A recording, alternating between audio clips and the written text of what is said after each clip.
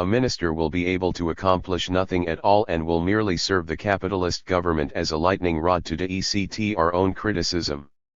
The case of a social democratic provisional government will be altogether different. It will be an integral government with a social democratic majority, created at the moment of revolution when government is unusually powerful.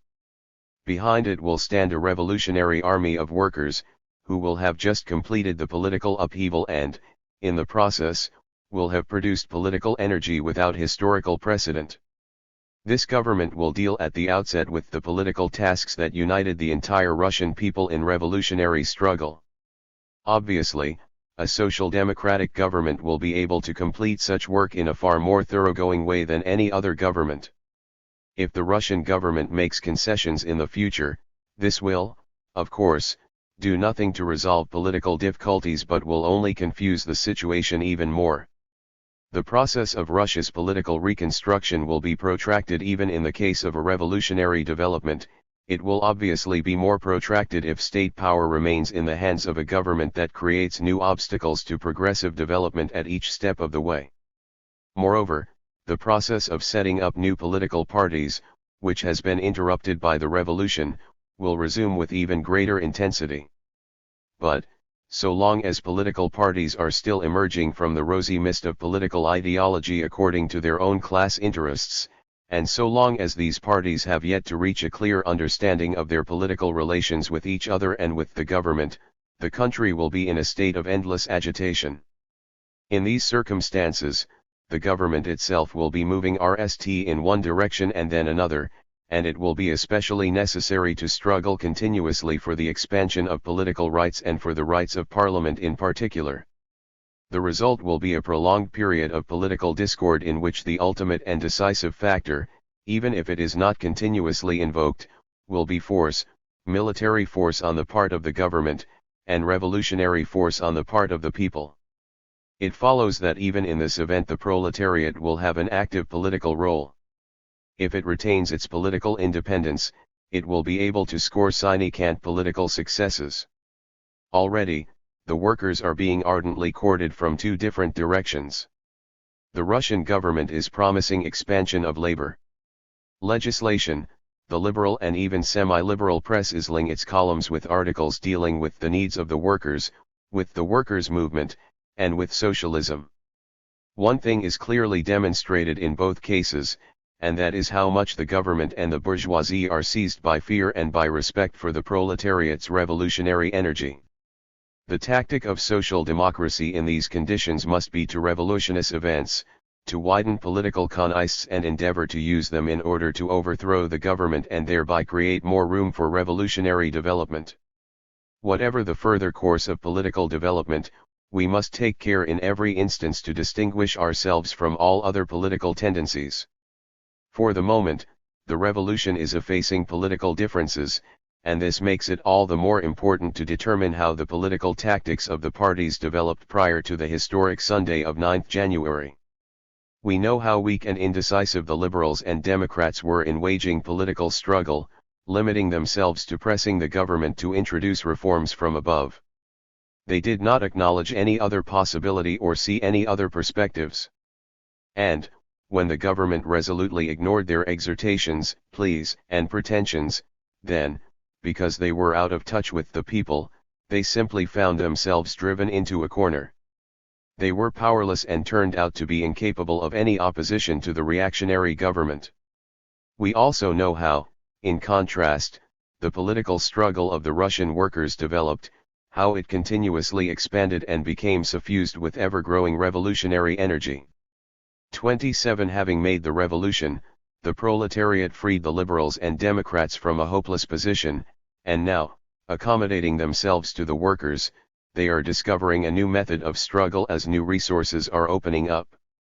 It was the revolutionary activity of the proletariat alone that caused the other social strata to become revolutionary. The Russian proletariat has launched the revolution, its further development and success will depend upon the proletariat alone. Chapter 7. Up to the 9th of January 1st, 1905. Leon Trotsky. In the introduction to the previous document in this volume, Trotsky was quoted expressing his admiration for Parvis's fearless thinking and his virile, muscular style. Trotsky's own style was radically different. Whereas Parvis wrote in a forthright and imposing manner, Trotsky spoke of him as a bulldog too. Trotsky wrote like a swordsman, his pen was his sword, and his thrusts were fatal.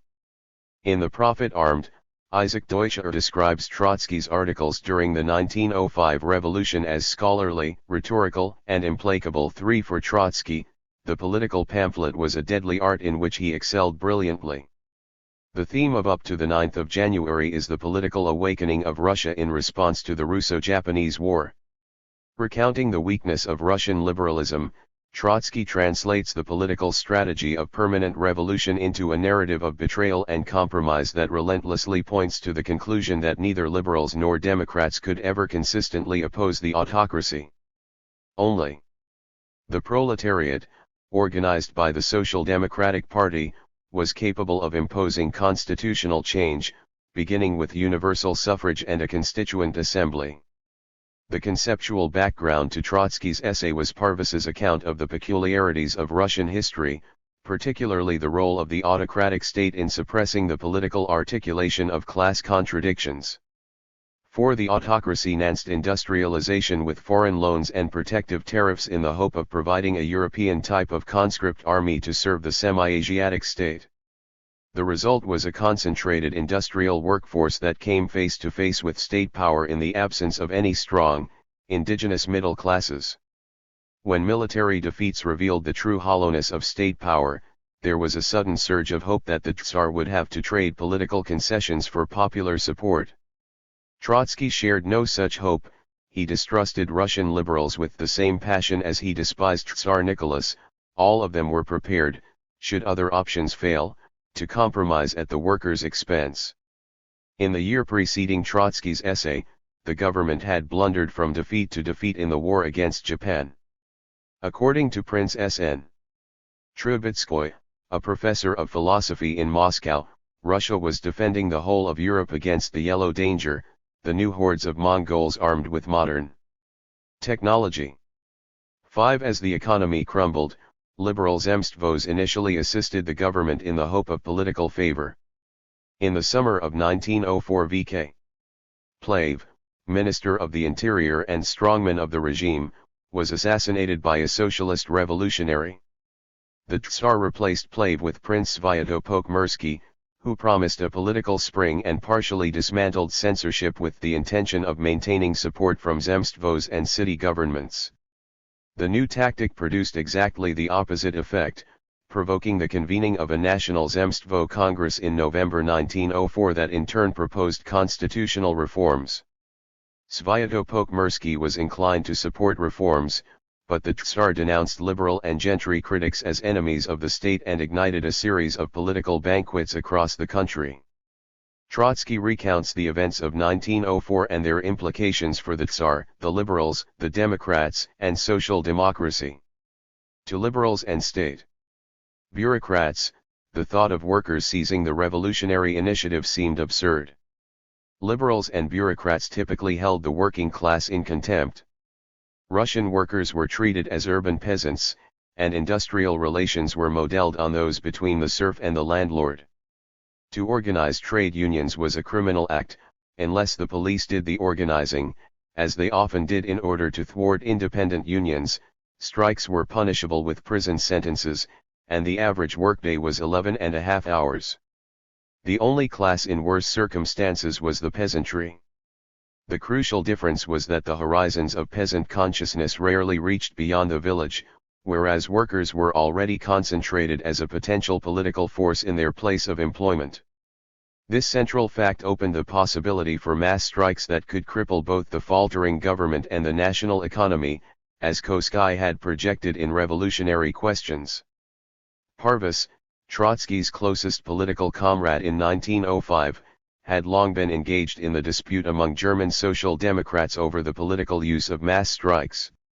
Unlike Lenin, who distrusted the spontaneity of trade unions, Parvis insisted that the mass strike was the workers' most powerful weapon in the struggle for the 8-hour day.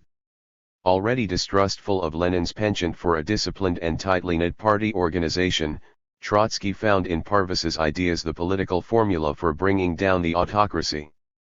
What Russian workers lacked in numbers, they more than compensated for by their strategic economic and political role. By promoting the mass strike as a political weapon, up to the 9th of January discounted the political agency of every class in Russia other than the industrial proletariat. If workers could avoid being co-opted by self-serving liberals and sham Democrats, if they could build up their own organizations and simultaneously coordinate support from the countryside, Trotsky concluded that no force in the world, least of all the Tsar's demoralized and defeated peasant army, could prevent a victorious Russian revolution. Shortly before the appearance of Trotsky's essay, the year 1905 began in St. Petersburg with the Bloody Sunday of 22/9 January and the shooting of more than 400 petitioners on their way to the Winter Palace. Georgy Gapon, a populist priest with ties to the Tsarist police, led the march and inadvertently triggered a general strike that paralyzed the capital city. The next day, more than 160,000 workers stayed off their jobs in St. Petersburg and the strike quickly spread to most other cities in the country. On his way back to Russia from Europe, Trotsky stayed briefly with Parvis in Munich. Trotsky had been trying unsuccessfully to get his work published, and Parvis now took responsibility for seeing the work into print. Trotsky recounted the history and significance of his essay as follows. Beginning essentially with the well-known position of Plekhanov to the effect that the Russian revolutionary movement will triumph as a workers' movement or not at all, 6 in 1904, on the basis of the raging strike movement of 1903, I came to the conclusion that Tsarism will be overthrown by a general strike, which will entail open revolutionary clashes that will develop and expand, resulting in dissolution of the army and, still better, in a part of it going over to the side of the insurrectionary masses. I gave this brochure to the foreign press of the Mensheviks, who at the time were divided over tactics and among whom an internal struggle was occurring. The Mensheviks endlessly delayed publishing my brochure, and once the events of January 9 had occurred in Petrograd and fully comprehended the importance of the general strike, they then said my work was out of date. Comrade Parvis, who in those days took a genuinely international and revolutionary position, saw the proofs of my manuscript and concluded that if the revolution's prime mover is the working class, adopting the decisive methods of a general strike and an uprising, then the result, in the event of the revolution's victory, must be the transfer of power to the workers. In this connection Parvis wrote the preface to my brochure, and together we were determined to get it published. It appeared with the title Up to the 9th of January. 7. Trotsky's essay is here translated fully into English for the RST time. An abbreviated version of the last section of the essay was translated in 1918 by M.J. Aljan.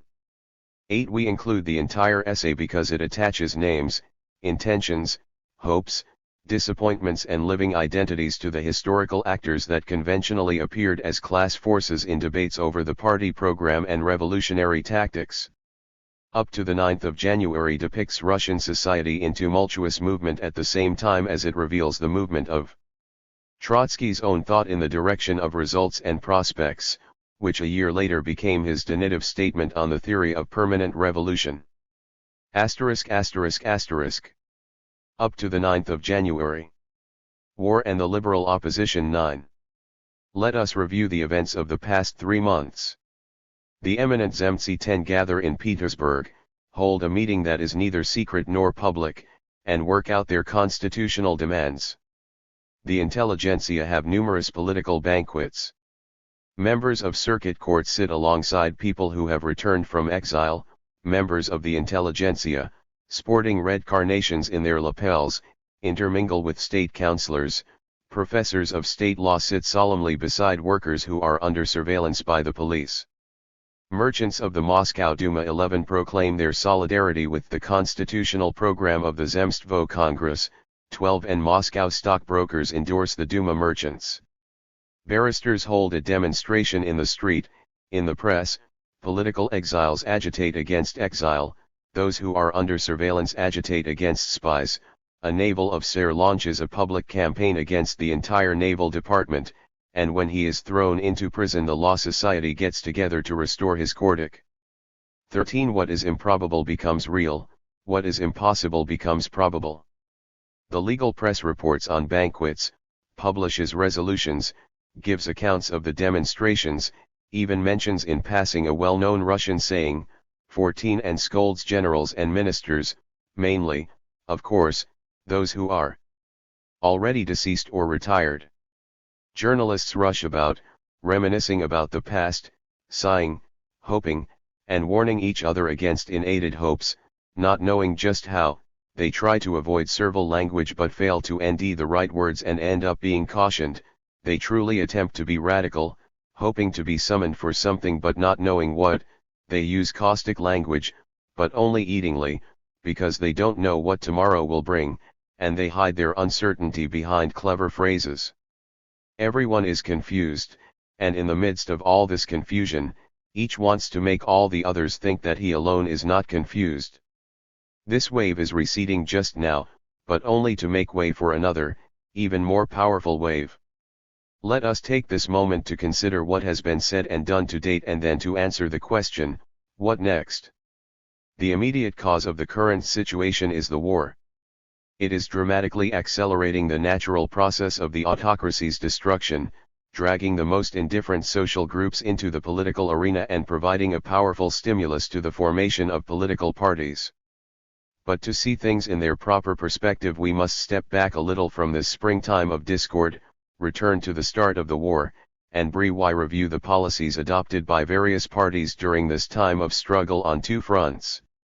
The war confronted society as a fact, the question was to make use of it. The parties of Tsarist reaction did everything possible in this regard. Although absolutism was totally compromised in terms of representing the nation's cultural development, in the favorable circumstances created by the war it could appear both to itself and to others as extremely powerful. The reactionary press adopted an aggressive tone and put forth slogans portraying the autocracy, the nation, the army, and Russia as all united in the common interest of a speedy victory. November 15 endlessly repeated, and goes on repeating, that nothing expresses the unity of the nation more than its army. The army holds the nation's international honor in its hands. A defeat of the army is a defeat for the nation. The task of the reactionaries, therefore, was obvious, to turn the war into a national cause, to unite society and the people around the autocracy as the guardian of Russia's might and honor, and to surround Tsarism with an atmosphere of loyalty and patriotic enthusiasm. The reactionaries did everything they could think of in pursuing this goal. They tried to ignite a sense of patriotic indignation and moral outrage, shamelessly exploiting the so-called treacherous attack against our navy by the Japanese. They portrayed the enemy as insidious, cowardly, greedy, insignificant, and inhuman. They played upon the fact that the enemy was yellow-faced and heathen, trying in this way to provoke an outpouring of patriotic pride together with disdain and hatred for the enemy. But events did not live up to their expectations. The ill-fated PCCEET suffered losses and more losses. The reactionary press rationalized these misfortunes, explaining them in terms of fortuitous causes and promising revenge in the war on land. A number of land battles ensued, ending in monstrous losses and retreats by the invincible Kuropatkin, 16 the hero of so many caricatures in the European press. The reactionary press even tried to use the facts of defeat to provoke a sense of wounded national pride and a thirst for bloody revenge. In the RST period of the war, the reactionaries organized patriotic demonstrations by students and urban riffraff. They covered the entire country with cheap popular posters that dramatically portrayed the superiority of the Russian army over the Japanese, a superiority that was evident, however, only to the patriotic poster painters. When the numbers of the wounded began to grow, in the name of patriotism and humanitarianism the reactionaries called for support of the government-run Red Cross. As the superiority of the Japanese Navy over our own became obvious, in the name of patriotism and the interests of state they urged society to make sacrifices on behalf of the Navy. In short, the reactionaries did everything conceivable and used every possible means to make the war serve the interests of Tsarism, which means their own interests. And how did the Ovchale opposition behave during this time of crisis? How did they use the instruments at their disposal, including the Zemstvos, the Dumas, and the liberal press? To be perfectly blunt, they behaved shamefully. The Zemstvos did not stop at humbly shouldering those burdens and costs of war for which they were legally responsible. No, they went even further and voluntarily helped the autocracy with their organization to assist the wounded. This criminal activity continues right up to the present day, and not a single voice among the liberals utters a word of protest.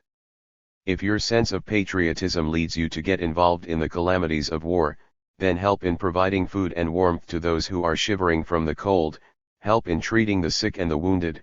This was Mr. Struve's 17 advice as he sacri said the last remnants of the opposition's political dignity and good sense, not to a sense of patriotism but to patriotic hypocrisy.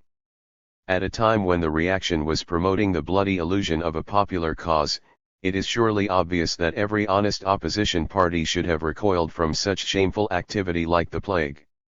The government's Red Cross is a refuge for every embezzling Ovchale. But at the very moment when it is withering from a lack of funds, when the government is being squeezed in a financial vice, the Zemstvo appears and volunteers both its oppositional authority and the people's money to assume part of the costs for the military adventure. Is it helping the wounded? Yes, it is helping them, but in doing so, it is also shouldering part of the government's financial burden and thus making it easier for it to continue waging the war and producing even more casualties. And that is merely the beginning. The real task, surely, is to overthrow once and for all a system in which the senseless slaughter and mutilation of tens of thousands of people depends upon the political passions of a band of Ovchales. The war made this task all the more urgent by revealing the total disgrace of Tsarism's domestic and foreign policy, with its senseless, predatory, clumsy, wasteful, and bloody character.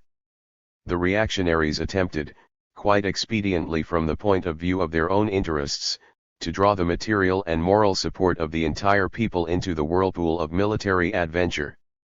Where previously there were conniving groups and classes, reaction and liberalism, the authorities and the people, the government and the opposition, strikes and repression, the reactionaries hoped to establish at a single stroke a kingdom of national patriotic unity.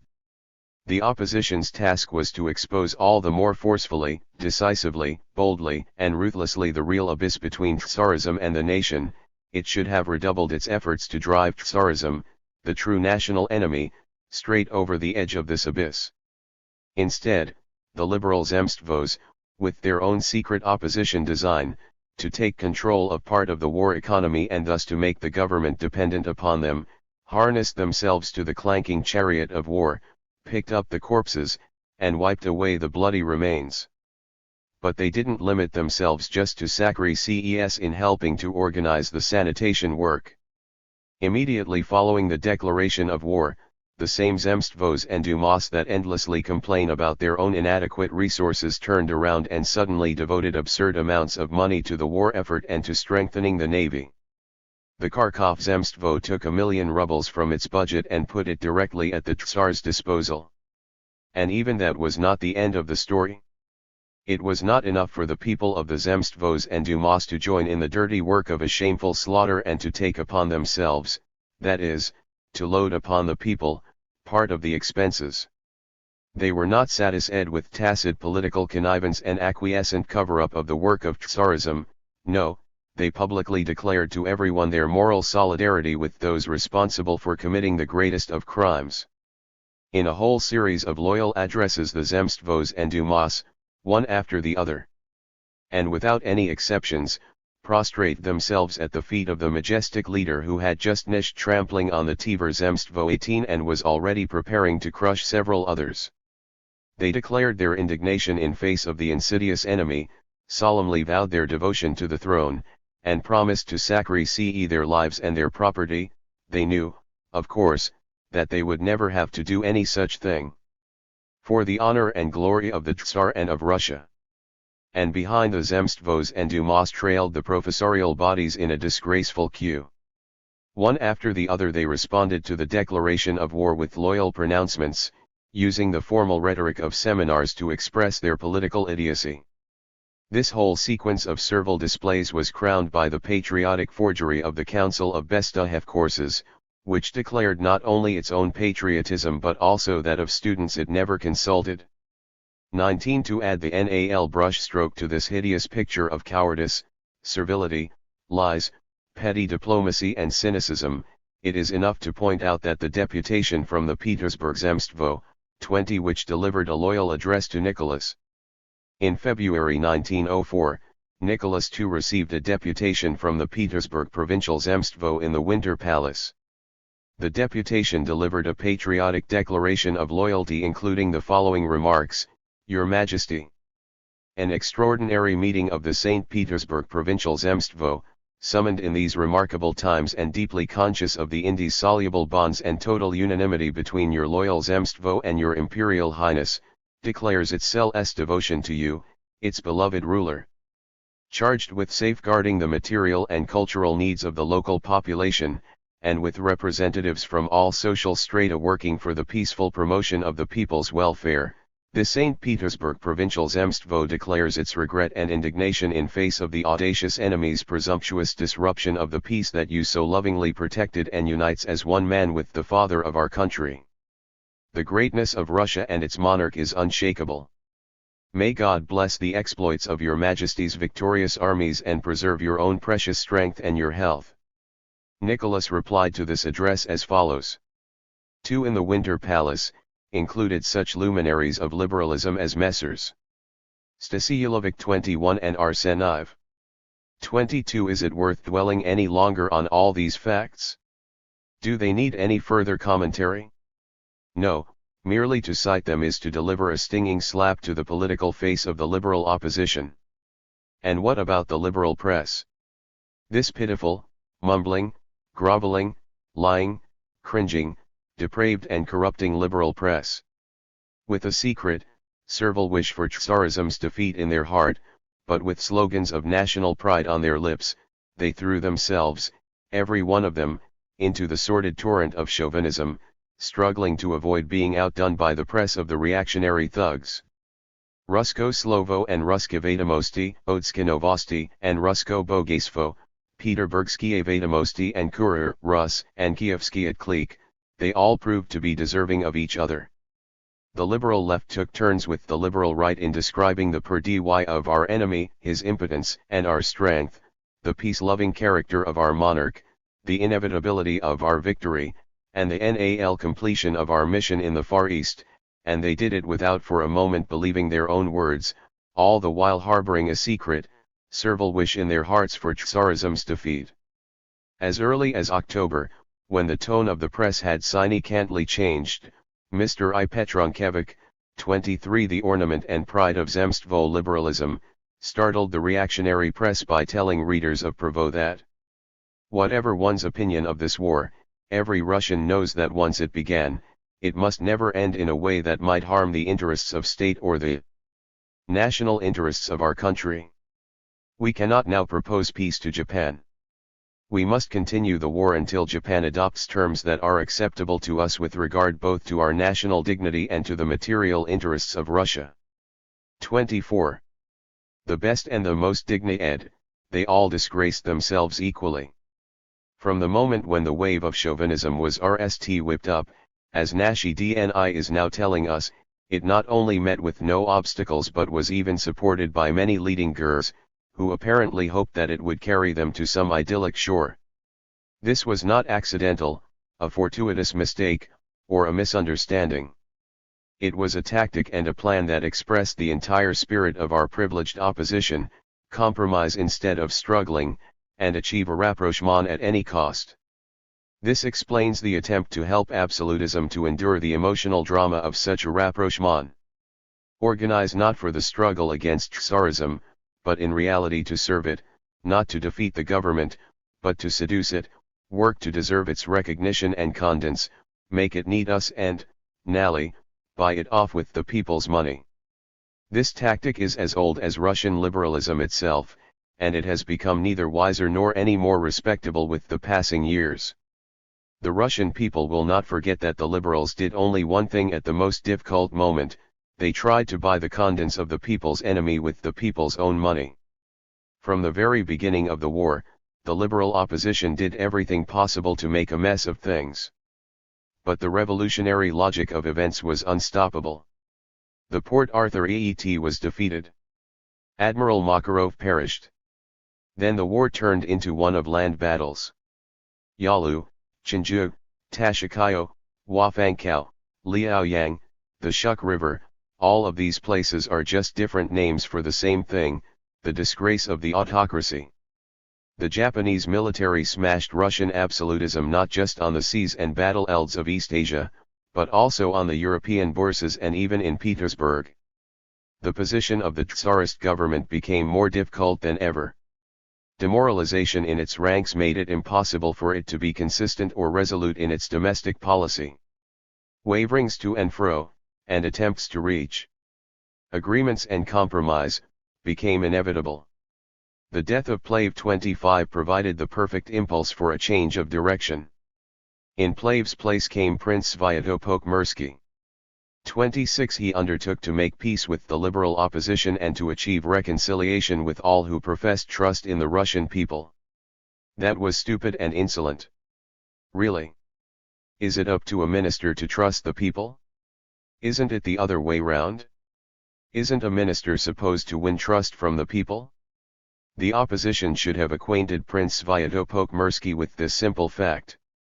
Instead, it began to produce public declarations, telegrams, and articles expressing its rapturous gratitude. In the name of 150 million people, it thanked the autocracy for declaring that it trusted the people, who did not trust it. A wave of hope, expectation, and gratitude surged through the liberal press. Ruskividimosti and Rus joined forces to defend the prince against Grazdanin and Moskovskie Vedomosti. 27 The district Zemstvos expressed gratitude and hope, the cities expressed hope and gratitude, and now that the policy of trust has already turned full circle, the provincial Zemstvos, one after the other, are belatedly sending the minister their own expressions of trust. That is how the opposition is prolonging the domestic turmoil and transforming a stupid political anecdote into the protracted political condition of a restless country. And so, we come back to the same conclusion. The opposition, which had never before found itself in such a favorable position of being needed and fawned upon, an opposition that at the very mention of the government's trust rushed to declare its own trust in return, simultaneously deprived itself of the right to any trust whatever from the people. By the same token, it also deprived itself of any claim to respect from the enemy. The government, in the personage of Sviatopolk, promised the Zemstvos they would be able to convene legally, and then refused them permission to do so. The Zemstvos did not protest, but instead convened illegally. They did everything possible to keep their Congress a secret from the people. In other words, they did everything they could to deprive their Congress of any political importance whatever. At their meeting of 7 to 9 November, the Zemstvos, representatives of provincial councils and generally prominent figures of local self-government, formulated their demands. On behalf of the Zemstvo opposition, its most prominent representatives, although they were never formally empowered, announced their program for the RST time to the people. The conscious elements among the people have good reason to scrutinize this program very closely. What are the Zemstvos demanding? What are they demanding for themselves, and what are they demanding for the people? What are the Zemstvos demanding? 1. The right to vote. The Zemstvos want a constitution. They demand that the people participate in legislation through their representatives. Do they want a democratic constitution? Are they demanding that the whole people have equal rights to participate in legislation? In other words, do the Zemstvos stand for universal, equal, and direct suffrage, with secret ballots to guarantee a free and independent vote? There is certainly more to a democratic program than universal suffrage, and simply calling for universal suffrage does not make one a Democrat, RST, because, in certain conditions, this demand can be taken up by reactionary demagogues, and, second, because revolutionary democracy regards universal suffrage as more than just one of many separate demands, it is an integral part of a comprehensive program. On the other hand, it is also an incontestable truth that without universal suffrage there can be no democracy. So let us look at just how the Zemstvo Congress treated this cardinal democratic demand. We can read all the resolutions of the Congress, point after point, and never end any mention of universal suffrage. That answers the question. We have to conclude that if the program of the Zemstvo people says nothing about universal suffrage, then the Zemstvo opposition must not want universal suffrage. Political mistrust is our right, but the entire history of the liberal opposition turns this right into a duty. The Zemstvo liberals are interested in their own unions and their own political reputation. They are interested in protecting themselves from being criticized and exposed by social democracy. They know that social democracy has demanded universal suffrage. They also know that social democracy is vigilant and suspicious in watching how all the other opposition parties respond to this demand. That is why the Zemstvo liberals, if they do support universal suffrage, must, in their own political interest, say so in bold letters when they publish their program. They have not done so, and this can only mean that they do not want universal suffrage. One of the Congress participants, the radical Mr. Izniakov, 28, a member of the Chernigov Zemstvo, told a meeting of the Kiev Literary Artistic Society that the resolution of the Zemstvo Congress does not contradict the demand for universal suffrage 29, but Mr. Izniakov was engaging in empty scholasticism. He either forgot or did not know that besides formal logic there is also the logic of politics, in which silence sometimes means the same thing as denial. Mr. Izniakov himself gave the best illustration of this when he signed the resolution of the Chernigov Zemstvo, which demanded that the representatives of the Zemstvos and the Dumas be convened but not the representatives of the people. In all its endeavors, the Congress never went any further than this. It simply hid the modest insignificance of its demands in a vague formulation. Nevertheless, there is one point in the Congress resolutions that appears to confirm not only that the Zemtsi did not reject universal suffrage, but that they even spoke in favor of it. Point 7 says, the individual civil and political rights of all Russian citizens must be identical. Political rights surely include the right to participate in the country's political life, and that means, above all else, the right to vote. The Zemstvo Congress decided that this right must be equal for everyone. Does this not prove that Vodovazov, 30, another radical at the same meeting of the Literary Artistic Society, was correct in objecting when a social democrat condemned the Zemtsi for their silence on universal voting? I protest absolutely, said Mr. Vodovazov, against the statement by the disgruntled speaker. Point 7 speaks of equal civil and political rights. If you were more knowledgeable in the science of statecraft, you would realize that this formula means universal, equal, direct, and secret suffrage. Now, Mr. Vodovazov is, without question, very knowledgeable in the science of statecraft. The problem is that he seriously misuses his knowledge when all he does is confuse his audience.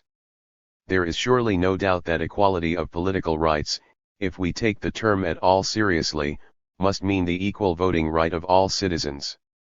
But there is also no doubt that point 7 restricts this equality to male citizens and does not include women. So, does Mr. Vodovazov say that the Zemtsi have women in mind? No, he says no such thing. Therefore, point 7 does not mean universal suffrage after all. Nor does it mean direct elections. The citizens' right to vote may be equal, but it may also happen that the Constitution only gives them the right to vote for a second group of representatives, who in turn vote for a third group, who will then be the people's representatives. This kind of system is deadly for the people because it is far easier for the ruling classes to manipulate a small group of electors, who are detached from the people, than to manipulate the broad masses themselves. 31 Moreover, equal suffrage, on its own, says precisely nothing about secret balloting. The fact is, however, that this technical side of the matter has enormous importance for all strata of the people who are dependent, in subordinate circumstances, and economically oppressed. This is especially true in Russia, with its centuries-old traditions of arbitrary rule and serfdom. Given our barbarian traditions, a system of open voting can infinitely deprive universal suffrage of any significance whatever. We have already said that the logic of point 7 does not extend beyond equal voting rights for men. But despite the instruction in statecraft coming from Mr. Vodovazov, the Zemsty hastened to point out that they also intended other limitations. Equal political rights would naturally apply not just to a future parliament, but also to the Zemstvos and Dumas themselves. However, point 9 demands only that Zemstvo representation not be organized in terms of particular social strata, but that all elements of the local population be drawn, so far as possible, into the self-government of the Zemstvos and the cities. This means we are to have equal political rights only so far as possible. The Zemsty specifically object to a census based on social strata, but they make every allowance for the possibility of one based on property. In any event, there is no doubt that any person who is not included in some kind of census based on permanent residency will be excluded from equal political rights, and that kind of census is necessarily directed against the proletariat. Despite the assurances coming from opportunistic and politically hypocritical Democrats, it therefore follows that point 7 does not in fact imply either universal, or direct, or equal, or secret voting rights. In other words, it really means nothing at all. It is merely an exercise in political dissembling, intended to mislead simpletons and serve as a means of deception in the hands of opportunists who would corrupt political consciousness. And even if equality of political rights were every bit as rich in meaning as suggested by Mr. Vodovazov's science of statecraft, we would still have to ask whether the Zemsty themselves understood their words to have exactly the same content as the science implies. Of course, they did not. If they were really of a democratic mind, they would know perfectly well how to express their convictions in clear political form. We have to assume that one of the secretaries of the Zemstvo Congress, the Tambov radical Bryakhatov, 32 had good reason when he commented upon point 7 in the democratic publication Nashaz Hizn by saying that the people will acquire complete civil rights and all necessary political rights. 33 As to the question of just who is competent to distinguish unnecessary from necessary political rights, on this matter the radical Zemstvo spokesman and the democratic press are maintaining deliberate silence. People who make genuinely democratic demands always count on the masses and turn to them for support. But the fact is that the masses know nothing of the deductions and sophistries of constitutional law. All they ask is that people speak to them clearly, call things by their proper names, and protect their interests with precisely formulated guarantees that will not be exposed to complacent interpretations. This is why we consider it our political duty to encourage the masses to distrust the Aesopian language that has become second nature to our liberals in the effort to conceal not only their political unreliability but also their political ineptitude. 2. The autocracy of the Tsar, or the absolute power of the people. What kind of political system does the liberal opposition think the people must participate in only so far as possible? Not only do the Zemstvo resolutions say nothing about a republic, even to confront the Zemstvo opposition with the demand for a republic would be so preposterous as to make their ears ring. They also say nothing about abolishing or limiting the autocracy, and they do not so much as mention the word constitution in their manifesto. True, they do say it is necessary that popular representatives regularly participate in the exercise of legislative power, in establishing state accounts of revenues and expenditures, in control over the legality of acts by the administration, and therefore they must have in mind a constitution. They just avoid mentioning it. Is this something we should pause to consider? We think it is. The European liberal press, which even-handedly hates the Russian Revolution just as much as it sympathizes with Russian Zemstvo liberalism, speaks rapturously of this oh so tactful silence in the Zemstvo Declaration. The liberals knew perfectly well how to say what they wanted while at the same time avoiding any words that might prevent Sviatopolk from accepting the Zemstvo decisions. This is the explanation, the completely true explanation, of why the Zemstvo program says nothing either of a republic, which the Zemci do not want, or of a constitution, which they do want. In formulating their demands, the Zemci had in mind only the government, with whom they must make an agreement, and they completely ignored the people, to whom they might have appealed.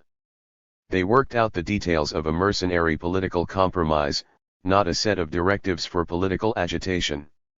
They did not depart for a single moment from their anti-revolutionary position, and this is perfectly obvious both from what they said and from what they did not say.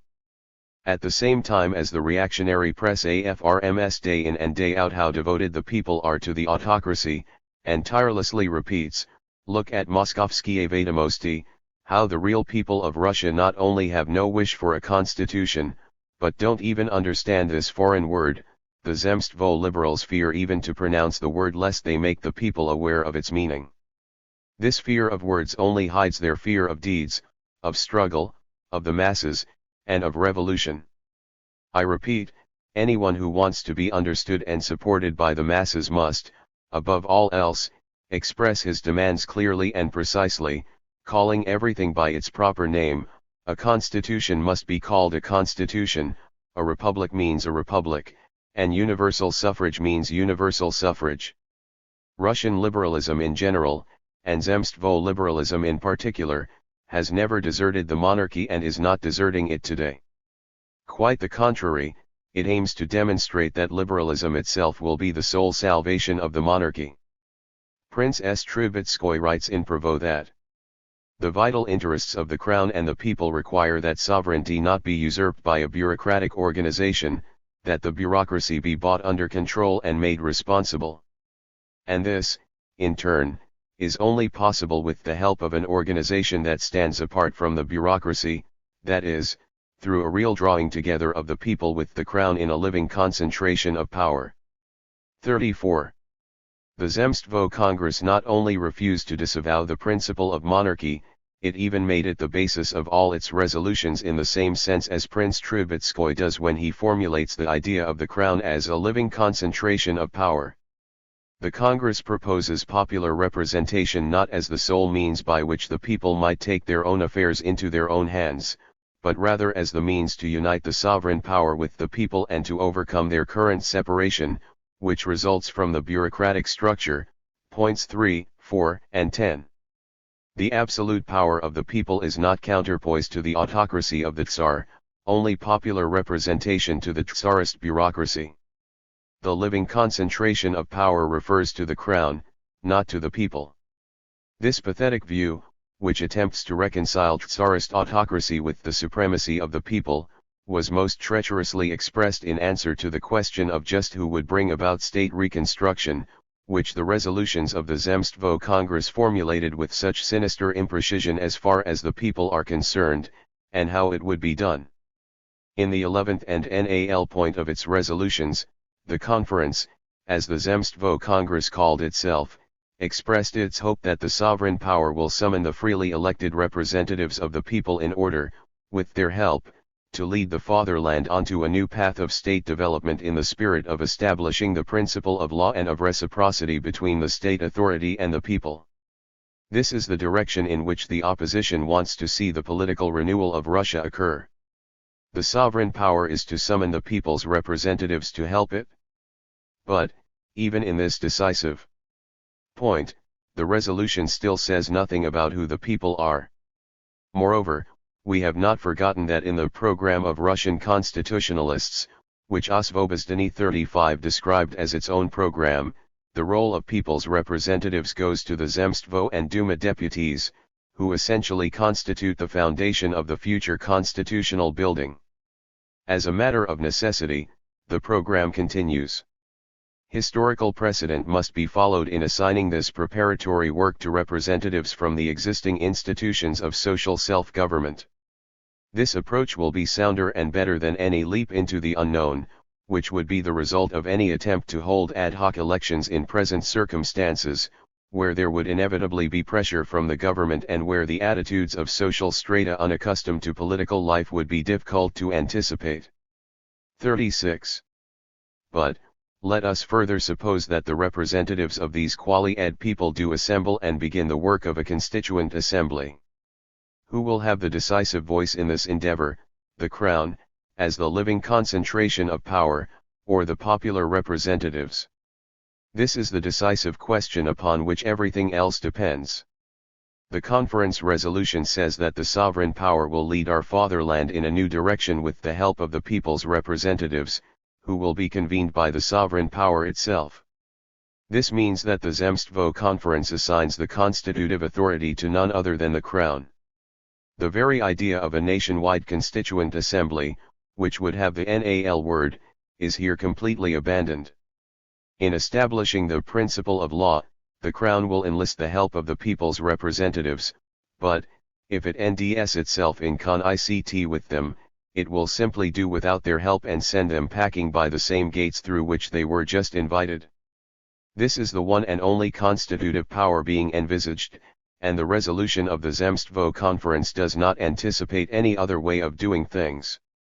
We must have absolutely no illusions on this account. Indeed, answering the question this way means that the whole fate of a Russian constitution is left from the outset to the discretion of the Crown. During a period of constitutive work, as in any other period, there can be only one sovereign power, either the Crown or the Assembly. Either the Crown works with the help of the Assembly, or the Assembly works despite the opposition of the Crown. Either the people are sovereign or the monarch is sovereign. One might, of course, try to interpret the 11th point of the Zemstvo Conference's resolution to mean that the Crown and the Representative Assembly, as two independent and therefore equal forces, will work out a constitutional agreement. This is the most favorable assumption one could make concerning the Zemstvo resolutions. But what would it mean? The Crown and the Assembly would be independent of each other. Each side could respond to the other's suggestions with a yes or a no.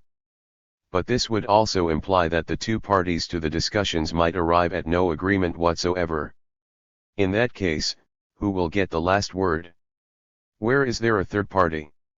The assumption of two sides with equal authority leads to an absurdity, in the case of con-ICT between the Crown and the people, and such con-ICT is inevitable, there must be a third party to judge. When real life enters a legal blind alley, it never stays there for long. It always NDS its own way out. The only way out, in the NAL analysis, must be a revolutionary expression of popular sovereignty. Only the people can be the third judge in their own litigation with the Crown. Only a national constituent assembly, independent of the Crown and in possession of total power, having in its own hands both the keys and the master key of all rights and privileges, and having the right of NAL decision on all questions, including even the fate of the Russian monarchy, only that kind of sovereign constituent assembly will be able freely to create a new democratic law. That is why honest and consistent Democrats must tirelessly and relentlessly appeal not only over the criminal head of the monarchy, but also over the narrow minds of the representatives of the quali-ed people whom the monarchy invites to provide it with help, why they must appeal tirelessly and relentlessly to the all-powerful will of the people, expressed in a constituent assembly through universal, direct, and secret voting in which everyone has the same rights. Does anyone need to be reminded that the Zemstvo program says not a single word about the agrarian or the labor question? It simply treats these questions as if they did not even exist in Russia. The resolutions of the Zemstvo Conference of 7, 8, and November 9, 1937 represent the highest achievements of Zemstvo liberalism. In subsequent meetings of provincial Zemstvos, this liberalism retreated from its decisions in November. Only the Vyetsk provincial Zemstvo signed on to the entire program of the Zemstvo Conference. The Yaroslav provincial Zemstvo RMLY believes that Nicholas will be pleased to summon elected representatives to participate in a joint effort, for the sake of reconciliation of the Tsar with his people, in accordance with principles of greater equality and personal immunity. Of course, greater equality for the Tsar's people, that is, greater than we have today, by no means rules out either civil or even political inequality. The address of the Poltava Zemstvo repeats the 10th point of the resolution, which discusses the proper participation of popular representatives in establishing the legislative power, but it devotes not a single word to political equality and says absolutely nothing concerning the forms of popular representation. The Chernigov Zemstvo most loyally requests His Majesty to hear the sincere and truthful voice of the Russian land by summoning the freely elected Zemstvo representatives and commanding them, independently and on their own, to draft a project of reforms, and to allow this project to be presented directly to His Majesty. In this case, the Zemstvo representatives are clearly and openly called the representatives of the Russian land. The Chernigov Zemstvo requests that these representatives be given only a consultative voice, that is, only the right to draw up and present a project of reforms. And, what is more, the Chernigov Zemstvo most loyally requests that the representatives of the Russian land be commanded to be independent and to act on their own. The Bessarabia Zemstvo asks the Minister of Internal Affairs to summon representatives from the provincial Zemstvos and the most important cities of the empire for a joint discussion of the reforms being proposed. The Kazan provincial Zemstvo deeply believes that in the search for ways to implement the autocratic will, the Zemstvo representatives, who have been freely elected for that purpose, will not be denied a voice. The Penza Zemstvo expresses its loyal and limitless gratitude for the reforms anticipated by the Tsar's decree and, for its part, promises ardent service in a broad sphere of local improvements. Through the initiative of Mr. Arseniev, who along with others signed the resolution of the Zemstvo Conference, the Petersburg Zemstvo proposes to raise a petition requesting that representatives of the Zemstvo and municipal institutions be admitted to participate in discussing government measures and draft legislation. The Kostroma Zemstvo petitions to have drafts that affect Zemstvo life submitted for prior discussion by the Zemci themselves. Other Zemstvos limit themselves either to faithful gratitude and delight concerning the Tsar's decree or to an appeal addressed to Prince Sviatopolk requesting that he preserve the spirit of the precious vow of trust. And that is how the opposition campaign of the Zemstvos has ended for the time being. Democracy. To this point, we have briefly considered the behavior of the reaction and looked in more detail at that of the bourgeois gentry opposition. Now we must pose another question: where was democracy? We are not speaking of the popular masses, of the peasantry and the petty bourgeoisie, who, the former in particular, represent an enormous reservoir of potential revolutionary energy but have thus far played too little of a conscious role in the country's political life. Instead, we have in mind the broad circles of the intelligentsia, who see it as their calling to formulate and articulate the country's political needs. We are thinking of representatives of the liberal professions, of doctors, lawyers, professors, journalists, and of the third element in the Zemstvos and Dumas, namely, statisticians, medical people, agronomists, teachers, and so on and so forth. What did the intelligentsia Democrats do? Apart from the revolutionary students, who honestly protested against the war and who, despite Mr. Struve's shameful advice, raised the cry "Long live the revolution," instead of "Long live the army." Apart from them, the rest of the Democrats simply languished in the knowledge of their own impotence. They saw two alternatives: they could join up with the Zemci, who they believed were a political force, but only at the expense of completely abandoning any democratic demands, or they could converge on a democratic program at the cost of breaking away from the most influential Zemstvo opposition. The choice seemed to be either democratism without unions, or unions without democratism. Within the limits of their own political narrow-mindedness, they did not see the third possibility, to unite with the revolutionary masses. This option offers strength, at the same time it not only makes way for but also requires development of a democratic program.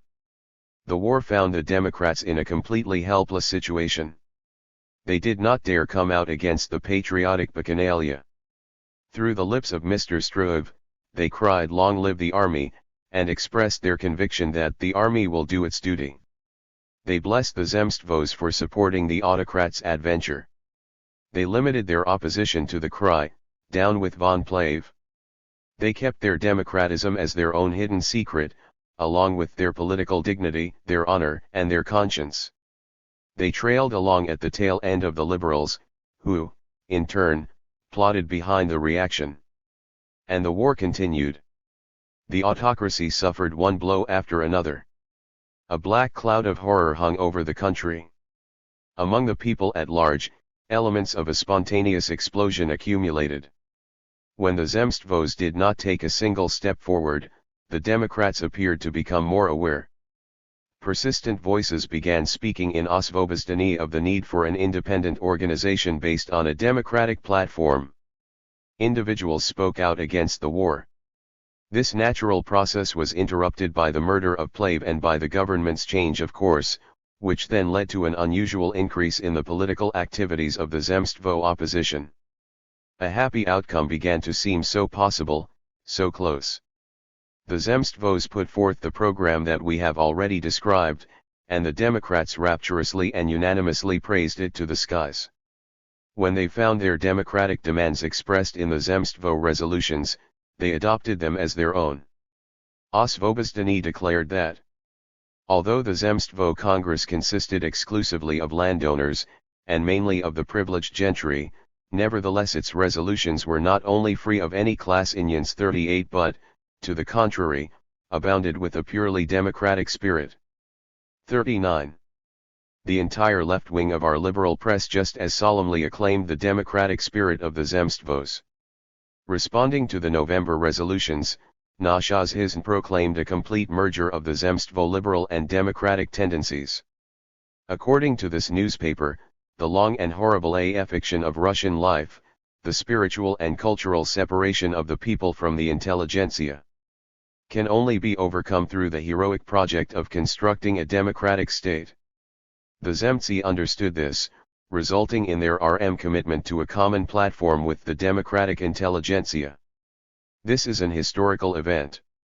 It is the beginning of a social-political collaboration that can have enormous importance for the destiny of our country. Synoteshchestvo, 40 which RST appeared under the auspices of the Minister of Trust but was cut down by him just as quickly, adopted the entire program of the Zemstvo Congress. It began its brief existence by declaring that the remarkable characteristic of the historic moment in which we live is the radicalism of all political movements in the country.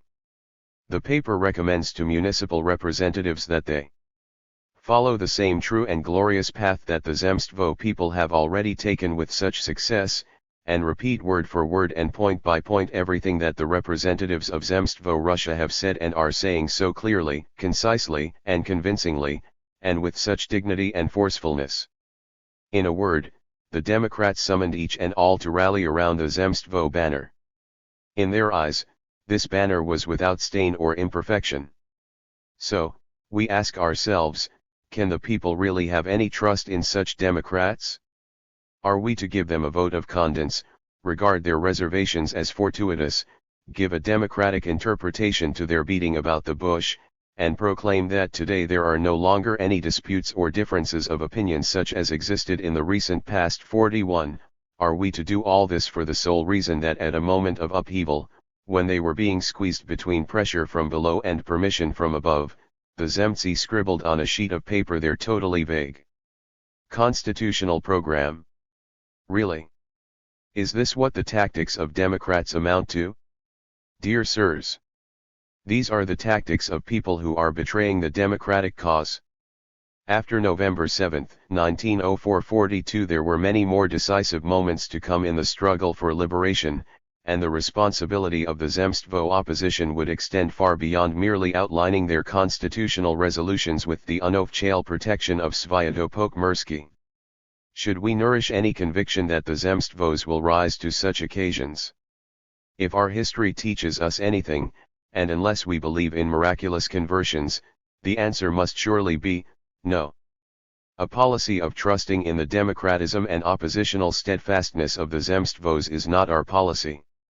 What we must do today is rapidly assemble the forces that we will be able to put into the field against the all-Russian Zemstvo at the decisive moment when they begin to trade in their counterfeit opposition for the real gold of political privileges.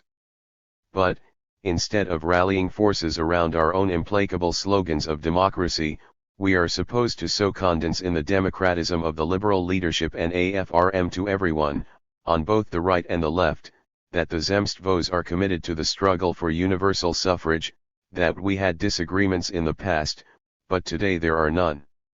What's that? None.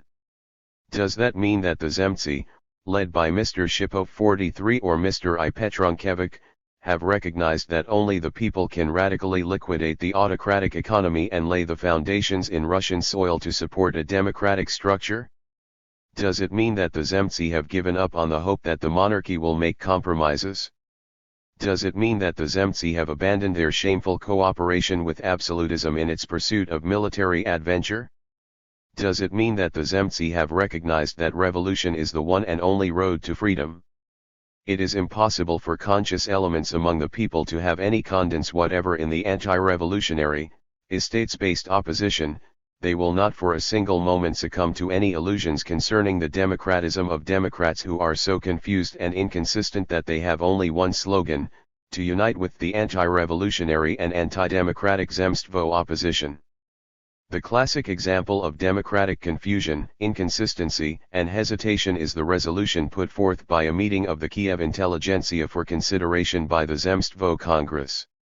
The meeting considered the question of what the Congress of Representatives of the Zemstvo boards must say regarding the necessary reforms. The meeting concluded that this Congress, made up of people who have come together by their own initiative, has no right to regard itself as expressing the wishes of the people. Accordingly, the Congress is obliged first and foremost to say to the government that it does not consider itself competent to submit a niched reform project, but instead recommends convening an assembly of the people's representatives, elected by universal equal, direct, and secret balloting. That is the kind of constituent assembly that will, after reviewing the situation, have to propose a reform project. Isn't this forceful, decisive, and clear? But let us continue. If the government refuses to convene such an assembly, then the Congress must adopt the minimum political demands that everyone accepts. Some people suggested that such minimum demands must include freedom of the person, of conscience, of the press and of speech, freedom of assembly and public associations, and the demand for a legislative assembly consisting of the elected representatives of the Zemstvos and the cities.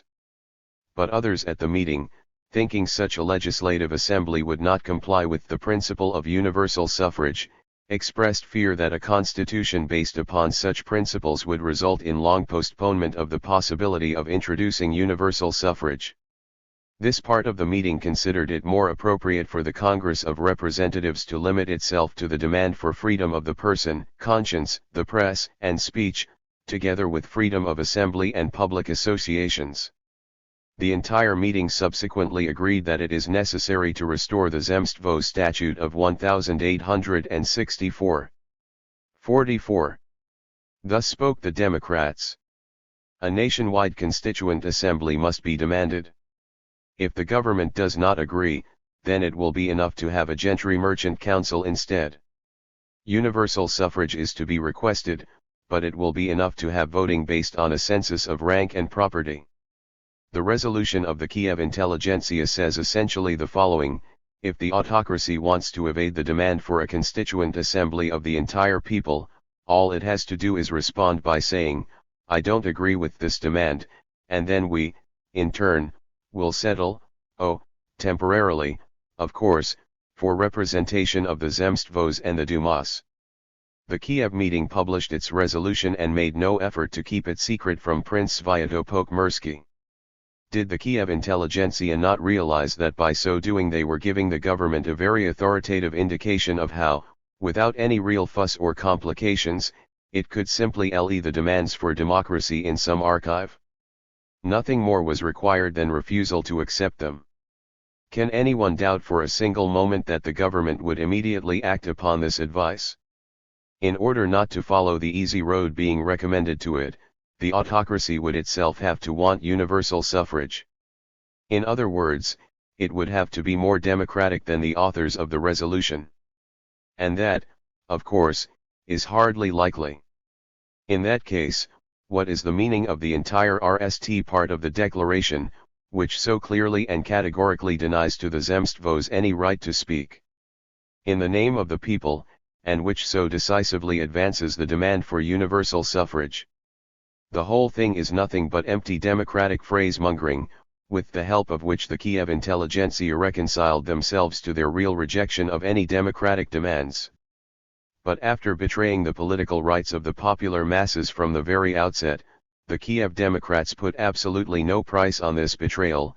As always, they had no answer to the question of what must happen if the autocracy, enticed by an easy victory over any democratic demands, simply refuses even to accept the minimal constitutional demands that the authors of the resolution considered necessary. This resolution, which was adopted in Kiev, the center of the left Osvobozhdenцы, was by no means exceptional. The resolutions adopted by other democratic banquets differ from the one in Kiev only insofar as they do not even raise the question of what to do if the autocracy does not accept the democratic program. They are no different at all from the Zemstvo liberals, who thus far have never responded anywhere to the question, what is to be done if the autocracy rejects their program of limited rights based on sensus qualifications. Democracy and revolution. In the conditions of absolutism, genuine democracy can only be revolutionary democracy. In Russian political conditions, any party that insists on peaceful means as a matter of principle, and organizes its activity in the expectation of an agreement rather than a revolution, cannot be a democratic party. This is perfectly clear and incontestable. Absolutism may enter into some agreement, or make one concession or another, but its goal in making these concessions will always be its own self-preservation, never its self-destruction. This fact predetermines the limits of any concessions and the democratic sine qua non of any reforms. The government may summon representatives of the people, or at least their more compliant elements, in the calculation that they can be transformed into a new basis of support for the Tsarist throne. The Democrats, if their name is anything more than a deception, will demand unlimited power for the people. They will counterpose the sovereign will of the people to the sovereignty of the monarch, and the collective I of the people to the individual I by the grace of God. But if democracy believes in its program and counterposes the will of the people to that of the monarch, it must also understand that its task is to confront the force of the monarch with the force of the people. And that confrontation means revolution. Facing up to absolutism as it struggles for its own survival, democracy, if it believes in its own program, can only be revolutionary democracy. Whoever understands this simple and incontestable conclusion will have no trouble in ripping away the false epaulets of democratism with which many liberal opportunists, who are corrupted to the bones, are increasingly adorning themselves. Any deal between absolutism and the opposition can only be at the expense of democracy. From the point of view of absolutism, no other kind of deal would make any sense. When it confronts Democrats who are true to themselves, absolutism has no alternative but a struggle to the end. And in that case, the same has to be said of the Democrats. This means that any Democrats who turn their back on the revolution, or cling to the illusion of peacefully reforming Russia, are merely depleting their own forces and undermining their own future. This kind of democracy is a self-contradiction. Anti-revolutionary democracy cannot be democracy.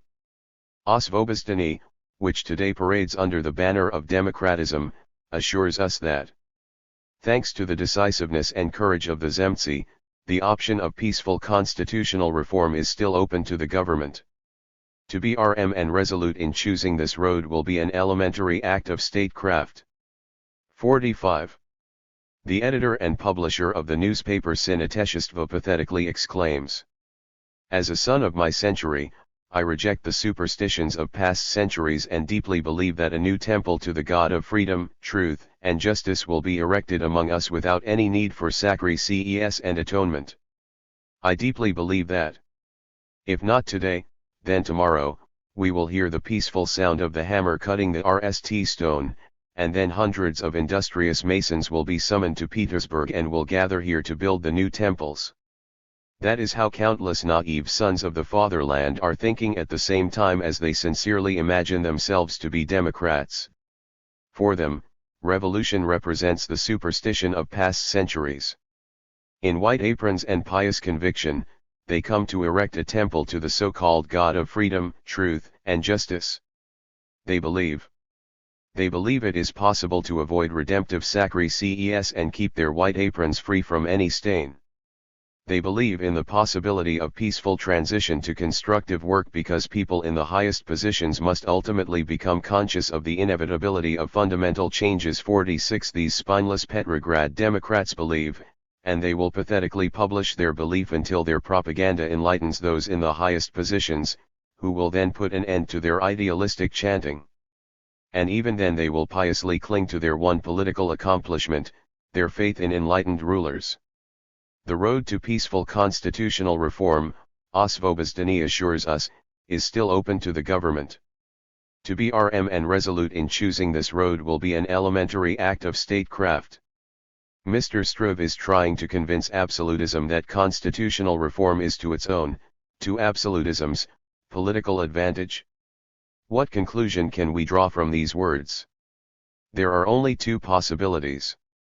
One is that the peaceful constitutional reform that Mr. Struve speaks of will require absolutism to forego only part of its prerogative and thus stabilize its position by converting the liberal leaders into supporters of a semi-constitutional throne.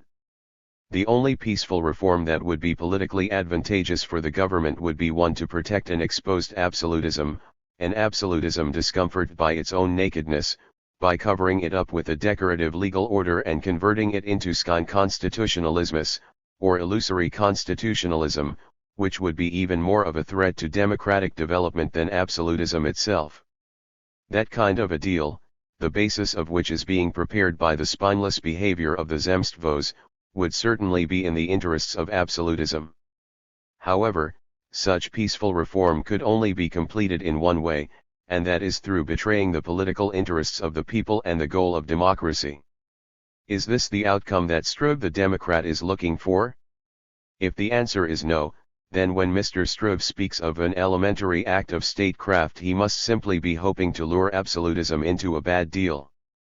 He must be trying to charm the enemy with talk, to convince the autocracy that rebirth and resurrection awaits it following baptism at the font of democracy, to persuade the government that there is nothing greater than its own self-sacrifice to the glory of democracy, to convince the wolf that it would be an act of elementary zoological wisdom to give the sorrowfully lowing democratic calves the gift of a habeas corpus act. What a profound policy!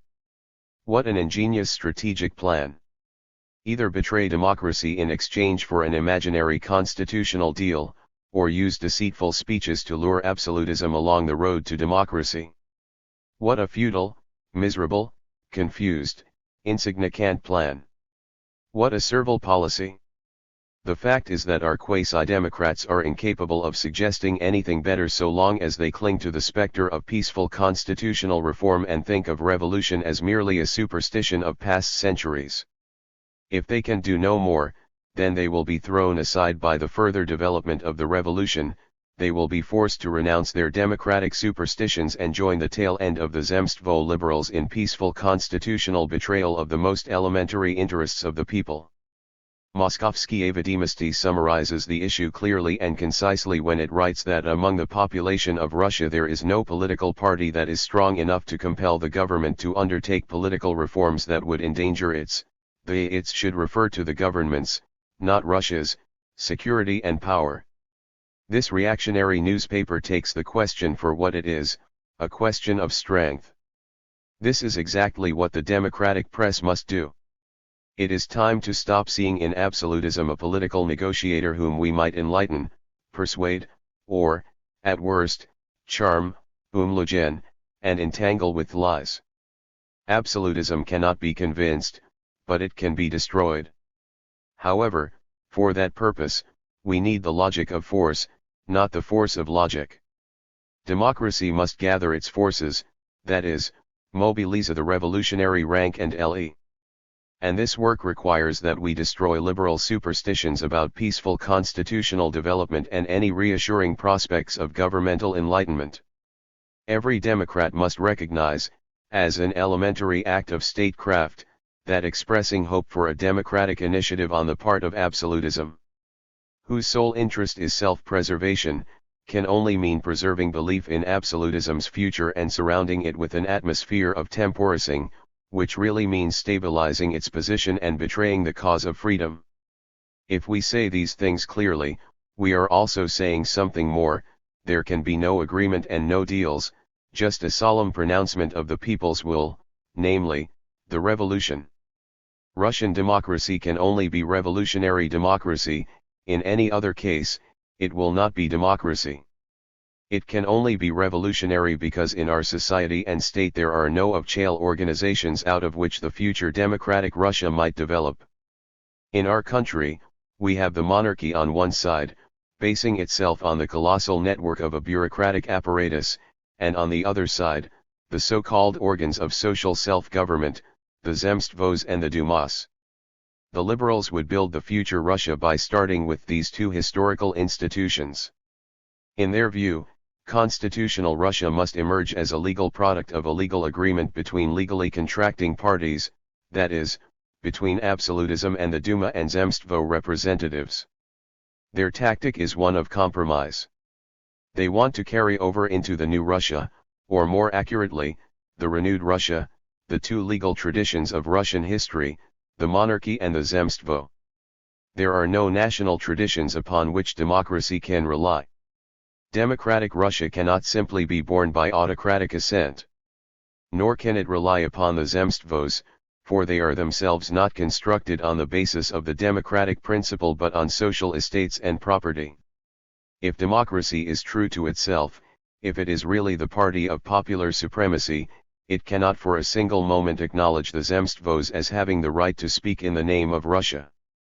Democracy must denounce, as a usurpation of popular sovereignty and a political masquerade, any attempt on the part of the Zemstvos and Dumas to enter an agreement with absolutism in the name of the people.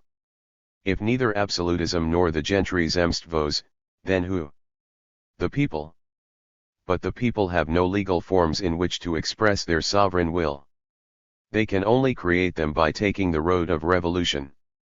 The appeal for a national constituent assembly is a decisive break with the entire of-chail tradition of Russian history. By summoning the sovereign people onto the historical scene, democracy drives the wedge of revolution into Russian legal history. We have no democratic traditions, we have to create them. This is possible only through revolution. A party of democracy can be nothing other than a party of revolution. This idea must penetrate social consciousness, it must permeate our political atmosphere. The very word democracy must have revolution for its content, so that even touching it will burn the engines of our liberal opportunists, who try to convince their friends and enemies alike that they became Democrats the moment they began calling themselves Democrats. ******. Peaceful cooperation with the Zemstvos, or revolutionary cooperation with the masses. That is the question democracy must decide.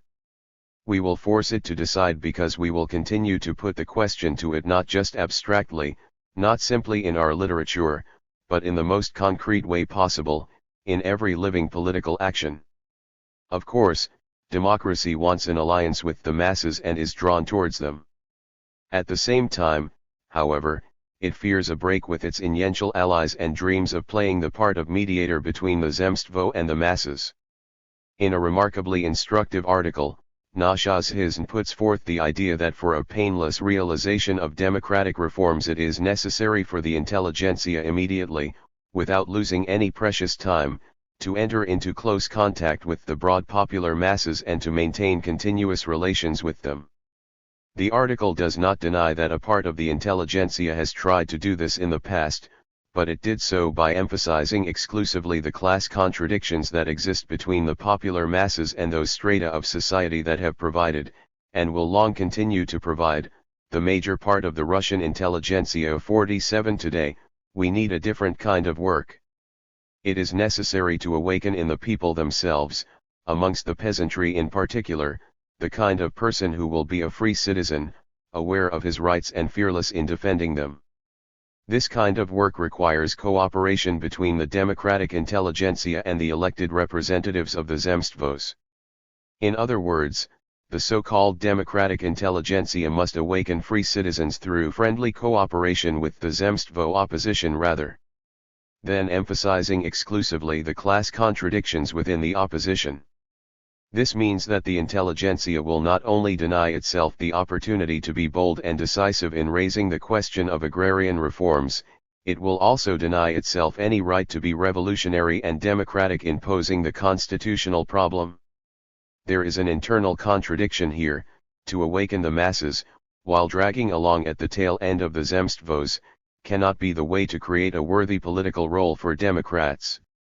In their political agitation, the Democrats will inevitably end up telling lies, not the bold and partly unintentional lies of Jacobin demagogues, whose revolutionary self-sacrifice partly redeems them, but rather niggardly liberal lies, peering about with calculating eyes, fearfully avoiding difficult questions as if walking on tacks, speaking with a lisp and slurring words as if every yes and every no might set re to their evasive language. A perfect example is the Osvobozhdanny Proclamation on the War and a Constitution, which we have already analyzed in Iskra. This proclamation was written for the masses and tried to provoke their interest by speaking a language they would understand. And what do the Osvobozhdanцы say in their proclamation to the people? They tell them that nobody benefits from the war, that the Tsar didn't want it, that he loves peace, and that they know this for a fact. They add that the Tsar was misled by wicked advisers who did not inform His Majesty of the people's true needs because some high dignitaries, rather than conscientiously managing state affairs, pay more selfish attention to their own pockets and the honors they receive, while other grandees are simply stupid. In order to make things right, the people's representatives must be summoned. The Tsar will then learn the truth from them, as in olden times when the Russian Tsars lived in Moscow. Then the sovereign, the ministers, and an assembly of the people's representatives will all govern together. That is how the Osvobozhdanцы Democrats are building a free Russia. They are taking both the Tsar and the monarchy under their protection. In their constitution, they set aside a special place for the Tsar. They will summon an assembly of the people's representatives, not to express the sovereign will of the people, but to help the monarch. The Osvobozhdanny party has yet to prevail in the struggle with the monarchy or even to enter this struggle. With the whole Russian people watching, they are simply kneeling down before His Majesty by the grace of God. That is what their liberalism amounts to. The people's representatives are to be arranged about the throne, which exists by the hallowed right of historical tradition. But just what people will they represent? The people of the Zemstvos and the Dumas, who also enjoy the hallowed right of historical tradition. Will they represent the people without tradition, the people who have no privileges associated with social estate, property, or education? The proclamation gives no answer to this question. It bears in mind that the task of the liberationists is not only to awaken a citizen in the man of the people, but also to remain on good terms with the privileged citizens from the Zemstvos. Turning to the people with propaganda for a constitution, the Osvobozhdanцы say precisely nothing about universal suffrage. That is what their democratism amounts to. They don't dare say down with the crown, because they lack the courage to confront a principle with a principle, monarchy with a republic. Even before the struggle for a new Russia begins, they stretch out their hand to seek an agreement with the crowned representative of the old Russia. Instead of appealing to a solemn declaration of the people's will in the future, they follow the example of the estates-based and consultative Zemskie Sobery of the past. 48 In a word, they appeal to the anti-revolutionary tradition of Russian history instead of creating a new historical tradition of Russian revolution. That is what their political courage amounts to. The result is that a Russian constitutional government is to consist of the sovereign, who needs him, the ministers, who are they responsible to, and an assembly of the people's representatives. What people do they represent? State power is to be organized according to these principles, and then, here is the central point of the Osvobozhdanny Vadymykum, then all of the issues will resolve themselves, all the adversities and misfortunes of the Russian people will be removed as if by a sweep of the hand. In those countries where the people have succeeded in winning a constitution, according to the proclamation, they have everywhere created for themselves just law, courts, equalized and reduced taxes, eliminated bribery, opened schools for their children, and enjoyed rapid prosperity. And if the Russian people, so the Osvobozhdenцы write, demanded, how, and received from the Tsar, how, a constitution, what type, then they too would rid themselves of impoverishment, ruin, and every other kind of oppression, just as other peoples have done. When Russia has a constitution, the people, through their representatives, will surely eliminate passports, establish excellent courts and public administration, sweep away arbitrary officials such as the land captains, govern themselves in local affairs through their own freely elected officials, open numerous schools so that everyone will be able to get a higher education, free themselves from every kind of ignorance and physical punishment, once they have received a higher education, and spend their lives in contentment. In a word, once there is a constitution, once the country is governed by its Tsar, why not without its Tsar, together with an assembly of popular representatives, the people will be genuinely free to enjoy a good life. So write the Democrats who condemn emphasizing exclusively class contradictions. Constitutional limits on the Tsar's power will not only save us from the rod and the whip, but will also secure us against poverty, deprivation, economic oppression, and make it possible to have rapid prosperity. That is the idea that they want to spread among the people. Just have a Tsar together with a Zemsky Soberer, and then there will no longer be any issues of poverty, oppression, unemployment, prostitution, and ignorance. So say the Osvobozhdenцы. But to talk this way is clearly and shamelessly to mock the whole of social reality, to call what is black, white, what is bitter, sweet, and thus to close both one's own eyes and everyone else's to the entire historical experience of bourgeois Europe over the past 100 years. It means trampling on obvious facts and ignoring everything that any educated man might learn from a European newspaper.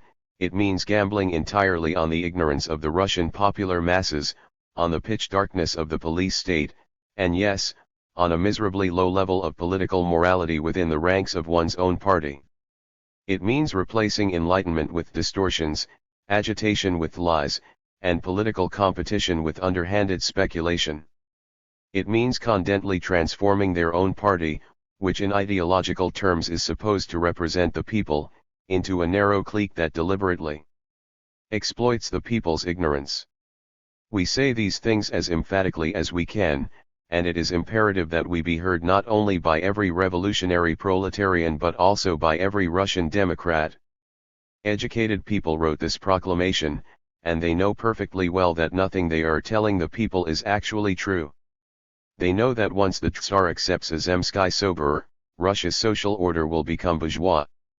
They also know perfectly well that no constitution will save the small property owner from proletarianization, provide work, or protect the worker against poverty and corruption.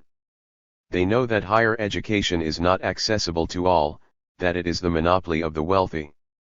They know all of this, they have read about it, they have seen it, and they have spoken and written about it themselves. They know it and they cannot help but know it.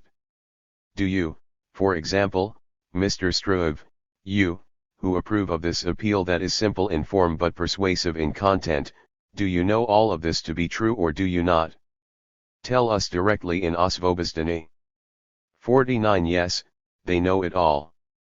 However, above all else they know that the people to whom they appealing do not yet know these things. They are saying to the people things that are not true and that they do not believe themselves. They are lying to the people. They are deceiving the people.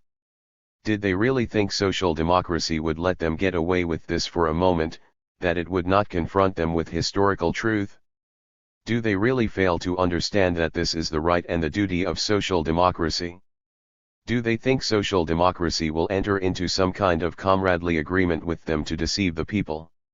Even if social democracy were nothing more than a party of honest, resolute, decisive, consistent, and unwavering Democrats, it would still have to step aside and take an independent stand. Even then it could not let its activity depend in the least on the action, or more accurately, the inaction, of a liberal opposition that lacks the courage to say what it stands for and does not have the slightest idea of how to attain something that it is afraid even to mention. Even then, it would not be able to give the slightest political credit to the kind of democracy that has fought for democratic demands only in its dreams, while in reality it has played and continues to play the role of advocate, secretary, and errand boy for estates-based liberalism. At a time when the opposition is really an anti-oppositional opposition that looks for compromise at any cost, when its devoted servant is anti-revolutionary and anti-democratic democracy, when the latter is allied with non-proletarian and anti-proletarian socialists 50 who, by uniting with anti-democratic democracy, show the true value both of their own socialism and of their democratism. So long as this is the situation, social democracy alone is the party of honest, resolute, consistent, and unwavering democratism. And for precisely this reason it is secretly and sanctimoniously hated by all those Democrats who, by the very fact of its existence, and it difficult to liquidate the last remnants of the idea of duty to the people. Asterisk asterisk asterisk. Conscious Russian proletarians. The attitude of the united make-believe Democrats to your party is one of hatred veiled by hypocrisy. This is something you must clearly understand. Both Osvobozdani and Revolutionная Rossiya 51 condemn our intransigence and our struggle on two fronts. The liberal press is more and more frequently making similar charges against us. The Democrats want us to become more subdued and conciliatory. In turn, they are magnanimously willing to reconcile with us, if only we abandon our obstinacy and begin to sing in unison with them, at the same time as they are singing the tune of the estates-based opposition. Being wise with experience, Osvobozdani and Revolutionная Rossiya are modestly restrained in making this shameless demand. But the legal press of the Democratic bloc, emboldened by the fact that they face no immediate rebuff, are openly cynical when they insist that social democracy must clear out of the way. Besides the reactionaries, complains Nashazhizn, there are also other forces, unfortunately, even progressive forces, that still talk about and primarily emphasize all kinds of contradictions rather than what we have in common and the things that might eventually draw together all classes and strata. Nevertheless, this democratic newspaper reassures us in general terms the differences between classes and social strata are now disappearing in the powerful, living torrent that is sweeping over the Russian land and embracing everyone from the Moscow merchant to the Zemstvos of Tambov, Saratov, and elsewhere, together with the Petersburg of Chale and the usual liberal intelligentsia 52. But as for you, the conscious proletarians, your party is the one guilty of posing demands that differ from those of the Moscow merchant, the Tambov nobleman, and the Petersburg of Chale. The democratic intelligentsia demands that you settle for what is common, for the things that unite all the classes and strata. What unites people around these common issues can only be the program of the most backward part of the liberal opposition.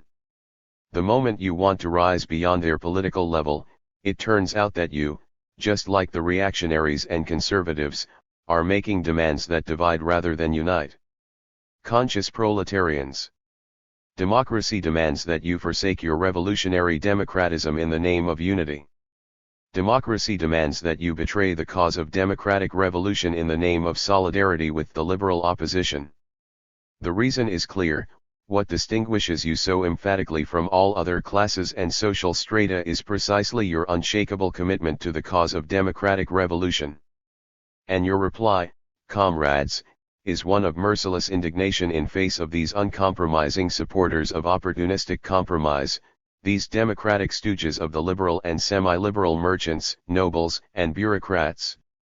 You tell them, we proletarians do not demand that liberals repudiate their own class interests, adopt our viewpoint and struggle on behalf of our socialist program, although we are prepared to say that if they do so, they will put an end once and for all to our policy of emphasizing contradictions. Nor do we blame the so-called Democrats for not belonging to the party of revolutionary socialism. What we demand of them is simply that they be true to their own program. They cannot refuse this demand and then blame us because we are unable to watch in silence while they hide behind the Zemstvo. opposition and threaten our party, which is the sole representative of honest, resolute, and unwavering democratism? Are we the ones who raise divisive issues rather than contributing to unity? Isn't the opposite the case? Isn't it you who are guilty of doing this? We Social Democrats took up the revolutionary struggle in an epoch when there was a complete political lull. From the very beginning, we formulated our own revolutionary democratic program. We awakened the masses. We gathered our strength. We took to the streets. We led the cities with the clamor of our struggle. We awakened the students, the Democrats, the liberals. And, once these groups, whom we had aroused, began to work out their own slogans and tactics, they then turned to us with a demand that in straightforward, simple language amounts to this: throw out and eliminate from your own revolutionary program and your own revolutionary tactics everything that distinguishes you from us, abandon your demands that cannot be accepted by the Moscow merchant and the Tambov nobleman, in short, change the slogans that you adopted when we were still asleep in the swamp of political indifference, and abandon the tactics that made you strong and enabled you to accomplish the miracle of awakening us from our shameful political slumber. The Zemstvo could not begin to move without setting in motion the intelligentsia, which lls its every pore, encircles its periphery, and is tied to it by bonds of blood and political interests. The Zemstvo Congress of 6–9 November 53 provoked the democratic intelligentsia to launch a whole series of banquets. Some banquets were radical, some not so radical, some speeches were bold, others not so bold. In one case they spoke of the people taking an active part in legislation, in another they demanded limits on the autocracy and even went so far as a nationwide constituent assembly. But there was not a single banquet where a liberal from the Zemstvos or some adherent of Osvobozdany stood up and said, "Gentlemen, soon the Zemtsi will assemble, or they have already assembled, to demand a constitution. Next, in the local Zemstvos and the Dumas they will demand, if they demand anything, a constitution. Then the people from the Zemstvos and the Dumas will gather in banquets with the intelligentsia, just as we have gathered today, and they will again pass a resolution concerning the need for a constitution.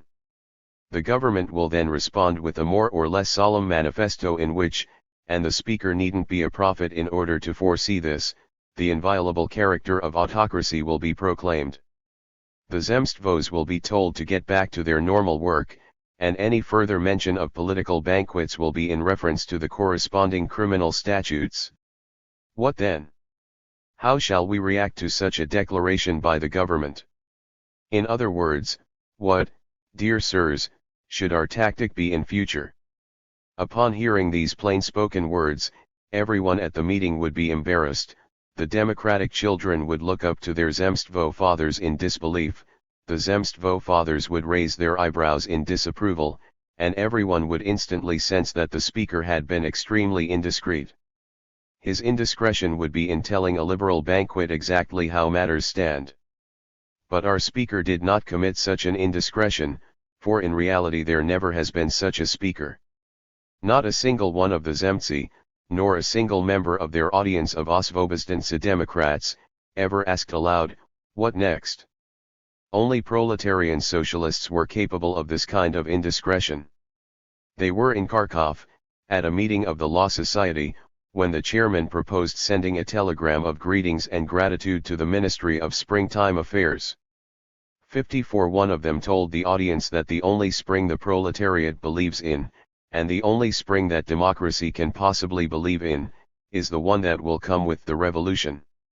They were also at the session of the Ekatorinodar Duma, where a worker speaker declared, "The dying autocracy plans to set out bait for you.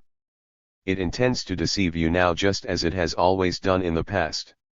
However, it also senses that a new force has grown up in Russia, a force that from its RST appearance has been an implacable and deadly enemy of Tsarist despotism. That force is the organized proletariat. We, a handful of durs from the great army of labor, invite you to join us. You and we represent opposing social classes, but we can still unite in our hatred for one and the same enemy, the autocratic system. We can be allies in our political struggle. But for that to happen, you must overcome your usual timidity, you must be brave. And publicly embrace our demand, down with the autocracy. Long live the Constituent Assembly elected by the entire people. Long live universal, direct, equal, and secret voting. There were also proletarians at the banquet held by the Odessa intelligentsia. On that occasion, their speaker declared, "Citizens, if you have the courage to accept our democratic demands openly and without inching, then we proletarian Social Democrats invite you to march side by side with us in the battle against Tsarism. In this cruel struggle, we Social Democrats will defend the great principles of liberty, equality, and fraternity to our last drop of blood." Proletarian speakers never hesitated to pose the question openly, what is to be done? For when they ask this direct question they also have a direct answer, we must we must defend the great principles of liberty, equality, and fraternity to our last drop of blood. As if to demonstrate that this is no mere phrase for the proletariat, the Baku strikers, those storm petrels of the approaching thunderstorm of the people, left on the ground tens of their dead and wounded who spilled their blood for the great principles of liberty, equality, and fraternity. 55 This class, which teaches its sons how to GHT and die, had its representatives at the liberal banquets, where they spoke admirably of heroic struggle and heroic death. Did they have the right to be heard? The liberal press has much to say about the gap between the intelligentsia and the people. The only oaths we ever hear from liberal orators are those sworn in the name of the people. And suddenly they see before them the real people in the form of the proletariat, not as objects waiting to be enlightened, but as an independent, responsible, and demanding political guru. And what happens? "Get out of here," cry the liberals, who had hoped that the high property qualication, the price of a liberal dinner ranges from 2 to 4 rubles, would bar the proletariat from crossing the divide that separates the intelligentsia from the people. Professor Greedskal, 56, who could not find adequate words to express his indignation when the workers distributed proclamations at the meeting of the Kharkov Law Society, told everyone in the hall, if the people who did this were honorable and considerate, they would leave voluntarily. But he doubted that they were honorable and considerate. "This is a violation of the rules of hospitality," exclaimed the chairman of the Rostov Liberal Banquet, who refused to read out a resolution submitted by workers who had been left standing in the cold to await a decision. "Indeed, they are already in the street," complained the gentleman liberal, "so they can assemble wherever they want." He knew that the Rostov workers know perfectly well how to assemble, and they pay for their meeting place with blood, not with rubles. The Odessa liberals greeted a speech from an Odessa proletarian with the same demand, "Clear out of here. Out. Out. Out." At every turn they interrupted him with the exclamation, "Enough. Enough." These are the solemn circumstances in which the intelligentsia is reconciling with the people. What rage must have led the heart of the revolutionary worker, how the hot blood must have pounded in his head, how he must have clenched his sts when he stood as the herald of revolution before this educated society, intoxicated by its own self-love, in order to remind the liberals of their liberal obligations, in order to confront the Democrats with their own democratic conscience, and when the only response to his hesitant words, "After all, gentlemen, he is not accustomed to ceremonial dinners," was that of liberals shouting from the bottom of their lungs, "Down with him! Silence! Get rid of him!" Citizens, in the name of the proletariat, who have gathered outside the building. Out! Out! Out! Be quiet! Get rid of him! Anticipating the appearance of workers at Zemstvo meetings, Osvobodny is reprimanding them for their behavior at Kharkov and Ekaterinodar and demanding that they observe the formal rules of order and the rights of the chair. In return, this democratic organ is making its own promise. We may expect that the Zemstvo people will not be hostile or even inattentive to any declaration presented at Zemstvo meetings so long as the rules and correct procedures are observed. 57. Proletarians. Listen to that. They will not be hostile or even inattentive. You may expect that if you conduct yourselves in a ceremonious manner, the gentlemen nobles of the Zemstvos will not be hostile to your declarations. Just listen to it, they won't even be inattentive. I expect, comrades, that you will tell the polite representatives who are to intercede with the Zemstvo nobles on your behalf, that you have no need to go begging for the liberals' attention, that you are not there to submit requests but to make demands and get answers, and when they respond with hostility or indifference to your demands on behalf of the people, it is your responsibility to expose them before the people. And you will fulfill this duty by going over the heads of the chairman and even of the whole meeting, regardless of all its rules of order. When the German workers were still supporting the liberal bourgeoisie and did not yet have their own independent party, they turned to the liberal leaders in 1862 with two demands: RST, that they include universal suffrage in their program, and second, that they change the system of membership dues so that it would be easier for workers to join the Liberal Party organization, the Nationalverein. The liberals were attentive enough to these demands, but they were also extremely hostile. In response to the RST demand, they adly refused, and as far as the second was concerned, they explained that the workers can consider themselves natural-born members of the Liberal Party, meaning that they could stay exactly where they were, outside the threshold of the organization.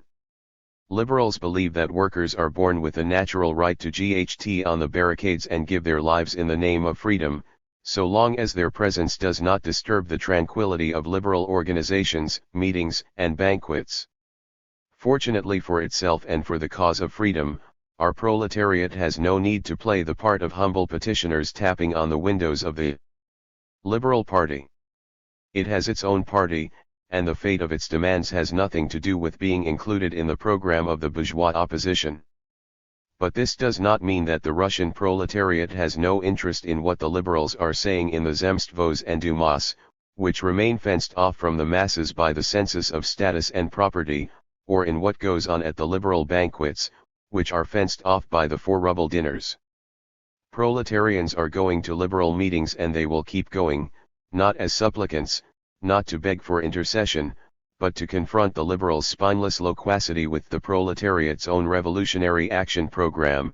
They will go in order to summon to the revolution any Democrats who have not yet fallen under the liberal spell. The gentlemen liberals will not be greeting petitioners with cries of "Get out!" They will not be fencing themselves off from beggars by means of admission tickets. No. They are themselves the bankrupt debtors of the cause of freedom and democracy, and they faint at the prospect of determined bill collectors. They fear being exposed by the very people whom they love so dearly, at a great distance, and for whom they have such ardent sympathy when they die on the streets of Baku. Proletarians will keep turning up at the meetings of society, and they will confront the liberals directly with the fateful question, what next? The Zemsty have submitted their request for a constitution. It was not respectfully received. The Moscow Zemstvo announced that it was upset and then terminated its session. The Chernigov and Smolensk Zemstvos simply went home. The Simferopol Duma adjourned its sitting without reviewing its budget. This kind of self-dissolution would be perfectly sensible if every Zemstvo and every Duma joined in after setting out a principal justification for their strike. But then the question would still remain in full force, what next? The Zemstvo resolutions expressed Hope 58. The hope turned out to be utopian. In turn, the quasi-democrats of Osvobozdany have been expressing their hope to the Zemsty for the past 2 years. The hope they placed in the Zemsty has been betrayed, just like the hope that the Zemsty placed in the autocracy. What next? There is only one possible answer, an appeal to the masses, that is, to the revolution. But one can only go to the masses with a democratic program. We have already tried to show that our democracy can only be revolutionary. Now we must add that any adoption of revolutionary tactics is conceivable only if based on a democratic program. There is no way to resolve the question of political freedom apart from revolution.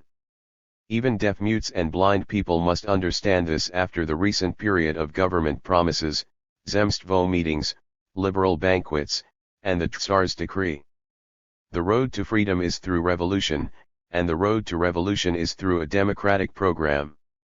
The proletariat must turn to the intelligentsia Democrats. We call them Democrats with their future in mind, even though they are presently trudging along behind the Zemstvos, with the same words that Ulant 59 once addressed to the Wurtemberg Landtag. Und kontier nicht das Ziel erstreben. So tretet in das Volk zurück. If you cannot reach your goals, go back to the people. The proletariat and the revolution. The proletariat must issue the call to revolution, but, above all else, it must also move towards the revolution. To move towards the revolution does not mean to equip oneself for an armed uprising on some specie day that is determined in advance. Unlike a demonstration, the day and hour of a revolution cannot be specie-ed. The people have never made a revolution by command. But the inevitability of an approaching catastrophe does enable us to determine the most favorable positions, to arm and inspire the masses with a revolutionary slogan, to deploy all our reserves simultaneously on the Eld. To train them in military skills, to keep them constantly armed, and to sound the alarm all along the line at the appropriate moment. Does this mean that we simply exercise our own forces without joining a decisive battle with the enemy's forces? Does it mean just maneuvers and not a revolution in the streets? Yes, it does mean just maneuvers. But they differ from military maneuvers because, at any moment, and completely independently of our own will, they can erupt in a real clash that will decide the whole outcome of a campaign lasting many years. Not only can this happen, it must happen. It is guaranteed by the critical character of the political period in which we live and by its invisible accumulation of a mass of revolutionary material. The exact moment when maneuvers turn into a battle will depend on the numbers and revolutionary solidarity of the masses who have taken to the streets, on the thickening atmosphere of universal sympathy and support that these masses are breathing, and on the attitude of the troops that the government will send against the people. These three elements of success must govern our preparatory work. The revolutionary proletarian masses are already at hand. Across the whole of Russia, we must be able to summon these masses into the streets and unite them with a single slogan. There is hatred for Tsarism in every stratum and class of society, which means there is also sympathy for the liberation struggle. We must focus the sympathy on the proletariat as the only revolutionary force whose appearance at the head of the popular masses can secure the future of Russia. Finally, the attitude of the army is less and less able to inspire the government with confidence. In recent years, there have been numerous alarming symptoms. The army is grumbling, discontented, and in a state of ferment. When the masses move decisively, we must do everything possible to ensure that the army does not see its own fate linked to that of the autocracy. Let us begin with the latter two conditions, which will determine the course and outcome of the campaign. The recent period has been that of Sviatopokmersky. It began with a trumpet call to an era of political renewal and ended with the whistling of the whip. 60. Its NAL result has been to inspire unprecedented hatred for absolutism amongst all the conscious elements of society. The coming days will reap the fruit of all society's anxious hopes and all the government's unfulfilled promises. Political interests have become more dened. The dissatisfaction is more profound and principled. Yesterday's vague ideas are today the focus of avid political analysis. Every manifestation of evil and arbitrariness rapidly leads to fundamental issues. No one is frightened off any longer by revolutionary slogans. On the contrary, the slogans echo back and forth 1,000 times and are even becoming popular sayings. Like a sponge soaking up water, social consciousness is absorbing every negative word, every condemnation, every curse addressed to absolutism, which can no longer do a single thing with impunity. With every clumsy step, it is held to account. Its advances provoke derision, its threats arouse hatred. The enormous apparatus of the liberal press is every day publicizing thousands of disturbing facts that irritate and iname social consciousness. These pent-up feelings must be released. Thought endeavors to transform itself into deeds. But, at the same time as they are fueling social excitement, The thousands of voices coming from the liberal press are also attempting to steer it into narrow channels.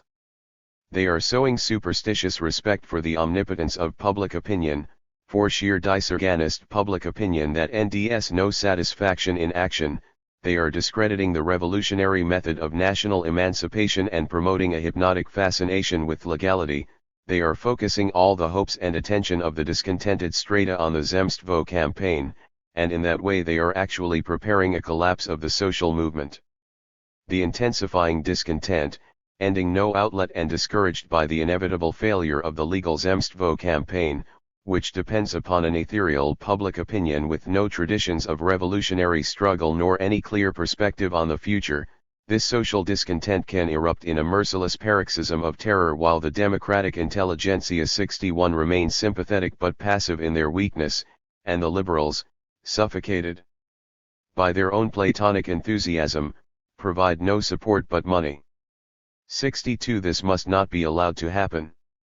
It is imperative that we catch hold of the declining wave of social excitement and turn the attention of the broad opposition forces to the colossal undertaking led by the proletariat, that is, to the nationwide revolution.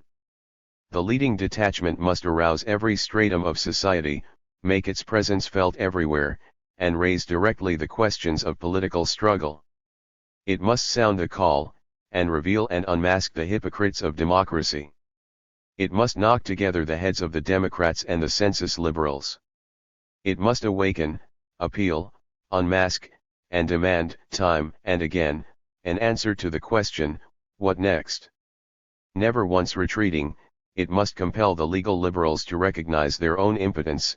It must detach any democratic elements from the liberals and turn them in the direction of the revolution. To complete this work means gathering up every thread of sympathy, from all the elements of the democratic opposition, and tying them to the revolutionary campaign of the proletariat. Everything possible must be done to attract the attention and sympathy of the urban petty bourgeoisie for the actions of the proletariat.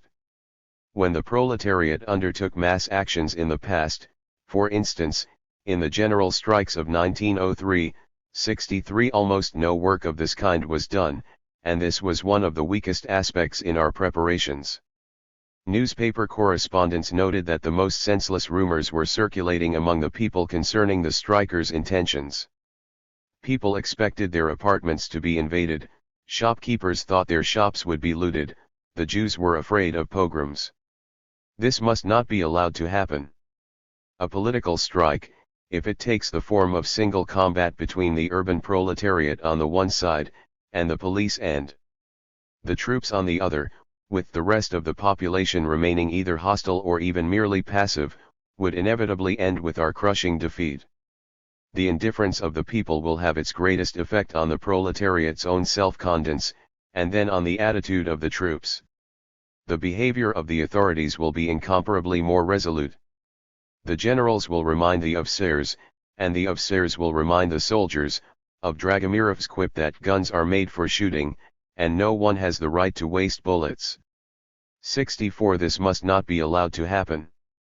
The party must surround its proletarian nucleus with a moral armor of sympathy from the entire population, and with the material armor that comes from non-proletarian auxiliary detachments.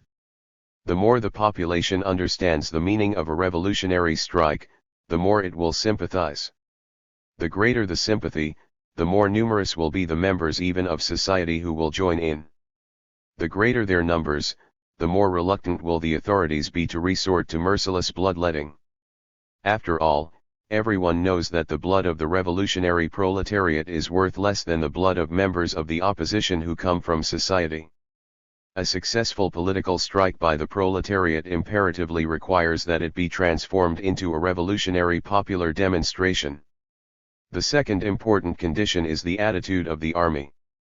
There is obviously discontentment in the ranks and a vague feeling of sympathy for the rebels. There is also no doubt that only a small part of this sympathy is directly due to our agitation among the troops. Most of it results from the practice of using the army in clashes with the protesting masses. All of the correspondents who have described battles between Tsarist forces and the unarmed people emphasize that the great majority of soldiers resent the role of executioner. Only hopeless idiots and scoundrels shoot at living targets. The great mass of ordinary soldiers re into the air. All one can say in that regard is that anything else would simply be unnatural. At the time of the general strike in Kiev, the Bessarabsky regiment was ordered to march on Podol. The regimental commander replied that he could not guarantee the mood of his troops. Then an order went out to the Kherson regiment, but there too not a single half-company of troops would comply with the orders coming from their officers. In that respect, Kiev was no exception. Correspondents report that during the 1903 general strike in Odessa, soldiers frequently did not rise to the occasion. For example, in one case, they were posted to guard a doorway through which demonstrators had been driven, but they simply took it upon themselves to look the other way when those under arrest ed through adjoining doorways. As a result, between 100 and 150 people escaped. Workers were seen chatting peaceably with the soldiers, and there were cases where they disarmed them with no particular resistance. That is how things stood in 1903. Then came the year of warfare. It is obviously impossible to say with any numerical precision how the past year has affected the consciousness of the army, but there is no doubt that its impact has been colossal. One of the main elements of military hypnosis is the faith energetically promoted among the soldiers that they are invincible, mighty, and superior to all the rest of the world. The war has killed that faith everywhere. Soldiers and sailors were sent to the east without any hope of victory. And when an army loses faith in its own invincibility, it is already halfway to losing faith in the invincibility of the social order it serves. The one leads to the other. In the current war, Tsarism has shown itself for what it really is. War is an event that focuses not just the public interest, but also the professional interest of the army. Our ships are slower, our guns have a more limited range, our soldiers are illiterate, our non-commissioned officers have neither compass nor map, our troops are barefooted, naked, and hungry, our Red Cross steals, the commissariats steal, and the news and rumors of all this naturally penetrate the army and eager listeners. Every such rumor acts like an acid that eats away at the corrosion of moral drill. Years of propaganda work during peacetime could never accomplish what is achieved by a single day of warfare. The result is that nothing remains but mechanical discipline. There is no longer any faith that things must, or even can, continue in the old way. The less faith there is in autocracy, the greater is the likelihood of faith in the enemies of autocracy. We must make the most of this state of mind. We must explain to the soldiers the meaning of the mass working class action being prepared by the party. We must X this knowledge in their consciousness with a continuous stream of pamphlets. We must make every possible use of the one slogan that can unite the army with the revolutionary people, down with the war. We must do this so that the officers, on the decisive day, will not be able to trust the soldiers, and the soldiers will have the same distrust of their officers. Everything else depends on the street, where the last remnants of the hypnosis induced by the barracks will dissolve in the revolutionary enthusiasm of the people. Of course, it is easier to re over people's heads than to refuse to re altogether or to hand over one's RIE to the insurgent masses. That is a fact. But the difference is not so great as it may appear to be. The same soldier who yesterday read into the air will tomorrow hand over his RIE to a worker, provided he is content that the people are not just being rebellious but are able and determined to hold the bridges until they win recognition of their rights. That confidence can and will be instilled in the soldiers by the numbers and the enthusiasm of the crowds in the street, supported by the entire people, and by the news of simultaneous action throughout every region of Russia. Therefore, in order for the proletariat's political strike, once transformed into a demonstration by the entire people, to become the starting point for a victorious revolution, a sympathetic attitude must be widespread throughout the army. But the main factor determining a successful outcome will obviously be the revolutionary masses themselves. During this period of war, the leading section of the masses, the conscious proletariat, has not yet openly shown the kind of determination that this historic moment requires. But to draw any kind of pessimistic conclusions from this fact would be to demonstrate one's own spinelessness and superficiality. The war is a colossal burden on our social life. Like a terrible monster, breathing blood and it has cast its shadow over the political horizon and seized the people in its steel claws, tearing them to pieces, covering them with wounds, and instilling upon them such unbearable pain that at rest they cannot even think about the cause of their suffering. As with every dreadful misfortune, the result of war and its retinue of furies, crisis, unemployment, mobilization, hunger, and death, is a feeling of depression and despair, not of conscious protest. But the same popular masses, who only yesterday lay in a state of initial unconsciousness and had no influence on the revolutionary strata of society, today are forced by the mechanical blows of reality to face up to the war as the central fact of Russian life. Gasping for breath in the face of such horror, the entire people must now confront their fiction. Likewise, the revolutionary strata, who yesterday still ignored the passive masses and mounted their bracing and conscious protests either without regard or even in opposition to them, are today seized by the general atmosphere of depression and acute horror. Like a cloud of lead, this atmosphere has enveloped them and weighs on their consciousness. No voice of resolute protest has yet been raised in the midst of this spontaneous, almost physiological suffering. The revolutionary proletariat, not yet recovered from the cruel wounds incised during the July events of 1903, has not had the strength to stand up to the elements. But a year of warfare has not passed without consequences.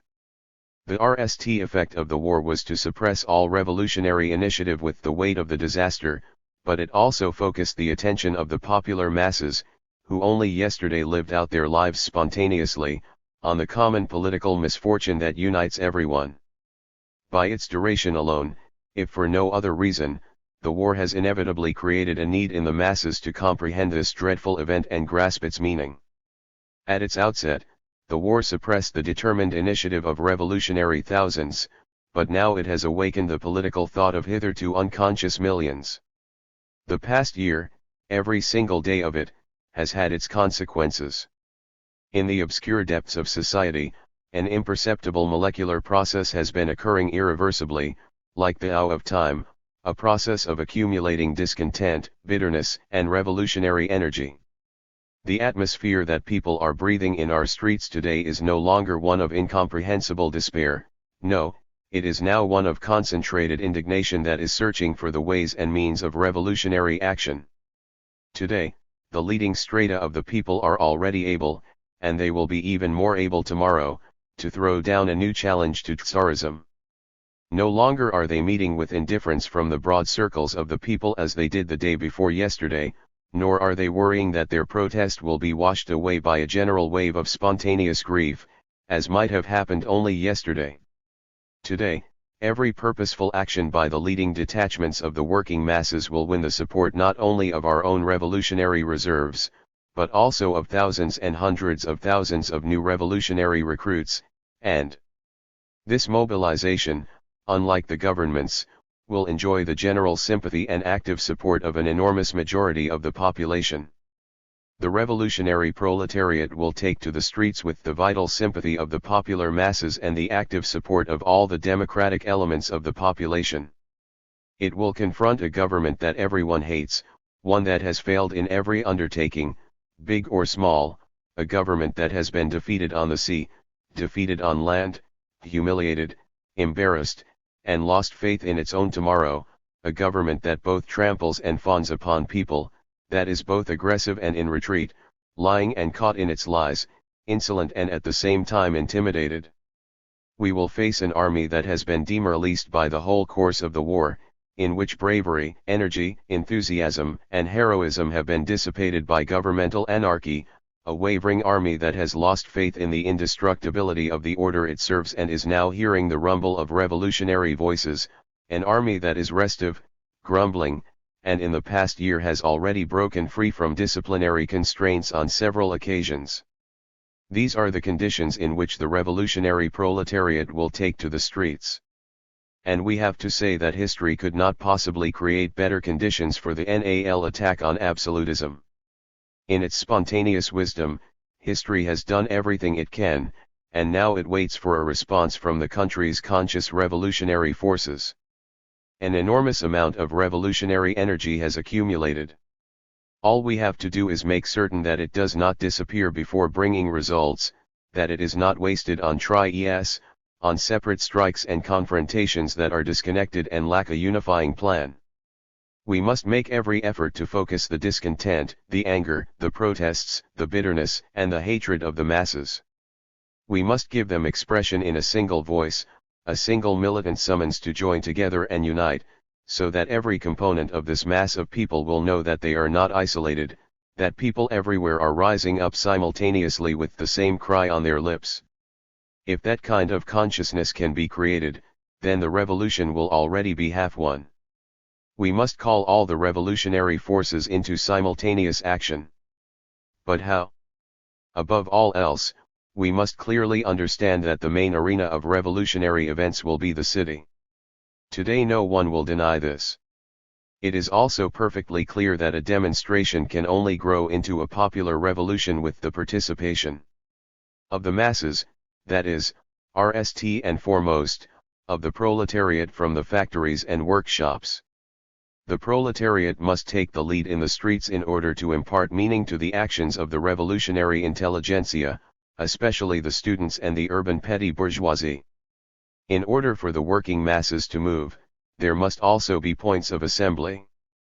The industrial proletariat already has such permanent points of concentration in the factories and the workshops, and it is here that things must begin. Every demonstration has shown that we will not succeed in gathering the working masses at some single, predetermined spot if we have to call them out from the residential districts where they live. But we will certainly succeed, and this has been proven by the experience of the Rostov strike, and especially by the disturbances in the south of the country during 1903, in calling out a mass of people who are already pre-assembled in the factories and workshops. The point is not to gather up the workers one by one, or to summon them artificially at some hour determined in advance, but to begin where they naturally gather every single day. This conclusion necessarily results from all our past experience. Our general plan of action must be to tear the workers away from their machines and lathes, lead them out of the factory gates and into the streets, send some to the next factory, announce the end of work there, attract new masses into the streets, and thus move from factory to factory and shop to shop, continuously growing in numbers and sweeping aside police barriers, attracting passers-by with speeches and appeals, absorbing new groups on the way, filling the streets, seizing control of the places suitable for popular meetings, fortifying ourselves in those places and using them for continuous revolutionary meetings with a constantly changing audience, bringing order to the comings and goings of the masses, raising their enthusiasm and explaining to them the goal and purpose of what is taking place, so that ultimately we will turn the city into an armed revolutionary camp. I repeat, the starting point for all of this is determined by the composition of our main revolutionary contingents, and it must be the factories and workshops. This means that any serious street manifestations with the potential for decisive consequences must begin with a mass political strike.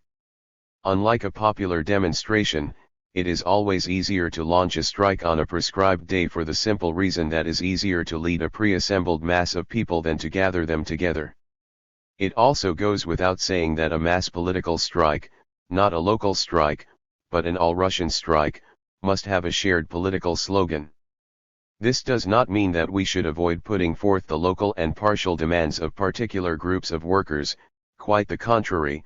The more numerous are the needs and wants expressed in preliminary agitation, the more specialized will be the demands of separate groups of workers, and the greater will be the likelihood of the entire proletarian mass being drawn into the movement. All of our organizations must clearly understand this. Nevertheless, all these partial and specific demands must also be coordinated with the general strike and must be embraced by a single common and unifying political slogan. Obviously, that slogan is to end the war and convene a nationwide constituent assembly. The entire people must take up this demand, and that is precisely the task of the agitation that must precede an all-Russian political strike. We must use every possible occasion to popularize among the masses the idea of a national constituent assembly of the entire people. Without losing a single moment, we must set in motion all the technical resources and all the agitational forces of the party. Through proclamations and speeches, study groups, and mass meetings, we must popularize, explain, and intensify the demand for a constituent assembly. There must not be a single person left in the cities who does not know what to demand: a national constituent assembly. Without losing a single day or a single opportunity, we must also extend this agitation into the villages. The countryside must know that its demand is likewise for a national constituent assembly. The peasants must be called upon to gather in their own meeting places on the day of the general strike and demand the convocation of a constituent assembly. Peasants who live nearby must be called into the cities to participate in the street activities of the revolutionary masses as they gather under the banner of the National Constituent Assembly. Throughout the whole of Russia, students must also be summoned to coordinate their actions with the nationwide demonstration in support of a constituent assembly. Every student or professional organization, every society, and every organ of self-government and the opposition press, they must all be forewarned by the workers that they are preparing an all-Russian political strike at some specific time in order to win the convocation of a constituent assembly. The workers must demand of every corporation and every society that on the day appointed for the mass action they will all join together in the demand for a constituent assembly. Workers must insist that the opposition press popularize their demand and, on the eve of the appointed day, publish an appeal to the entire population to join up with the proletarian demonstration under the banner of a national constituent assembly of the whole people. We must undertake the most intensive agitation among the troops so that at the moment of the strike every soldier who is sent to pacify the rebels will know that before him stand the people, demanding the convocation of a national constituent assembly. Chapter 8 After the Petersburg Uprising, what next? Munich, January 20 – February 2, 1905, Leon Trotsky. Leon Trotsky's essay After the Petersburg Uprising, What Next? One celebrates the revolutionary implications of Bloody Sunday. Trotsky began writing this essay late in 1904, learned the details of Russian events mainly through the European press, and completed the work just 11 days after the Tsar's troops raid on Father Gapan and the St. Petersburg workers. Trotsky writes of the treachery of Russian liberals and of the general strike as the ultimate weapon in toppling the autocracy. Contrary to Karl Koskai's assessment in Revolutionary Questions, he also makes the case that armed struggle and the mass strike are inseparable elements of a permanent revolutionary process. In Revolutionary Questions, Karl Koskai had dismissed the possibility of successful insurrection on the grounds that mass enthusiasm could never match the technical superiority of modern weapons. Given modern armaments, today it has become impossible to bring down a government, even the weakest and most foolish one, by means of armed resistance. The consciousness of technical military superiority makes it possible for any government that possesses the necessary ruthlessness to look forward calmly to a popular armed uprising. 2. At best, Koskai thought the political mass strike might serve as a peaceful substitute for armed struggle, but even then only in narrowly prescribed circumstances. Trotsky makes precisely the opposite argument: a mass strike will necessarily lead to armed conflict when the government responds with orders to shoot down strikers. Koskai reasoned that militarism can only be overthrown by rendering the military itself disaffected with the rulers. 3. Trotsky declared that the order to shoot strikers must itself provoke revulsion among the troops and cause them to desert to the side of the people. Guns, RIES and munitions are excellent servants of order, but they have to be put into action. For that purpose, people are needed. And even though these people are called soldiers, they differ from guns because they feel and think, which means they are not reliable. They hesitate, they are infected by the indecision of their commanders, and the result is disarray and panic in the highest ranks of the bureaucracy. In the confrontation on Bloody Sunday, the Guards regiments triumphed over the demonstrators, but Trotsky commented that Nicholas II had every right to say, "One more victory like that one, and I'll be without an army." Trotsky writes as though he were reporting history even when he is anticipating it. He probes the hopes and fears of participants and weaves them into a drama that nearly became reality in February 1917. 20 years after this essay, he wrote his monumental History of the Russian Revolution, in which two of the chapters, Chapter 7, 5 Days, and Chapter 8, Who Led the February Insurrection, appear like comprehensive reruns of the drama he originally projected in After the Petersburg Uprising, What Next? Of course, not every reader was equally impressed by these early essays. Lenin thought Trotsky was recklessly exaggerating immediate revolutionary prospects. In particular, Lenin objected to Trotsky's narrow focus on the urban proletariat, emphasizing that a truly great revolution would also have to involve the mass of semi-proletarians, semi-proprietors. The mass of the petty bourgeois, urban and rural poor. When Trotsky portrayed striking workers as the only sine-qua actors, he was projecting the tactic of permanent revolution that he and Parvus hoped would culminate in a government of workers' democracy. Lenin, thinking in terms of the revolutionary democratic dictatorship of the proletariat and the peasantry, expected a far more protracted struggle with a more convoluted outcome. For a brief period in 1905, Lenin was fascinated by Comrade Gapon, whom he regarded as the possible herald of a new populist movement that might attract the peasantry and emerge as a sine-qua political ally. In a speech to the Bolsheviks' Third Congress in May 1905, Lenin recounted his negotiations with Gapon in mid-February.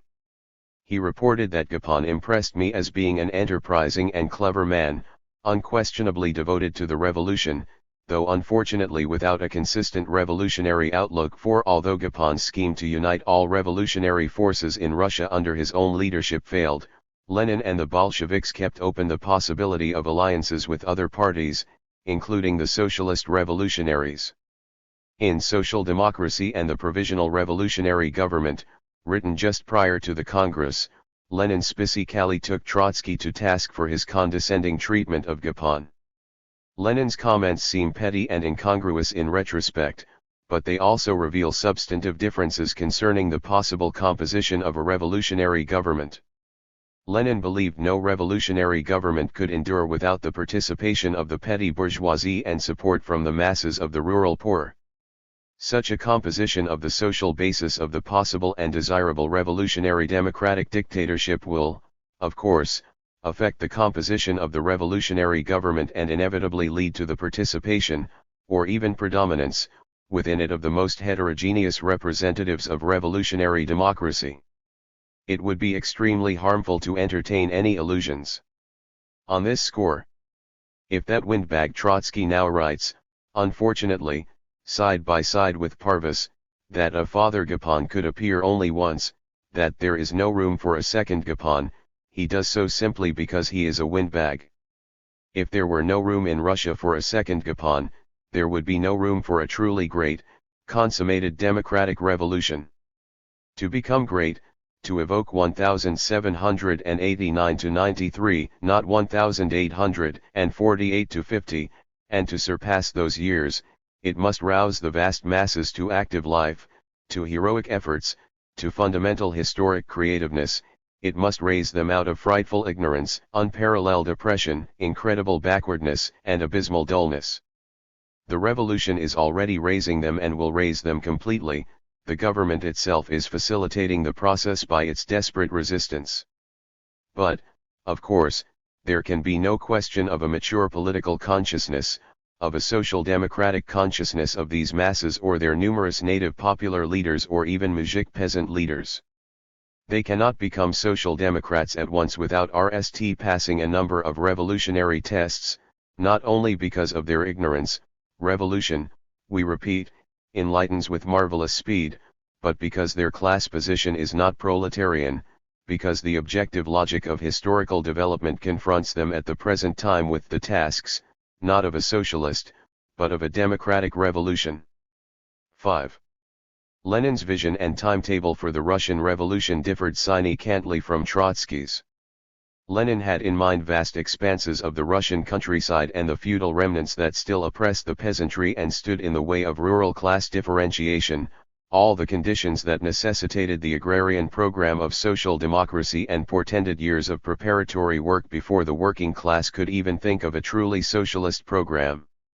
Trotsky believed the revolution was primarily a matter for the cities. The peasants, at most, might play a supportive role, but the decisive battles would inevitably be fought by industrial workers following the example of general strikes in the Caucasus, St. Petersburg, and elsewhere. Whether Trotsky underestimated the peasantry, as Stalinists repeated on thousands of occasions after Lenin's death, or Lenin overestimated the peasantry, as others might well argue, the fundamental point remains that the expectations of the two men did differ substantially. What this reveals, more than anything else, is Parvis's opinions on Trotsky and the commitment he and Trotsky shared to the strategy of permanent revolution. The facts speak with such triumphant eloquence, and words are so weak in comparison. The masses have spoken. They lit the beacons of revolution RST in the mountains of the Caucasus. 7 Then, on the unforgettable day of January 9, they clashed head-on with Tsarist guards and Cossacks in the streets of Petersburg. In every industrial city, they led the streets and public squares with the turmoil of their struggle. This brochure was drafted before the Baku strike, and the material was collected prior to the Petersburg uprising. Much of what it has to say is already old news even though just a few days have passed. We are not making changes, for otherwise it would never appear. Events follow events, and history works more rapidly than the printing press. Political literature, especially abroad, deals less with direct news than with retrospective summaries. The brochure begins with a criticism of the liberal and democratic opposition and ends with the political necessity and historical inevitability of the mass insurrection. During the period when clamorous liberal banquets seemed to eclipse the politically silent masses, Social Democrats repeatedly declared that the revolutionary masses are a fact. The clever liberals muttered sceptically, and the Democrats, who had attached themselves to the liberals, were inaided with such unbearable haughtiness that they imagined themselves to be the architects of fate. Even some revolutionary heroes could think of nothing better than to enter into a deal, behind the backs of the silent masses, with these opportunists and sceptics. The ridiculous and insipid bloc that met in Paris, 8 being responsible to no one and having absolutely no plan of action, was a product of this lack of faith in both the masses and the revolution. Social Democrats refused to join this bloc because their faith in the revolution long predated January 9, 1905. Social Democrats repeated on countless occasions that the revolutionary masses are a fact. The wiseacres among the liberals contemptuously shrugged their shoulders. Of course, these gentlemen think of themselves as hard-headed realists only because, as everyone knows, they have no grasp of profound historical causes. The best they can do is play the role of servant to every ephemeral political fact. They consider themselves to be hard-headed politicians even though history treats their wisdom with contempt, tears their schoolboy notebooks to shreds, and with a single sweep erases all their schemes and then jeers magnificently at their profound predictions. The Russian people are still not a revolutionary force. The Russian worker is culturally backward, downtrodden. We have in mind particularly the Moscow and Petersburg workers, and is not yet ready for an organized social political struggle. That is what Struve wrote in his Osvobozdenie on January 7, 1905, just 2 days before the uprising of the Petersburg proletariat that was put down by the Guards regiments. The Russian people are still not a revolutionary force. These words should be engraved on Mr. Struve's forehead. The problem is that his forehead already resembles a tombstone marking the burial of numerous other plans, slogans, and ideas, socialist, liberal, patriotic, revolutionary, monarchist, democratic, and on it goes, all of which emphasize the need never to rush into things while always lagging hopelessly behind. The Russian people are still not a revolutionary force, said Russian liberalism by way of Osvobozdenie, having convinced itself over a 3-month period that liberalism was itself the main actor on the political scene and that its program and tactics are determining the whole fate of the country. But These words had hardly reached the intended readers when the telegraph wires carried to all the ends of the earth the great news of the beginning of the Russian popular revolution. Yes, it has begun. We waited for it, and we never doubted it. For many long years, it was just a conclusion from our doctrine that the nonentities of all political shades ridiculed. They have never believed in the revolutionary role of the proletariat. At the time they believed in the power of Zemstvo petitions, in wit, in blocks that unite nonentities with nonentities, in Svyatopok-Mirsky, or in a package of dynamite. There was no political prejudice that they would not believe in, yet they dismissed confidence in the proletariat as merely a prejudice. But history does not consult with liberal oracles, and the revolutionary people need no license from political eunuchs. The revolution has come. At one stroke, it has leapt over tens of stages that society would have had to clamber up one by one in peacetime, pausing for breath along the way. It has destroyed the plans of countless politicians who dared to make their political calculations as if they were accountable to no one, that is, without considering the revolutionary people. Destroying tens of superstitions, it has demonstrated the power of a program based on the revolutionary logic that governs the development of the masses. It is enough to look at one particular question, that of a republic. Until January 9, the demand for a republic struck all the wise liberals as fantastic, doctrinaire, and absurd. But it took only a single revolutionary day, a single grand encounter between the Tsar and the people, to prove that it was really the idea of a constitutional monarchy that had become fantastic, doctrinaire, and absurd. Priest Gaponten confronted the real monarch with the idea of a monarch. But, since he was supported by revolutionary proletarians, not by monarchist liberals, this limited uprising quickly revealed its mutinous content in battles on the barricades and in the cry of "Down with the Tsar." The real monarch destroyed the idea of monarchy. Henceforth, the only political slogan that the masses will hear of is that of a democratic republic. The revolution has come, and it has put an end to our political childhood. It has relegated to the archives our traditional liberalism, whose sole accomplishment was its faith that some auspicious change of personnel might occur in the government. This kind of liberalism flourished most luxuriantly during the stupid reign of Svyatopok-Mirsky. Its most mature fruit was the Tsar's edict of December 12. 11. But the uprising of January 9 put an end to the spring. 12 replaced it with military dictatorship, and made General Trepov 13 Governor-General of Petersburg after the liberal opposition had just managed to push him out of the position of Chief of Police in Moscow. The kind of liberalism that wanted nothing to do with revolution, spent its time whispering behind the scenes, ignored the masses, and counted solely on its own diplomatic genius, has now been swept aside. It is niched for the entire revolutionary period. Now the left-wing liberals will turn to the people. In the coming period, they will try to take the masses in hand. The masses are a force. They have to be mastered. But they also happen to be a revolutionary force. They have to be instructed. That is the gist of the tactic adopted by the Osvobozhdenцы. Our struggle for the revolution and our revolutionary preparations must also entail a merciless struggle against liberalism for influence over the masses and for the leading role of the proletariat in the revolution. In this struggle, we shall have on our side the mighty force of the revolution's own logic. The Russian Revolution has come. Of course, no one could foresee the forms taken by the uprising of January 9. In a most unexpected way, history placed a revolutionary priest at the head of the working masses for a few days, and he left on events the impression of his personality, his views, and his order. This form had the effect of hiding from many people the real content of events.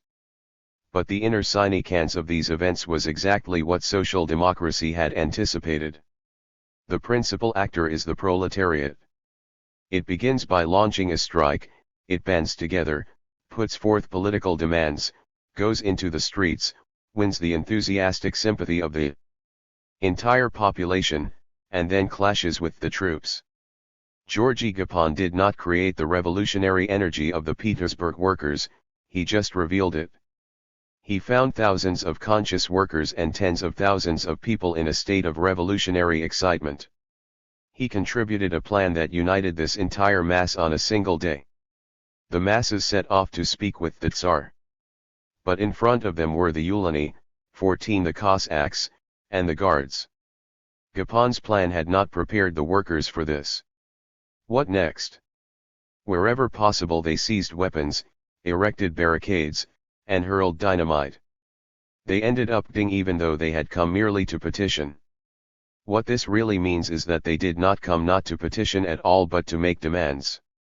The Petersburg proletariat displayed a political responsiveness and revolutionary energy that far exceeded the plan laid out for them by their heroic but purely accidental leader. Georgy Gapon's plan contained a great deal of revolutionary romanticism. It collapsed on January 9. But the revolutionary proletariat of Petersburg is a living reality, not some romantic idea. And this is true not just of Petersburg. A huge wave swept through the whole of Russia, and it has still not receded. All it took was a tremor for the proletarian districts to erupt in rivers of revolutionary lava. The proletariat has risen. The impulse came from a chance event, the ring of two workers, from a fortuitous legal organization, Rusko Obshestvo, 15, and from an accidental leader, the Cell's priest. This was all it took for an insurrection, but it was not enough to secure victory. To be victorious requires a revolutionary tactic, not some romantic scheme based on an illusory plan. Preparations have to be made for simultaneous action by the proletariat throughout the whole of Russia. This is the RST condition. It is impossible any longer for local demonstrations to have any serious political significance. In the wake of the Petersburg insurrection, only an all-Russian uprising can follow. Scattered outbursts will only consume precious revolutionary energy without any results. Insofar as they break out spontaneously, as delayed echoes of the Petersburg insurrection, such outbursts must, of course, be energetically used to revolutionize the masses, to rally them, and to popularize among them the idea of an all-Russian uprising as a task for the coming months, perhaps even for the coming week. This thought, once it takes hold of the masses, will on the one hand concentrate their strength and avoid partisan RUPS, on the one hand, it will teach, through the experience of revolutionary outbursts, the need for revolutionary unity.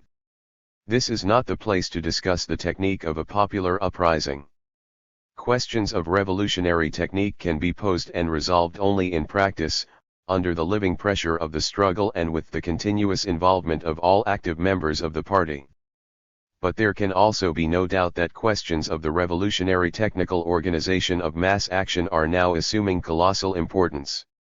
Events are compelling the party to turn its collective attention to these questions. Here, we can only attempt to put questions of revolutionary technique in the proper political perspective. What this involves, above all, is the question of taking up arms. The proletarians of Petersburg displayed enormous heroism, but the unarmed heroism of the crowd proved unable to withstand the armed idiocy of the barracks. This means that victory requires the revolutionary people to become the armed people. However, this response also contains an inner contradiction. Any conspiratorial arsenals that may be at the disposal of a revolutionary organization will not be sufficient to arm the people. If they are used to arm individuals who are directly associated with the organization, that will be useful. But it is a long way from this to arming the masses. The two are as far apart as individual assassinations and revolution.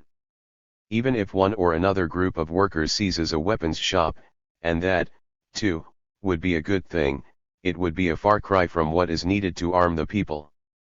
The only abundant supplies of weapons are in the state arsenals, that is, at the disposal of our immediate enemy, and they are guarded by the very army against whom those weapons must be turned.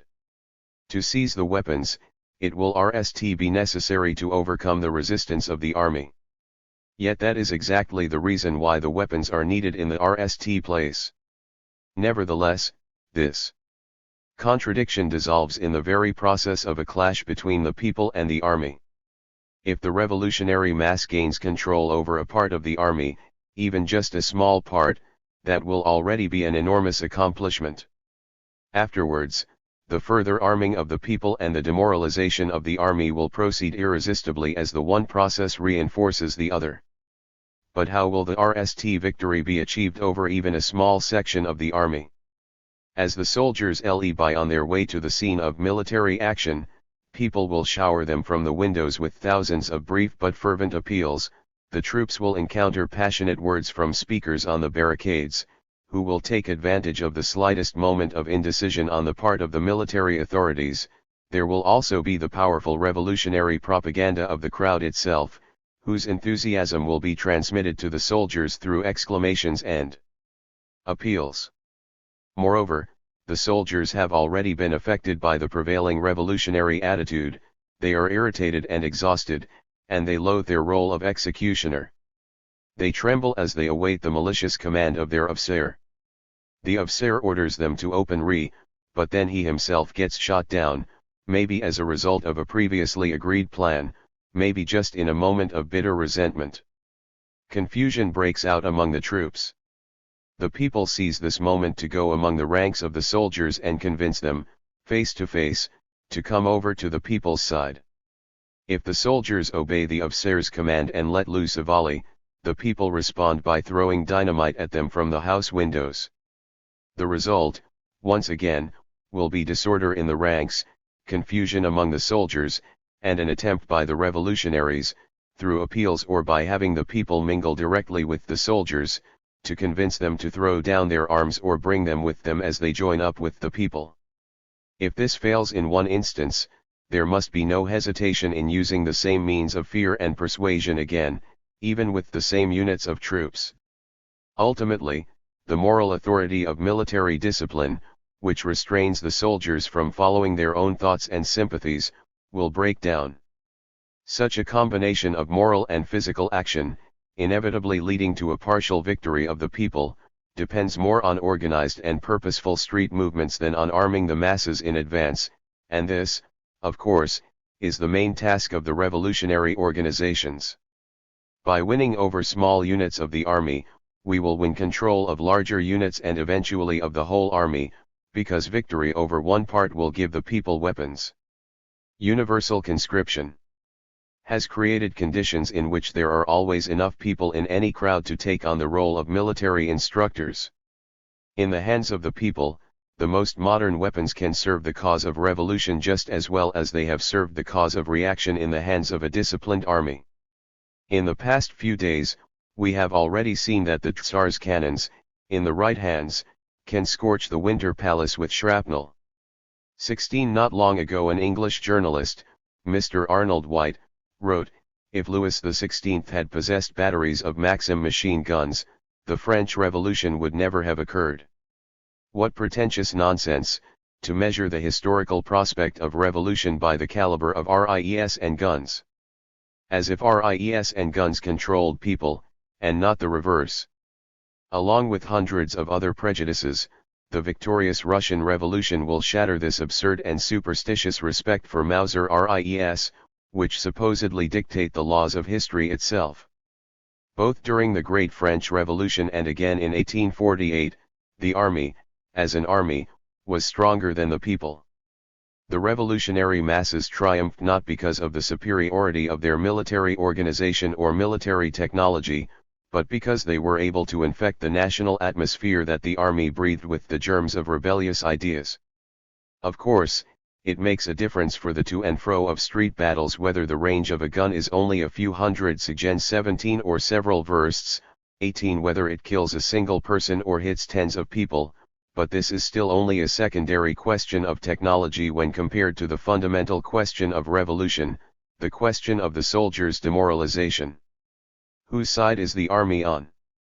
That is the question that decides everything, and it has nothing to do with what type of RIES or machine guns may be used. Whose side is the army on? On January 9 the workers of Petersburg put this question into action on a colossal scale. They forced the Petersburg Guards to demonstrate their purpose and their role before the entire country. The demonstration turned out to be horrifyingly clear and profoundly instructive. The Guards were victorious, but Nicholas II had every right to say, "One more victory like that one, and I'll be without an army." The Petersburg regiments in general, and the Guards in particular, were specially selected and specially trained. But the provinces are another matter. The army there is incomparably more democratic, and a successful revolution does not depend on support from the entire army including the Guards regiments. Even less does it depend on the Petersburg regiments being the RST to enter into revolutionary fraternization with the people.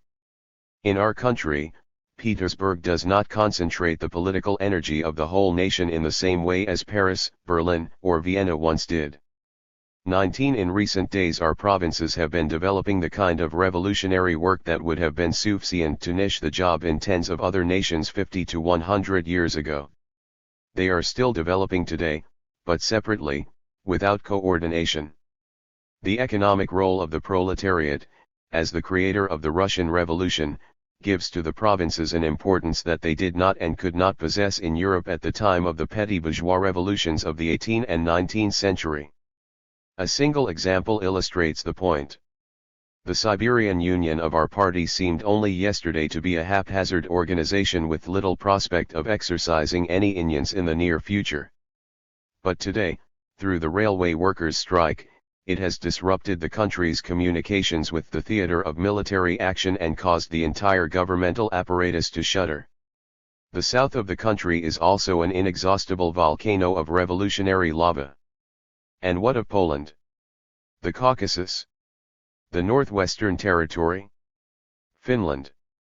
Even if we assume that through further skillful recruitment and the effects of alcohol, an inevitable recipe during a time of revolution, the Petersburg regiments remain available for bloody acts of repression, the only result will be to turn the capital into a 40-ed camp in which gun batteries and cannon will be trained on the gates of every factory. If, in a word, we assume that the plan of Vladimir Romanov 20 is fully implemented, there is no doubt that Petersburg will still be surrounded on all sides by a airy ring of revolution. How could anything or anybody help the Guards if in Moscow, or in the south of the country, there emerges a provisional government whose RST act will be a radical reorganization of the army? Will Vladimir send the Guards against the provinces? The Guards are too few in number to be up to the task. On the contrary, in past revolutions troops have always been drawn from the provinces to serve in the capital. If the Guards are sent against a provisional government, who will defend the Winter Palace against the Petersburg proletariat? The workers may be divided or tied down in one way or another, they may be bled white, but they can never be crushed or frightened off once and for all. Arnold White decided that Louis XVI could have saved absolutism if he had only possessed long-range guns. Grand Duke Vladimir, who spent his time in Paris studying not only the whorehouses but also the administrative military history of the Great Revolution, concluded that the old order would have been saved in France if Louis's government had crushed every sprout of revolution, without any wavering or hesitation, and if he had cured the people of Paris with a bold and widely organized bloodletting. On January 9, our most august alcoholic showed exactly how this should be done. If the same experiment were sanctioned, systematized, and applied to the entire country, then the autocracy would be immortalized. What a simple recipe! Is it really possible that there was not a single scoundrel in the governments of Louis XVI, Friedrich Wilhelm IV 21 or Joseph II, 22 who might have insisted on the same plan that Vladimir Romanov has now learned from the experience of the French Revolution?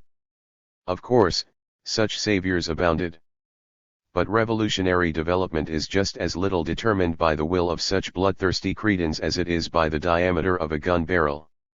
A dictator, carrying the salvation of the old regime on the end of his sword, inevitably becomes caught in the nooses strung up by the genius of the revolution. Guns, RIES and munitions are excellent servants of order, but they have to be put into action. For that purpose, people are needed. And even though these people are called soldiers, they differ from guns because they feel and think, which means they are not reliable. They hesitate, they are infected by the indecision of their commanders, and the result is disarray and panic in the highest ranks of the bureaucracy. A dictator enjoys no moral support, on the contrary, he runs into obstacles. Every minute, around him forms a network of contradictory instances and recommendations, orders are given and then withdrawn, confusion grows, and the government's demoralization spreads and deepens at the same time as it feeds the self-confidence of the people.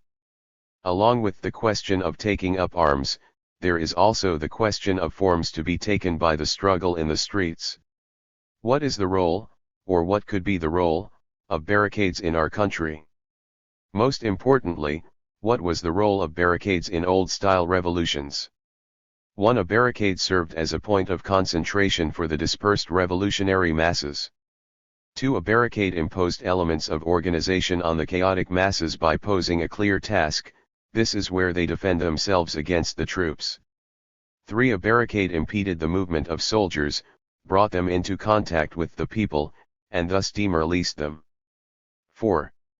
A barricade served to protect the leaders. In our day, barricades are much less important.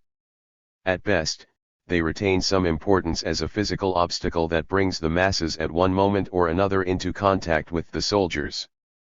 But they no longer have any real significance in terms of mobilization or organization. It is the strike that mobilizes the working masses. They are organized first and foremost in the factories, and secondly by the Revolutionary Party. In the past, a leader on the barricades was armed with living words addressed to the soldiers, and with the RIE as the ultimate argument. Today's revolutionary will more typically be armed with published appeals and, at least at the outset, with dynamite. Both of these are deployed more effectively from the windows of a second or third or than from behind a barricade. But enough of that. These are questions, as we have already said, that will have to be decided by revolutionary organizations on the spot. This work is, of course, only of secondary importance compared to political leadership of the masses, although it is also true that political leadership itself is impossible today without RST doing this work.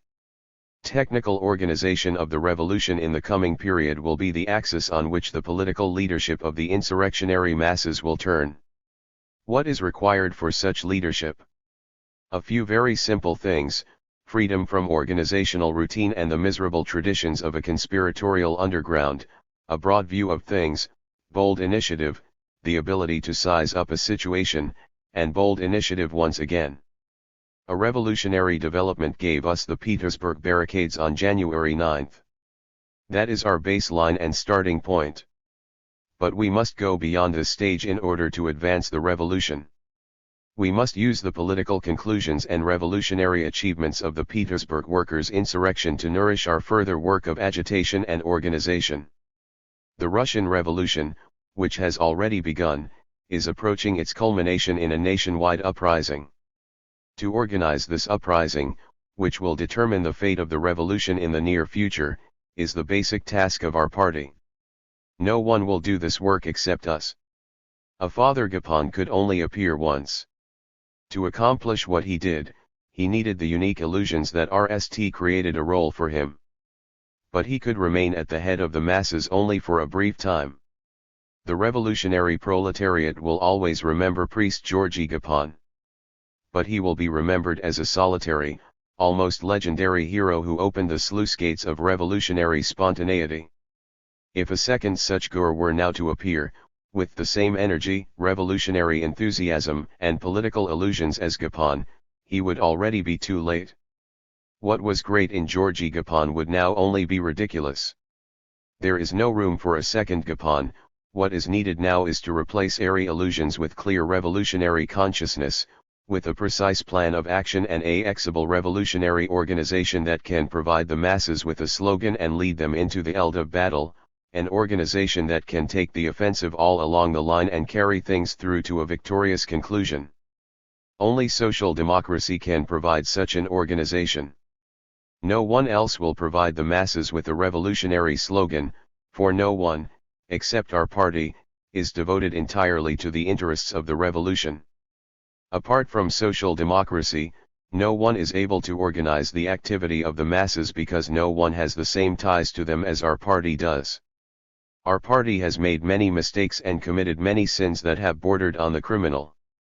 It has wavered, digressed, stopped short, and shown both indecision and stagnation.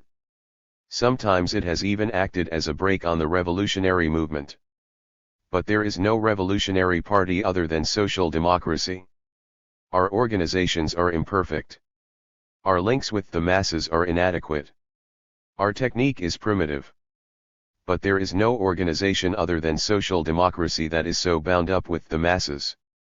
The proletariat is marching at the head of the revolution, and social democracy is leading the proletariat. Comrades, let us do everything we can. Let us invest all our passion in our work. Let us not forget for a single moment the responsibility vested in our party, responsibility both to the Russian Revolution and to international socialism. The proletariat of the entire world is watching us expectantly. The victorious Russian Revolution is opening up vast prospects for humanity. Comrades, let us do our duty. Let us close ranks, comrades.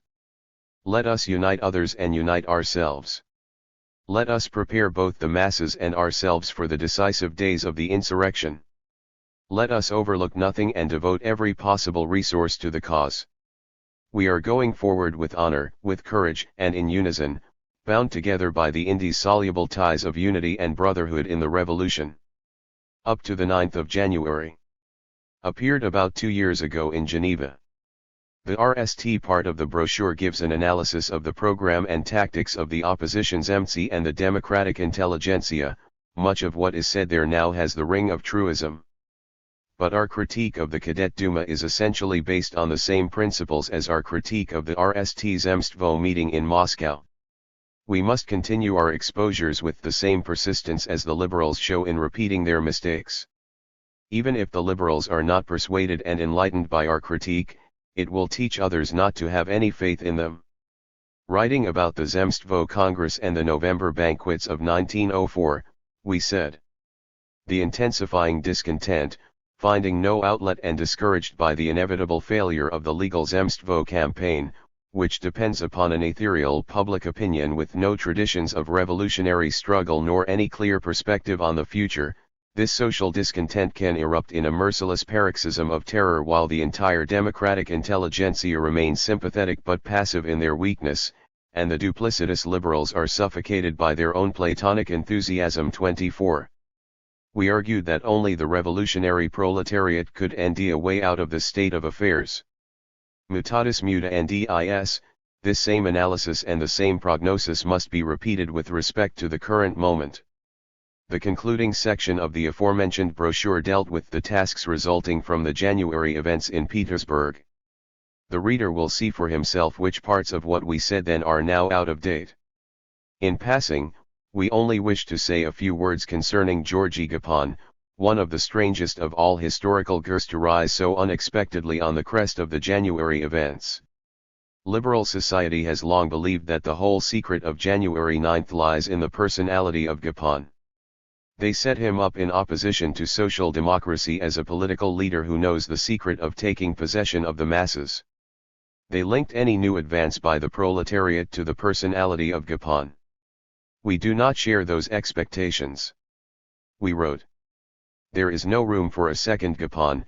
What is needed now is to replace airy illusions with clear revolutionary consciousness, with a precise plan of action and a exhibible revolutionary organization. 25. Exactly that kind of organization appeared later in the Soviet of Workers' Deputies.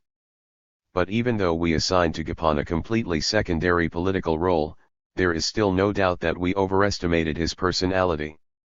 With his halo of priestly anger, and uttering priestly curses, he looked from a distance like a guru of almost biblical style. It seemed that mighty revolutionary passions had awakened in the breast of the young priest of the Petersburg transit prison. And what happened? When the residential cooled, it became clear to everyone that Gapon was a complete political and moral non-entity.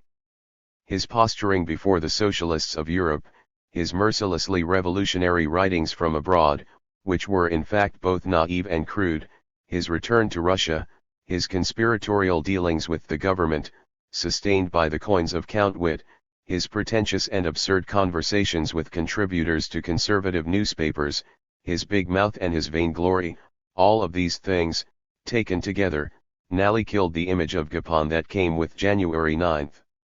We cannot help but recall the astute words of Victor Adler, 26, a leader of Austrian social democracy, who, upon receiving the RST telegram concerning Gapon's arrival abroad, had this to say: "What a pity!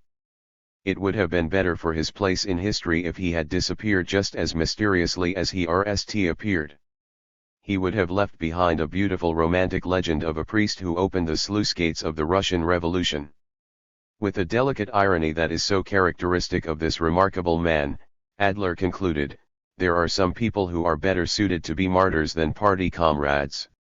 Chapter 9 The Revolution in Russia 1, January 28, 1905, Rosa Luxemburg. The disastrous defeat of Russia in the war against Japan, and particularly the surrender of Port Arthur, dealt a devastating blow to the Tsarist regime. On January 22, 1905, January 9 by the Julian calendar, still in use in Russia at the time, some 140,000 proletarians, led by Father Gapon, marched in Petersburg to the Winter Palace in order to submit a petition to Tsar Nicholas II. They demanded election of a constituent assembly under universal, secret, and equal suffrage, as well as the following reforms. Measures to eliminate the ignorance of the Russian people and its lack of rights. 1.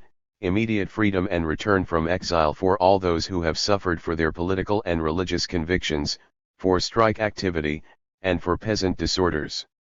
2. Immediate proclamation of the freedom and inviolability of the person, freedom of speech and of the press, freedom of assembly, and freedom of conscience in matters of religion. 3. Universal and compulsory public education at state expense. 4. Accountability of government ministers to the people and a guarantee of lawful administration. 5. Equality before the law for everyone without exception. 6. Separation of the Church from the state. 2. Measures to eliminate the poverty of the people. 1. Abolition of indirect taxes and their replacement by a direct, progressive income tax. 2. Abolition of redemption payments, provision of cheap credit, and gradual transfer of land to the people. 3. Naval ministry contracts must be LLED in Russia, not abroad. 4. Termination of the war according to the will of the people. 3.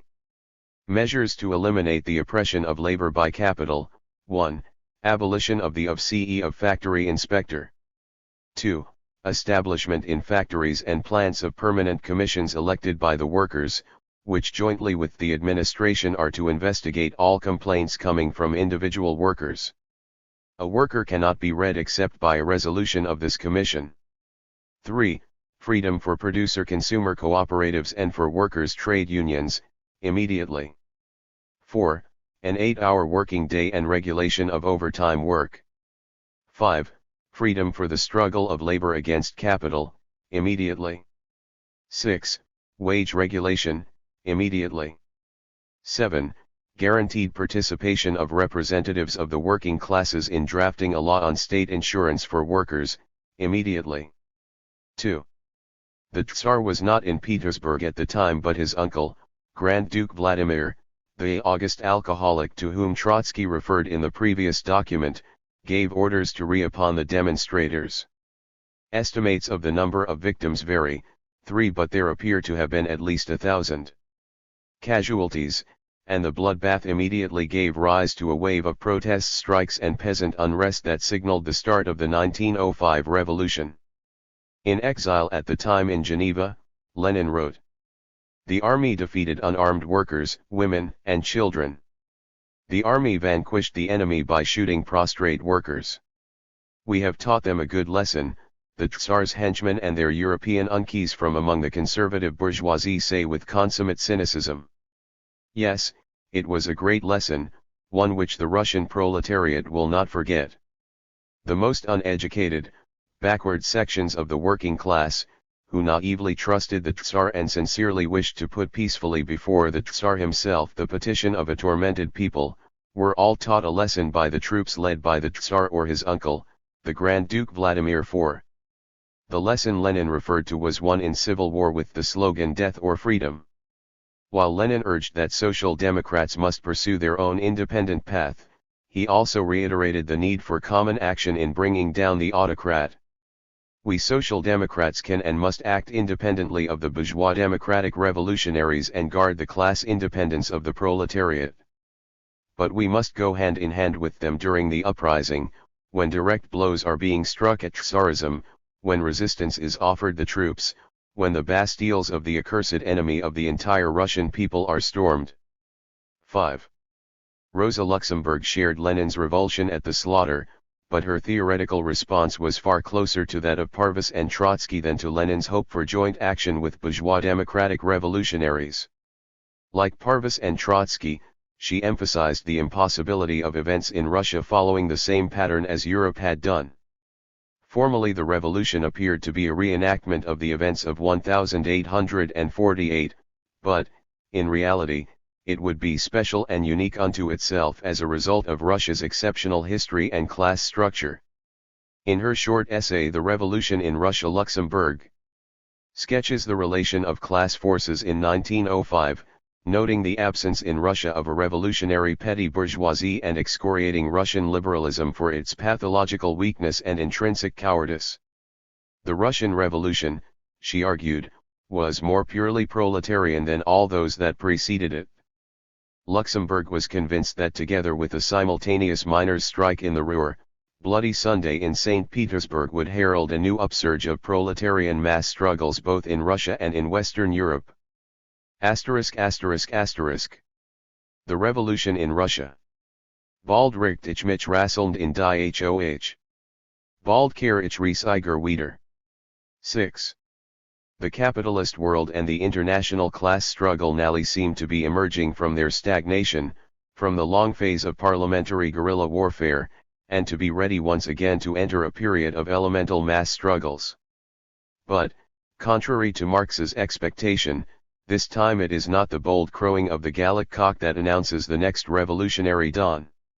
7. The quagmire of the parliamentary period turned out to be most dangerous precisely for France, which for the moment appears to have left to others the leadership of the international class struggle. The starting point of the new revolutionary wave has shifted from west to east. Now, two violent social struggles, two proletarian mass uprisings, have broken out almost simultaneously in Germany and in Russia. They have once more suddenly brought to the surface of modern society the elemental revolutionary forces at work in its bosom, and they have scattered like chaff in the wind all the illusions about continuing on the peaceful and lawful course of development that sprang up so abundantly during the international period of calm. Who was it that wanted the general strike in the Ruhr district, 8, and who called it forth? If anything, in this case every force in the working class that was totally or partially class-conscious and organized, confessional Christian unions, free social democratic trade unions, and social democracy, did everything possible to prevent the uprising rather than to provoke it. Had it been merely a larger strike and a wider GHT for wages, like those that break out from time to time, perhaps it could have been thwarted, deferred, smashed. But it broke out with the elementary violence of a tempest because the whole character of the movement in the Ruhr region, due to the diversity of the factors underlying it and the imprecision of its most immediate causes, which taken together affected the whole existence of the mine workers, was not that of a partial struggle against this or that particular phenomenon but actually of an uprising of wage slaves against the rule of capital as such and in its most naked form. All that remained to the conscious, organized part of the proletariat was a choice between standing at the head of the tidal wave or else being cast aside by it. For that reason, the general strike in the Ruhr region is a typical and instructive example of the role that will sooner or later fall to the lot of social democracy as a party in the impending proletarian uprisings, an example that shows the whole absurdity of smug literary disputes over whether we should make the social revolution or discard those obsolete, uncivilized methods of struggle and instead apply ourselves more diligently to the next parliamentary elections. At this moment, Petersburg gives us the same historical lesson in another form. It is a peculiarity of great revolutionary events that however much they can be foreseen and expected as a whole and in their general outline, as soon as they come into being in all their complexity, in their concrete form, they always arise like a sphinx, as a problem that must be observed, studied, and understood in its most minute details. And it is perfectly clear that the present Russian Revolution can by no means be approached with phrases about melting ice sheets, endless steppes, silent, tearful, weary souls and similar meaningless belletristic expressions in the spirit of bourgeois journalists, whose entire knowledge of Russia proceeds either from the most recent production of Gorky's The Lower Depths or else from a couple of Tolstoyan novels, and who glide over the social problems of both hemispheres with the same benevolent ignorance. On the other hand, it would obviously be a meager increment to our political wisdom and historical instruction if, like George's El Humanite, we were to consider the RST and most important conclusion of the Petersburg Revolution, an event that is truly shattering for Russian absolutism and inspirational for the world proletariat, to be that since the Petersburg bloodbath the last Romanov has become, so to speak, un tea for the salons of bourgeois diplomacy and should no longer be deemed worthy of an alliance by any constitutional monarch or republican head of state. But above all it would be totally wrong-headed if the social democracy of Western Europe, with the vulgar misgivings of a Ben Akiba, 9 were to see in the Russian Revolution merely an historical aping of what Germany and France have already gone through long ago. Contrary to Hegel, it can much more justifiably be said that history never repeats itself. 10. The Russian Revolution, which is formally just doing for Russia what the revolutions of February and March 1848 accomplished for Western and Central Europe half a century ago, is yet at the same time, precisely because it is a very belated continuation of the European revolutions, totally special and unique unto itself. Russia enters the world revolutionary stage as the most backward country in political terms. From the standpoint of bourgeois class development, it cannot bear any comparison with Germany before March 1848. For exactly that reason, and despite all the conventional opinions, the present Russian Revolution has the most pronounced proletarian class character of all revolutions to date. True, the immediate demands of the present uprising in Russia do not go beyond a bourgeois democratic constitution, and the NAL result of the crisis, which perhaps, indeed, very probably, can last for years as a rapid succession of ebbs and outs, will possibly be nothing more than a miserable constitutional regime.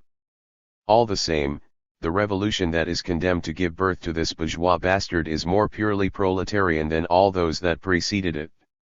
Above all, Russia totally lacks the social class that in all modern revolutions to date played the predominant and leading role.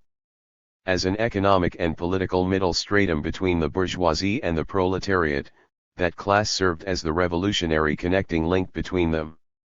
It gave to bourgeois class struggles their radical and democratic character through which the proletariat was won over by the call to arms of the bourgeoisie, thus creating the necessary material mechanism of the preceding revolutions. We are talking about the petty bourgeoisie, which was doubtless the living cement that in the European revolutions welded together the most diverse strata in a common action and which, in class struggles whose historical content made them movements of the bourgeoisie, functioned as creator and representative of the necessarytion of the united people.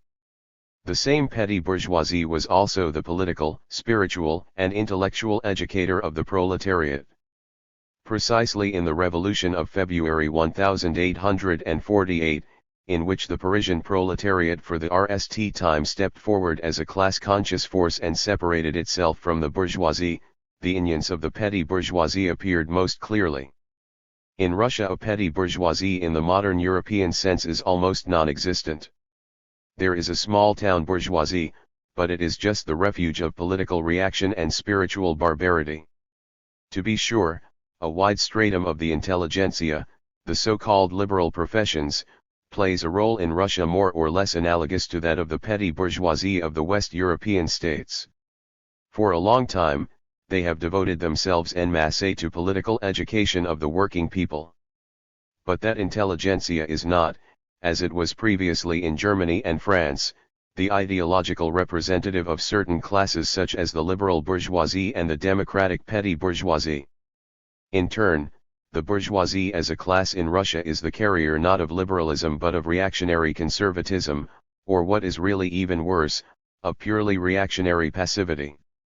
Liberalism, for its part, has grown in the social witch's cauldron of Russia not out of a modern bourgeois and progressive tendency of industrial capitalism but rather out of the agrarian aristocracy, which was forced into opposition by the artificial nurturing of capitalism by the state, and liberalism was therefore unsympathetic to free trade.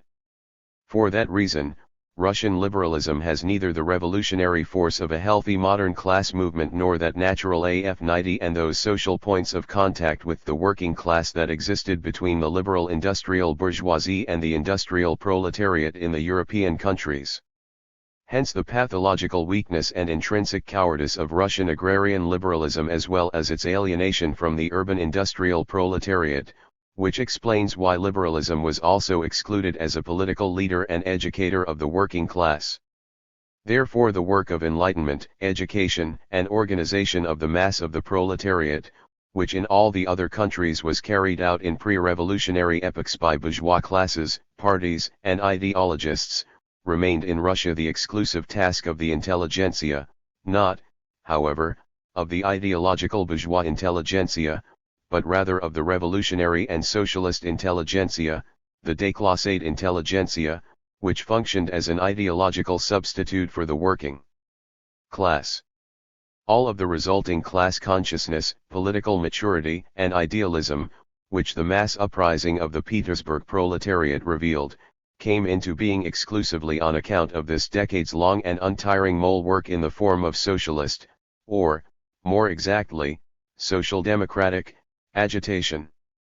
And the resulting extent of class consciousness, looked at more closely, is enormous. Admittedly, the RST public appearance of the Petersburg working masses has also brought to the surface all sorts of dross, including illusions of the Tsar's benevolence together with unknown, fortuitous leaders drawn from the past. As in all great revolutionary eruptions, the airy lava RST of all churns up assorted mud from the depths of the earth to the edges of the crater. But given all these contingencies of the moment and the remnants of a traditional worldview, which, moreover, will be immediately cast off in the re of the revolutionary situation, there clearly appears the powerful, healthy, rapidly growing germ of purely proletarian class consciousness as well as that plain heroic idealism, without the poses and without the theatrical bearings of the great bourgeois historical moments, that is a sure and typical symptom of all class movements of the modern, enlightened proletariat.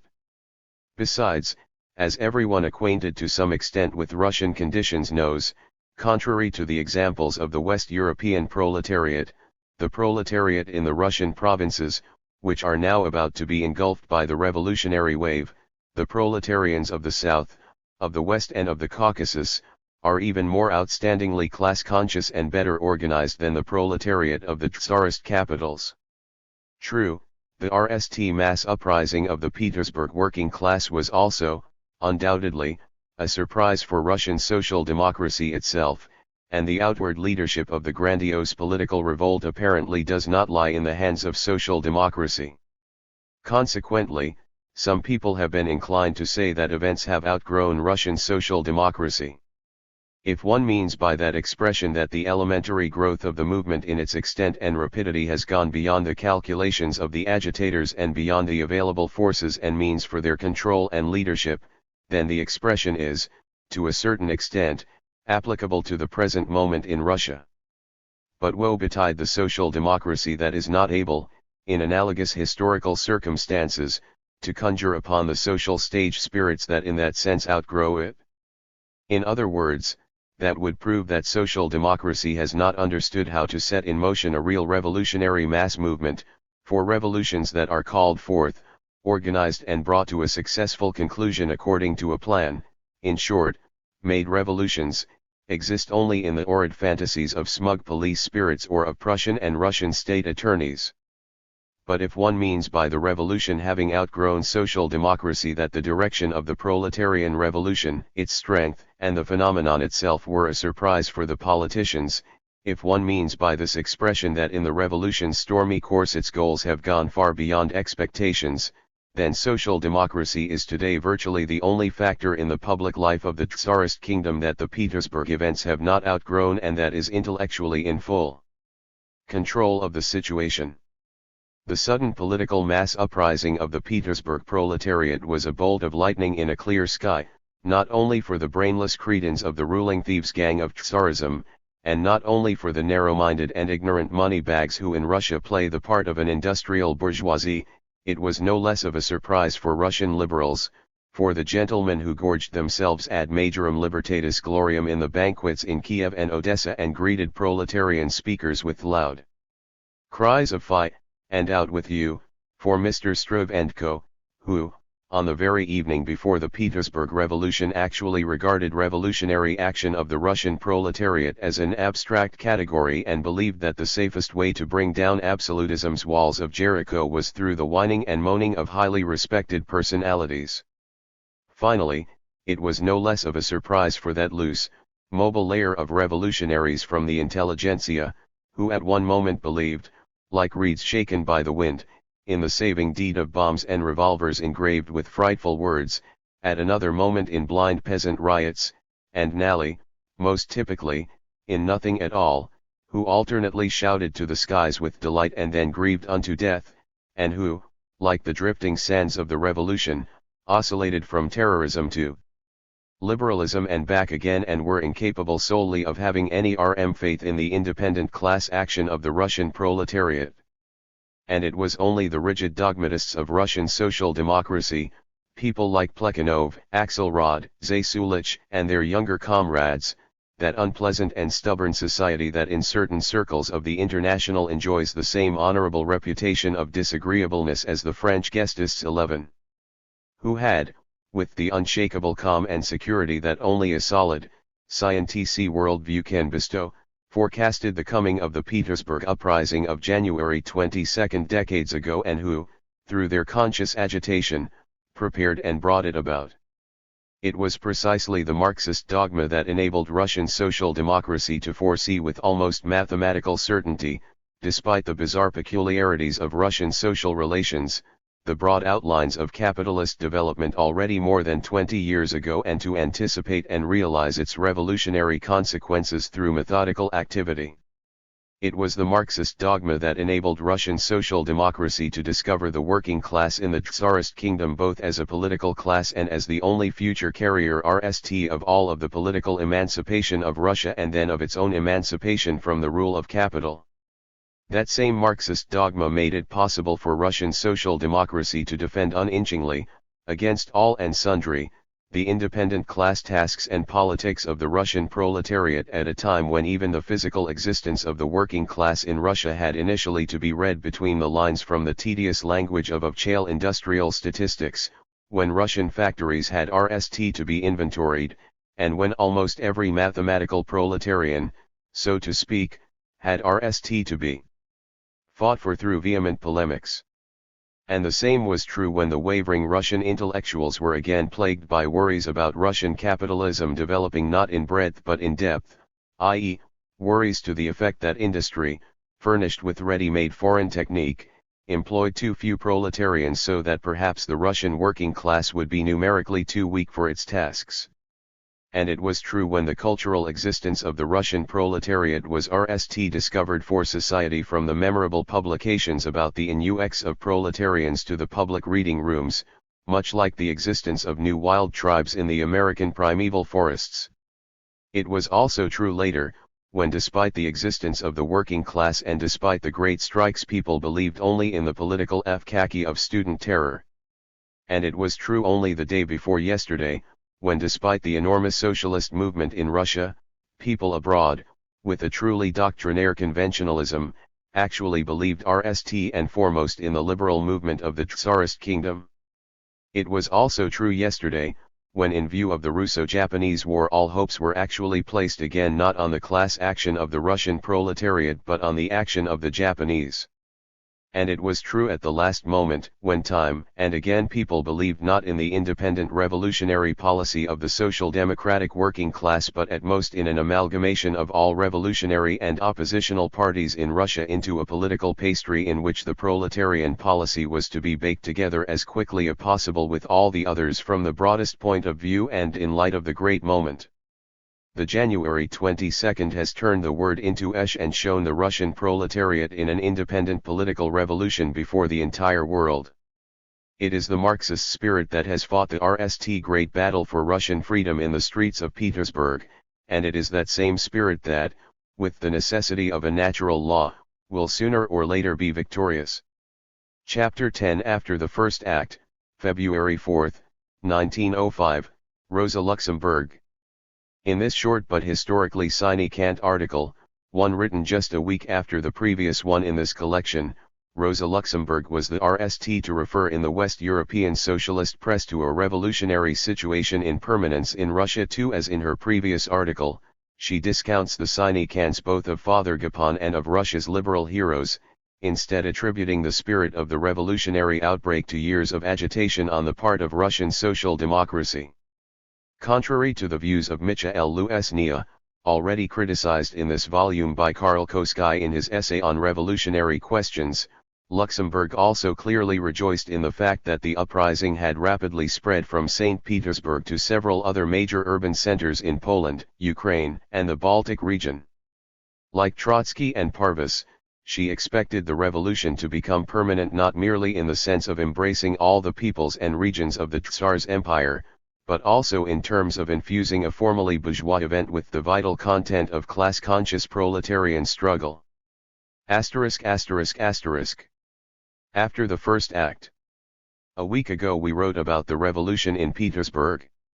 3 Now it stretches over almost the entire empire.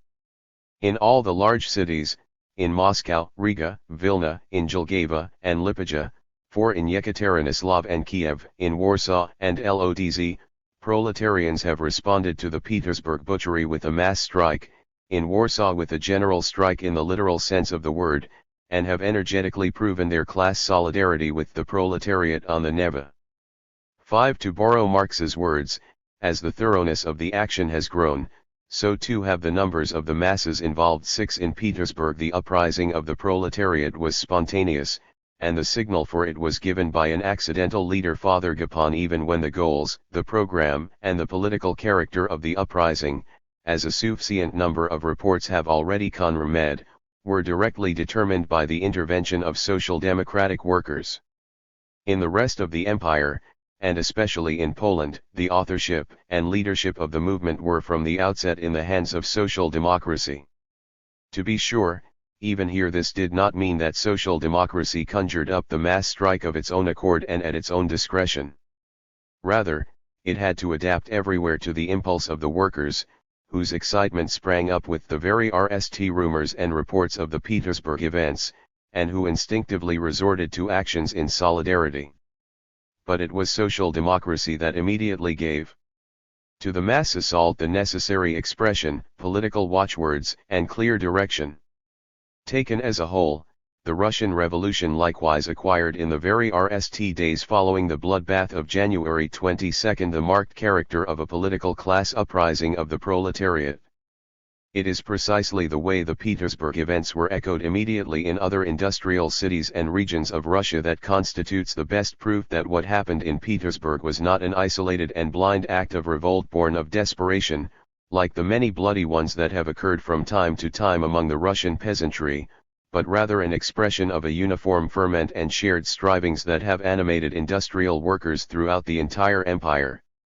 Such a conscious and open act of solidarity, of political solidarity to boot, of the entire working class in the different cities and regions of Russia has never before occurred during the whole of the Tsarist Empire's existence. Not even May Day, whose ideals have a powerful effect in Russia, has ever been able to call forth anything approaching such a cohesive mass demonstration. It emerged suddenly as a result of the direct struggle, and it has proven for the RST time that the working class in the Tsarist Empire is at present not merely an abstract concept or a mechanical aggregate of isolated proletarian groups with similar interests and parallel strivings, but an organic whole capable of united action, a political class with a common will and a common class consciousness. After the struggles of recent weeks, there are no longer to be found in the Tsarist Empire dispersed Russian workers in the north, south, and west, no longer separate Latvian, Jewish and Polish proletarians, with each group seething separately under the chains of the same slavery. There now stands opposed to Tsarism a single closed proletarian phalanx that has proven, through enormous sacrifices in the struggle, that it has learned how to defeat utterly the ancient policy of divide et impera, the watchword of government wisdom for every despotism, and this phalanx has been cemented by bloodshed into a single revolutionary class much more effectively than through all the paper agreements of secret party meetings. That is the enduring importance of the last week of January, which is epoch-making in the history of the international proletariat and its struggle for emancipation. For the RST time, the Russian proletariat has entered the political stage as an independent power. It received its historical baptism in blood during the butchery of January 22 just as the Parisian proletariat did in the butchery of June 1848, and it has joined the international family of the GAIDO proletariat as a new active member. This immense fact did not exist for the bourgeois literati, who limited themselves to protesting immediately against the apprehended martyrdom of Maxim Gorky. 7. But, after all, that was to be expected. If, for the sake of amusement, one wishes to examine in their clearest form the grotesque reactions of the contemporary bourgeois intelligentsia to the historical drama on the Neva, then one need only take the Zuccan feat of Mr. Hardin, which is scintillating in all the colors of modern decadent trash and, in emulation of Trepoff's telegraph agencies, proves beyond all doubt that contemporary political conditions in Russia satisfy the needs of the Russian masses. Mr. Hardin rehabilitates before the world the poor Petersburg workers as pious and naive lambs of the Tsar who were misled by demagogues, and he declares that the march to their death by 2,000 proletarians struggling for freedom was child's play by comparison with the Decembrist revolt of 1825, in which even officers of the guards had already proclaimed a republic. Normal bourgeois skulls have never comprehended the historical significance of proletarian struggles even at the best of times. The dwarf skulls of the decaying bourgeoisie are least of all qualified to do so. But the revolt of the Russian proletariat is also a new phenomenon for international social democracy, and we must assimilate it spiritually. No matter how dialectically we think, in our immediate state of consciousness we are all incorrigible metaphysicians who cling to the immutability of things. And though we are the party of social progress, even for us every salutary advance, which takes place imperceptibly and then suddenly arises before us as a niched result, is a surprise to which we must then adapt our conceptions. In the conception of many West European social democrats the Russian proletarian still lives on as the muzhik, the peasant with long Asian hair, foot wrappings, and a stupid facial expression, who only yesterday arrived from the countryside as an exotic guest in the urban culture of the modern world.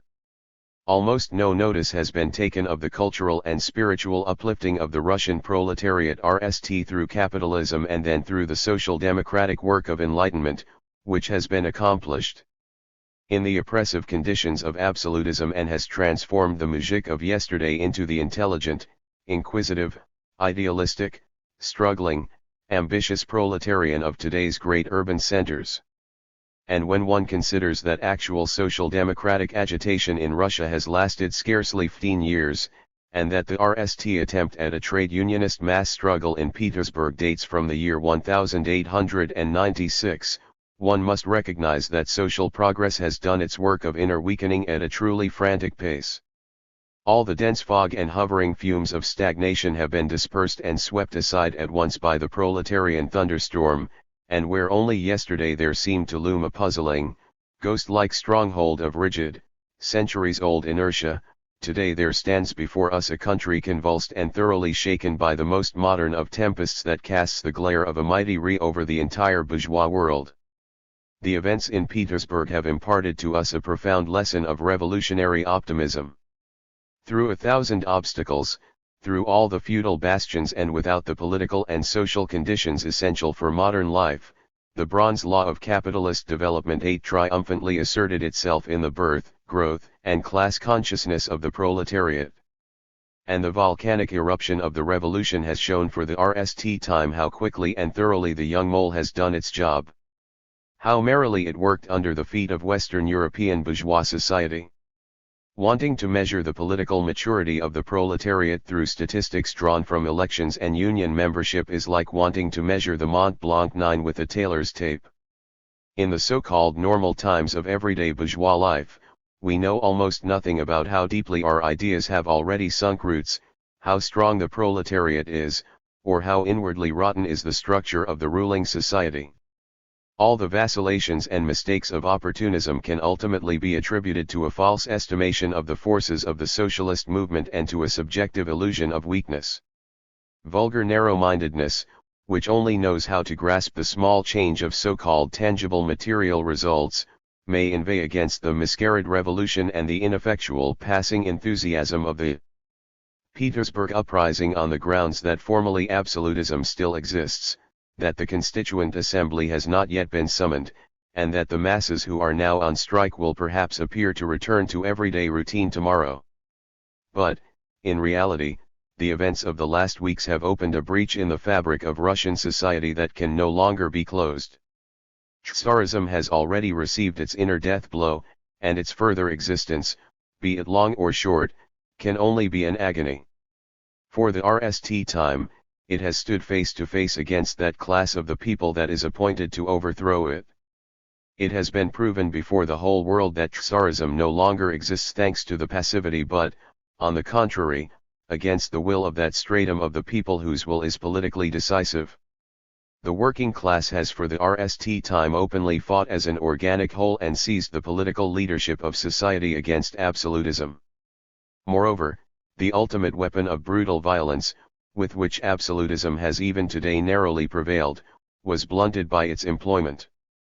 The Civil War has demoralized and politically aroused the military in a way that decades of secret barracks agitation could never have done. Tsarism can hardly risk another military trial of strength with its own people. And only now does the real task of social democracy begin in order to maintain the revolutionary situation in permanence. Its duty ows naturally from the inclination of politically short-sighted people to see failure and the end of the struggle where the beginning of the revolution is actually to be found. To counteract the pessimistic dejection of the working masses upon which the reaction speculates, to explain the intrinsic meaning and enormous results of the proletariat's RST attack, to guard against the hangover that used to take possession of the masses in bourgeois revolutions as soon as the goal was not visibly attained at once, and that even tomorrow will undoubtedly seize Russia's liberal heroes, that is the vast work that RST and foremost confronts social democracy. Contrary to what youthful braggarts may imagine, social democracy is not able artificially to create historical momentum or historical situations either in Russia or anywhere else in the world. But what social democracy can and must do is to make the most of the particular situation by making the workers conscious of its historical significance and its consequences, thus carrying the struggle over to a higher stage. At the present moment in Russia the most pressing need is to assist the masses after the RST struggles by enlightening, stimulating, and encouraging them. And this task can be carried out neither by the Gapons, who usually are up like meteors in the revolution and then disappear forever, nor by the liberals, who after every advance always fold up like a pocket knife, nor nally by all kinds of revolutionary adventurers who are ever ready to leap into a great attack. This task can only be fulfilled in Russia by social democracy, which rises above every particular moment of the struggle because it has an aim that goes beyond all particular moments, which for that reason does not see the end of the world in the immediate success or failure of the moment, and for whom the working class is not a means to the end of achieving political freedom, but political freedom is rather a means to the end of emancipating the working class. Chapter 11 The Consequences of the Japanese Victory and Social Democracy, July 1905, Karl Kosky. In this article by Karl Kosky, the expression revolution in permanence was used for the second time in the West European Marxist press to analyze the 1905 Russian Revolution to Following Rosa Luxemburg's February 1905 article after the first act, the preceding document in this anthology. Koskai's work appeared in 4 Russian editions, one of them in Lenin's journal Proletarii. 3. The Consequences of the Japanese Victory and Social Democracy was originally published in 3 parts.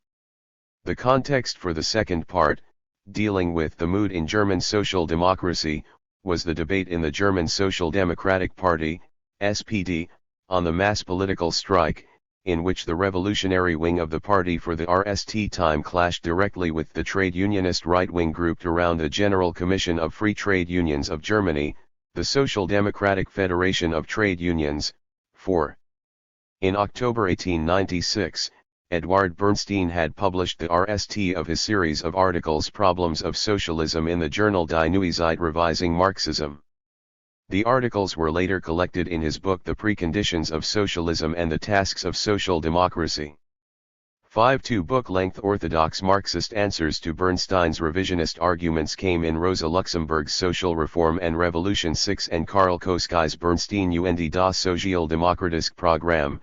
In Antikritik 7. Koskai also sounded the alarm against the union leaders who were striving for independence from the party under the slogan of neutrality as far back as 1900 in the framework of the revisionist controversy. 8. In September 1903, the Dresden Congress of the SPD formally condemned theoretical revisionism and endorsed revolutionary socialism. The Russian Revolution of 1905 revived agitation within German social democracy in favor of the political mass strike. Alarmed by the militant mood in the ranks, the FTH Congress of the Social Democratic Free Trade Unions, held in May 1905 at Cologne, Attlee rejected use of the mass strike and even forbade the propagation, i.e. supportive propaganda or discussion, of this tactic. It also argued that the mass strike was defended by anarchists and persons without experience in economic struggles and warned the organized workers to avoid being hindered from the everyday work of strengthening the workers' organizations by the adoption and promotion of such ideas. 9. The General Commission's spokesman on this issue, Theodor Bommelberg, the president of the Construction Workers' Union, attacked not only the SPD left wing but even Eduard Bernstein for advocating use of the mass strike to defend democratic rights. Bommelberg argued that in order to expand its organizations, what the labor movement needed above all was peace and quiet rule. 10. A byproduct of this controversy was the so-called Vorwärtskongress. When Koskai criticized the Cologne Resolution, 11. The central organ of the SPD, the Vorwärts, edited by Kurt Eisner, accused him of being a doctrinaire ideologue who preached the neo-anarchist utopia of conquering political power through a political mass strike. In October 1905 Eisner and 4 other editors were dismissed, and a new left-wing editorial board took control of the Vorwärts.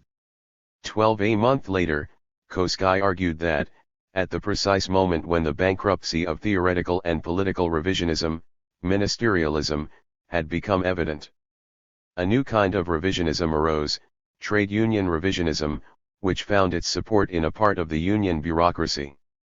This revisionism preached, under the AG of neutrality, a disavowal of social democracy. It did not regard social democracy as the party of the working class, but as a party like any other, not as the party that unites the proletariat, but as one of the parties into which the proletariat is divided. Social democracy was seen as a factor hindering the organizational union of the proletariat. 13. At the Jena Congress of the SPD, convened in September 1905, August Bebel criticized the hostility of the trade union leaders towards the political mass strike as dangerous pure and simple unionism Nurgewerkschaftslehre. 14. Against the resolution of the Cologne Trade Union Congress, the Jena Congress adopted a resolution endorsing the use of the mass political strike in the GHT for electoral and democratic rights, though, at the instance of Bebel, it was described as a defensive tactic against the expected assault of the bourgeoisie on the growing gains of the socialist movement. 15. But the union leaders rejected even this hypothetical use of the general strike, and therefore a secret conference was held on February 16, 1906, between the SPD executive and the General Commission, in which the party executive pledged itself to try to prevent a mass strike as much as possible. If it should nevertheless break out, the party would assume the sole burden of leadership, the trade unions would not participate in it officially, and they agreed only not to stab it in the back. The agreement amounted to a practical annulment of the Jena Congress resolution. In these circumstances, Koski wrote in August 1906 his major work on the relationship between the political party and the trade unions, where he argued against the political neutrality of the unions and demanded their subordination to the revolutionary leadership of the party. 16 In his speech to the SPD Congress in September 1906 at Mannheim, Koski compared the breach of discipline by the union functionaries, i.e. the rejection of the Jena resolution on the mass political strike by the Cologne Trade Union Congress, with that of the French socialist members of parliament when Millerand became a minister of the bourgeois government headed by René Waldeck-Rousseau, a move that resulted in a split in French socialism and expulsion of 18 deputies from the French Socialist Party.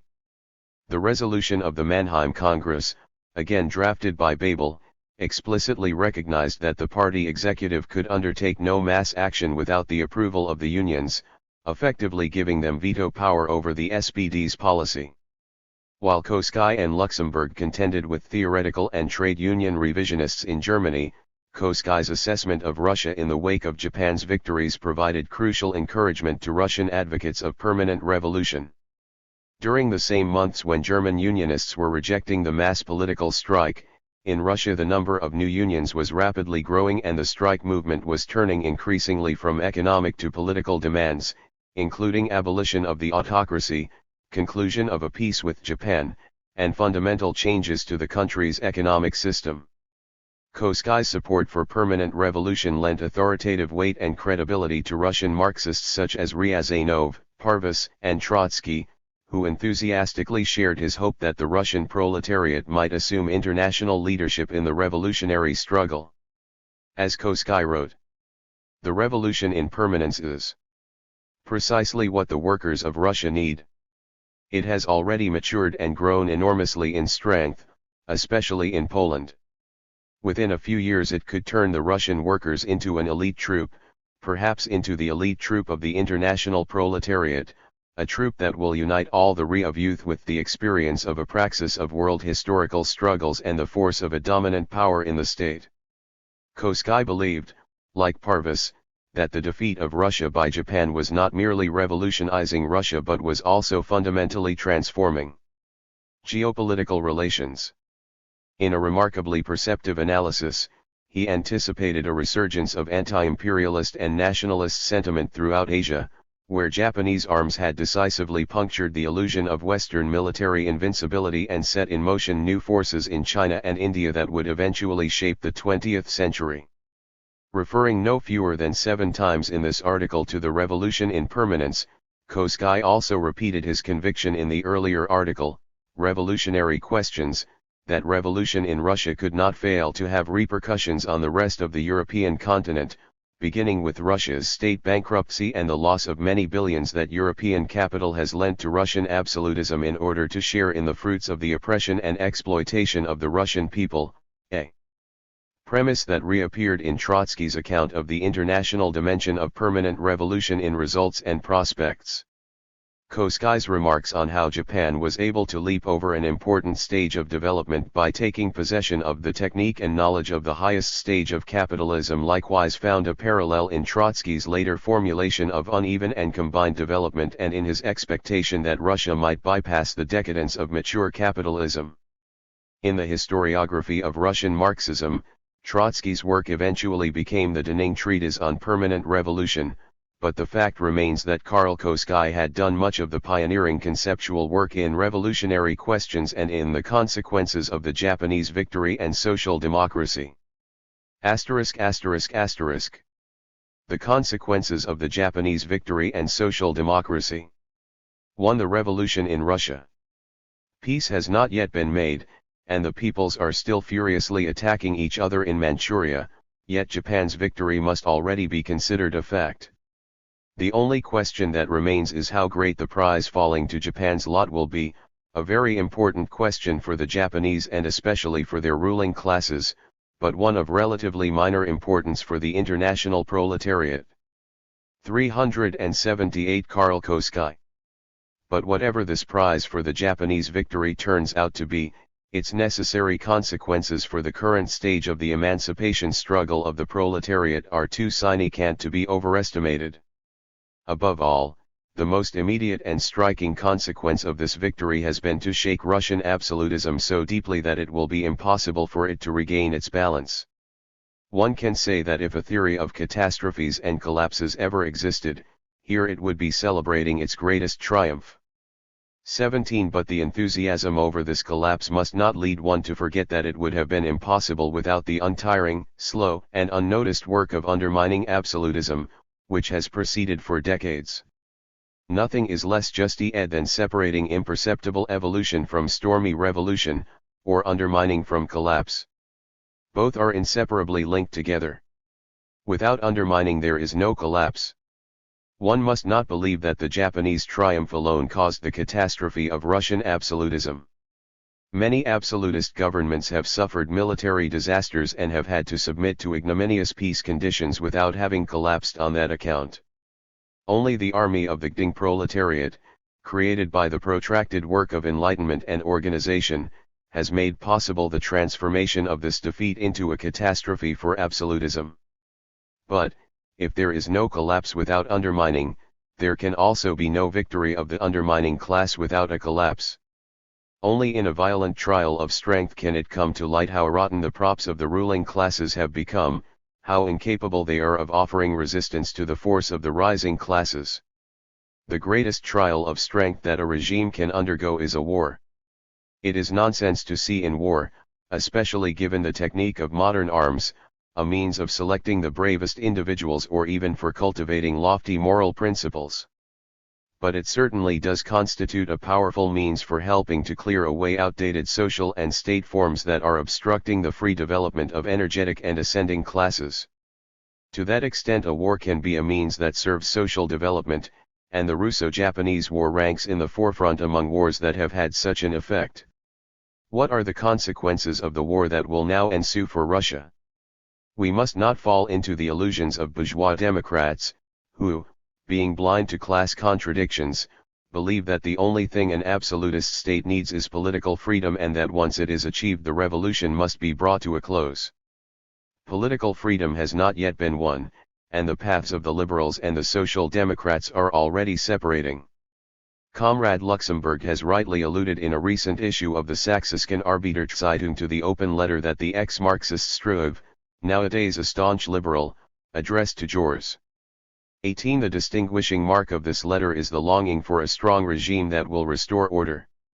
The greatest reproach that Struve has to make to the autocracy is to hint at the fact that it is no longer capable of restraining the popular masses, thus letting anarchy get the upper hand. This fear of anarchy, that is to say, of the rebellion of the lower classes of the people, is more and more becoming one of the most conspicuous characteristics of the Russian liberals. At the same time, in many cases, Russia's ostensible liberals and the socialists have as yet been so little separated. In other words, Russian liberals have so often felt themselves to be socialists, that this fear of anarchy has even found an echo in certain socialist circles. 19 The liberals can wail for a strong regime and look forward to the growing chaos with fearful anxiety, but the revolutionary proletariat has every reason to greet it with the highest enthusiasm. That chaos is nothing but the revolution in permanence.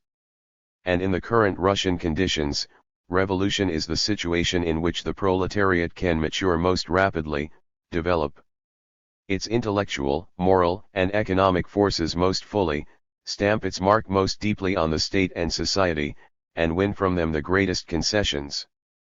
Even if such a dominant position of the proletariat can only be temporary in a country as economically backward as Russia, it will produce enduring results that will be more extensive and profound the longer they last. The events of the Great Revolution continue to have an effect on France to this day. If, despite the relative weakness of socialist organizations in France, the proletariat there exerts a greater power than in Germany with its 3 million socialist voters, that is due not at all to the ministerialist tactic of Milrand and his revisionist supporters, and only to a very small extent to the democratic forms of the bourgeois republic, but mainly to the revolutionary instincts that continue to have an effect from the time of Jacobin rule to this day. Had things happened according to the will of liberals from time immemorial, had the revolution stopped at transforming the Estates General into a National Assembly in order to make room for a regime of legal order, in short, had the revolution remained a nice one according to bourgeois criteria, like the revolution extolled by Schiller in Wilhelm Tell or the one that exists in Norway to the satisfaction of all right-minded people, had the French Revolution not been delayed by the reign of terror, then the lower classes of France would have remained totally immature and politically powerless. We would have experienced number 1848, and the emancipation struggle both of the French and of the international proletariat would have been retarded indefinitely. The revolution in permanence is, then, precisely what the workers of Russia need. It has already matured and grown enormously in strength, especially in Poland. Within a few years it could turn the Russian workers into an elite troop, perhaps into the elite troop of the international proletariat, a troop that will unite all the re of youth with the experience of a praxis of world historical struggles and the force of a dominant power in the state. We have every reason to expect that the Russian proletariat will arrive at the revolution in permanence or, to speak in bourgeois terms, at chaos and anarchy, rather than at the strong government for which Mr. Struve and his liberal friends are longing. Even among socialists there are some people depressed by the fact that Nicholas did not meet the revolution halfway with timely concessions, or that he was not forced to do so on January 22, 1905 by the Gapon movement. But precisely such a quick victory of the revolution would have paved the way for a strong government of liberalism. The continued existence of autocracy, on the other hand, means the beginning of the revolution in permanence. Nothing has more revolutionary effect, and nothing undermines more the foundations of all state power than the continuation of that wretched and brainless regime, which has the strength merely to cling to its positions but no longer the slightest power to rule or to steer the state ship on a denied course. The autocracy still has the strength to prevent a peace settlement, but no longer to lead a victorious war. It still has the strength to impede the establishment of a liberal government, but no longer to set limits to the spontaneous activity of the people. The autocracy itself is a source of anarchy insofar as in its desperation to hold its ground it unleashes civil wars, stirring up the lumpen proletariat in the cities and the Muslims in the Caucasus, its wildest and most unruly subjects. The autocracy hopes to defeat its opponents with these tools and does not realize that in that way it only incites the revolutionaries while at the same time driving even the most peaceful and docile citizens into the camp of its opponents. Those methods of the counter-revolution have always served only to make the revolution more determined and powerful and to bring progressively to the forefront the most ruthless among the revolutionaries. Without the revolt of the Vendée, which began in March 1793, the Mountain Party would perhaps not have had the strength to overthrow the Gironde, June 1793, leading to the victory of the system of petty bourgeois proletarian terror. The longer the autocracy succeeds in preventing the conclusion of an external peace and the establishment of a liberal government inside the country, the more profound must be its ultimate collapse and the more thorough must be the dissolution of all state power. And we can be certain that the Tsar and his minions will mobilize everything in their power to whip the entire Russian people into the most ferocious revolution. That has become their historical mission, and everything indicates that they will accomplish it. To the revolutionary situation in Europe. The revolution in permanence in Russia cannot fail to have repercussions on the rest of the European continent. Above all, it means state bankruptcy and the loss of many billions that European capital has lent to Russian absolutism in order to share in the fruits of the oppression and exploitation of the Russian people. Sure enough, if a strong liberal government were established, one of its RST concerns would be to pay faithfully the interest owing on the public debt, RST of all because of the general capitalist class instinct, which makes proti and interest the holiest of holies and soiling them a mortal sin against the Holy Spirit, but also out of practical necessity because a strong government requires a strong army, whose reorganization would be the RST task of the new liberal regime. But that is impossible without new loans. However, if that does not happen, if the autocracy succeeds in making a liberal regime impossible and the revolution permanent, the RST consequence will be that no more taxes will be paid. Where would the resources then be found to redeem bond coupons? That is one of the reasons hindering the establishment of a strong liberal government, for its main task would be to collect taxes and impose new ones. But it is not necessary for the dictatorship of the proletariat to come about in order to declare state bankruptcy. That is being accomplished by absolutism itself when it sees in such desperate measures a means to postpone for a while its own political bankruptcy. It is quite likely that the European capitalists will be punished together with their fellow sinners. Had they exerted their unions in a timely manner to compel the Tsar to introduce a liberal regime, they could perhaps have prevented the revolution and saved their coupons. Through their unconditional support for the infamies and stupidities of the absolutist system, they have fortunately prevented the establishment of the only governmental system that might have avoided state bankruptcy, a liberal government. If bankruptcy does come, and as things stand today the odds are 100 to 1 that it will indeed come, it is bound to be a crash such as the world has not yet seen, one that will make the Panama Crash 20 look like child's play, because the Panama Crash concerned only France, particularly its petty bourgeoisie. A Russian crash will strike the entire capitalist class of Europe. It will strike not only small savers but also the great banks and, indirectly, industry as well, and where the banks and large-scale industry are closely linked, it will strike industry directly. The Panama Crash involved something like $1 billion. 21 The Russian state debt is approximately 15 times that sum. One has only to remember the commotion that the Panama Crash caused in France, how it led that state to the brink of revolution, in order to form an idea of what must be the effects of a crash that will possibly multiply tenfold the devastations of the Panama Crash and that will coincide with a savage civil war in Eastern Europe. But the repercussions of the Russian Revolution on Western Europe will not stop there. The state bankruptcy will also be associated with the absence of Russian grain exports. When the Russian peasant sells grain today, he does so not because he has a surplus but because he must pay taxes. He goes hungry, but he sells grain in order to meet the demands of the tax collector. As soon as the revolution in permanence abolishes fear of the tax of chales, it will also remove the motive for selling grain. The peasant will use the impotence of the government during the revolution for once to eat his LL. Should the harvest be so abundant as to produce a surplus over his food requirements, he will surely employ it not in order to pay taxes but to buy industrial products. The grain surplus will thus go not to pay coupons abroad, but to pay wage workers and employers in the Russian industrial districts. If, then, a strong liberal government is not established as soon as possible, a government that knows how to preserve order and legality among the peasantry, we must count on a sudden reduction of Russian grain exports in the coming years, perhaps even as soon as this autumn. What that will mean for the grain trade and for prices can be guessed from the fact that the share of the grain surplus provinces 22 of Russia in the grain exports of the country is from a quarter to a third, depending on the harvest, almost 10,000 million kilograms in 1903.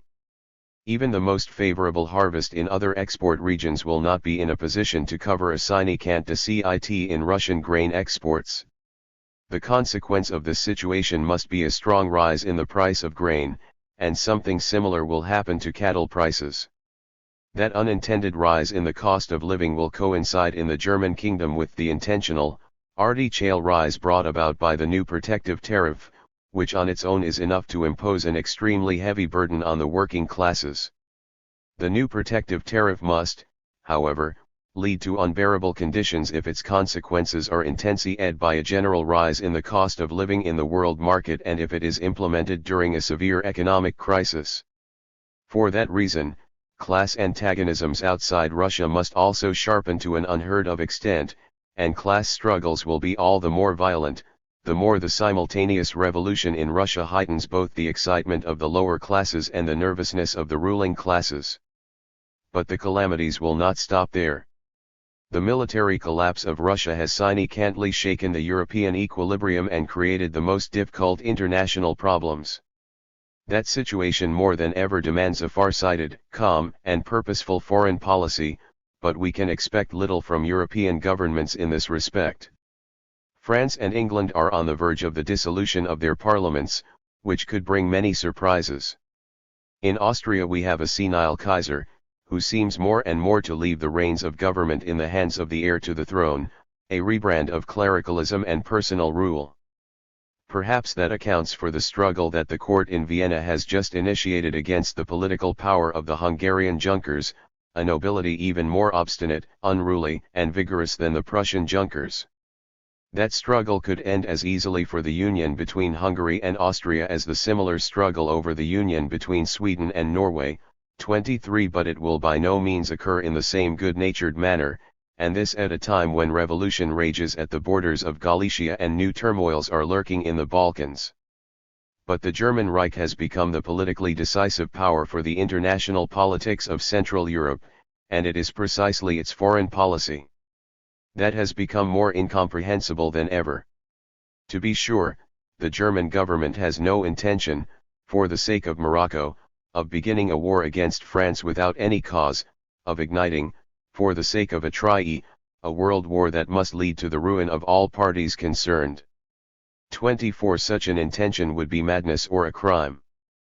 But it is precisely because the German government can relish no such intention that its foreign policy is so inexplicable, a whimsical policy of bolts from the blue that, without actually wanting war, leads its opponents to believe exactly the opposite, namely, that a war is being planned, thus engendering a state of nervous tension in which an accident can create a situation that will actually lead to war. There has already been one instance where the Prussian government used a revolution in a neighboring country to pursue a similar policy. When the Great Revolution broke out in France, Russia and Austria were at war with Turkey, and Prussia considered the moment opportune to weaken Austria and annex a new piece of Poland. The revolution in France had not yet lasted a year, and Friedrich Wilhelm II was already pushing for a war against Austria. Only the subservience of Austria, which accepted all of Prussia's demands, prevented it. But once the Polish question was raised, it now constituted a bone of contention between the three powers that by the time the revolution ended would create the Holy Alliance against France.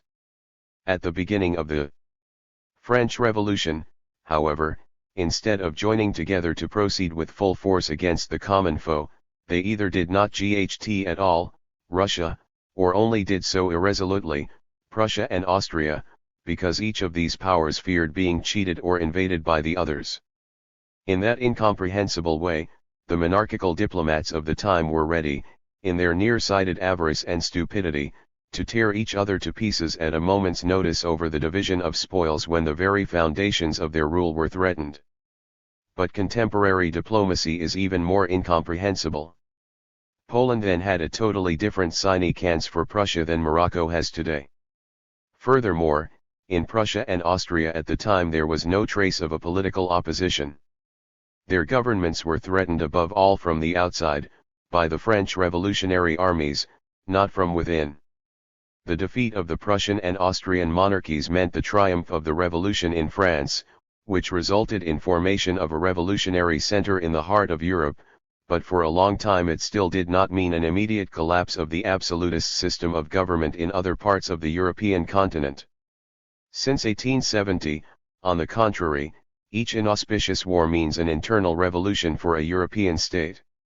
A Moroccan adventure is also not to be expected right now because the German government, for the time being, is able to overcome without considerable frictions the international difficulties that the collapse of Russia must inevitably have as a consequence.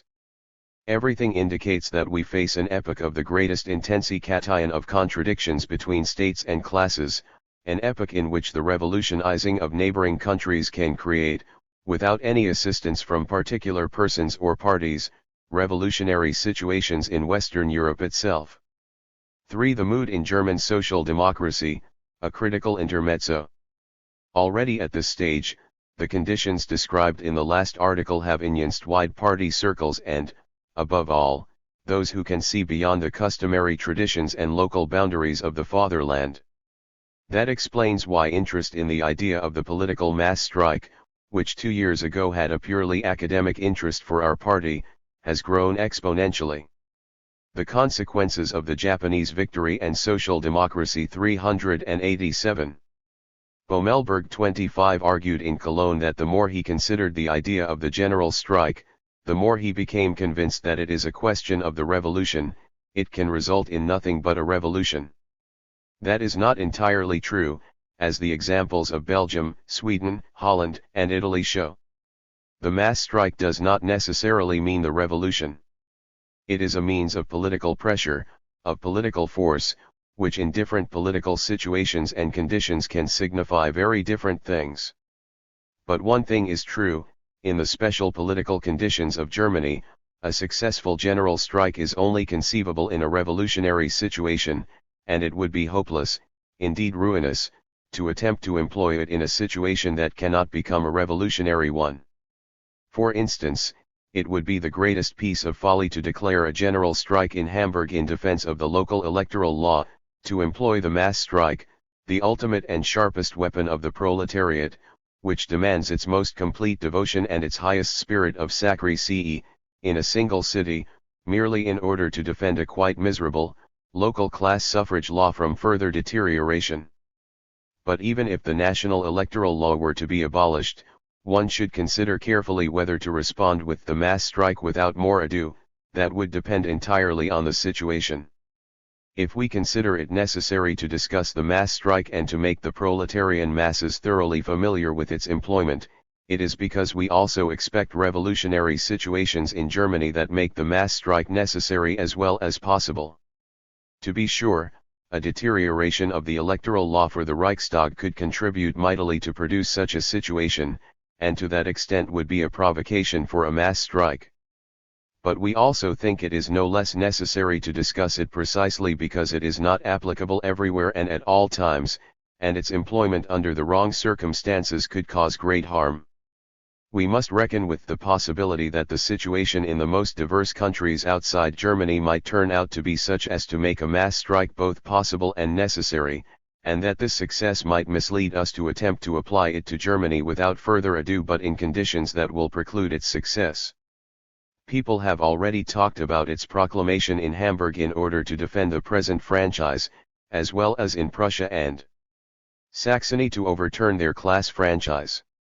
If we do not study the conditions and methods of the mass strike, we run the risk not only of not applying it where these conditions are favorable, but also of applying it where its application would be ruinous. Whoever despises theory and trusts in the superiority of practice over theoretical study must always pay dearly for his or her experience.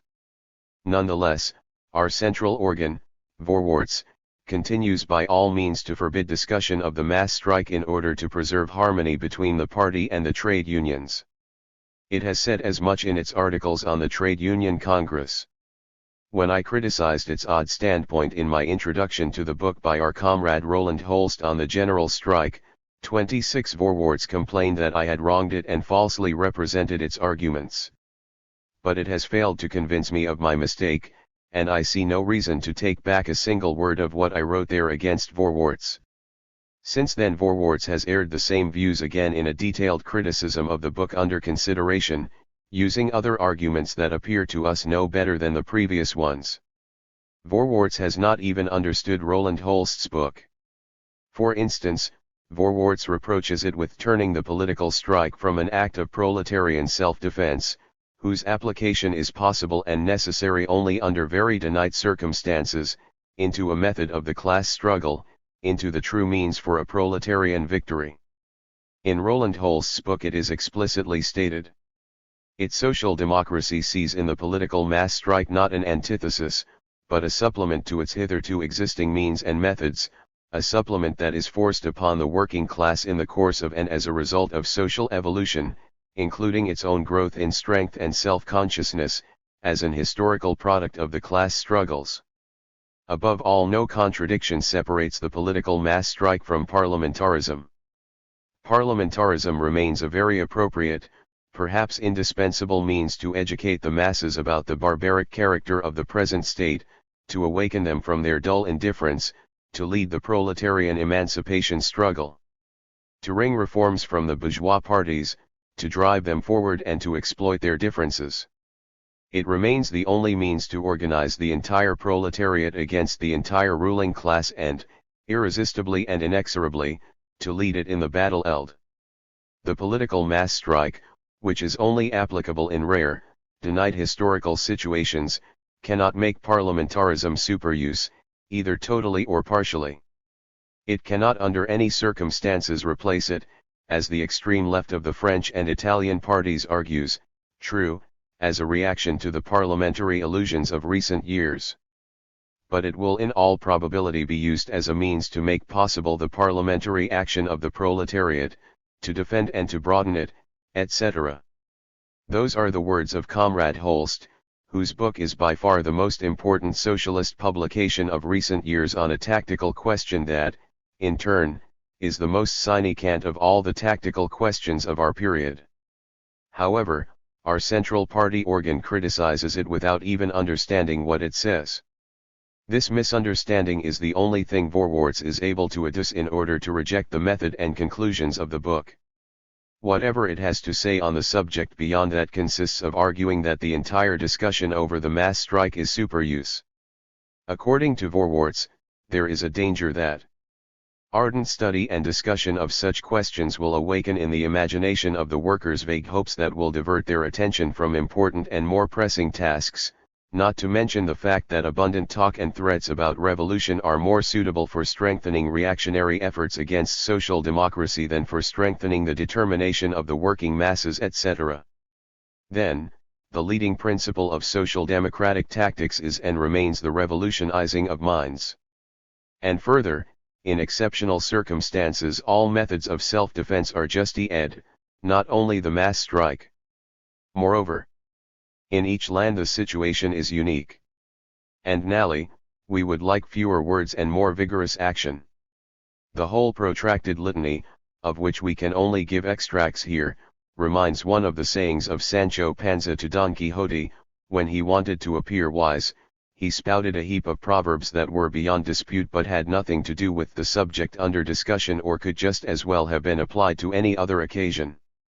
There is, in fact, no great tactical question in the party, not to speak of questions about the NAL aim, whose discussion one could not reject with such a concoction of commonplaces. These wretched tirades are all that our central organ has hitherto deigned to contribute to the discussion on the mass strike. No wonder it nds the question uncomfortable. The incapacity of Vorwärts to serve in its present form as the leading organ of the party in its internal questions has never appeared so clearly as in this connection. Naturally, by leading organ, one should not understand a bossing one, but rather one that, through the depth and weight of its arguments, through its knowledge and experience, is able to command universal respect and recognition.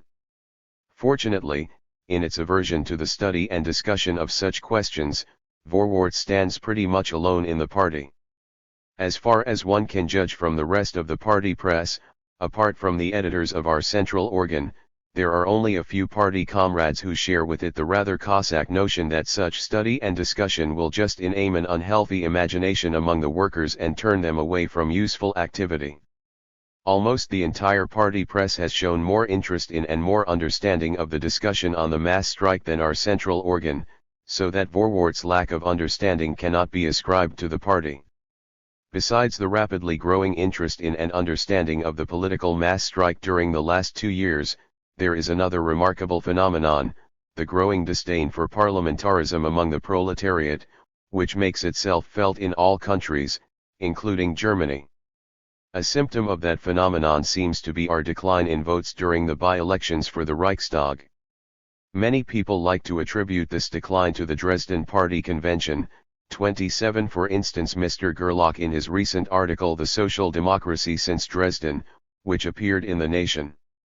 In a certain sense they are right, only in a way different from the one they mean and not because, as Mr. Gerlach writes, the manners there were so abusive, the struggle so purely personal. If that were true, it would apply much less to the radicals than to their opponents.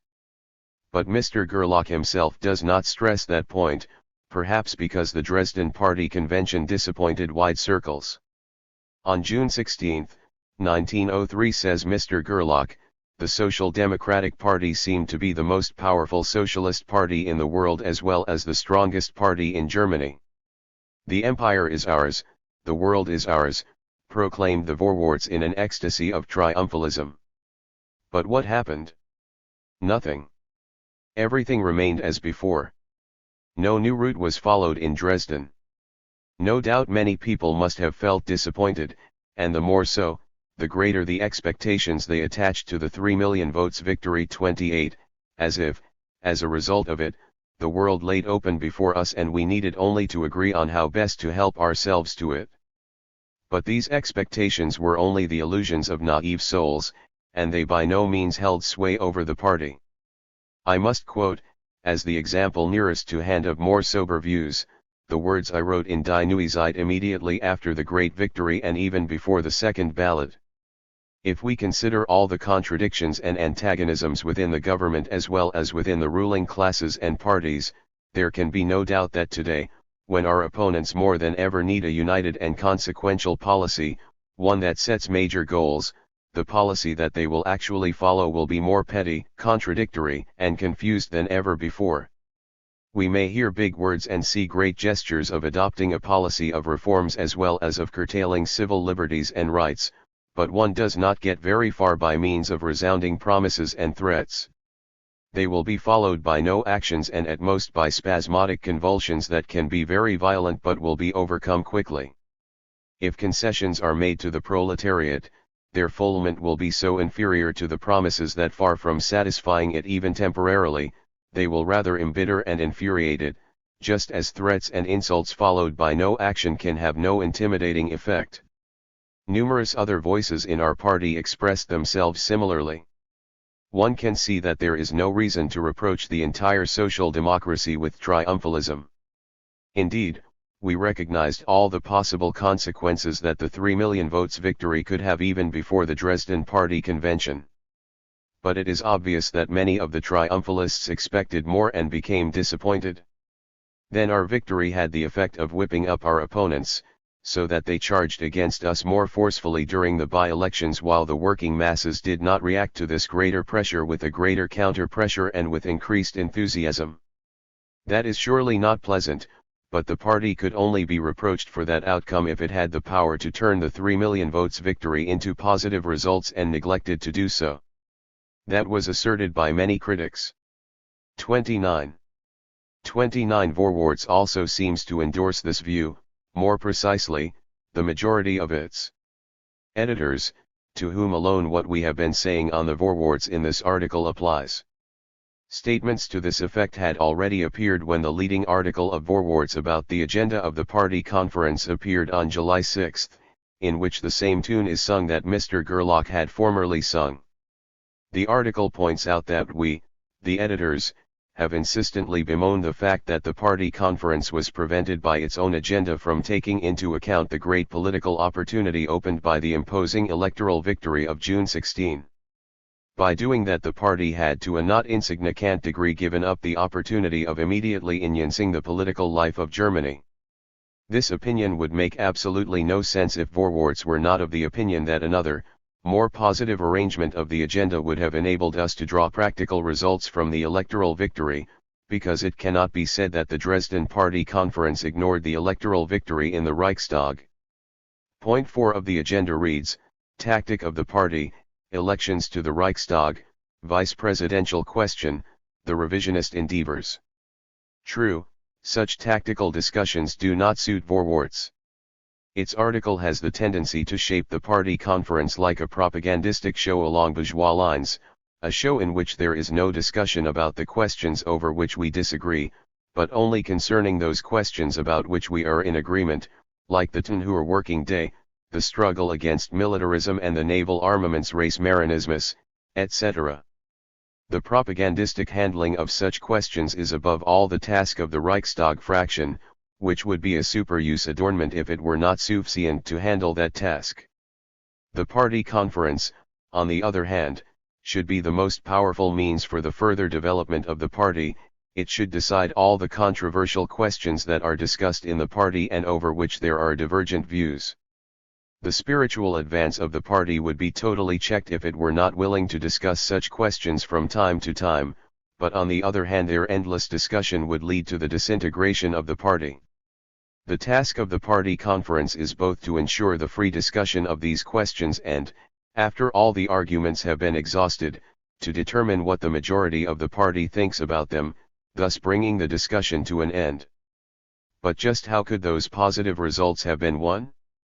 By meeting the government halfway, by attempting to trade concessions. Such a wish, had it been entertained, would certainly have been nipped in the bud in Dresden, and rightly so. If ever a situation was favorable to socialist ministerialism, it was the Dreyfus trial in France. It really required great clarity and strength of character to avoid that trap. Today, socialist ministerialism is also dead and buried in France. But, in Germany, there was from the outset not the slightest possibility of applying that policy, only political children and tomfools could have believed the opposite. In Germany, there can only be differences concerning the tone and the theoretical foundation of our opposition, but not concerning the praxis. In Germany, more than anywhere else, nothing can be expected from the government or from the majority in parliament. That is a fact that cannot be altered even by the 3 million votes victory. On the contrary, the 3 million votes victory only gave it clearer expression. It has shown to the ruling classes the dangers that general and equal suffrage holds for them, but it was still not powerful enough to let the water reach their throats and force them to assume the no less imposing danger of directly abolishing the franchise. It was, however, a powerful motive to make the product of the general and equal suffrage, the Reichstag, even more impotent than it has been so far. Never were all the important subjects shifted to the Landtag state parliaments more than at present. Never was the Reichstag treated with more contempt than at present, with the consent of its majority, including the center. In that way an attempt is being made to undermine the general and equal suffrage, whose open abolition is still feared, by turning it into a corpse devoid of all life and sine cans. To what extent a party conference also has the possibility of dealing with questions about which we are in agreement, i.e. to include them in the agenda for purely propagandistic purposes, depends on the extent and importance of the differences of opinion in our midst. But precisely in the present revolutionary situation there is no question of greater importance for us than the mass strike. Voorwaarts can consider it no more important than other controversial questions of the latest period, in which it only sees petty personal frictions, but the conference surely gave a more accurate expression to the feelings of the mass of our party comrades when it drafted its agenda. The necessary reaction to this cunning policy is the growing indifference of the working masses towards the Reichstag and the Reichstag elections. They are increasingly doubtful about reaching anything substantial by that route. Hence our electoral decline.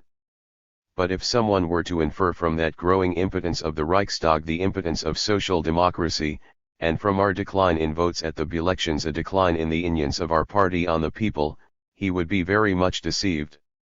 Luckily, we have another criterion to measure the extent of that influence besides the elections to the Reichstag, namely, the circulation of our press.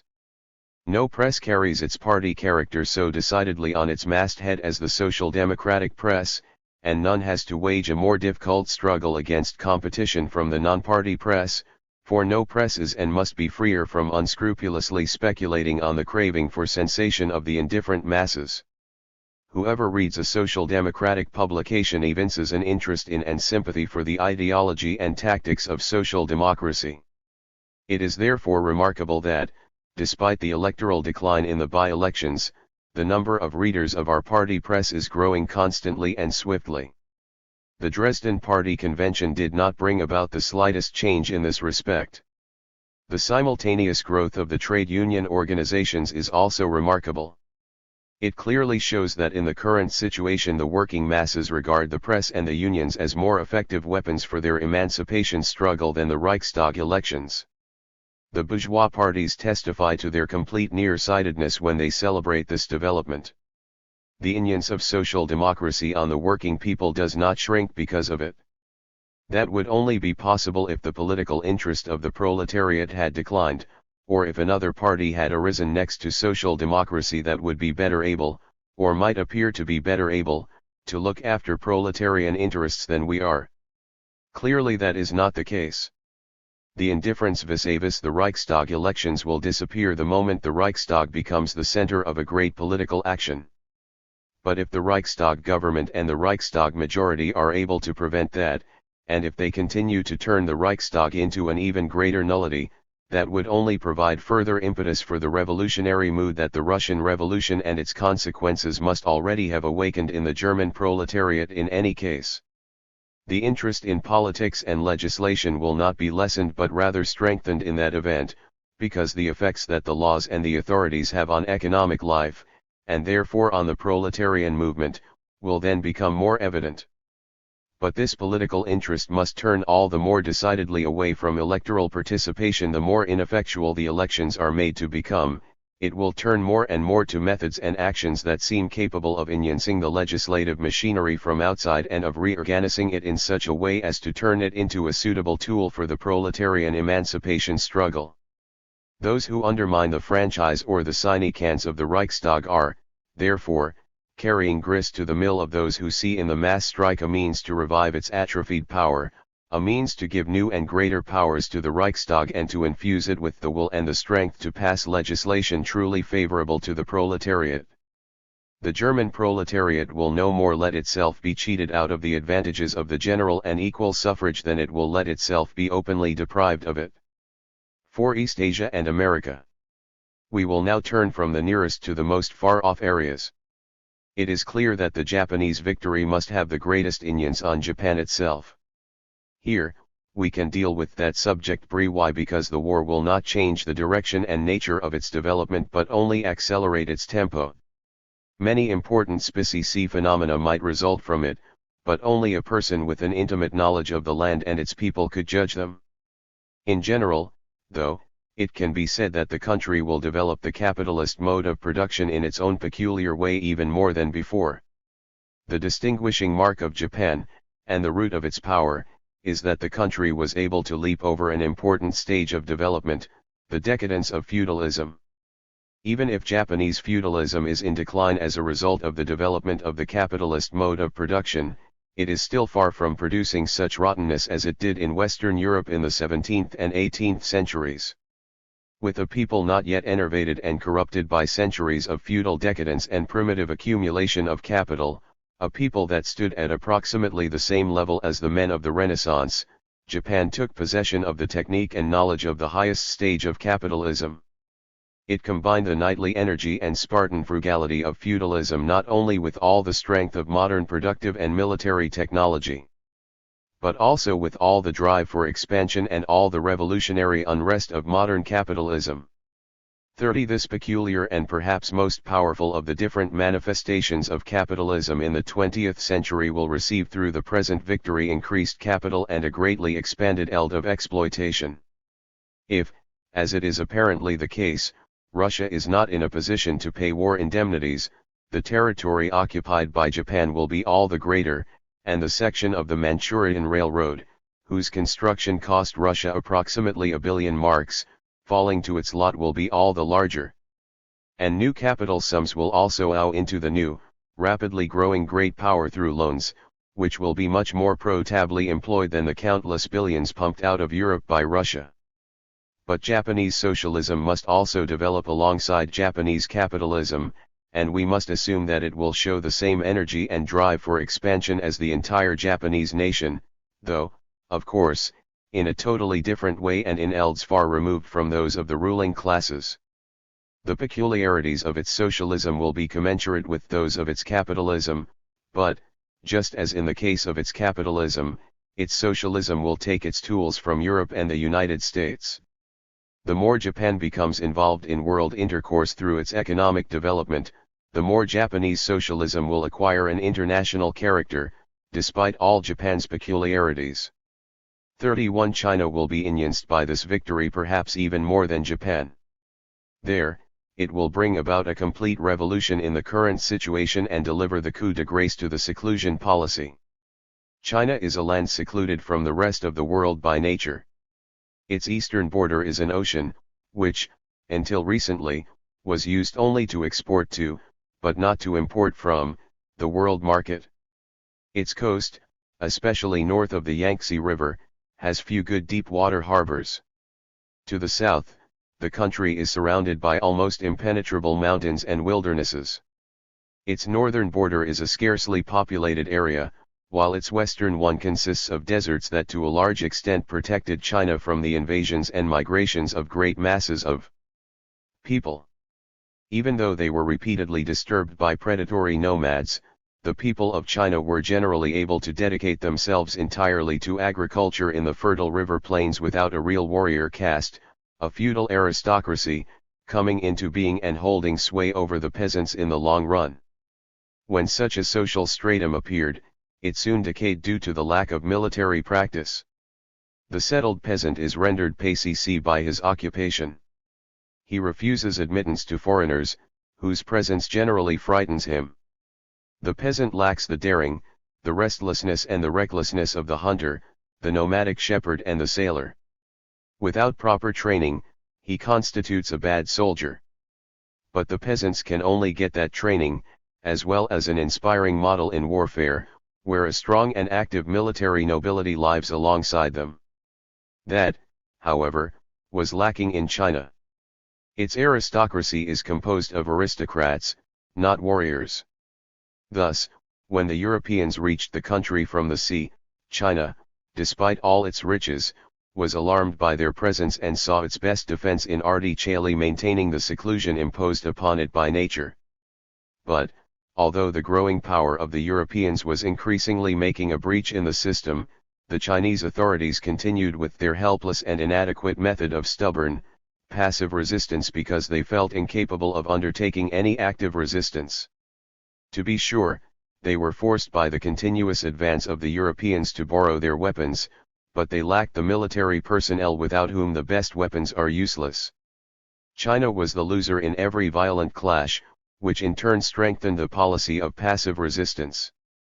But it was clear that this policy could not be successful in the long run because it only masked the weakness and lack of resistance in the country.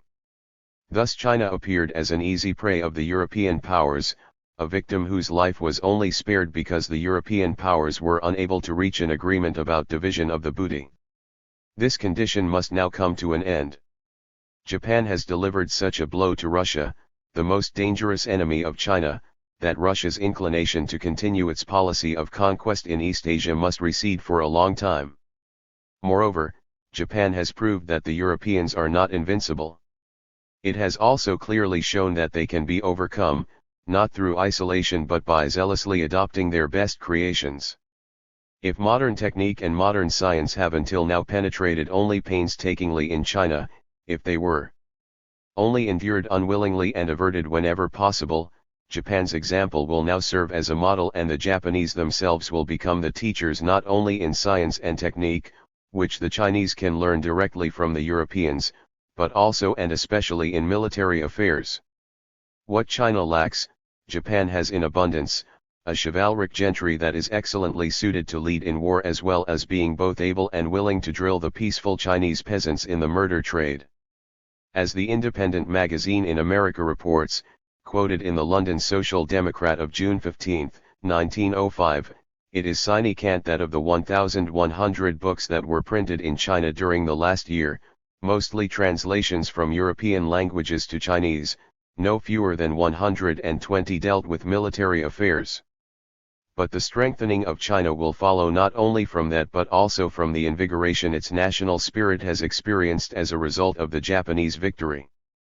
The hitherto existing mode of production in China, the preponderance of agriculture and of simple commodity production in the cities, is not favorable to the development of national thinking and a national feeling that would encompass the whole expanse of the nation. Each village is an organism in itself, the cities have only few connections with each other, the provinces constitute almost independent states. One should remember that the Chinese kingdom has as many inhabitants as the whole of Europe. The provinces are linked to the central power by little more than the payment of tribute.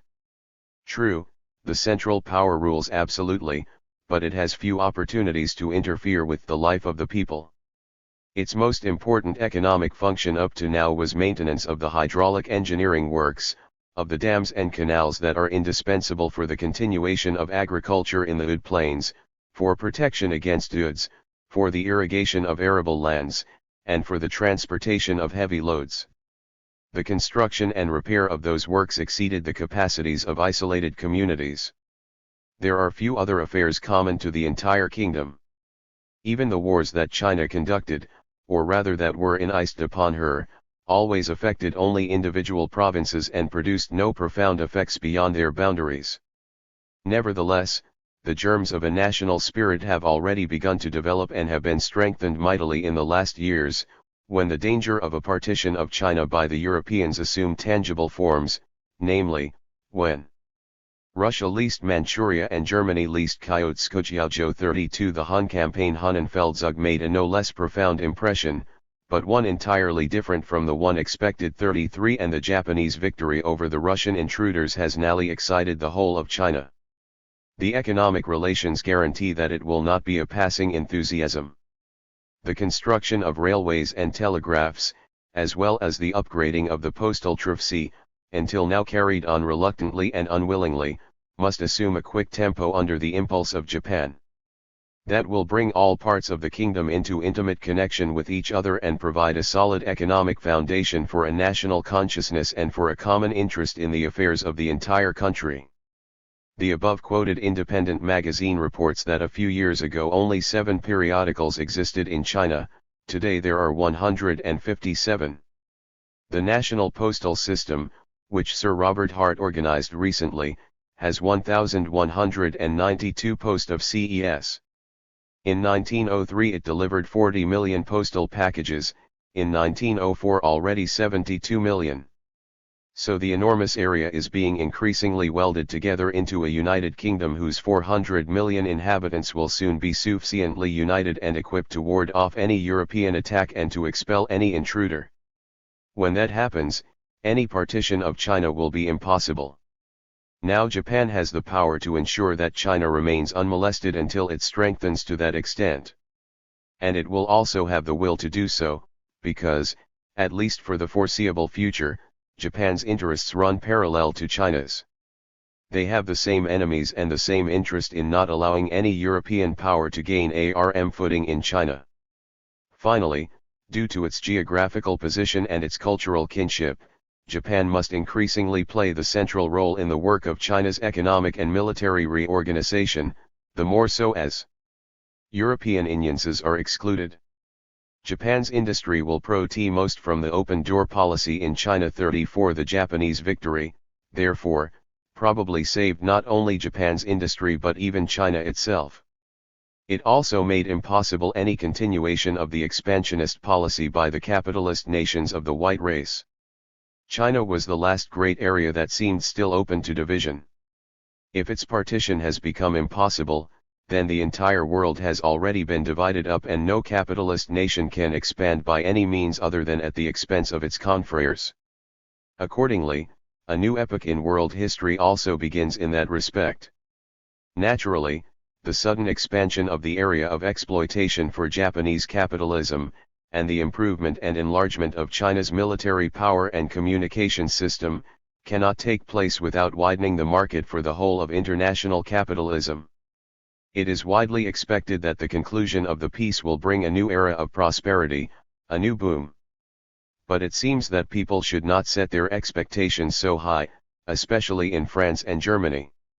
To be sure, if it were possible to set up a powerful liberal regime in place of the permanent tumult now reigning in Russia, a regime capable of bringing order into the state finances without declaring bankruptcy, foreign industry would then be called upon quite extensively, and especially in order to refurnish the army and create a new navy.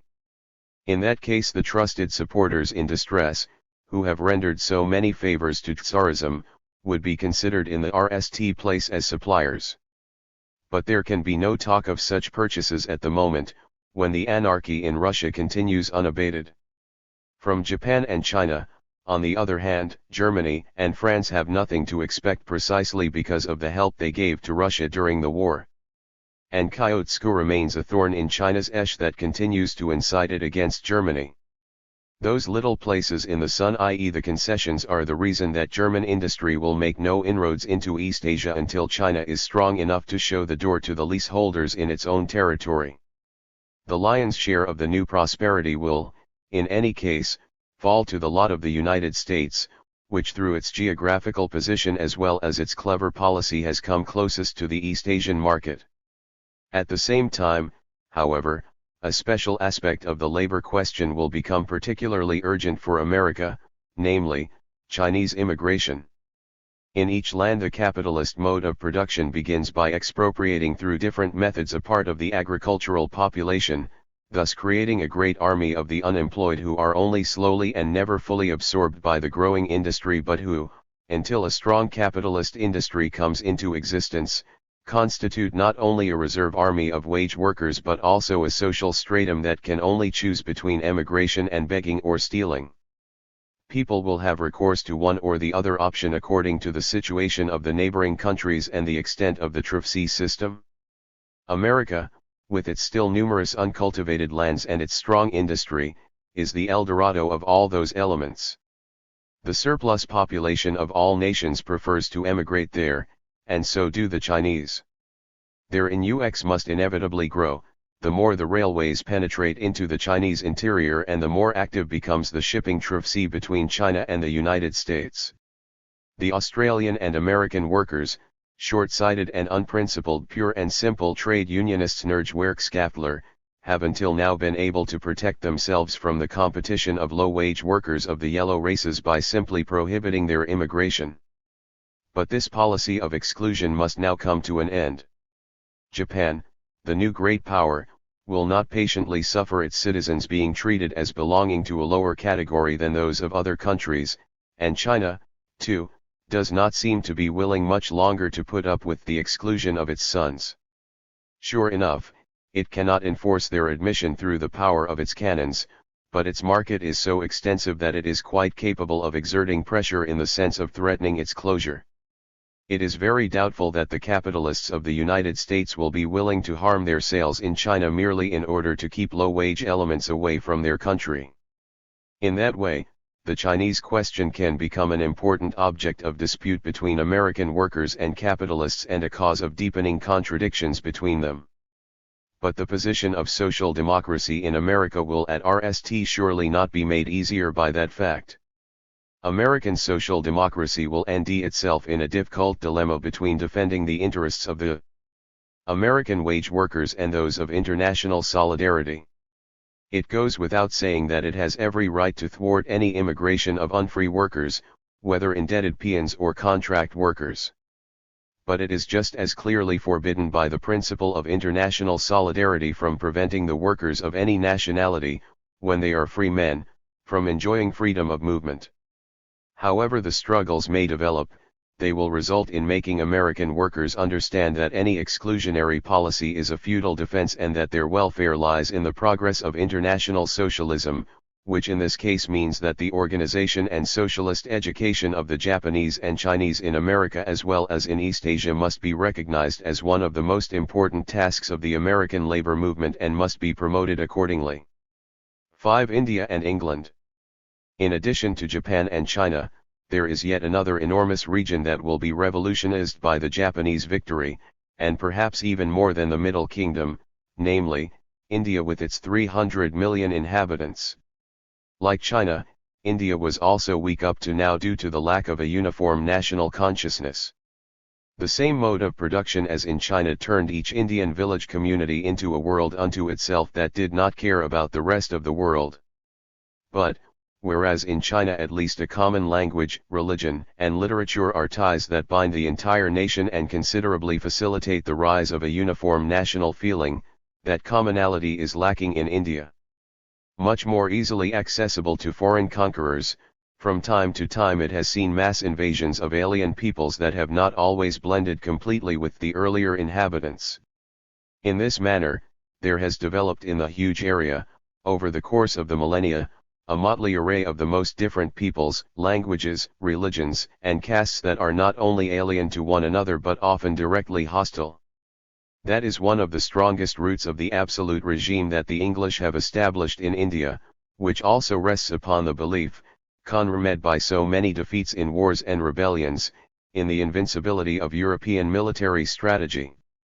That belief was brought to an end by the brilliant military feat of Japan, by its victory over an enemy that the masters of India themselves feared so much.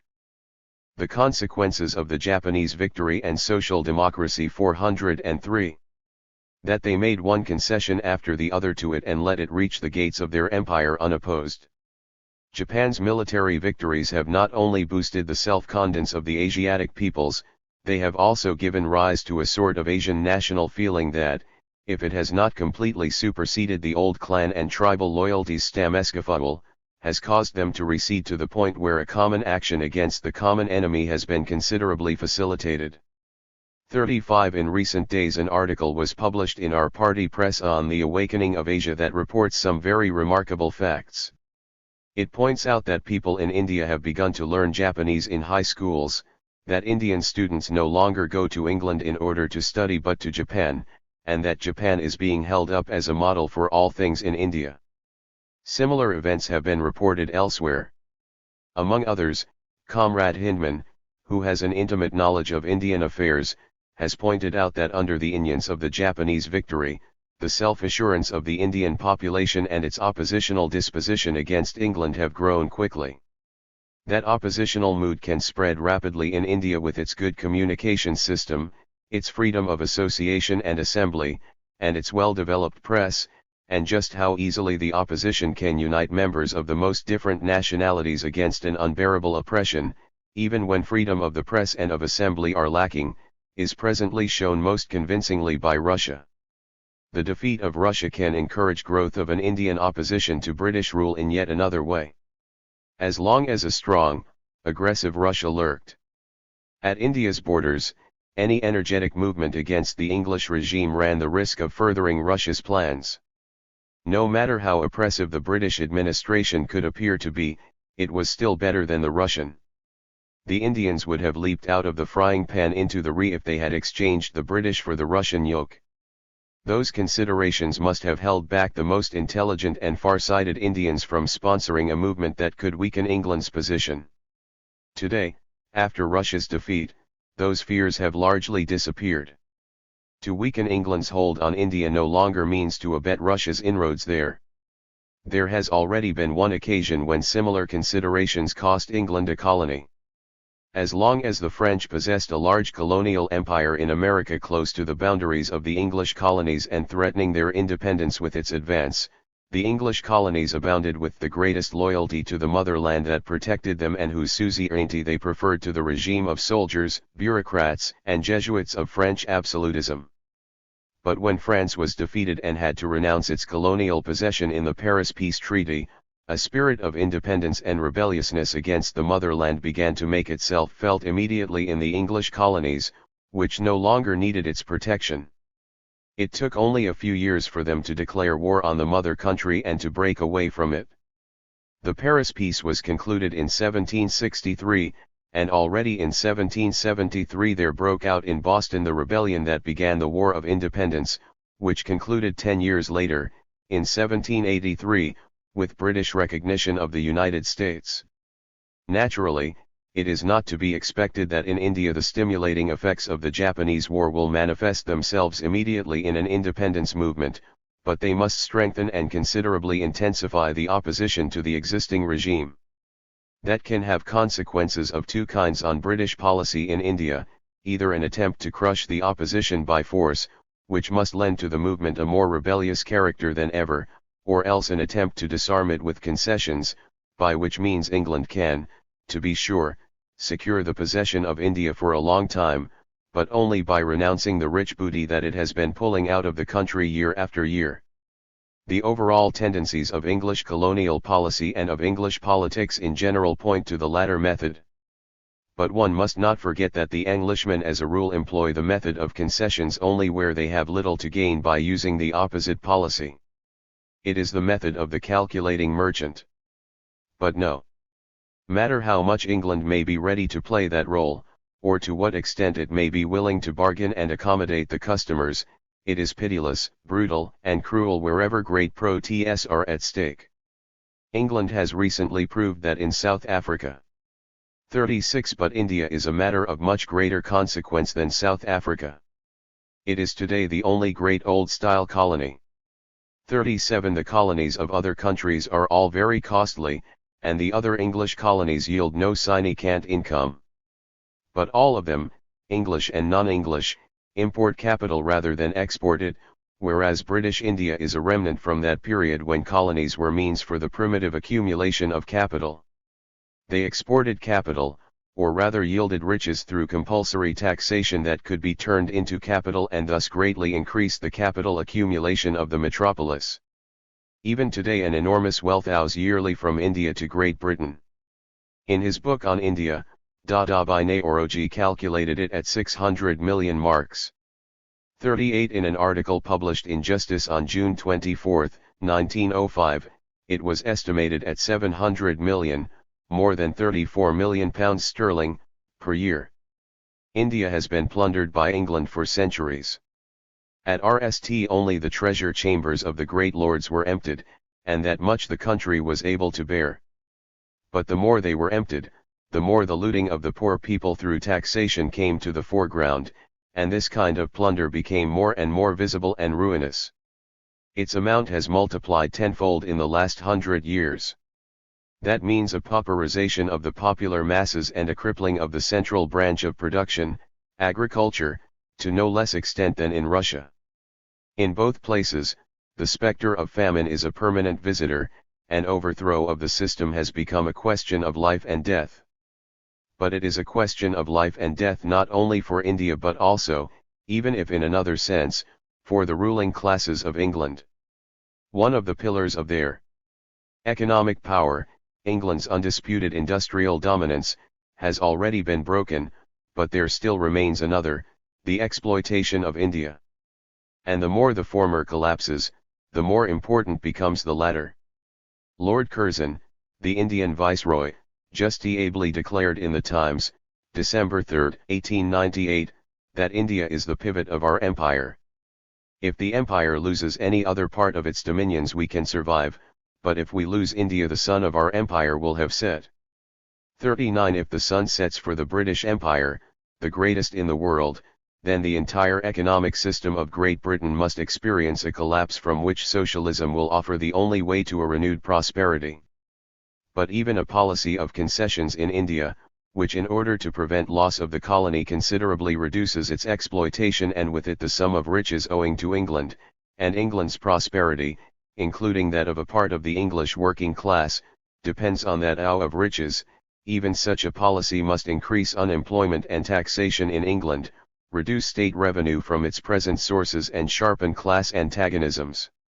True, for a quarter of a century we have been expecting again and again that the English working class would awaken to the fact that the exceptional position of England as the absolute industrial power in the world market has come to an end, and those expectations have proved to be deceptive. Until now, the capitalist class of England has only reacted the consequences of this fact in its growing hostility to any kind of proletarian organization of struggle. But perhaps the rebellion of India will now provide the impetus to awaken the dormant proletariat of England by shaking the second pillar of that exceptional position that resulted, at least for the short-sighted onlooker, in a sort of harmony of interests between the English capitalists and proletarians vis-à-vis foreign countries. Growing difficulties in India, economic crises, increased taxation, perhaps tariff burdens on the importation of foodstuffs, together with the Russian Revolution in permanence, great political struggles in Germany and France, revolutions in Austria and Turkey, perhaps even international wars, if all that does not shake up the English workers, then they cannot be reckoned with at all in our coming liberation struggle, in that case the chosen people of pure and simple unionism. Nergwerkskaftlerij will only be ripe for socialism when the Japanese, Chinese, and Hindus are also ready for it. We will leave aside the Botacudos 40 for the time being. But despite all the melancholy experiences, there are no reasons for coming to that kind of pessimistic conclusion. On the contrary, we must rather hope that the powerful convulsions that the Russo-Japanese War has brought into the political and social relations of the entire world will not disappear without leaving a trace in the British proletariat, and that they will be able to draw the three great conservative powers that formerly seemed inaccessible to the revolution, China, Russia, and England, into the current of the great emancipation struggles of our time, and in that way enormously accelerate their tempo. Whatever forms those struggles may assume in practice, however unexpected their course may turn out to be, and however much the conclusions that we have attempted to draw here from the available data may need to be modified, there is one thing that seems already now more than probable and can be regarded almost as certain: an era of revolutionary developments has begun. The age of slow, painful, almost imperceptible advances will give way to an epoch of revolutions, of sudden leaps forward, perhaps of occasional great defeats, but also, we must have such confidence in the cause of the proletariat, eventually of great victories. Therewith we will only reap what we and our predecessors have sown. Without the enlightening work of our great theoreticians and orators, without the untiring propagandistic and organizational routine work of our countless anonymous leaders, without all those efforts that have often appeared as the labor of Sisyphus, a labor whose modest outward results discouraged many people and so narrowed the vision of many others that any other form of progress no longer seemed possible to them, without all that assiduous preparatory work of decades, as well as the untiring revolutionary activity of capitalism, which undermines and uproots all the old relations, without all that, it would have been impossible today for small, far-off Japan to release such an amount of revolutionary energy all over the world. But the fact that Japan was able to do that the victory of a remote East Asian power was able to spur so powerfully the proletarian class struggle in Europe, also proves that the proletariat has become a world power, and that nothing important can happen in the world any longer without accelerating the victorious advance of socialism. Chapter 12. Introduction to Ferdinand Lassalle's speech to the jury, July 1905, Leon Trotsky. The document translated here is Leon Trotsky's introduction to one of the most famous of social democratic speeches, written but never delivered, by Ferdinand Lassalle. One in 1893, Edward Bernstein's biography of Lassalle II portrayed a man of flamboyant character, enormous self-regard, and powerful intellect. While Lassalle was never fully a Marxist, he was much too influenced by Hegel in his view of the state, and by Ricardo in his acceptance of the iron law of wages. He was nevertheless one of the heroic gears of the revolutions of 1848–9. In 1863, Lassalle founded the Allgemeine Deutsche Arbeiterverein, General German Workers' Association, which in 1875 joined with the Social Democratic Workers' Party, led by August Bebel and Wilhelm Liebknecht, to create the Socialist Workers' Party. In 1890, the Socialist Workers' Party became the Social Democratic Party of Germany. Lassalle's biography is the remarkable story of a man who in the course of a single lifetime became both revolutionary and reformer, at times a close associate of both Marx and Bismarck, a prodigious author, a playwright, and a hapless suitor who perished in 1864 in a duel over the affections of a young woman. Lassalle was also a self-taught lawyer. His adventures in the law courts began in 1846, when he met Countess Sophie Hatzfeld, who was seeking divorce from her husband. Lassalle undertook to rescue the Countess' fortune and waged numerous cases on her behalf until narrowly winning in 1854. But Lassalle's most memorable court encounter occurred in July 1849, when he faced charges of inciting armed resistance to the Prussian king and his of Chales. Bernstein gives this account of Lassalle's arrest and his speech to the jury. Lassalle was on the extreme left of the Democratic Party, whose organ was the Neue Rheinische Zeitung, the New Rhenish Gazette, edited by Karl Marx. He frequently sent communications and correspondence to the Neue Rheinische Zeitung, and occasionally even appeared at the editorial of CE of the paper. Thus, gradually, a friendly personal relation came about between Lassalle and Marx.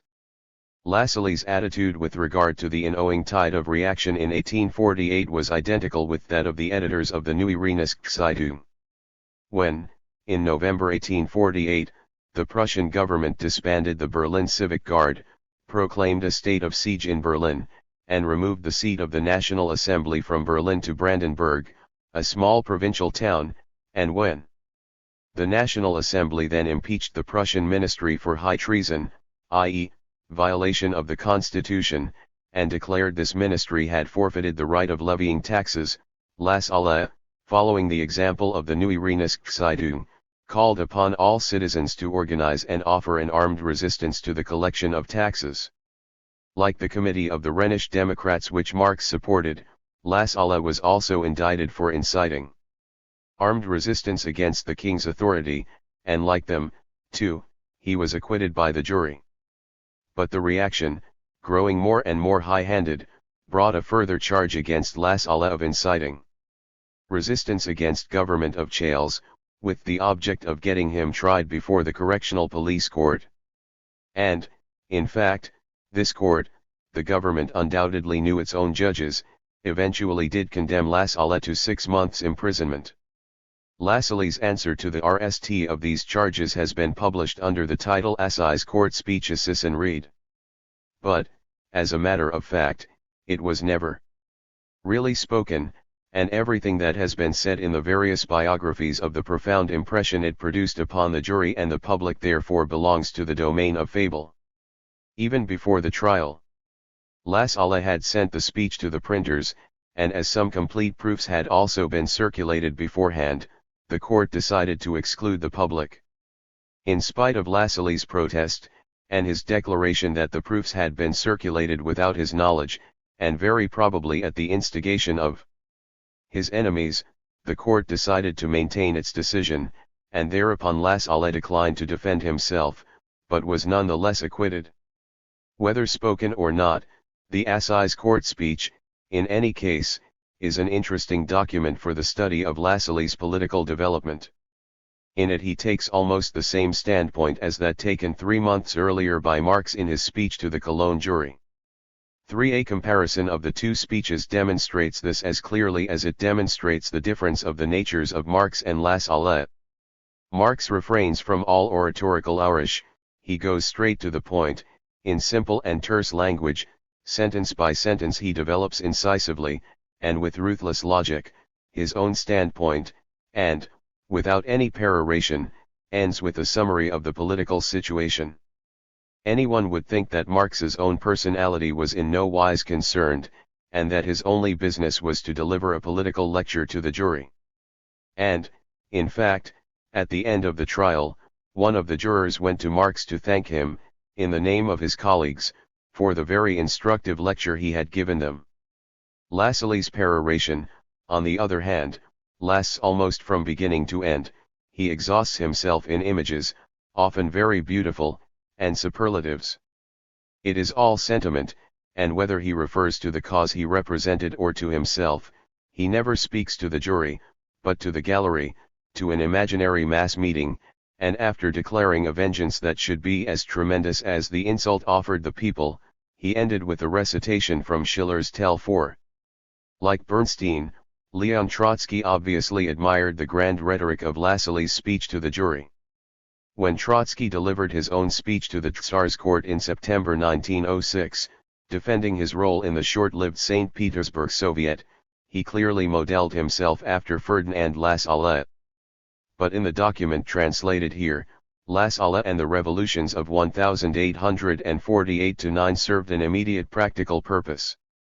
In the summer of 1905, Trotsky was intent upon demonstrating the striking, almost uncanny parallel between the betrayal of the European revolutions and the behavior of Russian liberals and Democrats in 1905. His account of the two historical events makes one the mirror image of the other. In his criticism of the Iskra program in 1903, Ryazanov had already pointed to the mistakes of Marx and Engels in 1848-9, but Trotsky's command of the pen transformed Ryazanov's historical scholarship into living political drama. The theme of Trotsky's article is that the Russian bourgeoisie, like that of Germany in 1848, arrived too late to make its own revolution. As we have noted above, In their famous address of the Central Committee to the Communist League, Marx and Engels concluded by March 1850 that German workers would have to make the revolution for themselves. By taking up their independent political position as soon as possible, by not allowing themselves to be misled by the hypocritical phrases of the democratic petty bourgeoisie into doubting for 1 minute the necessity of an independently organized party of the proletariat. Their battle cry must be, the permanent revolution. 5. In this essay, Trotsky comes to the identical conclusion. In the historical drama that he recounts, the actors are German, Austrian, or French, but they are also literary proxies for the class forces at work in Russia in 1905. Just as the liberals of 1848-9 preferred order to emancipation, so Struve and his colleagues were reproaching Tsar Nicholas II for his failure to regain control of the country by concluding a compromise with the enlightened liberal opposition. Trotsky adds that neither intelligentsia Democrats nor the Russian peasantry were capable of a consistent revolutionary role. The workers alone could decisively overthrow the old order, and they would have to do so by arming the revolution and then by inspiring the workers of Western Europe to take up the struggle. From the very outset, Trotsky believed the victorious Russian Revolution must assume an international character, making it the initiator of capitalism's worldwide liquidation, for which history has prepared all the objective preconditions. With the power of historical analogy and his own mastery of the political pamphlet, Trotsky combines Marx's insight with Lassault's passion to celebrate the prospect of permanent revolution both within Russia and throughout the capitalist world.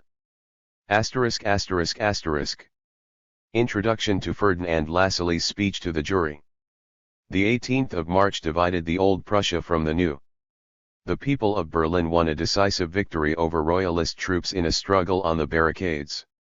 Friedrich Wilhelm IV, 6 who swore that he would not allow a written sheet of paper, that is, a constitution, to come between him and heaven, 7 was forced to give in to the people's demands, he withdrew his troops from Berlin, proclaimed all the freedoms, appointed the Rhine liberal Camphausen 8 to form a ministry, and had to summon the people's representatives to draft a constitution. In this way, Prussian freedom emerged directly from the revolution.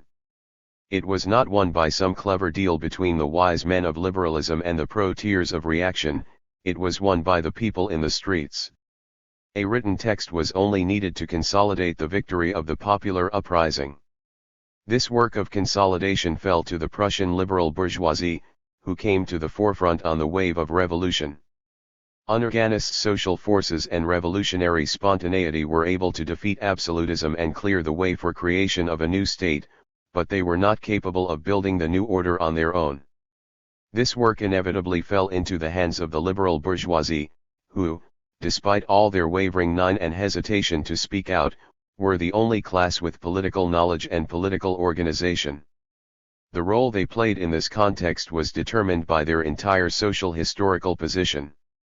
Marx wrote in his Neue Rheinische. The big landowners and capitalists became wealthier and more educated.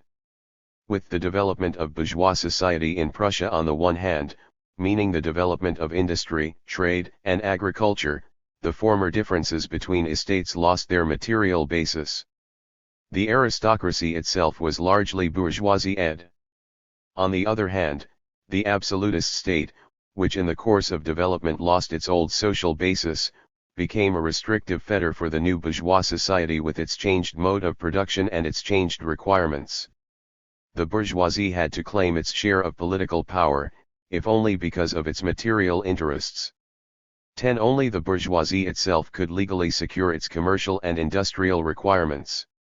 It had to wrest the administration of these, its most sacred interests, from the hands of an antiquated bureaucracy that was both ignorant and arrogant. The bourgeoisie had to demand control over state assets, which it claimed to have created. Having deprived the bureaucracy of the monopoly of so-called education, and conscious of the fact that it possessed a far superior knowledge of the real requirements of bourgeois society, the bourgeoisie also had the ambition to secure for itself a political status in keeping with its social status. And so, the liberal opposition. was simply the bourgeoisie in opposition to a political form that was no longer appropriate to its interests and needs. But in order to oppose the court, the bourgeoisie also had to court the people. 11. However, to court the people and oppose the court was not the same thing as openly leading the popular masses in relentless struggle against the old regime. This was something the German bourgeoisie could not do.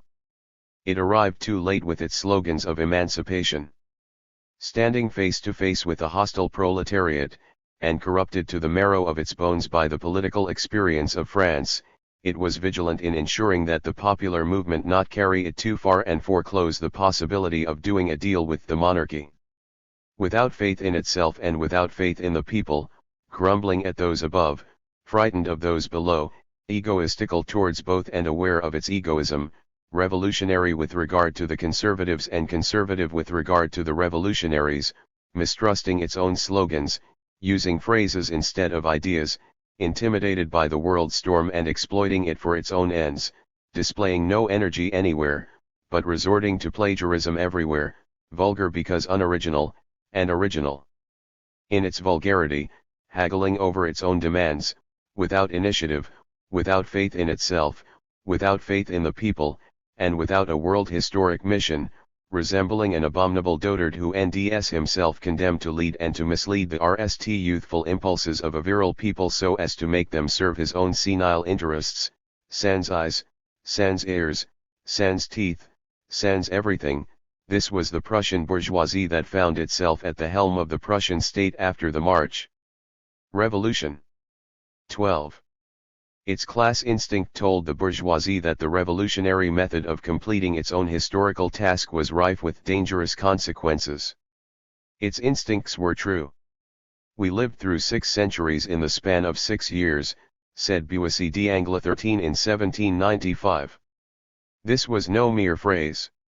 Revolutions are the locomotives of history. In a brief period, they give the masses the political experience of centuries. In a few months, even days, or hours, they tear from social relations the veil woven by politics, law, mysticism, and philosophy over a period of centuries. Society is revealed in all its nakedness as the organization of class rule, in which all social institutions openly gore as levers in the hands of the ruling force, which, when threatened by revolution, openly proclaims its dictatorship, declares the territory of the state to be the battlefield, and imposes its own naked will in the form of martial law. Facing terrible danger, it has no time to hide its pretensions with the hypocrisy of law or the lies of mysticism. It mercilessly tears to pieces the legal webs, which it created itself, and reveals the bloody reactionary valor that it lacked in everyday life. For a time the truth prevails, the terrible, naked truth, with blood-stained brow, crusted wounds, and inaimed eyes. Such an epoch is a school of political materialism. It translates all social norms into the language of force. It gives unions to those who rely upon force and are united, disciplined, and ready to take action. Its mighty tremors drive the masses onto the eld of struggle and reveal to them the ruling classes, both those who are departing and those who are arriving. For exactly this reason, it is terrifying both for the class that is losing power 14 and for the one acquiring power 15. Once they have entered upon this road, the masses develop their own logic and go much further than necessary from the viewpoint of the new bourgeois arrivals. Every day brings new slogans, each more radical than the previous one, and they spread as rapidly as blood circulates in the human body. If the bourgeoisie accepts revolution as the starting point of a new system, it will deprive itself of any opportunity to appeal to law and order in opposing the revolutionary encroachments of the masses. That is why a deal with reaction, at the expense of the people's rights, is a class imperative for the liberal bourgeoisie. This applies equally to its position before, during, and after the revolution. The Prussian liberal bourgeoisie appealed not to the people against the king, but to the king against his bureaucracy. In essence, it hypocritically repeated the RST naive steps of the Great French Revolution. Allard says, instead of holding the king responsible for the behavior of his officials, the people declared that these officials were deceiving the king, that they were the true enemies of the king, that they were destroying and undermining his power to do good. The popular idea then was to free the king from these wicked officials in order that he might become better informed and use his power to benefit the nation in the struggle against the remnants of feudalism. 16. The Prussian liberal bourgeoisie pretended that between the king and freedom, which both of them, as friends, passionately longed for, stood the thorny hedge of the bureaucracy. It hoped, through this devilish cunning, to persuade the crown to push aside the noble bureaucracy and accept the bourgeoisie in its place. Feeling that it was not strong enough to defeat absolutism, the liberal bourgeoisie attempted to persuade the monarchy to make a bad deal. Of course, its stupid diplomacy did not deceive the monarchist government, which, like every ruling caste, had developed a innate instinct for self-preservation through centuries of exercising power. However, it did deceive the people, who had only just entered into political life. It impeded their spiritual emancipation and did everything possible to prevent a radical shake-up of ancient relations of patriarchy and servility. But when, despite all their efforts, it turned out that the fate of the country would still be decided in the streets, the bourgeoisie did everything it could to minimize such disorder and to give its offspring, Prussian freedom, a decent appearance. Camphasen's liberal bourgeois ministry, summoned to power by the king, worked out a theory saying that a constitution had to emerge from Agreement 17 between the National Assembly and the king. This meant that the National Assembly forfeited in advance its sovereign, constitutive character and made the fate of a constitution dependent on the king's goodwill. The reason and the objective were perfectly clear. To proclaim the sovereignty of the Assembly, not in words alone, of course, as the all-German parliament did in Frankfurt, 18 would mean proposing to the king that he wait silently while his role was decided for him.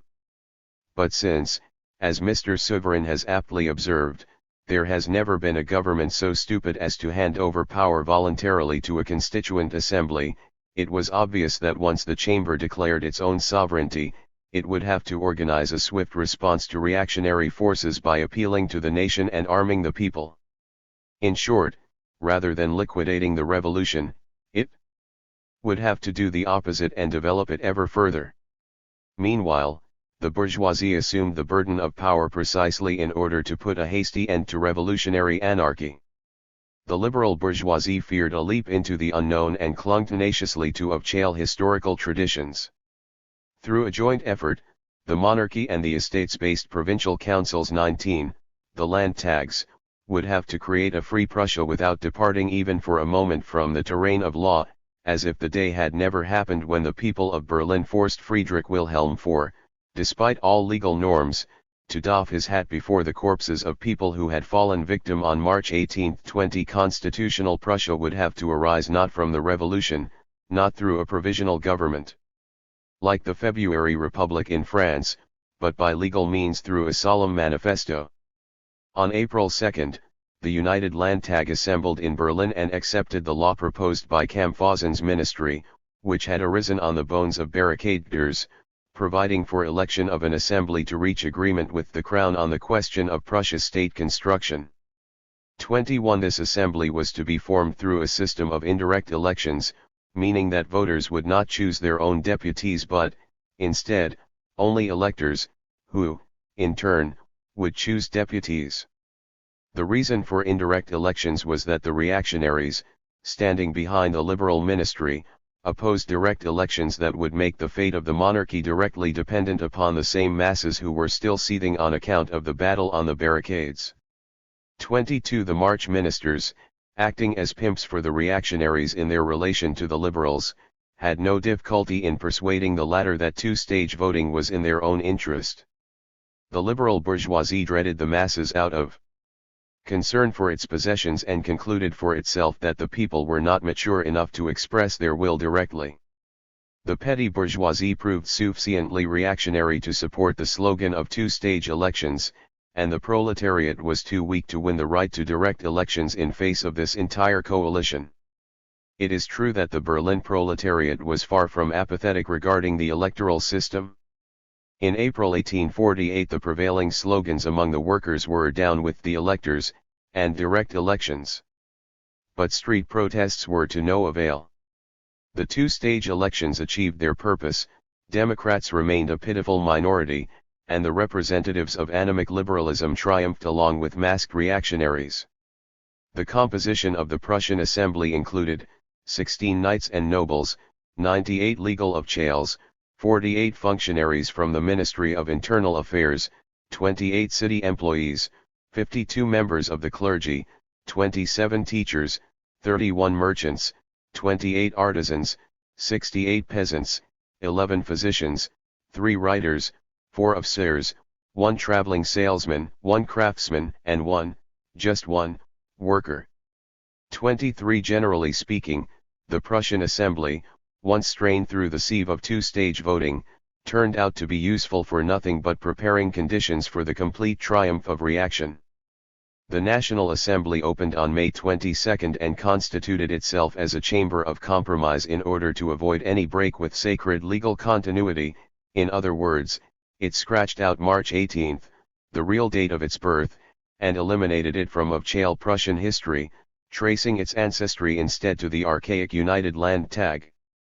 In this way, even before the cock of counter-revolution could crow, the Berlin National Assembly solemnly disavowed its origins in the streets. But in so doing, the Assembly also severed its ties with the masses and thus turned away from the only force upon which it could and must rely if it were to avoid becoming a simple private meeting, which would be able to produce resolutions but not to take the fate of the country into its own hands.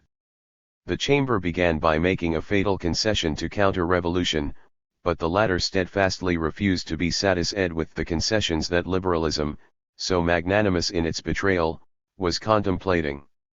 The counter-revolution had its own objectives and its own methods, and it eagerly took advantage of every position that liberalism surrendered in order to launch new, more decisive attacks.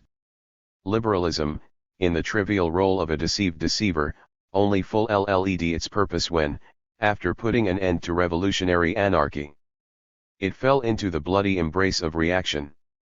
Using the same incantations, liberalism saved rational freedom from democratic excesses and at the same time summoned from police hell the dark spirits of a state of siege. That is how history worked. While the Crown, leaning upon the hilt of a saber, step by step restored the pre-March order, the National Assembly donned huge spectacles with tortoise-shell rims and occupied itself in polishing the paragraphs of a constitution with the precision of a diamond cutter. Within the conness of its professorial shopkeeper narrow-mindedness, the chamber believed that its job was to circumscribe popular law within a mystical ring of sacramental paragraphs, and then the people's freedom, rational freedom, true freedom, freedom with order, would be secured forever.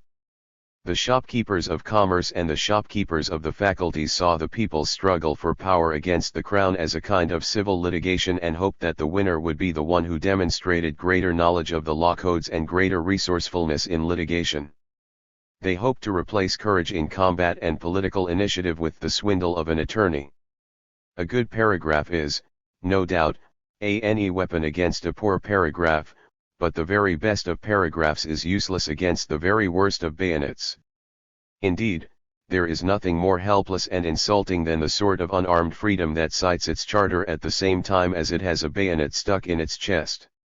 The liberal ministry of Camphausen, having dreamed up the theory of constitutional reconciliation, did not adopt so much as a single measure that could really consolidate the people's rights. The liberal ministry left in power the entire personnel of the old bureaucracy and all the ringleaders of the reactionary conspiracy. It left defense of the people's rights to pre-March courts and even to pre-March laws that dealt with political crimes. Finally, and most important of all, it left the army untouched, the pre-March royalist army, a powerful stronghold of reaction, and the army remained, as before, an organized and armed threat to the people's freedom. In these ways, thanks to the spinelessness of the liberal bourgeoisie, the crown retained the entire apparatus of its power and had only to wait for an appropriate moment to put it into operation. What could the nation use to oppose the troops of reaction? A civil militia. The arming of citizens was a question of life and death in 1848, just as it had been in 1789. The new law, which the nation sent its representatives to create, needed armed protection because against it were still ranged the fully armed forces of the old law. Mirabeau, in the name of the National Assembly, threw the following statement into the face of the king's messenger: "We are gathered here by the will of the people and we shall yield only to bayonets." 24. Although these were proud words, they expressed not only the National Assembly's sovereign right but also its weakness in face of royal bayonets. What would happen to the inalienable rights of man and the citizen if foreign regiments were to disperse the nation's representatives to their homes and to lock up the Assembly's leaders in the Bastille? But, at that point, Paris rises in defense of the Assembly. It organizes the insurgent commune and a city militia of 48,000 citizens. The people burst into Les Invalides 25 and seized 28,000 muskets and 20 artillery pieces. They arm themselves and take the Bastille by storm. The provinces organize provisional government commissions and armed detachments of citizens. The new rights found their strength not in the debates of the National Assembly, not in historic speeches, which owed forth like liquid gold, but in the weapons that the French people seized for themselves. The arming of Paris decides the revolution. The picture changes at once. In place of the Assembly, surrounded by foreign troops and helpless before their bayonets and guns, we see an assembly with a menacing army at its disposal and conscious of its strength. Yesterday it spoke in a plaintive tone of insulted dignity and was moved by the kind of courage that is born of despair. Today it speaks and acts like a sovereign authority. 26. Likewise, in 1848, a civil militia was one of the main slogans of the movement. Workers and Democrats understood it to mean arming the people. The liberals and the bourgeoisie identified the citizen with the property owner. They needed a civil militia in order to protect their own interests, which they intended to transform into constitutional law. The crown encroached upon these interests, but they were also threatened by the proletariat. The militia's duty was to protect true freedom both from police reaction and from revolutionary anarchy. For that reason, several militias were formed by the good citizens, that is, by merchants, artisans, of chales, students, artists, and even students from the gymnasiums. These were the armed bourgeoisie, but they were not the armed people. It was already obvious that the bourgeoisie feared the armed proletariat more than the crown feared the armed bourgeoisie. It is very likely for this same reason that the bourgeoisie had more trust in the revolutionary courage of the proletariat than the crown had in the courage of the bourgeoisie. In Vienna during 1848, for example, the reactionary clique readily agreed to a militia because it hoped in that way to put the bourgeoisie between itself and the revolution, and secondly, to deepen the division between the armed and sensible petty bourgeoisie on the one hand, and the unarmed insurrectionary proletariat on the other. In fact, it managed to do both. Acting as an armed militia, the bourgeoisie fulfilled mainly police functions. It stood on guard for legality, and especially for property, and together with royalist forces it protected the arsenals from the proletariat, who had demanded weapons. The bourgeoisie's fear of the proletariat turned into panic after the bloody June days in Paris. Apart from the active opposition of the bourgeoisie, the proletariat was prevented from organizing its own armed force by the backbreaking labor system. Work in the factories and shops, which belonged to the liberal bourgeoisie, consumed all their time, and the proletarian did not have a free moment for military training. For the proletariat, an 8-hour working day was a necessary precondition for playing any deliberate and conscious role in social reconstruction. But the consciousness of the German proletariat of 1848 was too underdeveloped, and it was too weak at the time of the revolution to raise and win its own fundamental demands, an 8-hour working day and a people's militia. The bourgeois militia, which also included numerous of chales as a result of suggestions from above, turned out to be a poor bulwark of freedom. At the decisive moment, it displayed a cowardice equivalent to the rage with which it normally persecuted the unarmed proletariat. That is how the liberal bourgeoisie entered upon its career in government, and it continued along the exact same path. Hansemann 27 followed. Kamphausen. Marx's organ, the Neue Rheinische Zeitung, displayed profound political insight when it exclaimed upon Kamphausen's departure that he sowed reaction in the spirit of the bourgeoisie, he will reap it in the spirit of the autocracy and absolutism. 28. The only difference between the RST and Second Ministries lay in the fact that the RST was directly linked to the revolution, and this prevented it from following its hard policy through to the end, whereas the second could build upon the treachery of its predecessor and be brave on that account. Hans Mann, who invented the theory of reconciliation, held forth the prospect of a constitutional monarchy on a broad democratic base. This is an international formula, not something uniquely Prussian. It has always been used willy-nilly by Democrats, and it will continue to be used because it leaves open the possibility of turning either to the right or to the left. Its popularity is due to its inexpressible merits. It is as elusive as smoke, as pliant as a reed, and it stretches like rubber. Just what is a broad democratic base? It can be everything: a single chamber, universal suffrage, and popular sovereignty. What is a broad democratic base? It is equally nothing at all. Any sensus qualificatione will provide a broad democratic base by comparison with a narrower one. Any two elected chambers are always more democratic than two chambers, one of which one is made up of chales and the hereditary nobility. What could be more convenient than the slogan of a broad democratic base for the kind of political matchmakers who think the only thing needed to wed estates-based liberalism with consistent democracy is an appropriate turn of phrase?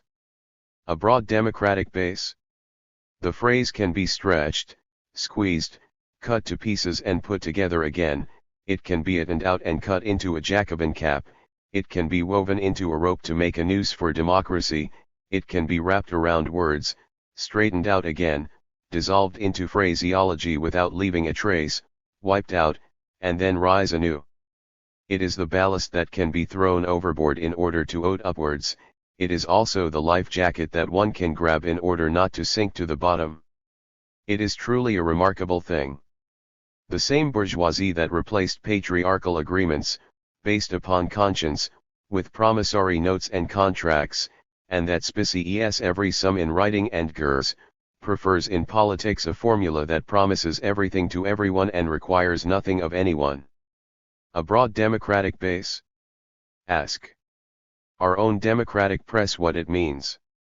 They have given no answer from the time when the RST appeared right up to the publication of these lines. A monarchy on a broad democratic base, that is what Kamphausen promised, and his successor, Hans Mann, preserved continuity by giving the slogan a more donite formulation, a constitutional monarchy based on a two-chamber system with joint exercise of legislative power by both chambers and the crown.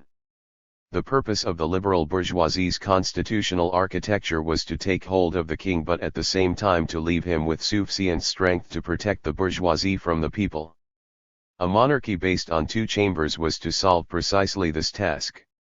The good-natured Democrats, who believed in Kamphausen's formula, had every right to stand agape, and that is just what they did. Hans Mann's ministry, or the Ministry of Action as it called itself, was in fact the Ministry of Active Bourgeois Counter-Revolution. It strengthened the police, nally converted the civil militia into a police organ, persecuted the press, and launched arrests. In a word, it suppressed anarchy, reinforced order, and thus systematically prepared the restoration of absolutism. The reaction, for its part, was not sleeping. Alongside the apparent constitutional ministry, it organized a secret court ministry that mobilized forces and took control of policy direction. Besides the customary police repression and use of military forces, which acted hand in hand with the bourgeois militia against the proletariat, the reactionary party elevated into a system the instigation of ignorant and depraved elements of the population against the proletariat and democracy. In the countryside, priests and feudal lords turned the peasants into fanatical opponents of the restless cities. In the cities, the reactionaries bribed tramps to murder Democrats and turned out to be involved in organizing pogroms against the Jews. In these ways, the reactionaries recruited partisan detachments of urban riffraff and village idiots to support the regular military personnel. The scum of the street were transformed into sacred phalanges to protect the state, morals, and religion.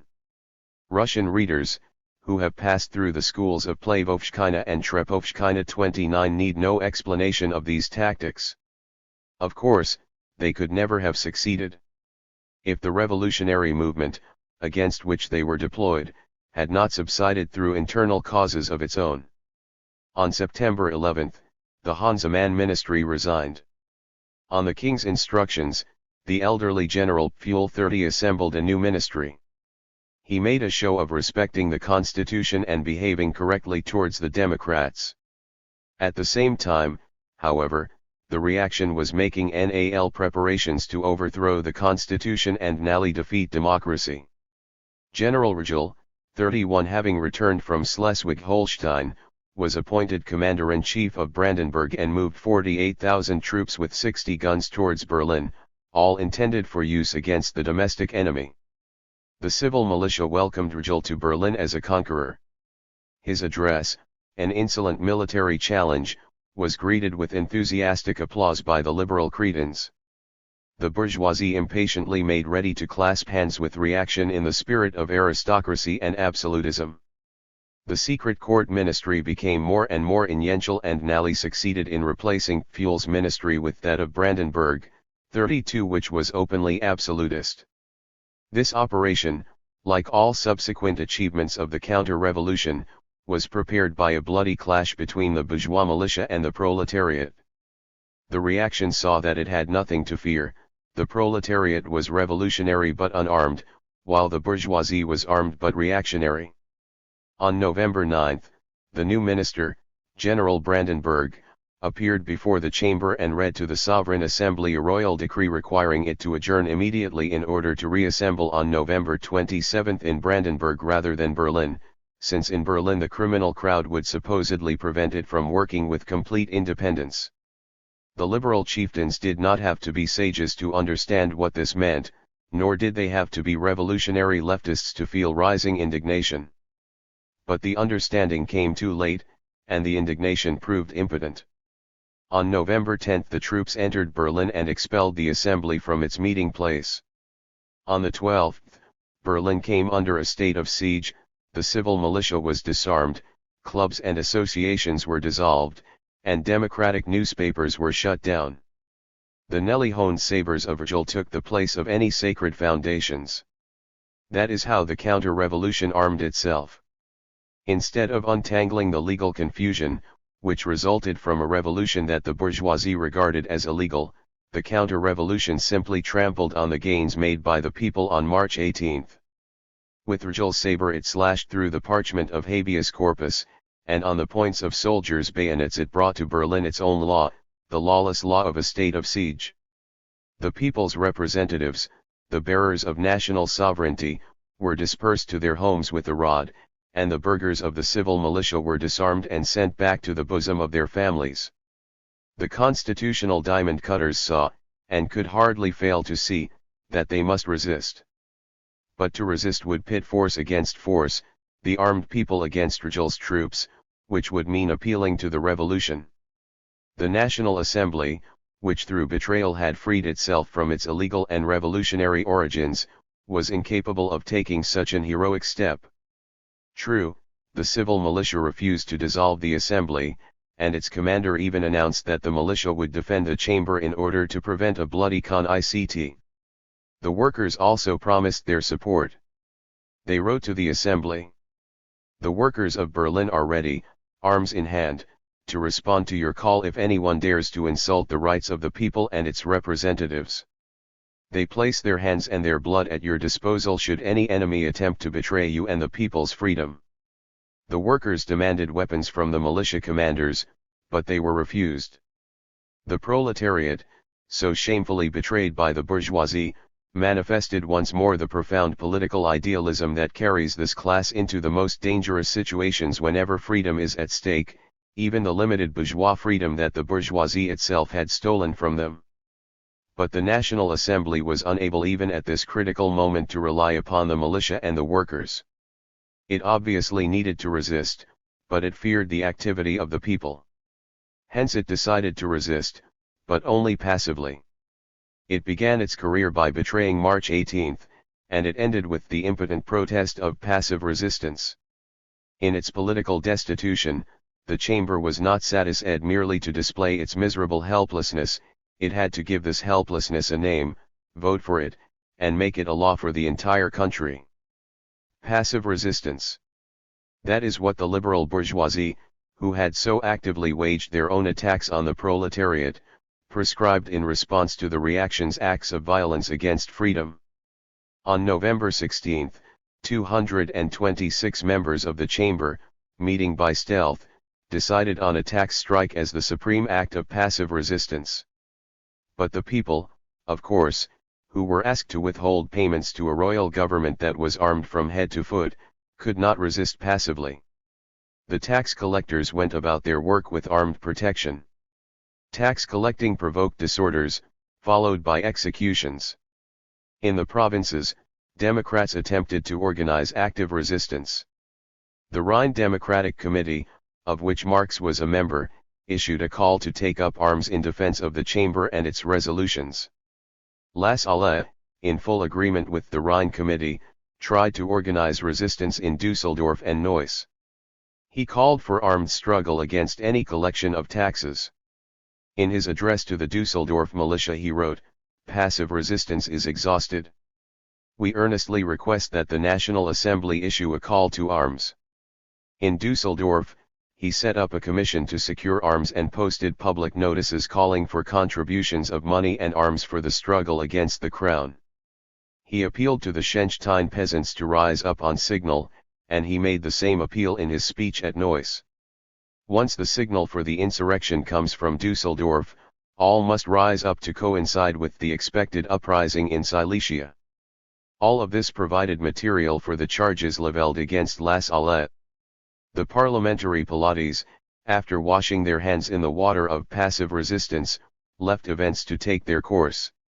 Naturally, none of this could produce a victory. The reaction took its revenge for March 18, and democracy was mercilessly crushed. Lassalle's speech to the jury was a kind of swan song of Prussian democracy. Lassalle did not deliver his speech to the jury 33 when it was published. He advised the reader that the royal judicial authorities were so arbitrary that they did not permit the accused to deliver the speech before the numerous members of the public who had gathered in the courtroom. Since the public were removed from the room, the accused announced that he considered it beneath his dignity to deliver the speech once openness had been eliminated by a single authoritative word. The accused declined to speak. Nevertheless, the jurors delivered a verdict of not guilty. 34 However, the undelivered speech retains all of its importance. Legal in form, it is political in content. It is a courageous challenge to Prussian reaction, a restrained but still relentless condemnation of liberalism, and, as we said before, a swan song for revolutionary Prussian democracy. In the movement of 1848, Lassalle belonged to the left revolutionary wing of the bourgeois opposition. In terms of worldview, Lassalle describes himself in his speech as a supporter of a social democratic republic. He ranked far above bourgeois democracy, but by siding with the latter, he, like Marx and Engels, only followed his immediate political duty. In backward Germany, there was still no independent political movement of the workers. In these conditions, participation in the revolutionary events, which had developed unexpectedly, could only mean, for a socialist like Lassalle, joint action with the radical bourgeoisie. It is in this sense that one must interpret everything that Lassalle says in his speech about unity, which might otherwise bring quiet joy to many innocent souls. At that critical moment, Lassalle would have been justified in creating division within the democratic movement only if he could have relied upon some other force, standing apart from the Democrats, and if his struggle against the latter could have strengthened this new militant force. But Lassalle saw that this was not yet the case. The time for open and relentless struggle against the supposed bourgeois Democrats for influence over the masses came later, and the Assassin read 35, the speech to the jury, is thus a testament from Lassalle, as a member of a democratic club, to the Lasalle who founded the German General Workers' Union. 36 Confronting Royal Prussian Justice, which was defending November's victorious violence by the reactionaries against the people's representatives. In his Assassin Reed Lasalle shows the greatest political restraint in judging the defeated popular representatives. Where possible, he mentions the indecision, inertia, obsequiousness, and servility of the liberal opposition in order all the more emphatically to highlight the oppressive tactics of the government. There is only one place where Lasalle, in the interest not merely of his own defense but also of freedom, directs the full weight of his anger against the former chamber, and this concerns the question of passive resistance. He says, "Gentlemen, on the matter of passive resistance we must even agree with our enemies that the National Assembly's passive resistance was, whatever the circumstances, a crime. One or the other. Either the Crown was within its rights acting as it did, in which case the National Assembly, having opposed the legal rights of the Crown and brought strife to the country, was nothing but a gang of mutineers and rebels. Or else the actions of the Crown constituted illegal violence, in which case it was necessary to defend popular freedom actively, with blood and lives, and the National Assembly was obligated to summon the country openly to arms.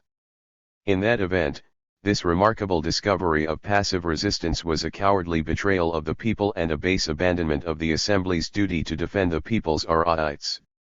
Passive resistance, gentlemen, is self-contradictory. It is a resistance that will tolerate anything, it is a non-resisting resistance, it is resistance that is no resistance at all. Passive resistance is a malevolent inner will that ends no issue in action. The Crown confiscated the people's freedom and, in defense of the people, the National Assembly declared its inner vexation. 14 years later, when conflict between the Crown and the people's representatives airs anew, Lasalle returns to his criticism of passive resistance.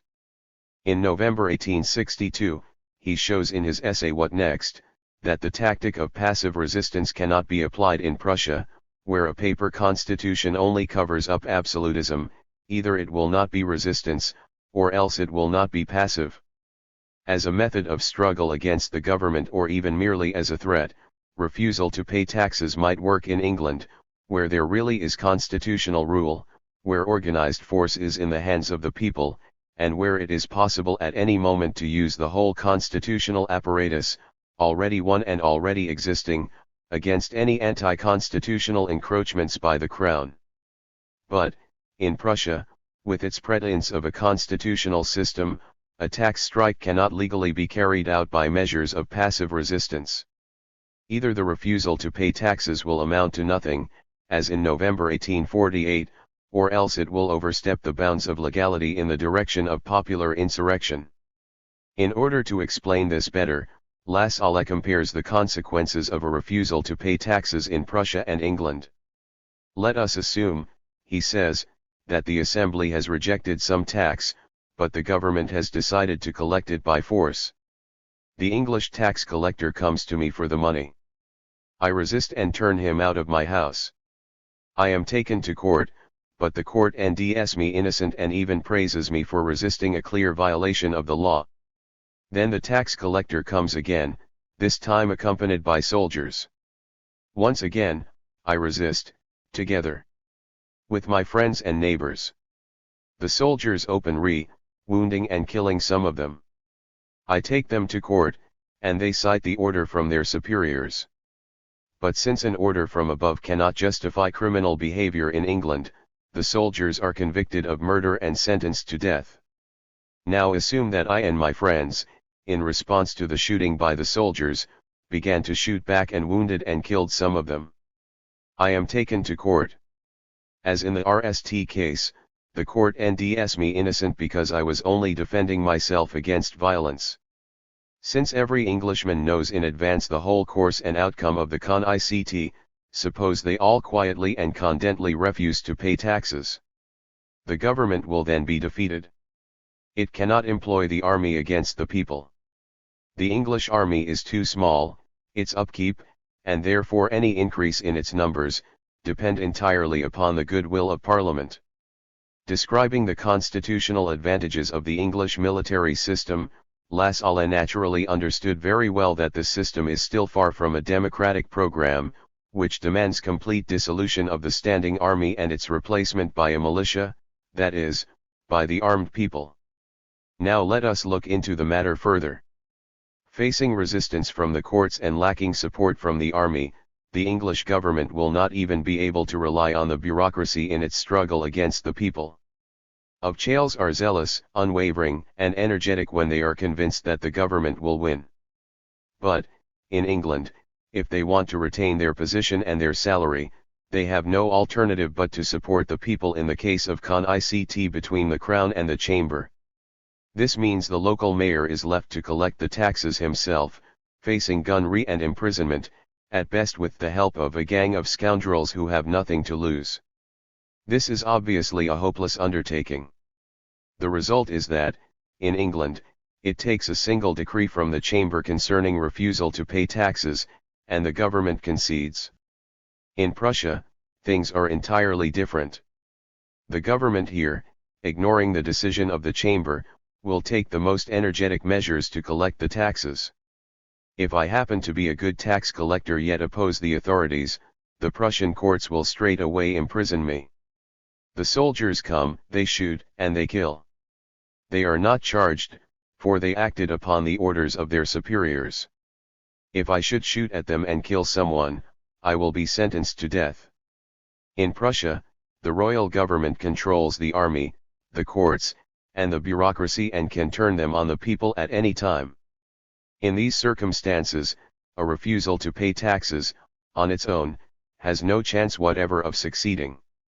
Thus La Salle concludes that refusal to pay taxes is a realistic tactic only in the hands of a people that already has all the real means of organized force on its side, a people that has already taken the fortress. In the hands of a people that has merely a written constitution, not to mention one with no constitution at all, this tactic has no force whatever. For a people that has yet to take the fortress, refusal to pay taxes would only make sense as a means of provoking a general uprising. 37 The Prussian people could only have allowed itself the luxury of passive resistance in November 1848 if in March of the same year it had organizationally secured the fruits of its revolutionary victory. It should have speedily dissolved the standing army, which was organized and trained by the reaction. It should have created a militia, not cadres of the armed bourgeoisie, but a genuine people's militia. It should have reconstructed the entire bureaucratic apparatus, including the police, organizing of chaldom on an electoral basis and making it answerable to the courts. It should have made the courts subject to election and independent of the administration. Without the army, court, and bureaucracy, there is neither power nor sovereignty. Supreme power will belong to the people in fact, not in words, only if the courts and the bureaucracy are responsible to them and if the army is the people themselves. The victorious March Revolution should have disarmed the reaction and armed itself. If this had been done, General Rgel would have been deprived of any physical means of overturning such a constitution with his boots. But these things were not done. Following the people's decisive victory in the streets of Berlin, the liberal bourgeoisie left the crown with soldiers, with Rgel, cannons, sabers, the local councils, police officers, the courts, and the procurators. It armed itself only with passive resistance. It expected to benefit from this modesty, and thus to achieve the most stable, the most alluring, the most rational freedom, the freedom prescribed in the manifesto. 38 Alas, instead of rational freedom they were prescribed a state of siege. Every political party can make mistakes. But there are youthful mistakes and the sins of old dogs. The mistakes of the liberal bourgeoisie in the critical hours of 1848 belong entirely to the latter category. Instead of learning from experience, they were corrupted by it. For them, politics was simply a school of hypocrisy. In July of this very year, one of the leaders of Hungarian national politics, Count Apponyi, described the Austrian government in a speech to a peasant meeting. A cry rose from the crowd, "We are already wetting our sides." The Count objected, scythes can achieve nothing against Mannlicher Ries. We have a tried and proven weapon, the law statutes. They are stronger than we are and stronger than Mannlicher Ries.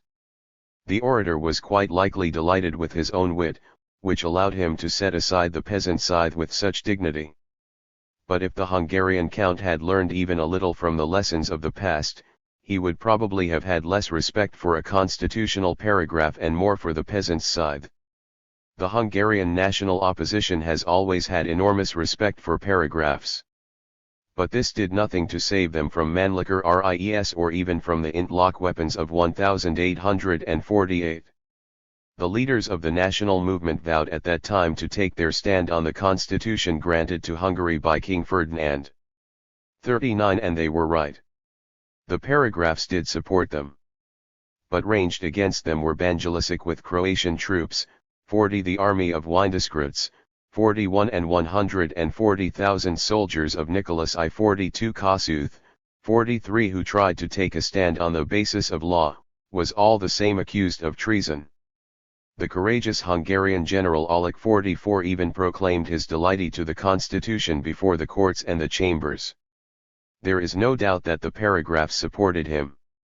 But his enemies had guns and the gallows on their side, and Aulic was hanged along with numerous others. No paragraph saved a single victim from the bloody grasp of the Austrian counter-revolution. Fortunately for their cause, the Hungarians had strong forces and courageous generals, not just loyalty. Kossuth traveled about the country calling upon the peasants to whet their scythes and join the ranks. Legal resistance was mounted through armed force. And since force alone gave the Hungarians an advantage, their leaders quickly abandoned loyalty and declared Hungary to be an independent state.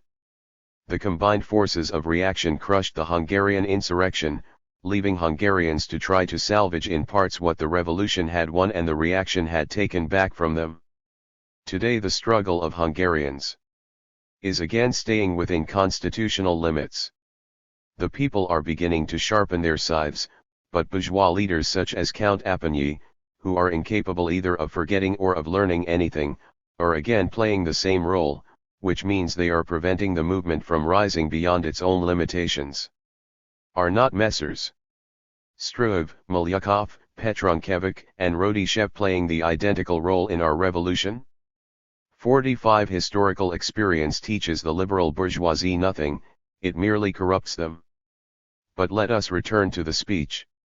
For us Russians, it is interesting not simply for the warning it gives but also as a remarkable human document. In his later years, Lassalle never enjoyed hiding, nor did he know how to hide his own eye, and it is no surprise that in the speech of a 24-year-old youth he revealed himself completely, with all his strengths and all his weaknesses.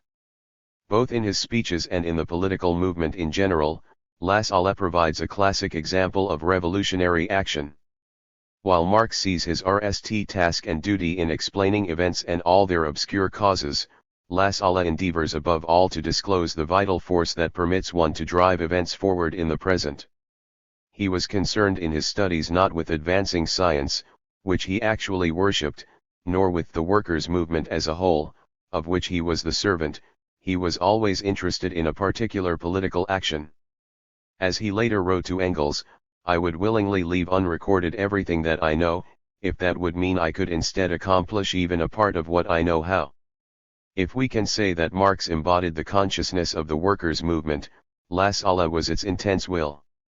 This difference between two psychological types is remarkably evident in the speeches that Marx and Lassalle made in their own defense against completely identical charges. 46 In his speech to the Cologne court, Marx generally takes the same viewpoint as Lassalle would take a few months later in his undelivered address.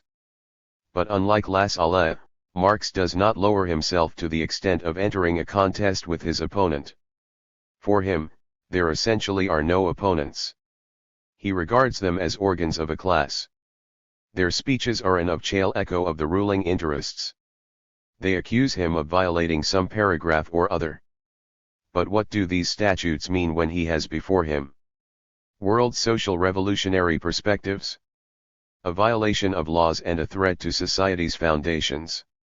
These are the fabrications of jurists. Society does not rest on laws, and it cannot be threatened by their violation. On the contrary, the laws depend upon society. For Marx, the Prussian constitutional Koneists from March through November were mere manifestations of the struggle of social forces and class interests. Marx does not deliver a defensive speech to the court, instead, he helps his listeners, who happen to be the jury, to comprehend the whole political state of affairs.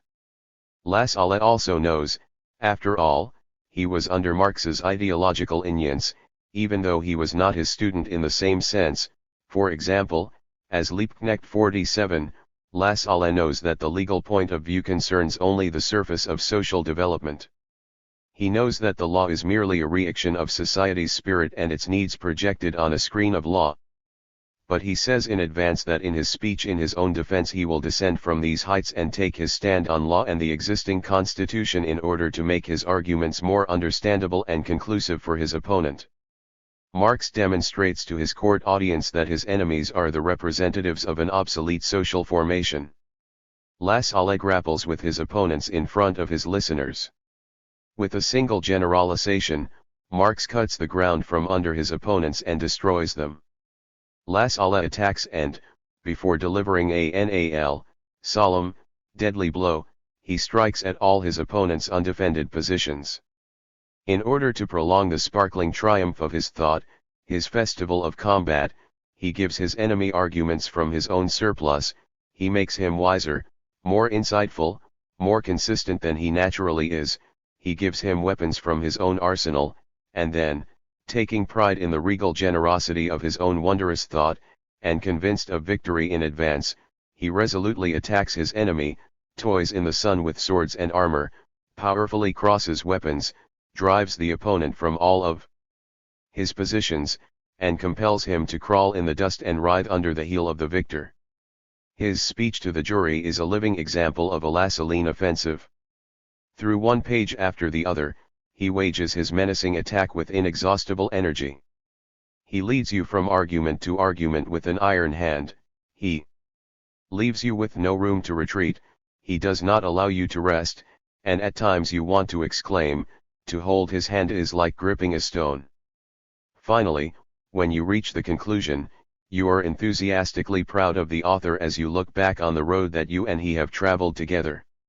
It is true that every speech has its imperfections, both external and internal, the argumentation might be excessive and thus in some places less convincing, the subtle juridical dialectic at times threatens to become sophistry, and pathos sometimes becomes rhetoric, but these are mere scratches on the walls of a splendid building, built from the noble metal of logic and inspired by Gothic towers of angry pathos. 3. Following 1848, bourgeois democracy no longer plays any role in Prussia. It reappears in the 1850s, impotently Anders, and bows in repentance at the feet of Bismarck. Its short and miserable fate is directly tied to the short and miserable fate of the entire German Revolution. By comparison with the Great French Revolution, the German one took place on a miniature scale. On the one hand, it came too early, on the other, it came too late. The kind of gigantic effort that bourgeois society needs in order to settle accounts radically with the gentlemen of the past can only be achieved through the powerful unanimity of an entire nation that has risen against feudal despotism, or else through a mighty development of class struggle within the nation that is emancipating itself. In the RST case, which we saw in 1789-93, the nation's energy condensed into terrifying opposition to the old order and spent itself completely in the struggle against reaction. In the second case, which has not yet happened in history but faces us today as a possibility, the real energy needed to win victory over history's dark forces is generated within a bourgeois nation through internecine class struggle. Severe internal frictions consume vast energy, deprive the bourgeoisie of any chance to play the leading role, and propel its antagonists forward, giving them the experience of decades in the span of a few months, bringing them to the forefront and entrusting to them the tightly drawn reins of government. Being decisive and condent, they impart to events a grandiose scale. Either the nation gathers tightly together, like a lion about to leap, or else it nally breaks apart in the process of struggle in order to free up its best elements to complete the tasks that the nation as a whole cannot accomplish. These are, of course, two polar types, two pure forms of possibility that can be separated only in logic. The middle way, in this case as in so many others, is the worst of all, and it was the middle way that occurred in 1848. In the heroic period of French history, we see a bourgeoisie that is enlightened and active. It has yet to understand the contradictions inherent in its own position, to which history has summoned it to lead the struggle for a new order of things, not merely against the obsolete institutions of France, but against all the reactionary forces of the whole of Europe. The bourgeoisie consistently knows, and all of its different fractions know, that it is the nation's leader, that it is drawing the masses into the struggle, giving them slogans, and dictating their tactics for the GHT. Democracy is the political ideology that binds the nation together. The people, the petty bourgeoisie, peasants, and workers, send members of the bourgeoisie to be their deputies, and the mandates they give them are written in the language of a bourgeoisie that is becoming conscious of its messianic role. Although class antagonisms may break out during the revolution itself, the powerful inertia of revolutionary struggle casts aside the most stagnant bourgeois elements. Every stratum makes its departure only after it has passed on its energy to those that follow. The nation as a whole continues in these circumstances to GHT for its objectives with increasingly forceful and decisive means. The nation is on the move, and by the time the upper elements of the wealthy bourgeoisie break away from the main body to ally with Louis XVI, the nation's democratic demands have already turned against this bourgeoisie and are focusing on universal suffrage and a republic, which are the logically inevitable forms of democracy. The Great French Revolution is a truly national revolution. Indeed, it is more than that. What we see here within national limits is the classical expression of a world struggle on the part of the bourgeois system for supremacy, power, and undivided triumph. By 1848, the bourgeoisie was already incapable of playing such a role. It neither wished nor had the courage to take responsibility for liquidating a social order that had become an obstacle to its own supremacy. We already know why. Its task, and it was clearly aware of this task, was to incorporate into the old order the necessary guarantees, not guarantees of its own political rule, but merely of co-rule with the forces of the past. It was wise in its restraint.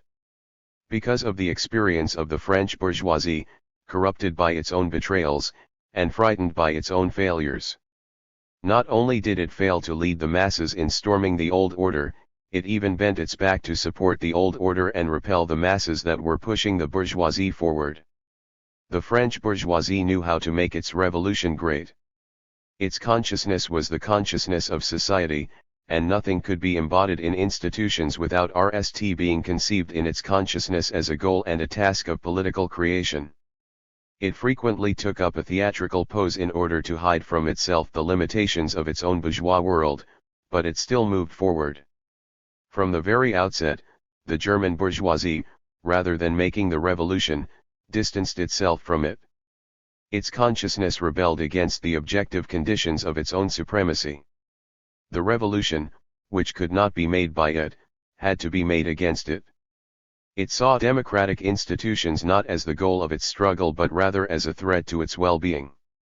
What was needed in 1848 was a class able to bypass the bourgeoisie and lead events without them, a class that was prepared not only to drive them forward with the force of its own movement, but also to throw their dead political carcass out of the way at the decisive moment. Neither the petty bourgeoisie nor the peasants could do this. The petty bourgeoisie was hostile both to the past and to the future. Still entangled in medieval relations, yet already unable to compete against free industry, still imposing its imprint upon the city, but already losing its unions to the middle and big bourgeoisie, burdened with its own prejudices, stunned by the thunder of events, exploiting and exploited at the same time, avaricious yet impotent in its greed, the provincial petty bourgeoisie had no capacity to lead world events. The peasantry was even less capable of any independent political initiative. Enslaved over the course of centuries, impoverished, embittered, and uniting in itself all the elements of both the old and the new forms of exploitation, the peasantry represented a bountiful source of chaotic revolutionary energy at a certain moment. But being scattered, dispersed, and shut out of the cities, the nerve centers of politics and culture, being dull, conned within their local horizons, and indifferent to everything that concerned the cities, the peasantry could not have any leading significance. It was passé at the moment the burden of feudal obligations was lifted from its shoulders, and it repaid the city, which had struggled for its rights, with dark ingratitude. The emancipated peasants became fanatics of order. The intelligentsia democrats, with no class strength, plodded along behind their older sisters as the tail end of the liberal bourgeoisie and then fell behind it at critical moments in order to demonstrate their own weakness. They found themselves confused within contradictions that had not yet matured, and they carried their confusion with them everywhere they went. The proletariat was too weak, being deprived of organization, experience, and knowledge. Capitalist development had progressed sufficiently to require elimination of the old feudal relations, but not far enough to bring forth the working class, the product of new relations of production, as the decisive political force. The antagonism between the proletariat and the bourgeoisie, even within the national Congress of Germany, had gone too far to permit the bourgeoisie to come out fearlessly in the role of national hegemon, but not yet far enough to permit the proletariat to take on this role itself. True, the internal tensions of the revolution prepared the proletariat for political independence, but then they grew weaker and lost the capacity for united action, spent their energies without result, and thus caused the revolution, after its successes, to languish and mark time in order later, under the blows of reaction, to retreat. Austria provided an especially clear and tragic example of such incomplete and unniched political relations during a revolutionary period. In 1848 the Viennese proletariat demonstrated amazing heroism and inexhaustible energy.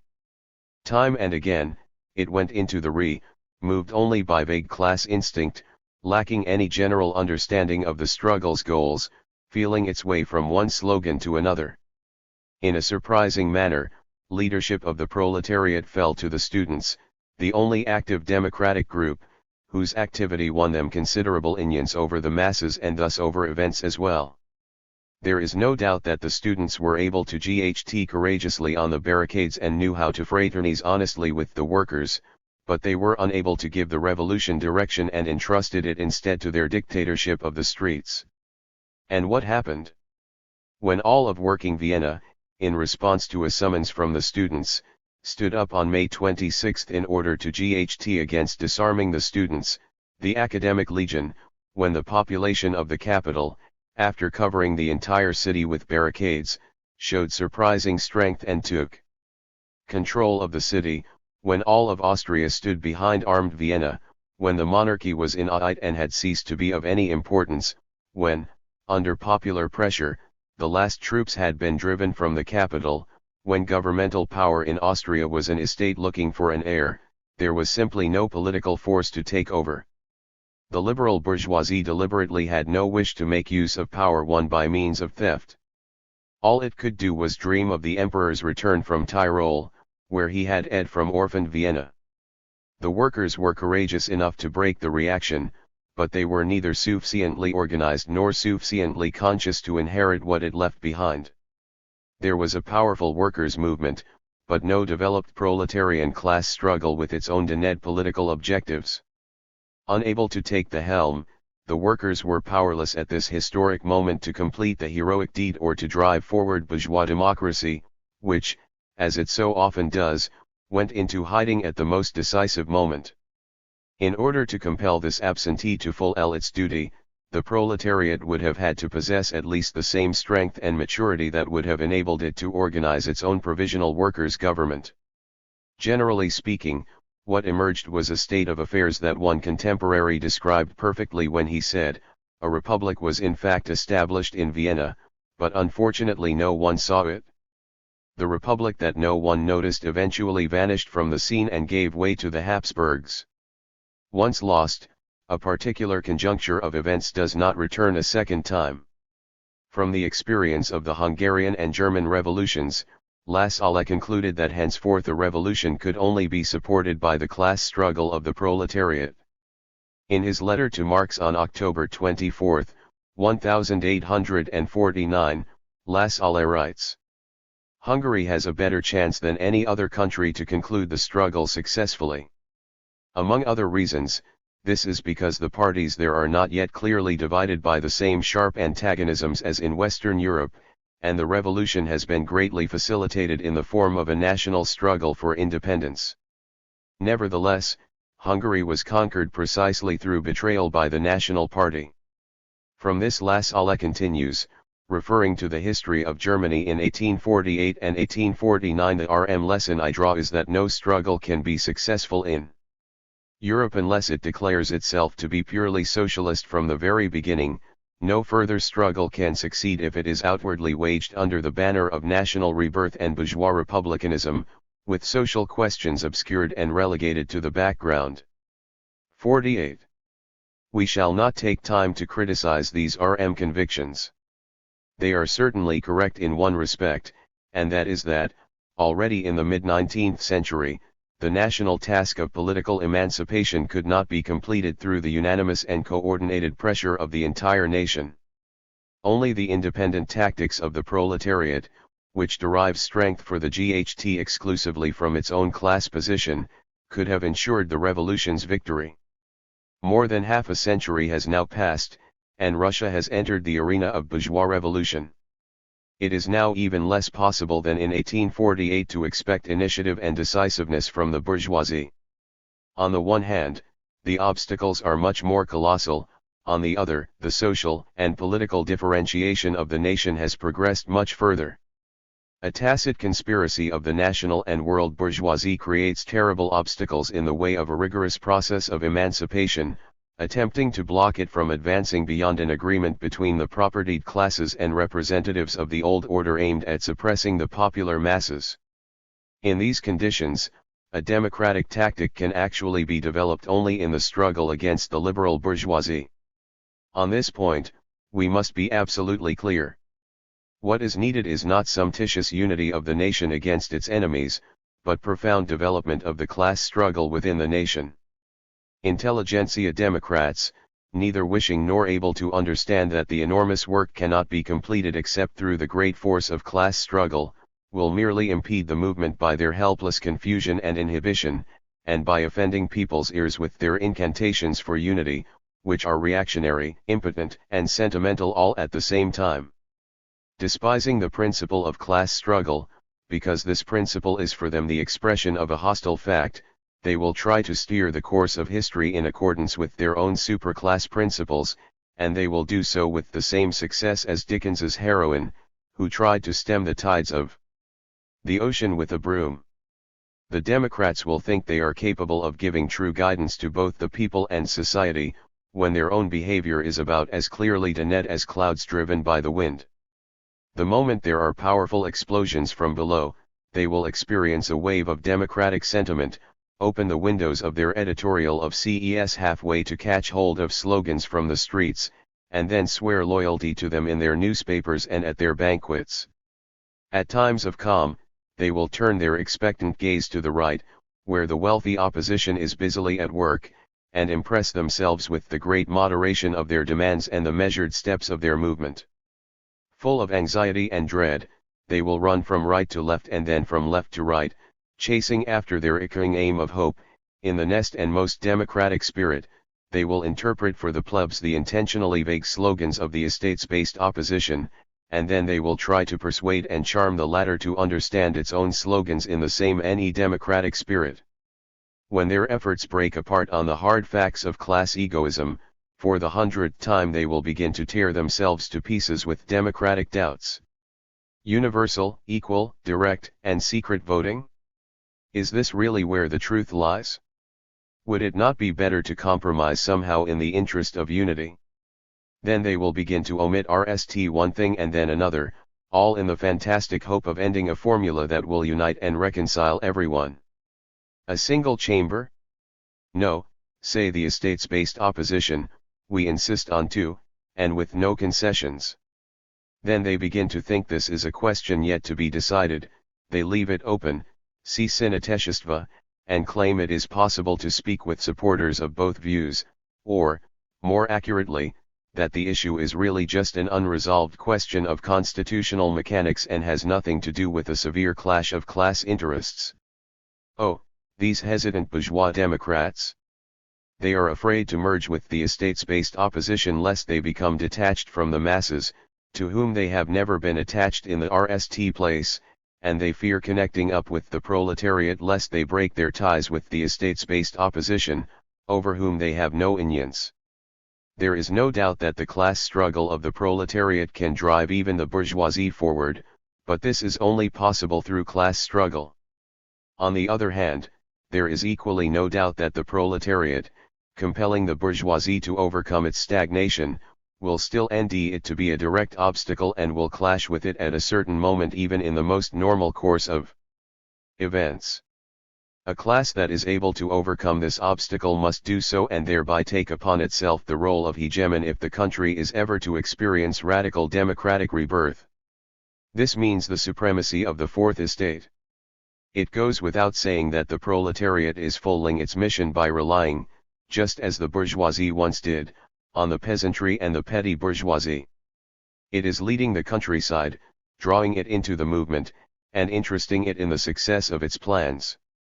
But it alone inevitably remains the leader. This is not a dictatorship of the proletariat and peasantry 49, it is the dictatorship of the proletariat supported by the peasantry. And its work, of course, extends beyond the limits of the state. The very logic of its position will quickly propel it outwards into the international arena.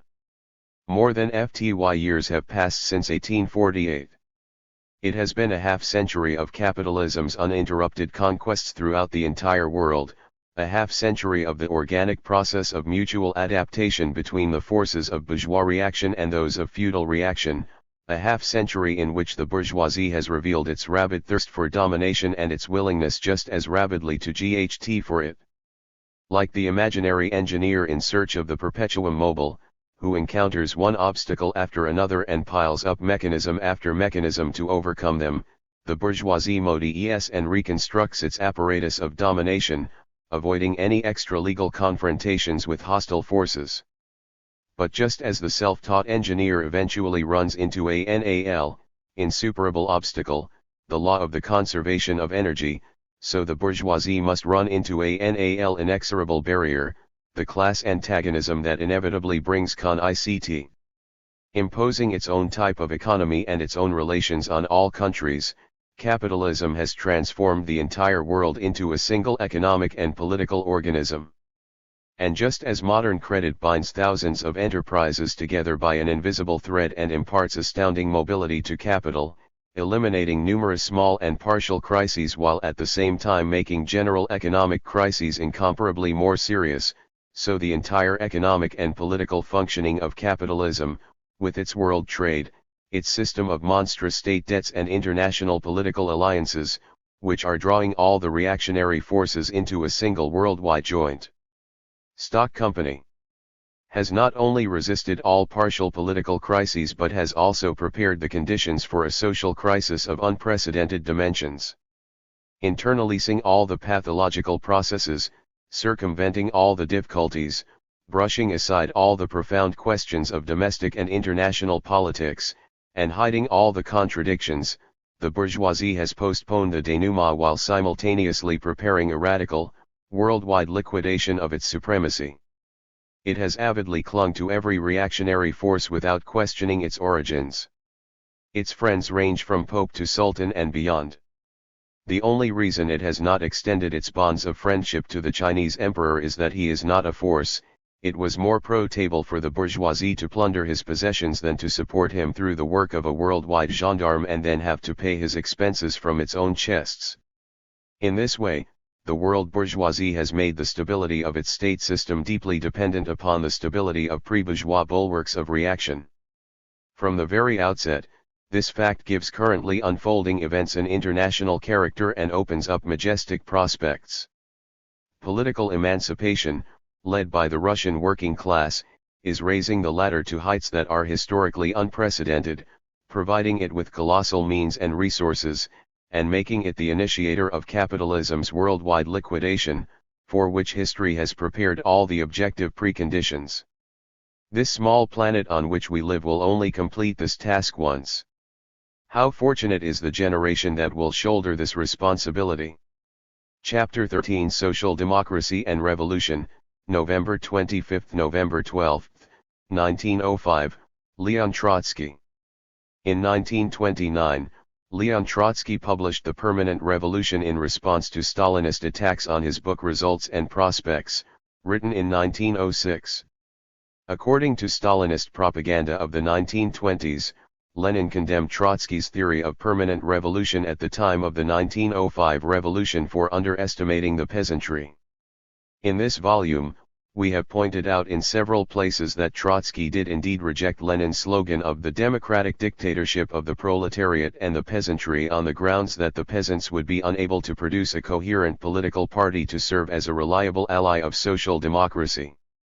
In terms of the historical evidence, Trotsky showed greater foresight on this matter than Lenin. After the Bolsheviks signed the Brest-Litovsk Treaty in 1918, only a handful of left SRs continued to support the revolutionary government, and, in August 1918, it was a socialist revolutionary, Vanya Kaplan, who attempted to assassinate Lenin. The debate over permanent revolution only resurfaced after Lenin's death in 1924 because Stalin wrapped his claim to succession in the slogan of socialism in one country. Trotsky was said to lack confidence in the revolution's long-run survival because a. he had always premised success on an international revolution, and b. he was still underestimating the need for support from the peasantry, whom he allegedly proposed to tax excessively in order to enhance industrialization. Countless volumes have been written on the debate over socialism in one country, and this is not the place to review them. In the fourth chapter of Permanent Revolution, Trotsky summarized the position he had taken in 1905 by quoting the NAL lines of the article we have translated here. The complete victory of the revolution sine the victory of the proletariat. The latter, in turn, means further uninterrupted revolution. The proletariat is accomplishing the basic tasks of democracy, and at some moment the very logic of its struggle to consolidate its political rule places before it purely socialist problems. Revolutionary continuity nepririvnost is being established between the minimum and the maximum program. It is not a question of a single blow, a day, or a month, but of an entire historical epoch. It would be absurd to try to X its duration in advance. This one reference, Trotsky declared in 1929, in a way exhausts the subject. To settle the point he added that in November 1905 the Bolshevik newspaper Novaya Zhizn, edited by Lenin himself, dismissed any sine-cant differences between the two men. This gratuitous assumption is of course sheer nonsense. Comrade Trotsky said that the proletarian revolution can, without halting at the RST stage, continue on its road, elbowing the exploiters aside.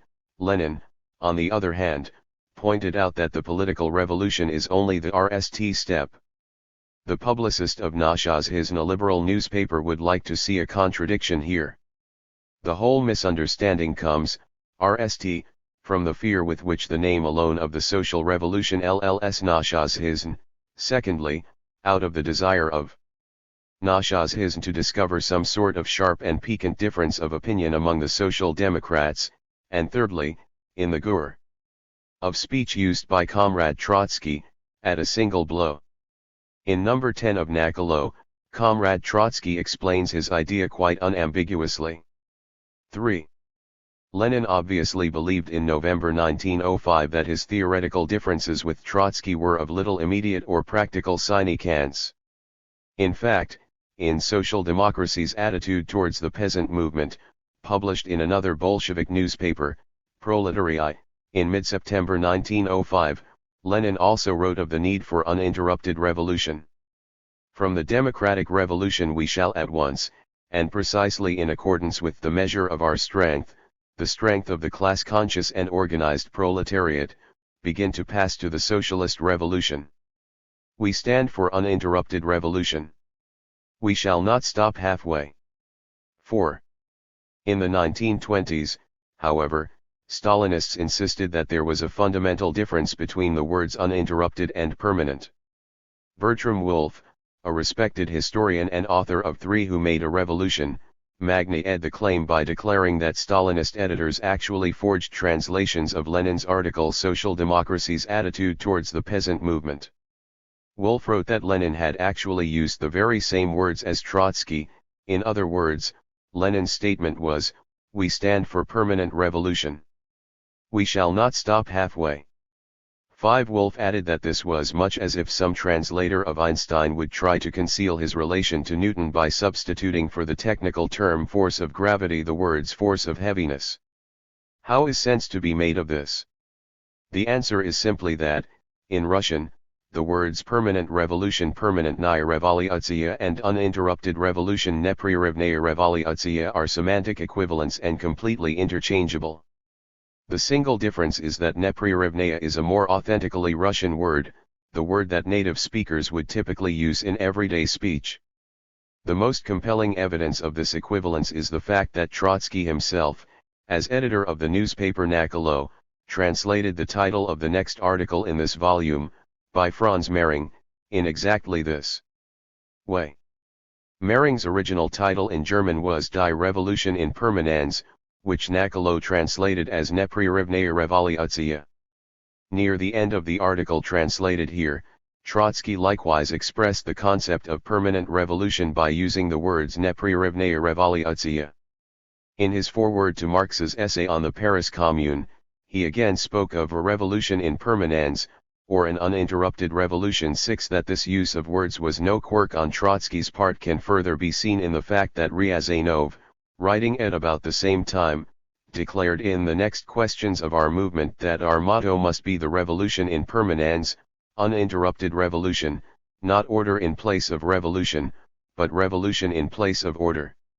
7. Parvus, in another essay published late in 1905, followed the exact same practice, referring to political tactics from the point of view of an organization of the Social Revolutionary Army of the Proletariat that would make the revolution uninterrupted, permanent. 8. There would be no need to clarify this terminology in such detail were it not for the fact that a vast literature has made a shibboleth out of the word uninterrupted as distinct from permanent, as if they implied a basic difference of political tactics and prognosis. The salient question did not concern words, it involved the issue of whether the revolution would come to a halt once bourgeois liberals took power, as Plekhanov and his supporters expected, in which case the Proletarian Party should reconcile itself merely to a supportive role, or whether, instead, to follow the tactics of permanent revolution outlined by Marx in the 1850 address of the Central Committee to the Communist League. 9. This is the question addressed by Trotsky in Social Democracy and Revolution, and this question alone, as he said in 1929, effectively exhausts the subject. 10. Russian social democracy is presently at the center of society's attention, and with good reason. Liberalism sees in our activities a threat to freedom and order. The reaction sees a threat to its own existence. They are both correct. Yesterday we were merely underground circles.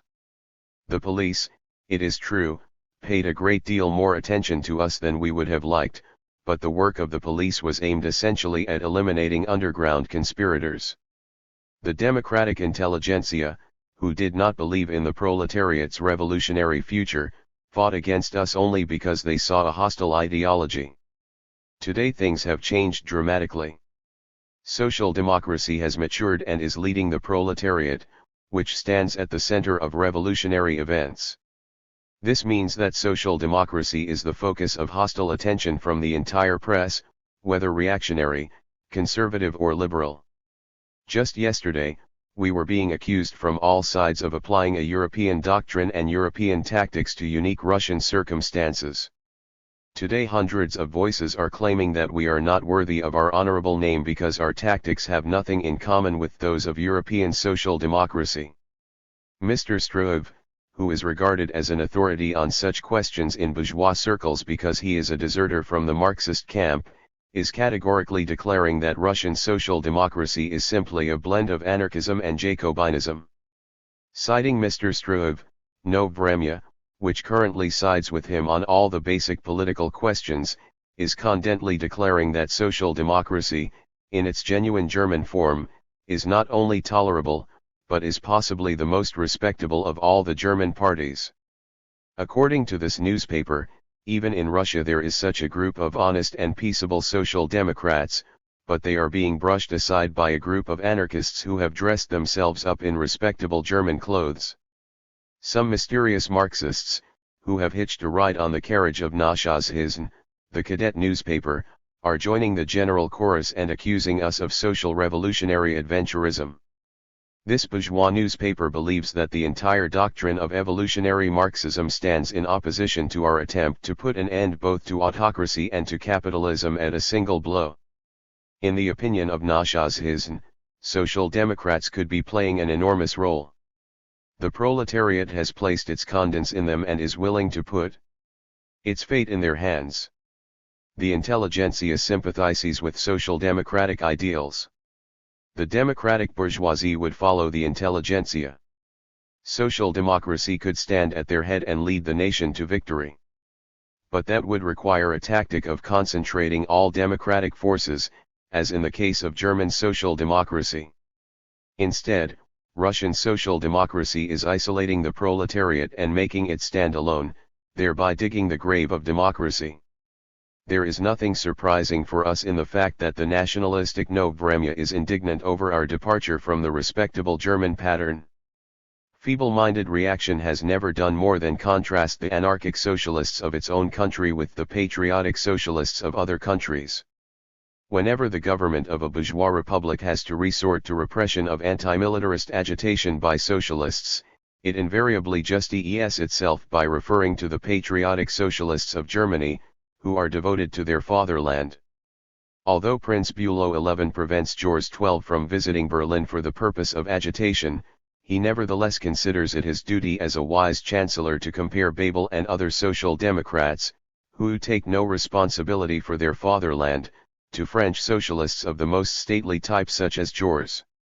Why would it surprise us if a reptile who has served the Tsarist government for decades by preventing a single word of European social democracy from crossing the border, now, in order to destroy our party, compares our Jacobinism to the wisdom and political piety of our European comrades?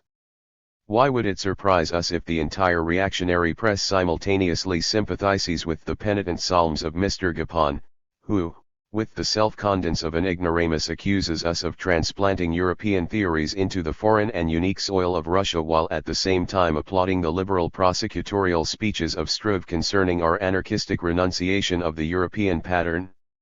It is perfectly understandable that Mr. Struve, having lost all sense of decency in his quest for an honorable of Chale position, openly anticipates the repression of social democracy, or that the Petersburg prosecutor only expresses of Chale thinking when he respectfully cites his future boss in his speech of accusation in the matter of a militant organization.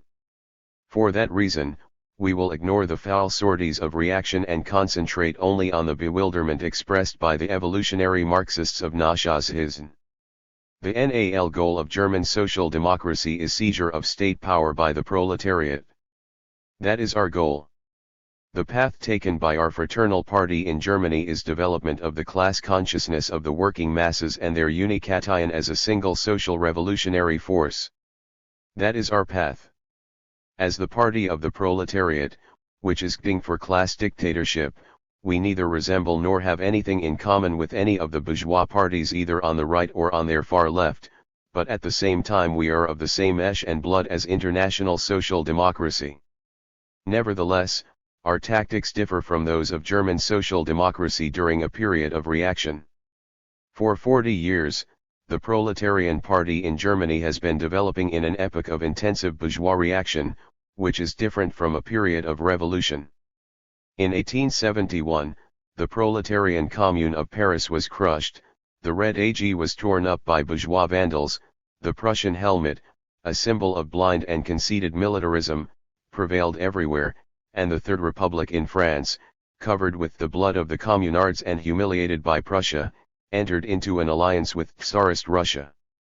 The bourgeoisie, with the Great Revolution in its past, undertook to preserve Asiatic absolutism, in which it quite correctly saw an appropriate Gur to play the role of gendarme of world reaction. Capitalism achieved its peaceful conquest on the bones of its countless victims. Bourgeois democracy no longer worried about its own existence. Revolutionary traditions, which prematurely died in 1848, were betrayed and forgotten, and the fumes of capitalist oppression and bourgeois chauvinism hung like dense clouds in the political atmosphere of Europe. It was in this suffocating and impenetrable atmosphere of reaction that German social democracy emerged and developed. Lacking both previous experience of the politically organized class struggle of the proletariat and direct revolutionary traditions, it advanced with amazing persistence and constructed, stone by stone, the superb edifice of party democracy that is now such a source of pride to international socialism. The Russian proletariat has taken each political step outside the law.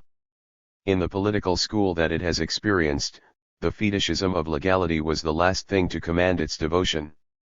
Indeed, the autocracy stood before the proletariat as the embodiment of a stupid and openly oppressive state, directly convincing the proletariat that code-ed laws are nothing but fetters that the ruling powers forcibly impose in the interest of their own domination. Revolutionary methods of struggle demonstrated to the proletariat all the advantages of a direct, extra-legal, and revolutionary test of strength. While the social democracy of Red, proletarian Saxony vainly protested year after year, within the constraints of parliamentary tactics, against the three-class system of elections, the proletariat of peasant Russia, with a single revolutionary blow, threw the fundamental law concerning the State Duma onto the rubbish heap. Thanks to the revolutionary character of the times, the Russian proletariat is quite possibly closer to realizing an 8-hour working day than the proletariat of England with all its powerful trade unions. The workers have mastered the revolutionary method, and they will not voluntarily give it up. Social democracy has transformed the fundamental demand of the working class into a slogan of the revolution and thereby enriched the revolution with all the class energy of the proletariat. In these circumstances, what can the tactic of concentrating the democratic forces mean? Either the proletariat must abandon its class demands, or, and this means essentially the same thing, it must repudiate its independent tactics. If democratic concentration is more than simply a turn of phrase, what it means is adapting proletarian tactics to the behavior of bourgeois democracy. But this would throw us back by half a century. In the Prussian and Austrian revolutions there was a political concentration in the spirit proposed by Democrats from Nazi-Hisn.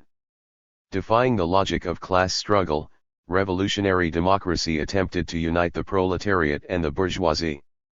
In the name of unity, Lassalle called upon the workers to renounce republican demands. But democracy, having attempted to unite the divided nation with a democratic ideology, proved unable either to drag the liberal bourgeoisie forward or to prohibit the class instinct of the proletariat. Amorphous class tensions weakened the tactic of concentration. At the same time, the proletariat's political dependence deprived it of the possibility of using its class strength for independently organizing the revolution. The heroic proletariat of Vienna defeated the monarchy in open battle.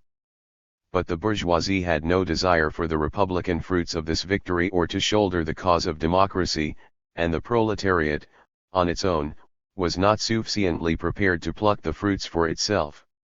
The class dismemberment of a bourgeois nation has gone much further in our country than in Prussia and Austria in 1848.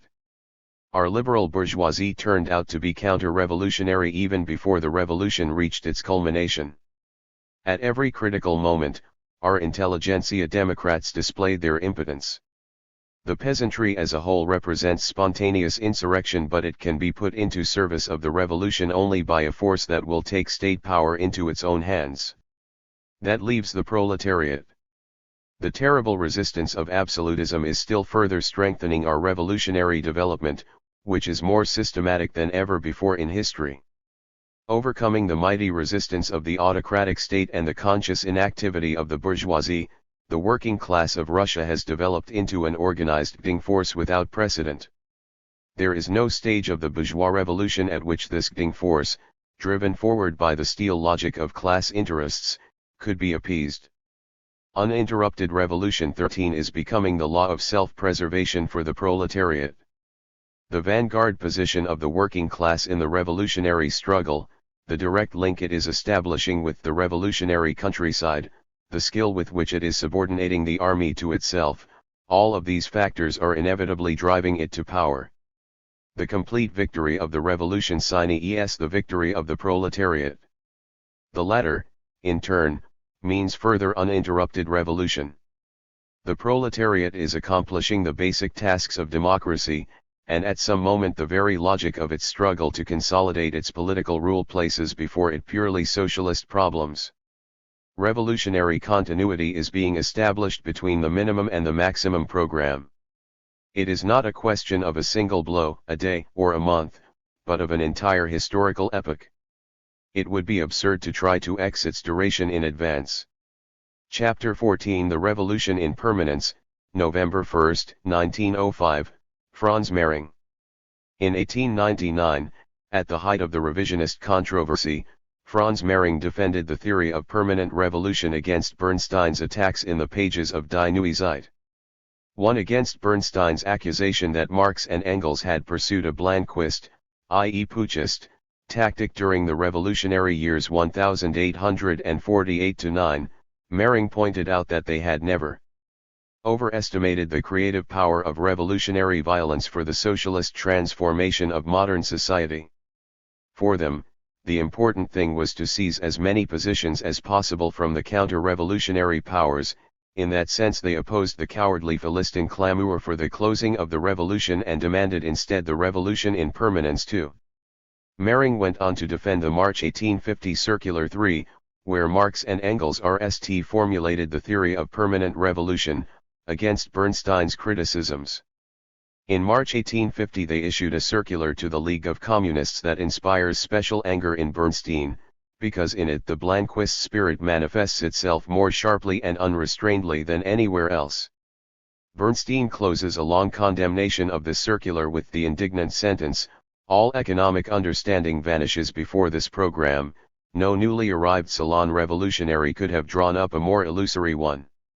In order to appreciate this circular correctly, one must picture for oneself the whole historical context in which it originated. When the German Revolution broke out in March 1848, Marx and Engels believed that it would run its course through decades-long struggles, like the English Revolution of the 17th and the French Revolution of the 18th century. But very quickly it became evident that the German bourgeoisie differed from the English and French bourgeoisie in a very essential respect, namely, in the fact that out of fear of the incomparably more highly developed working class of the 19th century, it was ready to accept the closure of the revolution at any moment, even at the price of the most ignominious concessions to absolutism and feudalism.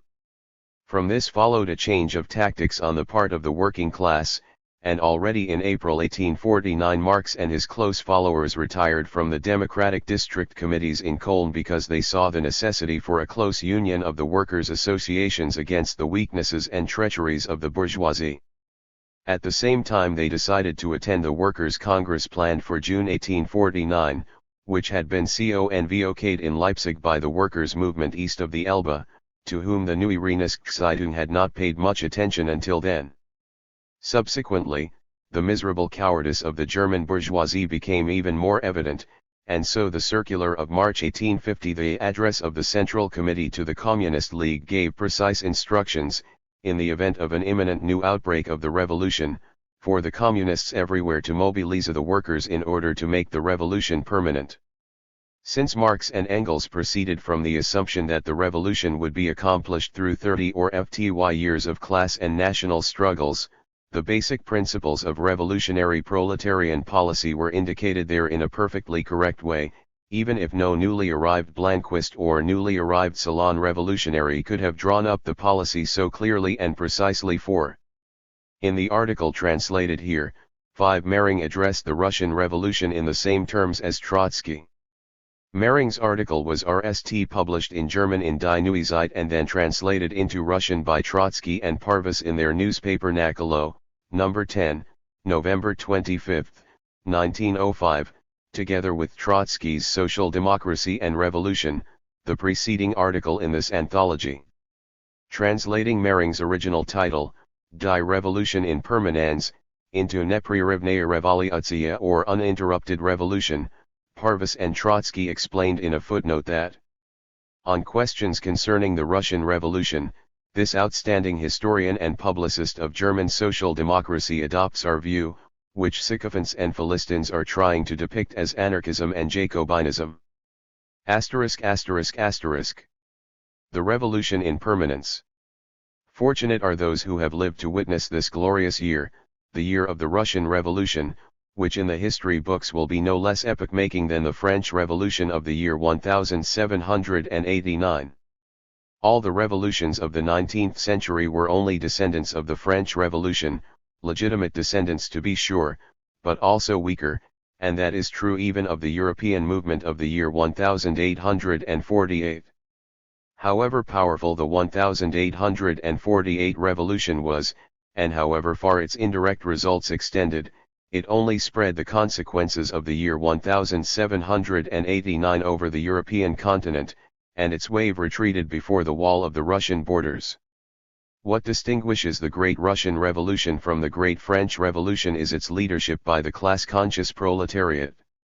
The Bastille was also stormed by the workers of the Faubourg Saint-Antoine, and the victory at the barricades of March 18, 1848, was won by the Berlin workers against the Prussian guards. But the heroes of these revolutions were at the same time the victims. The very day after the victory, the bourgeoisie snatched the prize away from them. And that is why the revolutions modeled on 1789 eventually died out.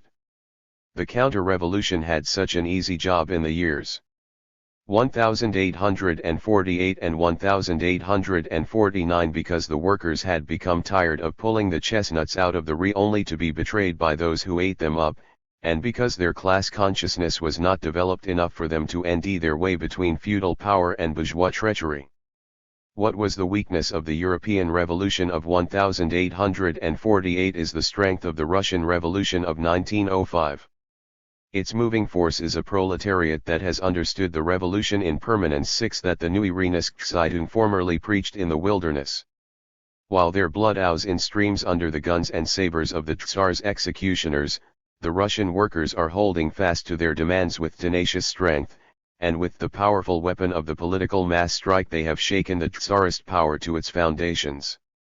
In the newest manifesto of the Tsar, Asiatic despotism abdicates forever. By promising a constitution it has crossed the Rubicon from which there is no return.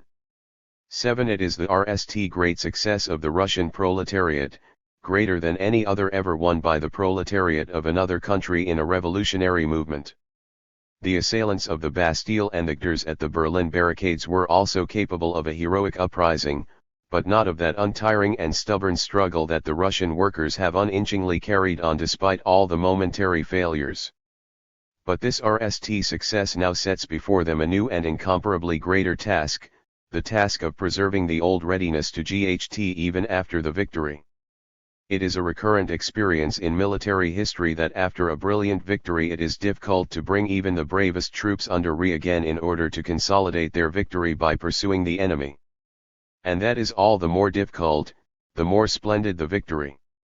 The need for a restoring period of calm after experiencing extreme tension is deeply rooted in human nature, and the bourgeoisie has always speculated upon this fact with the greatest success whenever the proletariat had shaken down for it the fruits from the trees of the revolution. One bourgeois newspaper has quite justifiably commented that the Tsar's manifesto is vividly reminiscent of the promises made by Friedrich Wilhelm IV once the revolution smashed his authoritarian insolence. In fact, they are almost the same promises: inviolability of the person, freedom of conscience and of speech, popular representation with a wide franchise and with decisive participation in legislation.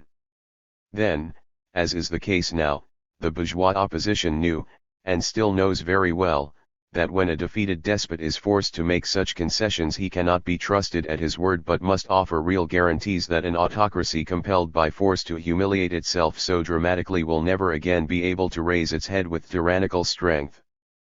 But it is in the interest of the bourgeoisie to belittle the achievements of the revolution in order to disarm the proletariat, to present it as a fata morgana that can only come true with the greatest prudence, to warn the proletariat against any bold crow that could, so to speak, scare away the nocturnal ghosts. Thus, after every revolutionary victory, the bourgeoisie raises the cry for peace at any price, ostensibly in the interests of the working class but in fact out of the cold-blooded, cunning calculations of the bourgeoisie itself. This is the most dangerous hour of the revolution, but fatal as it has often been to the proletariat until now. This time the Russian working class has passed the test brilliantly by responding resolutely to the Tsar's manifesto.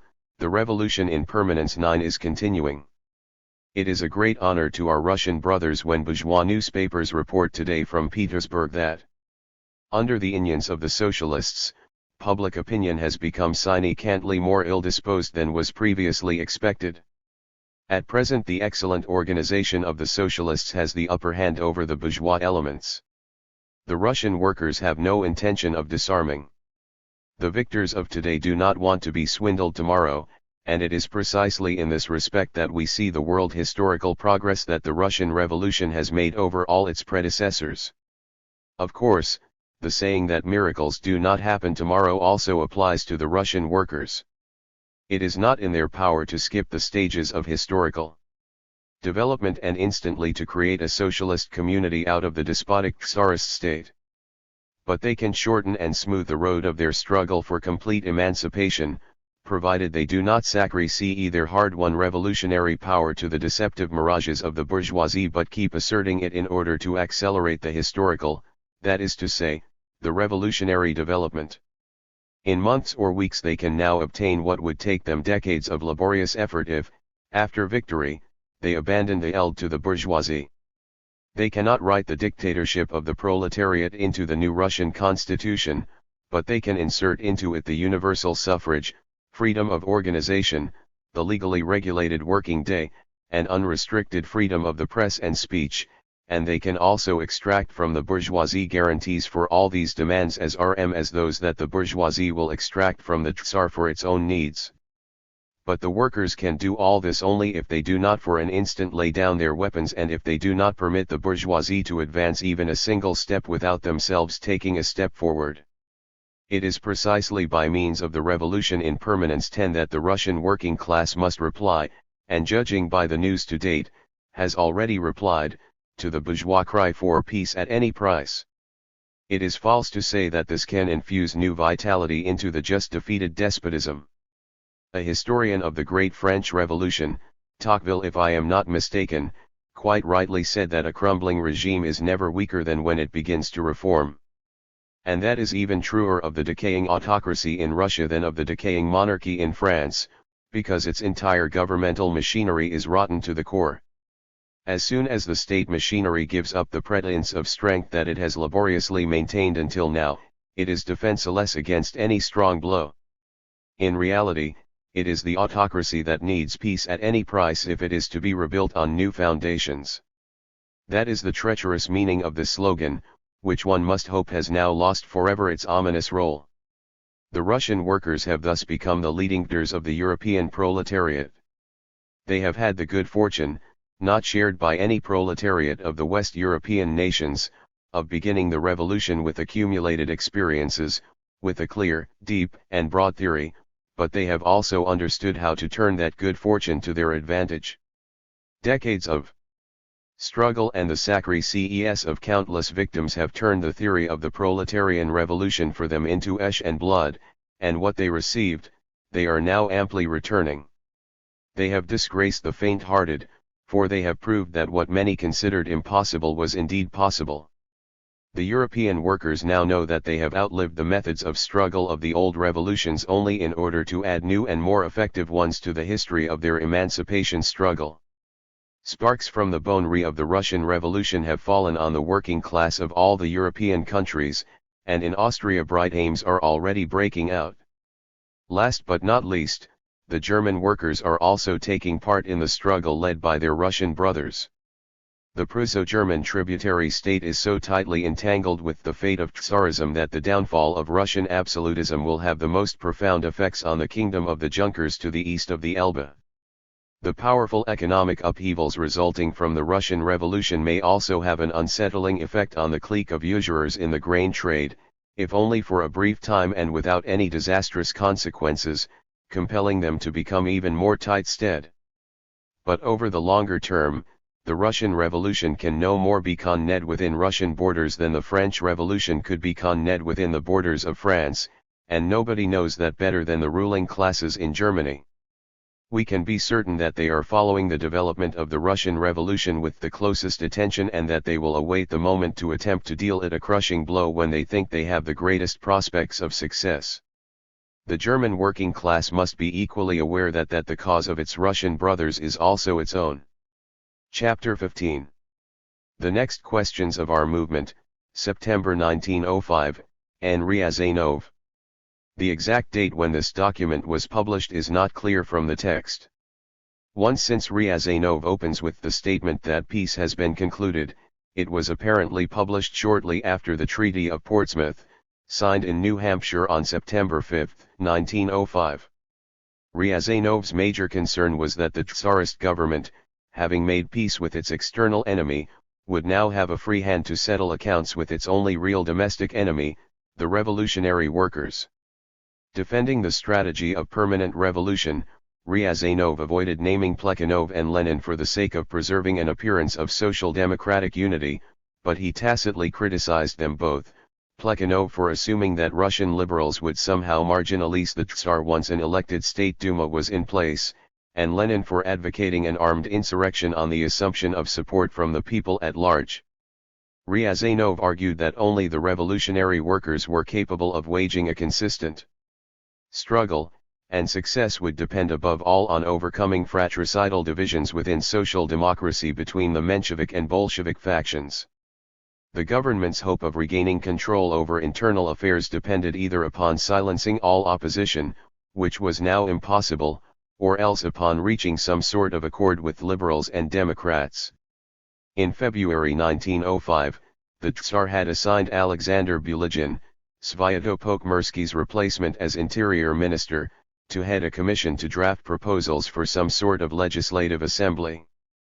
Bulygin's report in August recommended a purely consultative Duma with a highly restricted suffrage and elections in 3 or 4 stages, with workers almost completely disenfranchised.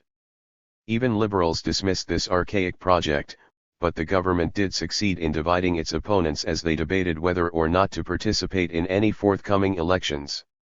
Among Social Democrats, Plekhanov accused Lenin of driving the bourgeoisie to the right, while Lenin demanded a boycott of elections and preparation for an armed uprising. With reference to Plekhanov, Ryazanov repeated his warning that Tsarism was far more than an obsolescent remnant of the past. Tsarism had survived previous crises, and the history of Europe since the 1848 revolutions demonstrated that absolutist regimes were perfectly capable of cohabiting with ersatz democratic institutions through reconciliation with a bourgeoisie that feared the proletariat more than a monarch. Ridiculing the Bulygin proposals as a Modi-ed version of a sheep's parliament, Ryazanov had one answer to the debate over the appropriate attitude for Social Democrats. To boycott or not to boycott the State Duma, to take part in the elections or not to take part, these questions do not even exist for the proletariat. The State Duma must be destroyed. To recognize it, to try to use it as a tribune or to reform it, these are not just stupid and senseless ideas. To pursue them would be a political crime by which the proletariat would repudiate any independent policy.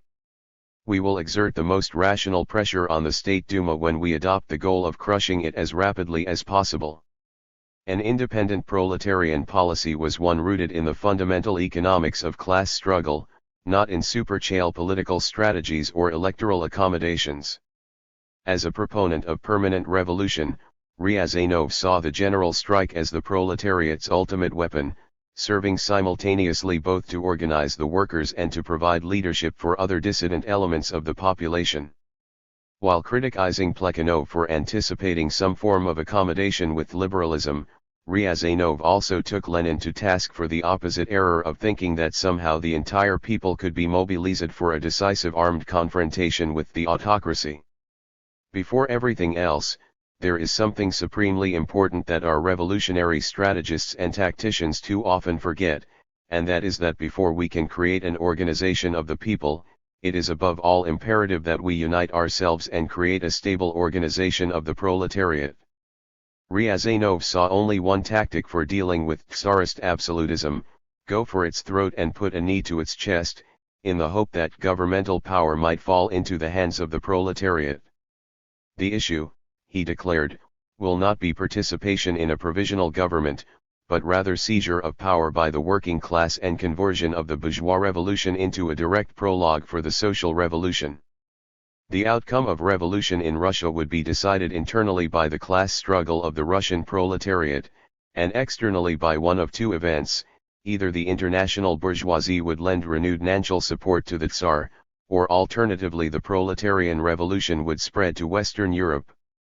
In the meantime, the slogan of revolutionary social democrats must be the revolution in permanence, uninterrupted revolution, which required relentless criticism of all the constitutional projects of our liberals and bourgeois democrats, unmasking the class background of all programs on behalf of the entire people, and destroying all illusions of some community of political goals on the part of all classes of the population, particularly of the bourgeoisie and the proletariat. The next questions of our movement. Peace has been concluded. And no matter how hard our officials, aided by the venal West European press, try to exalt the Russian government's diplomatic victory, the facts speak too eloquently. Russia has never before concluded such a disgraceful peace, and Tsarist absolutism has never before sustained a more shameful defeat. All that remains of supremacy in the Far East is the miserable consolation that Russia is still a great power. Hundreds of thousands of human lives were lost in the elds of Manchuria and on the waves of the Great Ocean, and hundreds, even thousands of millions of rubles were squeezed out of the toiling masses, and Russia has had to pay all this for an adventure by a small clique of crowned and uncrowned capitalist predators. While the international financial barons were indifferent to stock market bulletins concerning the defeats of the Russian army and navy, reacting with an almost imperceptible decline in the price of Russian state securities, and while they and the Russian plutocrats often thought this implied rising hopes for the conclusion of peace, after January 9 the financial barons anxiously followed growth of the proletariat's revolutionary movement and responded to each new outburst with a sharp decline in the price of Russian industrial securities. It seemed that Russian absolutism, this last remaining pillar of order and property, might not withstand the combined pressure of its internal and external enemies. Further delay became inadmissible, and it was only thanks to intervention by the honest broker Roosevelt, acting on instructions from the magnates of the international bankocracy, the Seligmans, Mendelssohns, and Bleekroders, that Russia escaped paying billions in reparations. Still, the Tsarist government acceded to Japanese requests and surrendered not just the districts it had occupied in China but also half of Sakhalin, part of the age-old Russian Land 3. But politically bankrupted Russian absolutism, although covered in shame and inundated with the blood of its subjects, still managed to remain upright on its feet of clay. Saved from its external enemy, it can now breathe more easily and is all the more furiously attacking its internal enemy. Its strength is still far from exhausted, especially when it can draw that strength from two sources, one within Russia itself, the other in international political relations. Russian absolutism is by no means merely a relic of pre-capitalist formations or simply the most powerful and vile remnant of serfdom. In historical terms, our autocracy really is rooted in the past, but that is equally true of many other aspects of social life. Unlike other remnants, however, it is more than just a vestige or a fragment of the past that happens to be preserved. Created by the ruling classes to protect domestic exploitation against invasion by external enemies, it was always a weapon in the hands of one social class or another. Russian history knows of no autocracy that somehow stood above classes, oppressed the entire population equally, or was equally resented by all classes. The social economic structure changed, the array of class interests changed within the ruling classes, and so did the character of our autocracy. Following a more or less prolonged crisis, which tore up some of its roots in the past, it sank new roots in fresh soil and, after surviving a period of political instability or great reforms, it adjusted to current conditions and continued as before to play the role of a vampire, draining the vitality of the toiling masses for the vanity of one or another group of privileged leeches from the ranks of the ruling classes. Today Russian absolutism is living through a similar crisis. Historical legends of the time when it was an instrument solely in the hands of the nobility are gradually being steered by the rapid and forceful growth of capitalism. The old absolutism is still trying to preserve a balance between agriculture and the industrial bourgeoisie, but development of capitalism is creating growing contradictions between these two sources of support and leading it towards destruction despite all its efforts to adjust to the changed class structure. Perishing in one form, however, the autocracy might, as in the past, re-emerge in another. Our absolutism is still far from isolated and continues to be solidly based in the present. It is supported by all the large-scale feudal landowners, with the great princes at their head, by our upper clergy, with all their monasteries, by the entire national bourgeoisie, by the black 104 elements of the commercial industrial bourgeoisie, and by the entire reactionary petty bourgeoisie. Moreover, the political indifference of the peasants continues, and they have yet to nally abandon their faith in the Tsar Father. Of course, it is also true that today capital is rebelling, the enlightened nobility are playing at opposition after tasting fruit from the capitalist tree of knowledge of good and evil, and bourgeois ideologues, members of the various liberal professions are sulking, but all of this is merely a debate among Slavs, a debate between the different fractions of the economically ruling classes over how best to ensure the order and calm that has been disrupted by the restive proletariat, and how to create a strong government that might deal with sedition. The only question of any interest to the seditious proletariat is just who among this worthy company represents the lesser evil. As allies in the struggle against autocracy, even the most left among them are completely untrustworthy and will readily sell out the interests of the toiling masses in exchange for a mess of pottage in the form of trivial reforms. But the autocracy draws its strength not only from its original sources. It is also strongly supported by the entire Golden International, 5, and its national credit is yet to be undermined. As in the past, it remains today a most trustworthy support for every reactionary undertaking. Its prestige as a great military power has declined, but its reputation as the European gendarme remains intact.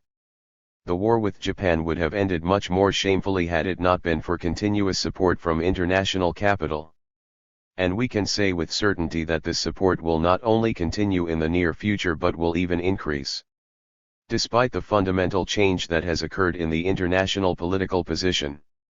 Renewal of the alliance between Japan and England, with the goal of preserving the status quo throughout all of Asia, that is, not just in the Far East but also in Central Asia, will for a long time, and perhaps forever, make it impossible for Russian absolutism to carry on fulfilling its historical mission in the Far East. Like it or not, the center of gravity in Russian foreign policy again has to shift to Europe and the Near West. Whether Russia will move in this area hand in hand with Germany, which has long ago sunk deep roots in Asia Minor and the Balkan Peninsula and might seek to supplement the alliance in domestic policy with a similarly close alliance in foreign policy, whether there will be a new holy alliance between Russia, Germany, and Turkey, or perhaps a new rapprochement with France, whatever may happen, in its struggle against the internal enemy Russian absolutism can count on the most active support from European reaction and friendly neutrality from the liberal bourgeoisie. Of course, the end of the war by no means implies an end to the misadventures of Russian absolutism. The revolutionary movement continues, it is growing both in central Russia and in the outlying areas, it is gaining strength in Poland, in Finland, in the Baltic territory and in the Caucasus. In relation to the powerful movement of the workers, military forces are just as hopeless as the reinforced secret police. We have no need to fear, therefore, that the revolutionary movement will die down again as it did in the 80s. Now the country faces a new calamity of dreadful hunger, as the mutilated and wounded soldiers will soon begin returning from the Elds of Manchuria, representing a living chronicle of crimes committed by the autocratic regime. At the same time, Nanchal oppression continues its destructive work. All of this creates a continuous source of agitation and reinforces even more the hatred of the toiling masses for the existing regime. The new State Duma, this Modi-ed and appended version of a sheep's parliament, creates an equally explosive source of agitation.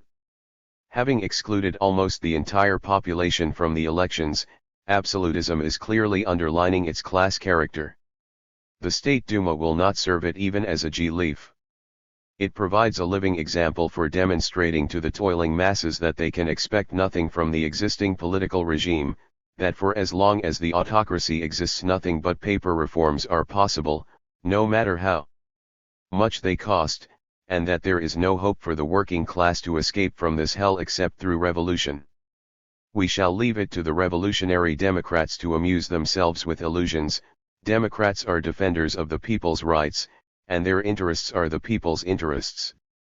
Hence, on the eve of the struggle, they see no point in analyzing the interests and positions of different classes or of carefully weighing their own resources. Indeed, all they have to do is give the signal, and then the people, with all their inexhaustible might, will throw themselves upon the oppressors. Our autocracy has survived more than one revolutionary movement, and it will survive still more if we ever forget that it is an organ of class rule against which only the proletariat can GHT, because it is the one class whose very position makes it an implacable enemy. The better the organization of the Russian proletariat, the more conscious its revolutionary movement becomes, and the more solidarity there is in the revolutionary activity of the different sections of the Russian proletariat, the more successful will this struggle be. 6. ******* The debate that has recently erupted concerning a provisional government and participation in it by Social Democrats, is, in our opinion, not merely a fortuitous episode involving literary polemics between two factions. Quite the opposite, it is a delayed consequence of politicism 7 and a logical conclusion drawn from a simply-ed understanding of social democracy, which, along with the author of What is to be Done, sees the main task in the preparation, planning, and enactment of an uprising by the entire people. 8 So long as Russian social democracy is completely disorganized, this is a purely academic question. It can only assume practical importance when Russian social democracy joins together in a single united party, when it becomes the main conscious factor in a revolution that is occurring before our eyes. The hotter are the aims in the hearth of revolutionary protest. Making the proletariat the most revolutionary class of present-day Russia, the greater is the solidarity of Russian social democracy, the more extensive is the revolutionary movement it leads, and the more the toilers and the exploited regard it as the most committed defender of their interests, the more likely it is that in the course of the revolution itself conditions will emerge in which governmental power might fall into the hands of the proletariat. Whatever the circumstances, social democracy must not endeavor to participate in a provisional government made up of bourgeois elements. In order to remain the party of the most extreme opposition, it must put forward the question of property, as the basic question of the entire movement. Accepting no responsibility for the acts of a provisional government, it must, at the same time, drive it forward along lines of extreme social reforms to the benefit of the working class and the deprived peasantry. In concentrating all its efforts on completing its own tasks, it simultaneously approaches the moment when the issue will not be participation in a provisional government, but rather the seizure of power by the working class and conversion of the bourgeois revolution into a direct prologue for the social revolution. It is important to win power, but it is incomparably more important to hold on to it. And in this respect the international political and economic position will be decisive. In Western Europe, reaction has prevailed for many years with the support of the entire bourgeoisie. Should it become even stronger, should world industry recover in the near future from its latest crisis and enter a new era of industrial prosperity, and the symptoms of such a turn of events are becoming all the more clear and numerous, then the Russian Revolution, remaining isolated, might take on a protracted character and, given the well-known habits of the Russian bourgeoisie, temporarily lead to Asiatic despotism being transformed into European absolutism concealed merely by some forms of constitutional order.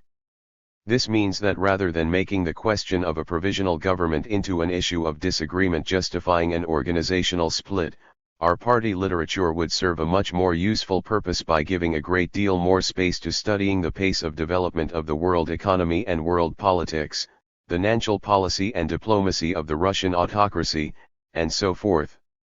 It is only by clarifying for ourselves the causes and pace of a fundamental upheaval in international economic and political relations, to which the Russo-Japanese War made a contribution only from the sidelines, that we will be in a position to resolve, in a more or less certain manner, the question of the possible forms of the Russian Revolution.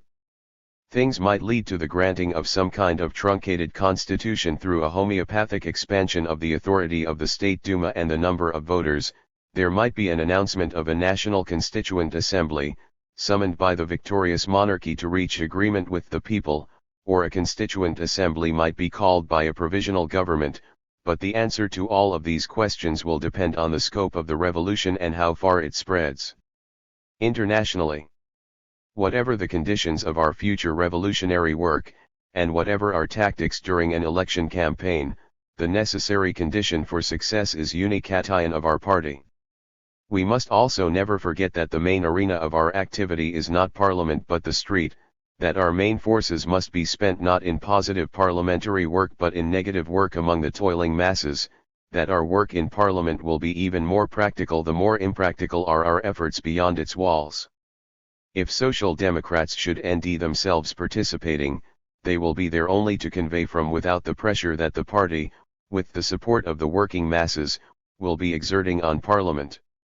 Our main task is to prevent the revolutionary tempest from cooling, to drive the revolution forward, and to lead it to extreme conclusions. Our motto must be the revolution in permanence, uninterrupted revolution, not order in place of revolution, but revolution in place of order. The more revolutionary are the demands put forth by social democracy, the more forcefully it intrudes in fact upon all the sacred and inviolable rights, the more the people in fact seize all their rights and freedoms during the revolutionary period, and the more numerous the circle of people with an interest in the revolution's accomplishments, the deeper will be the divide between the past and the future, and the more favorable will conditions be for the further development of social democracy. Institutions that guarantee complete democratization of the entire political system, including civil and criminal law, justice, military law, and the entire state economy, and the conditions needed to satisfy universal labor and social legislation, all of these issues must be thoroughly studied in party literature in order to provide our comrades with material for agitation during an election period and to give them the weapons they need in the struggle against all the bourgeois parties. The stronger the movement of the working class becomes, and the more the revolutionary movement begins to threaten the foundations of the entire social system, the more zealously will the liberals strive to preserve these foundations. Knowing that a moderate party with a clever tactic can profit from intensifying struggle between extreme social elements, they are maneuvering between the Scylla of despotism and the Charybdis of revolution. Anticipating the blessed time when they will become the cretins of parliamentarism, they have already become cretinous proponents of parleying a truce with absolutism. Beginning with the conviction that Russia now needs a terribly strong government, they dream in every quarter of rewarding their fatherland with a mongrel constitution that would combine a strong power with a few concessions to the toiling masses. In all its political activities, our bourgeois democracy demonstrates that its political demands differ from those of the worker not just by degree but also in principle. Bound to the interests of working property owners, it seeks democratization of the bourgeois system, but only with the goal of concealing and masking the class antagonism at its foundation.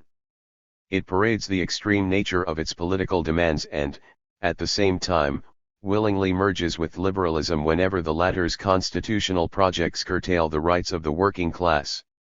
It is perfectly clear, therefore, that one of the most imperative political requirements of the present moment, and one of the most vital tasks of party literature, is relentless criticism of all the constitutional projects of our liberals and bourgeois Democrats, unmasking the class background of all programs on behalf of the entire people and destroying all illusions of some community of political goals on the part of all classes of the population, particularly of the bourgeoisie and the proletariat. 9. The polemics over a provisional government hardly ared up in the pages of our two central organs when a new, even more bitter argument arose concerning relations to the State Duma. In this way, a question that otherwise might be debated quite freely within a single organization is simply providing another occasion to intensify and deepen the split in the party.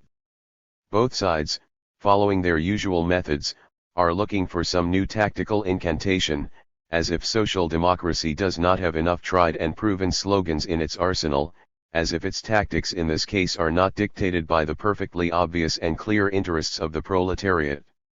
To boycott or not to boycott the State Duma, to take part in the elections or not to take part, these questions do not even exist for the proletariat. The State Duma must be destroyed. To recognize it, to try to use it as a tribune or to reform it, these are not just stupid and senseless ideas. To pursue them would be a political crime by which the proletariat would repudiate any independent policy. We will exert the most rational pressure on the State Duma when we adopt the goal of crushing it as rapidly as possible. The worst outcome would be gradual conversion of the State Duma into a representative institution, repeating in some manner the evolution of a strengthened state council in Austria, which required nearly 40 years. Hence, we say, down with the State Duma. But this certainly does not mean that we just fold our hands.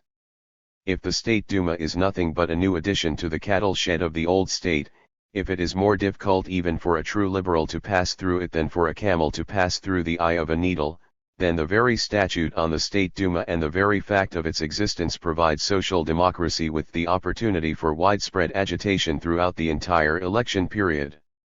How to do this will depend on circumstances of time and place. While resisting any provocation by the local authorities, and avoiding any unnecessary and useless confrontations with the police and troops, social democracy must also make use of every snag that the election statute provides.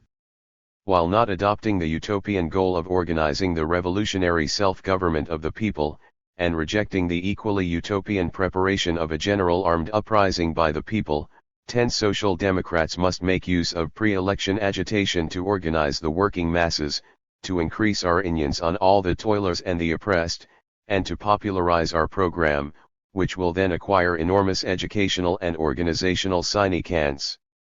Consciousness of class interests is the binding cement of the class organization of the proletariat, which alone creates and strengthens the class bonds that unite the workers into a single cohesive and indivisible whole. By developing class consciousness among the working masses, the program simultaneously gives them a banner around which to rally in order to repel their enemies, and especially their friends.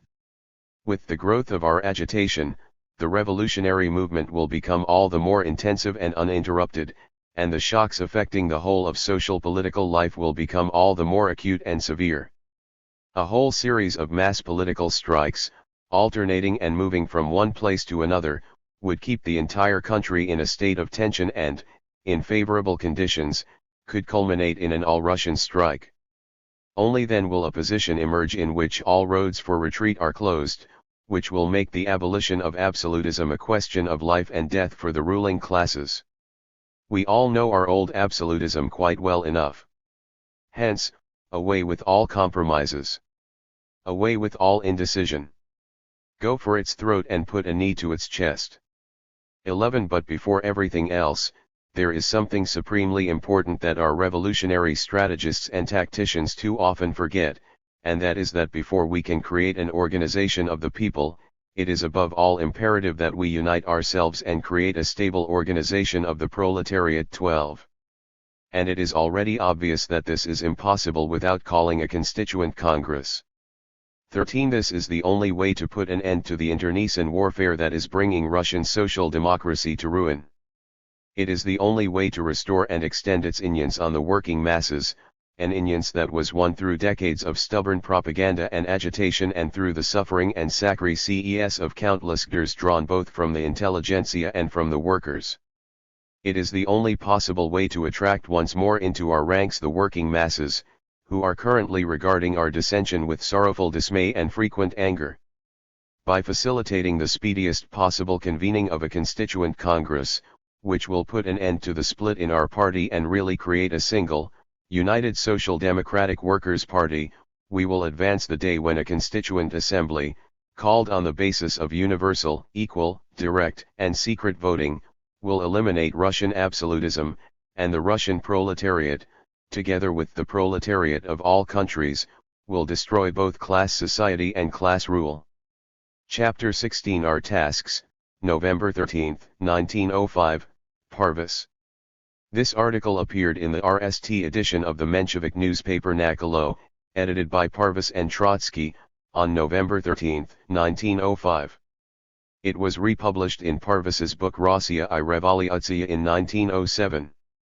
It was also translated into German for anonymous publication in the journal Die Neue Zeit, 1906, Volume 24, Number 1, pages 151-8, under the title The Tasks of Social Democracy in Russia, programmatic article from the first number of the Russian Social Democratic Daily Nakolo The Beginning.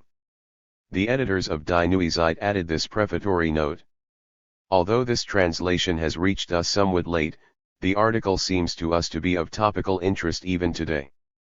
Nakolo, as is well known, was the Petersburg organ of a fraction of our Russian sister party the Mensheviks, which was earlier grouped around Iskra. The organ of the other fraction the Bolsheviks was Novaya Zhizn. In the meantime, both were suppressed and then reappeared as Severnyi Golos the voice of the North, the common organ of both tendencies, which, however, soon suffered the same fate as its predecessors. Nonetheless, we hope that the union of both tendencies, which was brought about by the prohibition of the magazines, will not be a passing one, but will lead to a general and lasting union, and that the ravings of reaction today in Russia will produce the same results as in Germany 30 years ago, the close amalgamation of all the social democratic elements in a united organization. There is no doubt that Parvis sincerely shared this hope for party unity and, like Ryazanov, considered it vital to the success of the Russian Revolution. While Ryazanov insisted that the Duma must be destroyed, however, Parvis was becoming more circumspect. By the closing months of 1905, neither party unity nor the revolution's triumph seemed quite so imminent as in the days immediately following Bloody Sunday. Although the autocratic regime was gravely shaken by military defeat, peace had been declared at the beginning of September and new political forces were rapidly consolidating at the same time as factional divisions deepened within social democracy. This article was written after the St. Petersburg Soviet, in which Trotsky and Parvis were key figures, had been forced to call off a general strike in the capital. Liberals had opposed the strike, and employers had responded to the demand for an 8-hour day with a lockout that affected as many as 100,000 workers. In what was accomplished on 9 January, Parvis had entered Russian revolutionary history as the visionary who inspired Trotsky's interpretation of permanent revolution. However, even then he cautioned that overthrow of the autocracy would be only the starting point, beyond which lay a long process of revolutionary development. A successful outcome presupposed an independent and uni-ed workers' organization, which would take care not to divide and dissipate the proletariat's revolutionary energy and, at the same time, would avoid either the political isolation of the proletariat or indifference to the political struggle of the other parties. Parvis thought the latter observation applied particularly to Russian liberals. It is an easy matter, he wrote in January, to say, together with the liberals, or against the liberals. Nothing could be simpler, but these would be extremely one-sided and therefore false responses. The real issue was to make use of all revolutionary and oppositional tendencies by adopting a tactic of marching separately but striking in unison. Revolutionary consolidation required revolutionary organization, the mass organization of workers, but it was also imperative to struggle continuously for the expansion of political rights and for the rights of Parliament in particular too. By the time our tasks was published, the Tsar had issued a manifesto promising civil liberties and an elected Duma. The founding Congress of the Constitutional Democrats, Cadets, was in session when the manifesto appeared. The Octoberist Party was already emerging to represent the right wing of the liberal movement, reactionary groups were proliferating, and the socialist revolutionaries were becoming a mass party fueled by spontaneous peasant revolts. Parvus thought that Social Democrats were compelled to determine an appropriate response to the changing circumstances. For Lenin and the Bolsheviks, the answer seemed perfectly clear and straightforward. The Workers' Party must organize an active boycott of any elections and prepare an armed insurrection leading to the democratic dictatorship of the proletariat and the peasantry. 3. Lenin explained that the tactic of active boycott by no means meant passive abstention.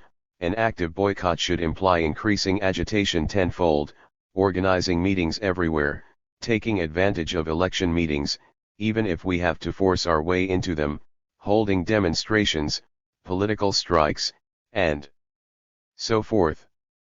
4. An active boycott meant provoking confrontations with the police and the military with a view to inciting the insurrection. Parvus replied that if we interfere with these meetings, if we disrupt them, we shall merely be rendering a service to the government by creating an excuse for martial law. Instead, he looked to the experience of German social democracy and urged that the various parties should come to an agreement to safeguard electoral procedures from reactionary intervention, just as agreements are made between the various parties in a parliament. 5. Each party should organize its own election committee for the conduct of the election campaign throughout the country. The parties should agree among themselves about practical measures for extending freedom of speech, of assembly, and so forth, during the elections.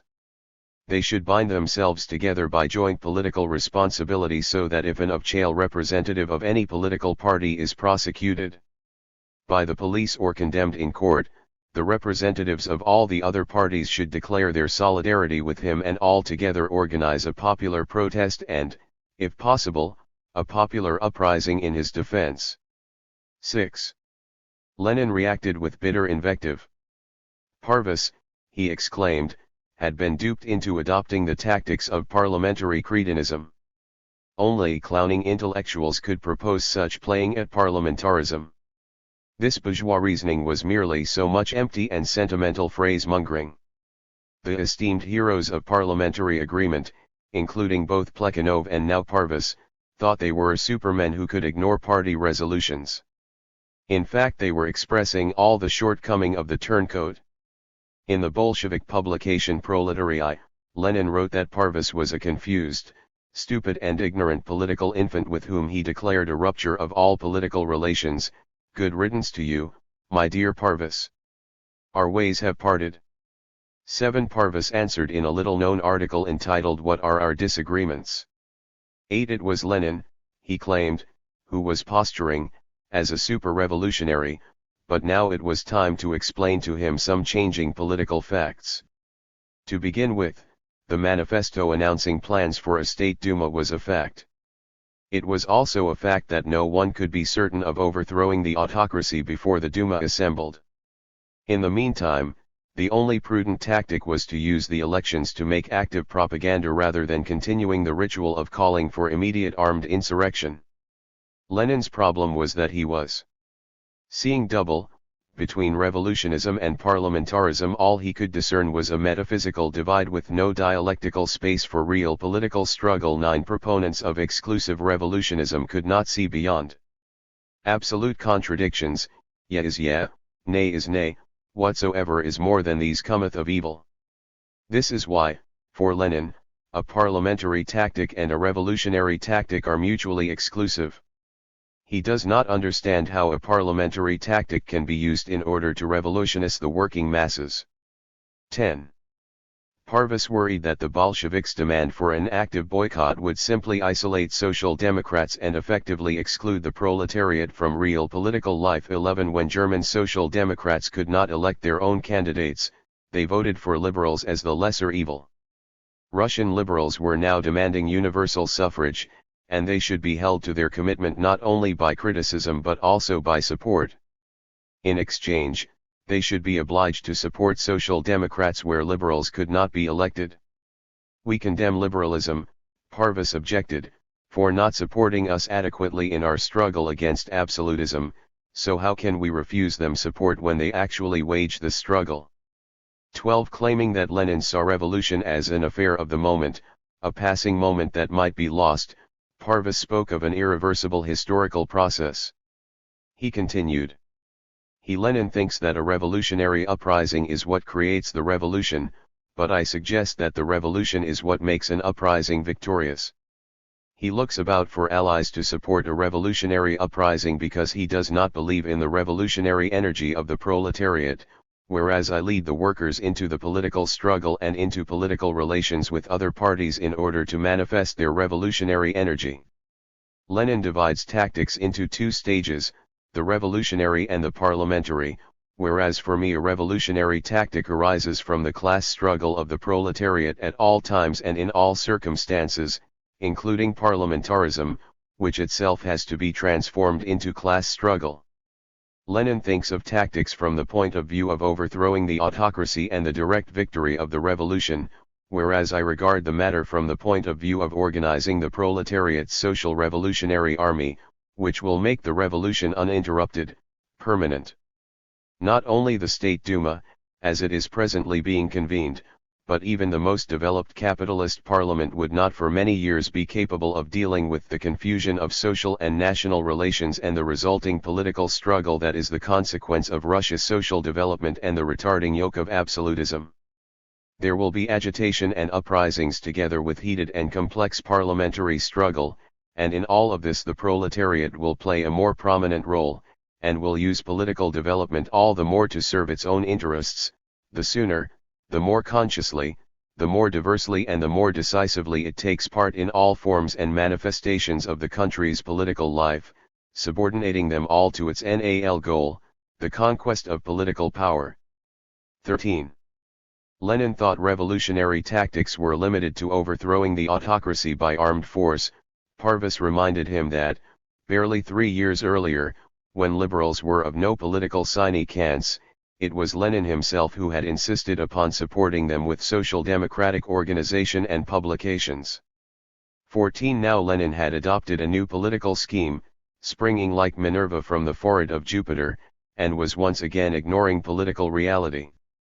At the basis of his revolutionary ardor, Parvis wrote, is lack of revolutionary condens.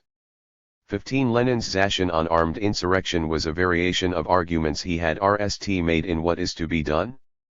Flailing so-called economists, condemning trade unions as spontaneously opportunistic, and insisting upon centralist control of the entire workers' movement, Lenin was consistent only in his mistrust of workers and his commitment to the worst aspect of the Russian revolutionary tradition, the narrow-mindedness and manipulative proclivities of revolutionary circles of the intelligentsia. Unlike Social Democrats in Germany, Lenin intended to subordinate the masses to a handful of ideologues. 16. The revolution had to respond to changing circumstances, but in front of this grand historical process there stands a little man with a menacing grimace and a revolutionary hand outstretched, fussing and bustling to ward off the disappearance of socialism and the revolution. Parvis recalled an article he had published in December 1903 in the German party press. Although he did not mention Lenin, he sympathized at that time with Ryazanov's criticism of the Iskra program. 17. And the object of his concern was perfectly apparent. We know that it is not within our power to determine events. Our entire task consists of keeping the proletariat prepared so that it can drive political development forward when events do occur. It follows that for social democracy in Russia, there is one requirement that takes precedence over all others: organization. But organization does not mean throwing a rope around the masses in order to keep them together.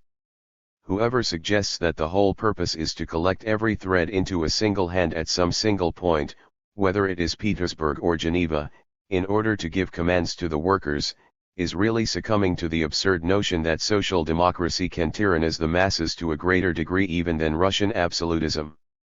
Above all else, Russian workers must learn how to unite and go forth as a single political force with a conscious will. Whoever tries merely to create an organization of agitators, ignoring organization of the masses, really believes that he can make use of the workers as material for the revolution in the same way as they provide cannon fodder for the army. At all times and in every circumstance, our hope and support must focus on the social revolutionary character of the working class. 18. Whereas Lenin saw election meetings as liberal gatherings to be broken up by force in order to incite a police response, Parvus saw in the same meetings an opportunity to organize the working class in real political engagements. Lenin, he claimed, saw organization as nothing more than a XED plan laid down by a leader, who would blow his own horn and expect to bring down both the towers of absolutism and the walls of capitalist Jericho. As a result, Lenin sees his main task not in using every possible means to lead the proletariat into political struggle but rather in preventing the political struggle from becoming opportunistic. That is why he tries to suppress and smother everything that cannot be compressed into his own narrow template for the party. That is why he declares that all who do not share his political ideas are traitors to the revolution. It is also why he has been doing destructive work in the party for the past 2 years. He aims for revolutionary dictatorship, but he has shown himself to be completely incapable of uniting and leading the revolutionary forces. He wants to organize the revolution with propaganda, but he is provoking internecine warfare within the party and disorganizing it all the more. An organization that is detached from the working masses and suspended above the working masses is not social democratic. There is nothing worse than a tactic that disorganizes and demoralizes a GAIDO army through internal discord. 19. At the end of what are our disagreements, Parvus declared that he had no interest in debating further with Lenin but had been compelled to respond to personal attacks and provocations. He summarized by comparing the sweep of revolutionary transformation with the pettiness of an intellectual's conspiracy. The essential point was that the workers must not only overthrow the capitalists but also acquire the knowledge and skills to replace them. Socialism must transform the whole of social life, eliminate wage labor, reconstruct the entire process of production, transform family and human relations in general, and create the opportunity for unprecedented cultural advance. This grandiose historical process would be long and difficult, and it would never succeed unless Russian comrades transcended their own limitations by recognizing that it was not their job to free the workers, that was inescapably the task of the workers themselves. 20. The Russian proletariat did not lack revolutionary energy, what it lacked was consciousness and the enlightenment that springs from active political life. To a mind that is made despondent by slavery, there is much that seems impossible and there are many decisions that cannot be made, whereas others make such decisions freely and regard doing so as their natural right. To date, the workers had been carrying the revolution on their own shoulders, enabling every other stratum of society to speak out loudly and freely for the RST time, but the workers themselves had still said virtually nothing. In place of factional GAIDO, he urged Bolsheviks and Mensheviks alike to strive for the workers' enlightenment. Make them speak out. Make them write. Awaken their thoughts. Awaken their initiative in the economic and political struggle and in every other form of social life. Open up before them every small detail of political life, for there is much that they cannot see due to lack of knowledge. It is much better to commit a tactical error while expanding the political activity of the workers than to restrict their political activity out of fear of a tactical error. The main thing is to conceal nothing from them, for in that case you build your plan not on the basis of their political understanding but rather on the people's ignorance. Teach the workers to create organizations and manage them themselves. Do all of this in order that they will be able to manage on their own, even without you. To the extent that you succeed, you will then make the workers into a conscious political force. By virtue of their class position, they will also be a social revolutionary force that will block the road to any betrayal of the revolution by the bourgeoisie and will not permit the revolution to die out. This force will open up new opportunities and a new basis for the organization of revolutionary uprisings. 21. What are our disagreements? Provided the political context for our tasks, which appeared at approximately the same time.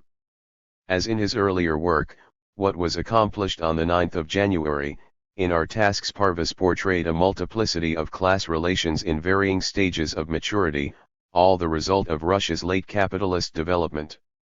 In Western Europe, more than a century of revolutionary struggle had clearly denuded class positions and ranged the proletariat directly against the bourgeoisie so that a settling of accounts could come at any time.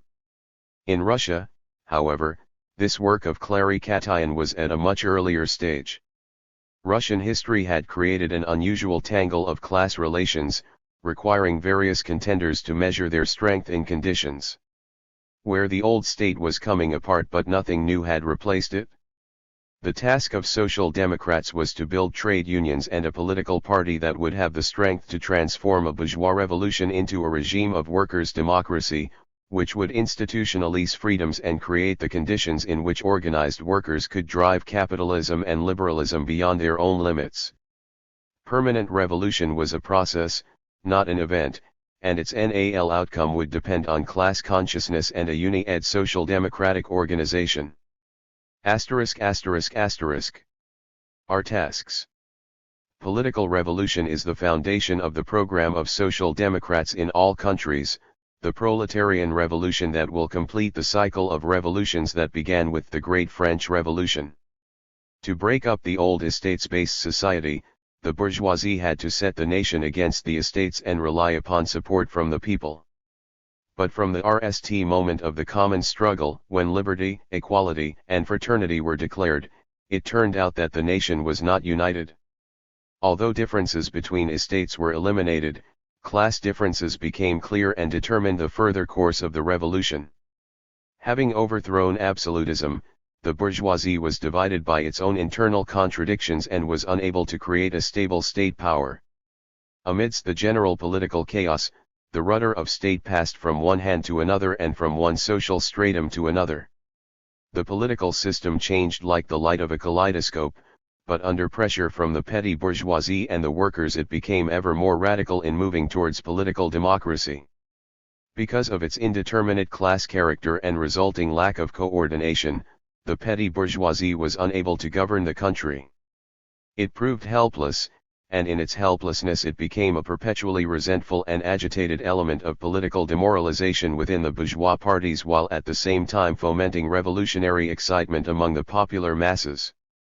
With the help of workers and handicraftsmen, the petty bourgeoisie assumed power, but, since it was unable to provide an economic program that would create a bond with the workers, in order to maintain its power it was compelled to bring out the guillotine, only later to become its victim.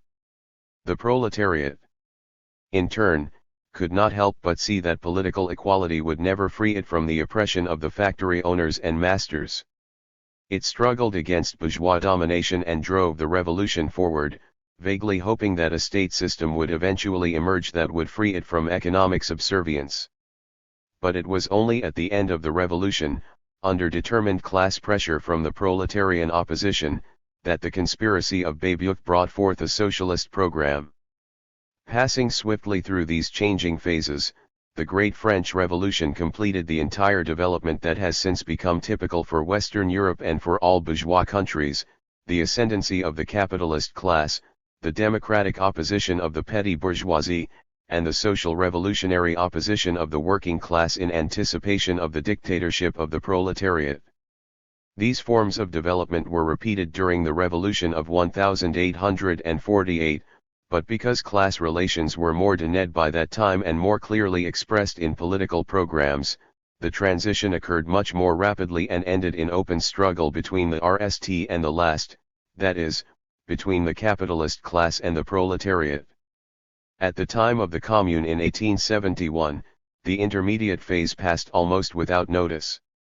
The proletariat found itself in power from the outset and had to defend its position against the bourgeoisie.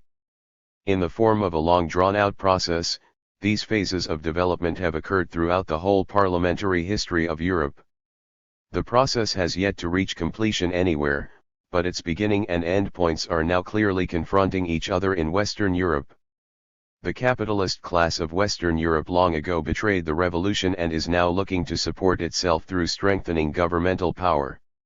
On the other side, the proletariat, united in the Social Democratic Party, sees the starting point of its struggle in overthrowing the political supremacy of the bourgeoisie and seizing state power.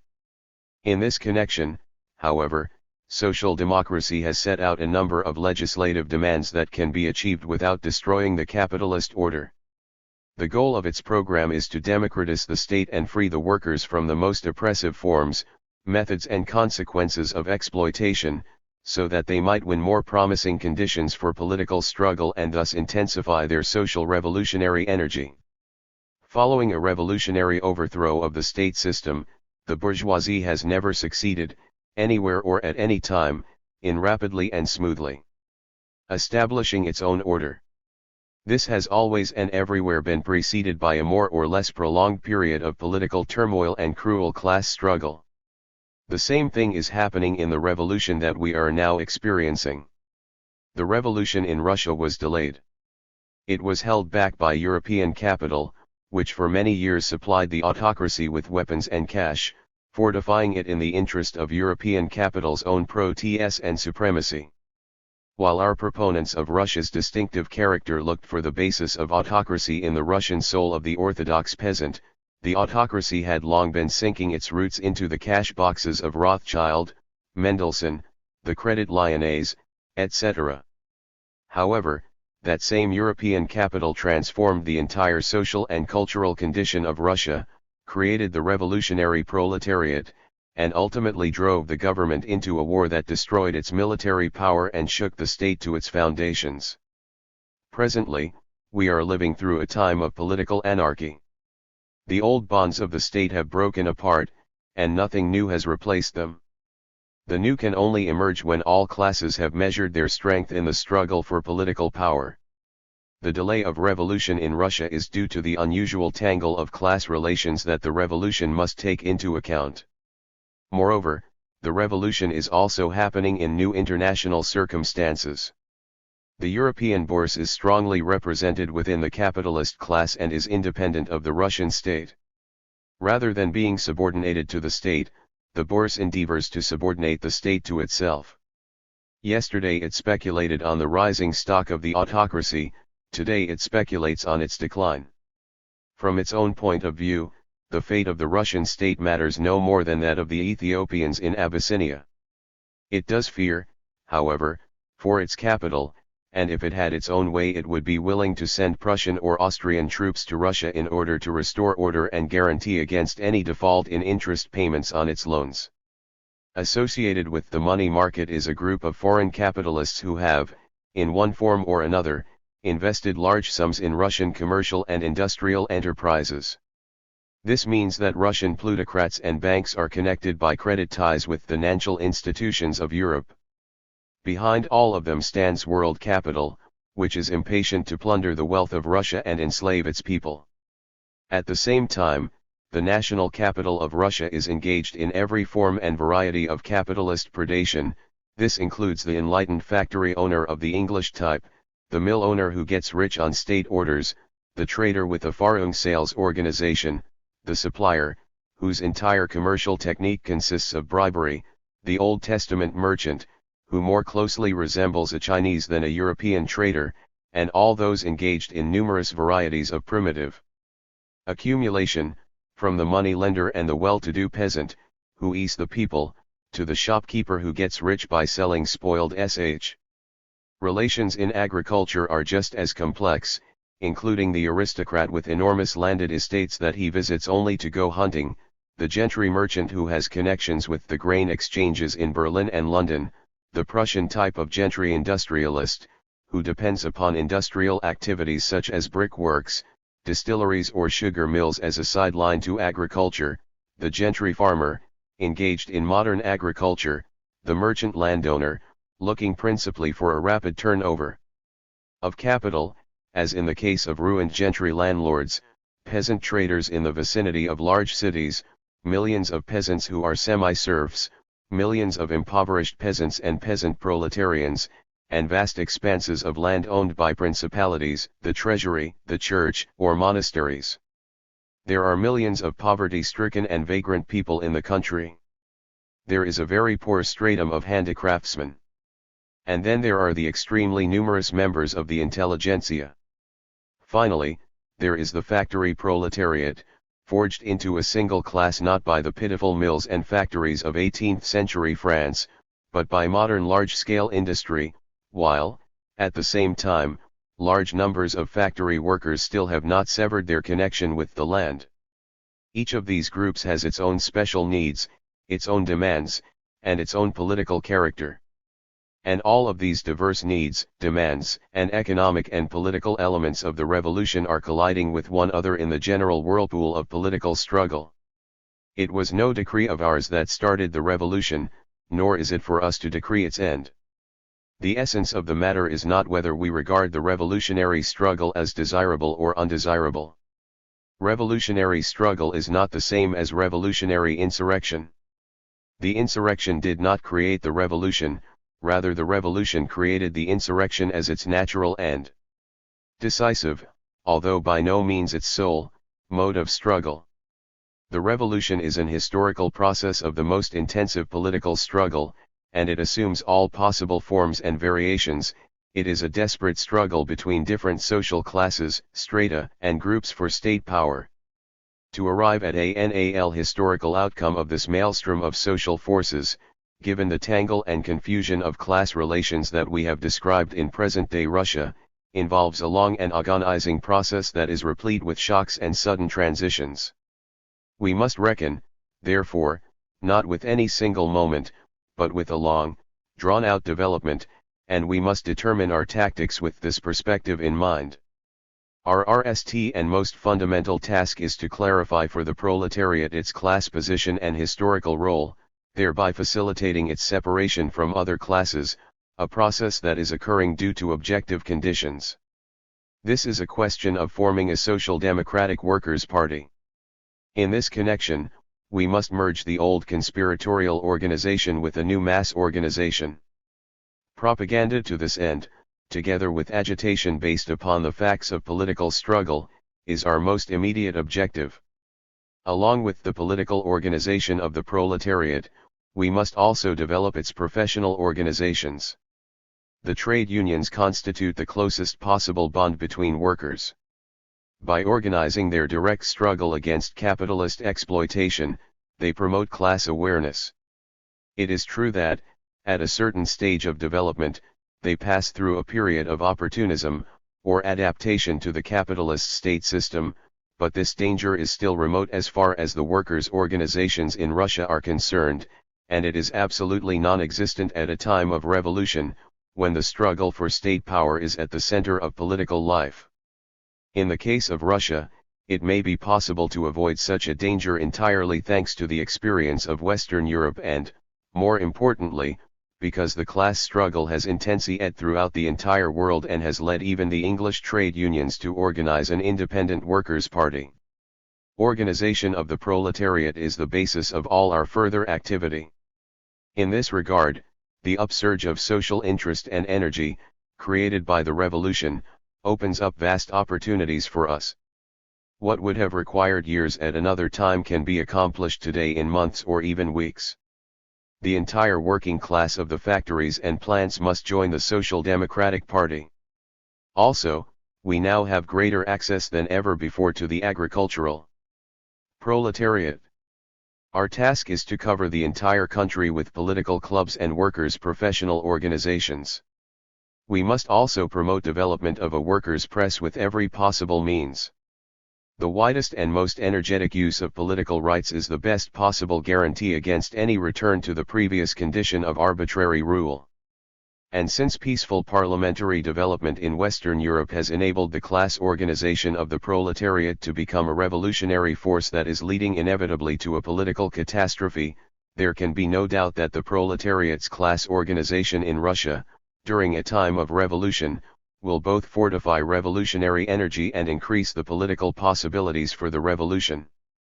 The direct revolutionary goal of the Russian proletariat is to achieve the kind of state system in which the demands of workers' democracy will be realized. Workers' democracy includes all of the most extreme demands of bourgeois democracy, but it imparts to some of them a special character and also includes new demands that are strictly proletarian. For instance, the freedoms of assembly and association, from a general democratic point of view, are only variations of freedom of thought and speech, but for the workers they are fundamental guarantees for their class struggle. Hence the workers formulate this part of a democratic program by taking particular care to include in freedom of organization the right to strike. The proletariat also adds to the democratic program the demand for labor legislation, especially for a normal 8-hour working day. Along with political guarantees of civil rights, the proletariat demands for itself economic guarantees of the opportunity to make use of them, that is, the right to time off from work. In this way, the revolution in Russia creates a special connection between the minimum program of social democracy and its NAL goal. This does not imply the dictatorship of the proletariat, whose task is a fundamental change of production relations in the country, yet it already goes beyond bourgeois democracy. We are not yet ready in Russia to assume the task of converting the bourgeois revolution into a socialist revolution, but we are even less ready to subordinate ourselves to a bourgeois revolution. Not only would this contradict the RST premises of our entire program, but the class struggle of the proletariat also drives us forward. Our task is to expand the limits of the bourgeois revolution by including within it the interests of the proletariat and by creating, within the bourgeois constitution itself, the greatest possible opportunities for social revolutionary upheaval. Even now, the government has made greater concessions than would have been needed in order to satisfy the liberal parties before the revolution, and there is no doubt that it will have to go still further. It was the stubbornness of reaction that created the revolution and made every political question more decisive. But this refers only to appearances on the surface of events. Whatever the form of transition to a parliamentary order, the social forces responsible for the revolution would have manifested themselves and driven it beyond any remaining limitations. The government was quite justifiably afraid of revolution, and this fear prevented it from undertaking any reforms. The stubbornness of the government merely determined its own fate, but the revolutionary course of events is determined by the chaotic social relations that have been created in Russia by historical circumstances. Fearing the growing political power of the proletariat, the bourgeoisie is becoming reactionary. But its own class relations lead to a struggle for power in its midst and struggle against the government. This means it will waver back and forth between revolutionary excitement and reactionary embitterment. A politics of vacillation is merely a politics of impotence. The class that the revolution prepares for political supremacy turns out, during the revolution itself, to be the one least capable of controlling events. This will work to the political advantage of the organized proletariat, which from the very beginning of the revolution has become its leading force as a result of its class ties and revolutionary energy. We will drive the bourgeoisie onwards. It is frightened by every step it takes in democratizing the state because it beneaths the proletariat. This is exactly the reason why it is in the proletariat's interest to support the bourgeoisie in the liberal opposition. We have no fear of liberalism's successes, on the contrary, they are the conditions for our own further successes. Then, whenever liberalism retreats, we will pursue it in every way possible. In every circumstance and at every opportunity, we will mercilessly criticize the class character of the bourgeois parties, whether they be liberal or democratic. The victory of the revolution also brings the peasantry onto the political scene. The peasants assisted the revolution by amplifying political anarchy, but they were not capable of focusing their political struggle. They are now imposing on the struggle of parties all the confusion of their own economic demands and frustrations. The capitalist system is incapable of resolving the peasant question, with the result that peasant involvement will complicate and prolong the revolution and prevent any stabilization of bourgeois order. Social democracy bases itself on the proletariat not merely because it is exclusively a workers' party, but also because it sees in the proletariat the sole force that is capable of reconstituting production relations in a way that will free the entire population of toilers from exploitation.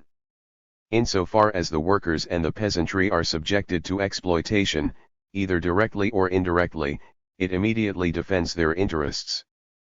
But in the interest of the workers and the peasantry itself, social democracy also opposes any return to obsolete kinds of economic relations that impede the development of production. Our task is to express and broaden the economic demands of the peasantry while leading it towards socialist transformation. In this connection, we simultaneously reveal all the forms of class struggle based upon agrarian relations and endeavor to merge with the workers of the factories and cities those strata of the agricultural proletariat and small-holding peasants whose position is close to that of the workers. The revolutionary period has also bequeathed to us the socialist intelligentsia. Our task is to take the enormous intellectual and revolutionary energy that has accumulated in its midst and to employ it within the ranks of the Social Democratic Workers' Party to extend the political and cultural tasks of the revolution and thus delay as long as possible the inevitable NAL result of the bourgeois intelligentsia going over to the vital ideals and commitments of the bourgeoisie. The political confusion of the Russian Revolution is also intensified by the struggle between the nationalities, which the autocracy has kept in a state of mutual hostility through use of discriminatory laws and a policy of national oppression. The national question has been resolved through democratic republican practice in Switzerland and in the United States of America. We must achieve the same kind of free community of nations in Russia. Our task is to remove all obstacles in the way of independent political and cultural development on the part of all the individual nationalities. At the same time, it is equally important for us to separate the proletariat of each nationality in Russia from all the other classes and to unite them in a common social revolutionary army.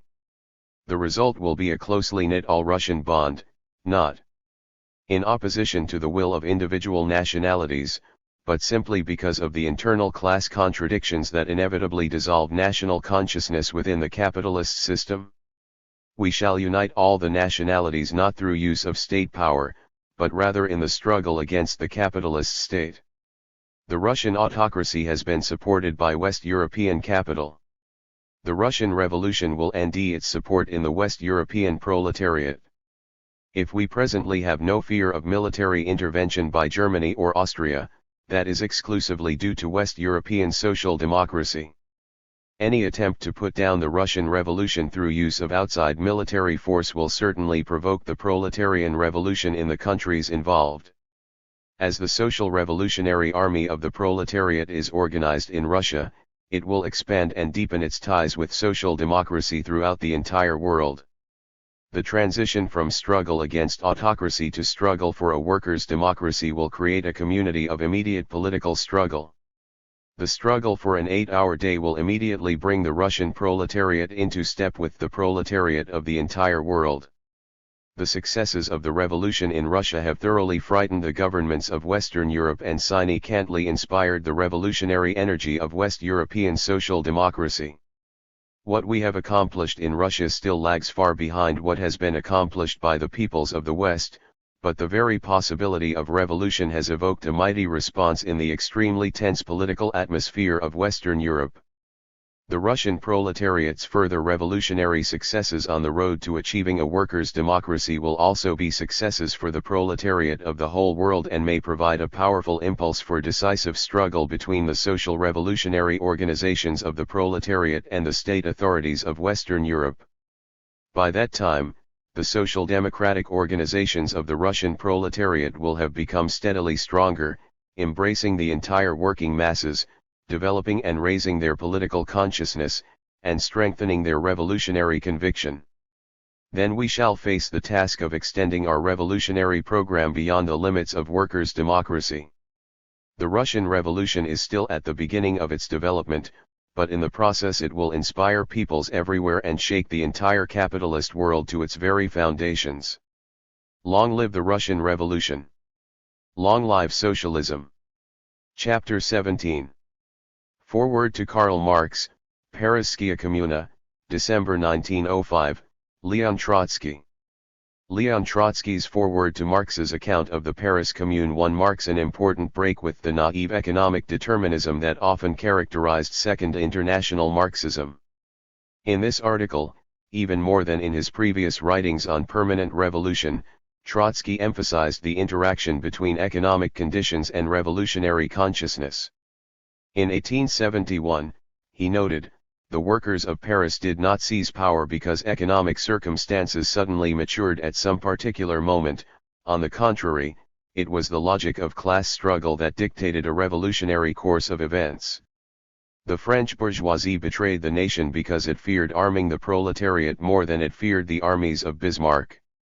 The proletariat saw that the hour had come when it must save the country and become master of its own destiny.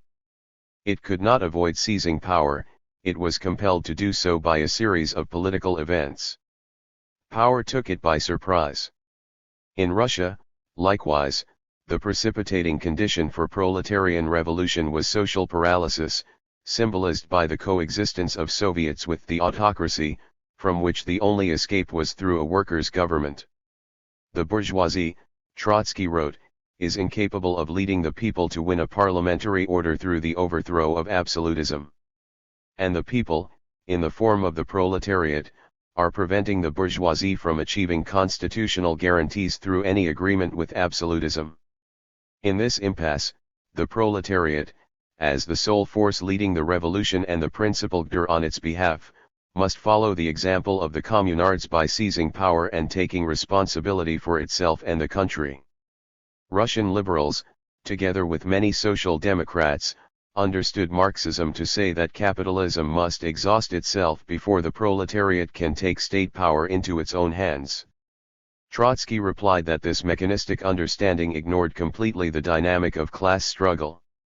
Critics of permanent revolution had only managed to memorize a few isolated elements of the Marxist theory of capitalist development, but they have remained primitive bourgeois barbarians in everything that concerns class struggle and its objective logic. When they appeal to objective social development in response to the idea of uninterrupted revolution, which for us is a conclusion following from social-political relations, they forget that this same development includes not merely economic evolution, which they so superficially understand, but also the revolutionary logic of class relations, which they cannot bring themselves even to consider too. Given Russia's peculiar combination of capitalist and pre-capitalist elements, the decisive factor in class relations was the relative weakness of the bourgeoisie in confronting the semi-feudal autocracy. In these circumstances, the logic of class relations superseded the constraints of economic backwardness. In an economically backward country, the proletariat can come to power sooner than in a country of the most advanced capitalism.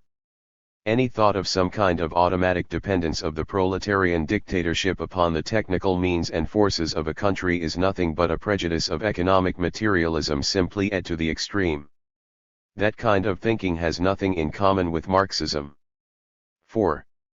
Trotsky acknowledged the obvious: socialism could never be implemented by a few decrees. However, he added that the state is the greatest means of organizing, disorganizing, and reorganizing social relations. Depending upon whose hands control it, it can be either a lever for profound transformation or an instrument of organized stagnation. Just as Tsarist institutions impeded economic progress, so a workers' state would accelerate it in new directions. In revolutionary questions, Karl Koski had already argued that wherever the proletariat has conquered political power, socialist production follows as a natural necessity.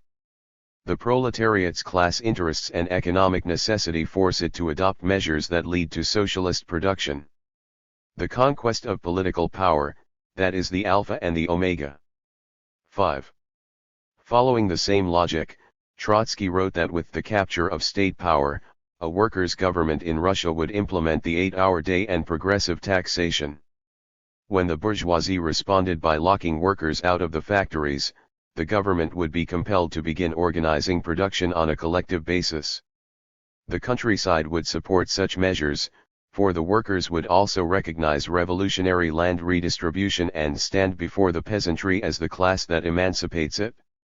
In international terms, the Russian proletariat must do everything that circumstances permit to link the fate of its national cause immediately and directly to the cause of world socialism. We are called upon to do so not merely by the common international principles of proletarian politics, but also by the powerful voice of class self-preservation, which compels us to move in this direction. Trotsky had begun the year 1905 by taunting Russian liberals with the question, "What next?" In this essay, he gave his own conclusion in a way that directly anticipated results and prospects, his definitive statement on permanent revolution. 6.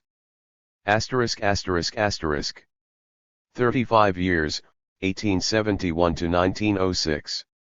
The proletarians, witnessing the defeat and betrayal by the ruling classes, realized that the time had come when they must save the country themselves and take control of social affairs into their own hands. They understood that this obligation had fallen to them, and that they had the indisputable right to become the masters of their own fate and to take governmental power into their own hands. Proclamation of the Central Committee of the National Guard, Paris, March 18, 1871. The Russian reader can learn the history of the Paris Commune of 1871 from the book by Lissaguret, 7, which, if I am not mistaken, will soon appear in several editions. The reader can familiarize himself with the philosophical side of that history by studying the timeless pamphlet by Marx and its very valuable introduction by Engels. As far as we are aware, Marxist literature over the next 35 years added nothing essential to what Marx already said about the Commune. As for non-Marxist literature, there is nothing worth mentioning. By its very nature, it is unable to say anything on this subject. Until the recent translations appeared, all that was available in the Russian language were slovenly expositions provided by toothless gossips of international reaction and devoured with the philosophical and moral judgments of the policeman Memritsov. 8. The conditions of police censorship have been one factor preventing us from learning about the Commune. Another has been the very character of the ideologies prevailing amongst our progressive circles, the ideologies of liberals, liberal Narodniks, and Narodnik socialists, which were completely hostile to the kind of relations, interests, and passions expressed in this unforgettable episode of proletarian struggle. But, while it seemed only a few years ago that we were further from the traditions of the Paris Commune than any of the European nations, now we are in the RST phase of our own revolution, which the struggle of the proletariat is making into a revolution in permanence, or an uninterrupted revolution, and we are relying more directly than any of the European nations on the testament of the Commune of 1871. Today the history of the Commune is for us not merely a great dramatic moment in the worldwide struggle for emancipation, not merely an illustration of some kind of tactical approach, but rather a direct and immediate lesson for the here and now. 1. The state and the struggle for power. A revolution is an open contest of social forces in the struggle for power. The popular masses rise up, driven by vital elementary motives and interests, and frequently have no awareness of the movement's goals or the paths it will take. One party inscribes right and justice on its banner, another order. The heroes of the revolution are either impelled by a sense of duty or carried away by ambition. The army's behavior is determined by unquestioning discipline, by a fear that consumes discipline, or else by revolutionary insight that overcomes both discipline and fear. Enthusiasm, self-interest, habit, bold heights of thought, superstition, and self-sacrifice, thousands of different feelings, ideas, attitudes, talents, and passions are swept into and swallowed up by a mighty whirlpool in which they either perish or rise to new heights. But the objective meaning of revolution is the struggle for state power for the purpose of reconstructing antiquated social relations. The state is no end in itself. It is only a working machine in the hands of the ruling social forces. Like any machine, the state has its motive power, its mechanisms of transmission, and its working parts. The motive power is class interest, its mechanisms are agitation, the press, the propaganda of churches and schools, parties, street meetings, petitions, and uprisings. The transmission mechanism is the legislative organization of caste, dynastic, estate, or class interest according to the will of God, in absolutism, or of the nation, in parliamentarism. Finally, the executive mechanism is the administration together with the police, courts and prisons, and the army. The state is no end in itself. It is, however, the greatest means of organizing, disorganizing, and reorganizing social relations. Depending upon whose hands control it, it can be either a lever for profound transformation or an instrument of organized stagnation.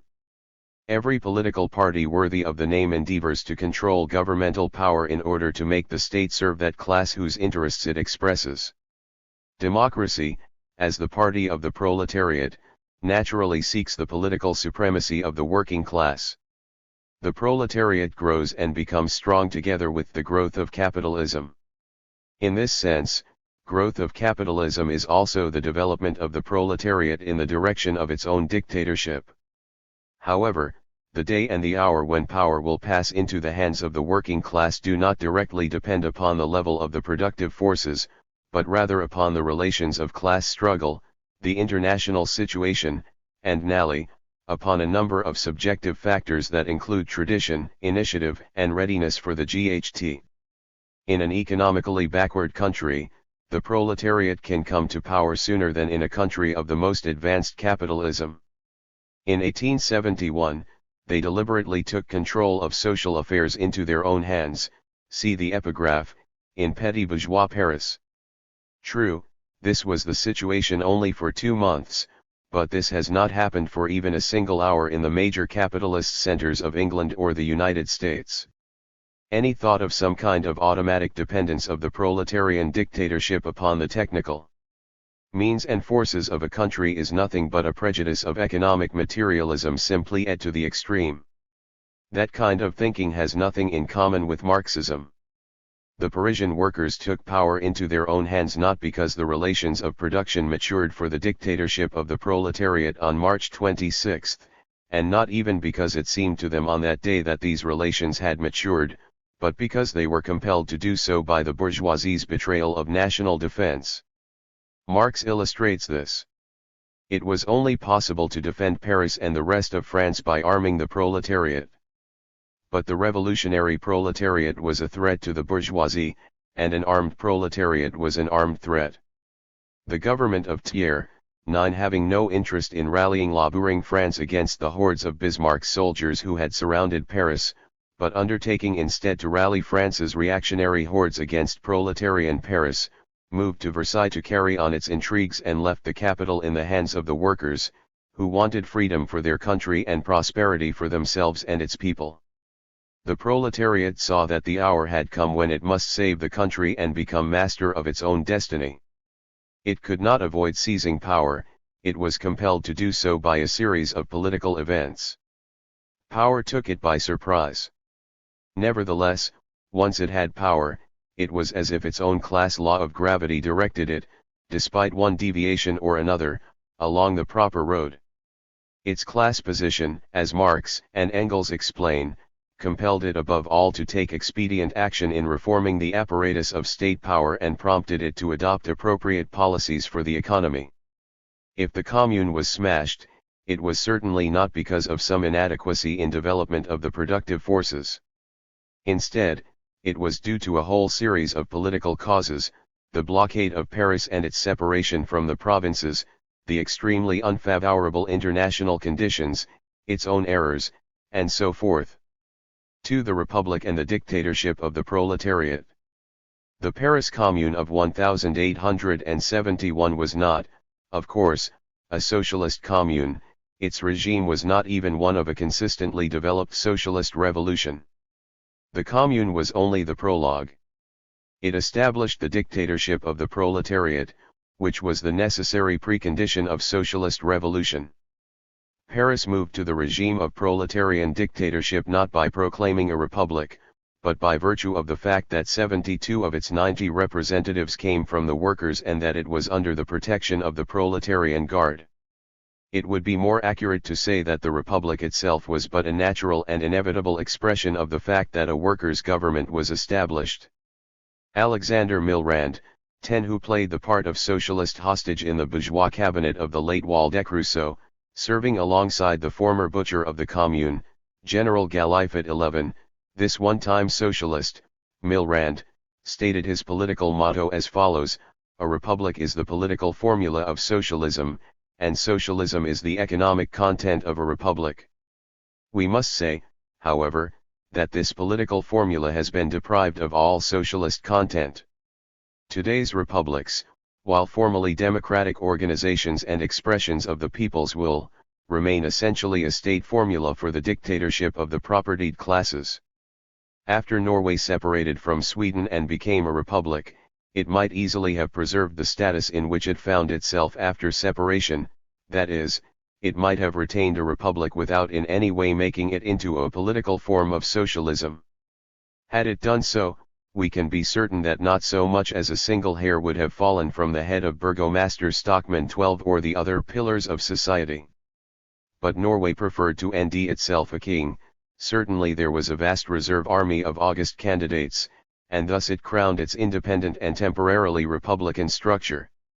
A certain Mr. Grimm, apparently a professor, a liberal writer and, besides all that, a collaborator of Polyarnia Zvezda, recently explained to us doctrinaire book enthusiasts that a democratic republic is neither a cure-all nor an absolutely perfect form of political organization.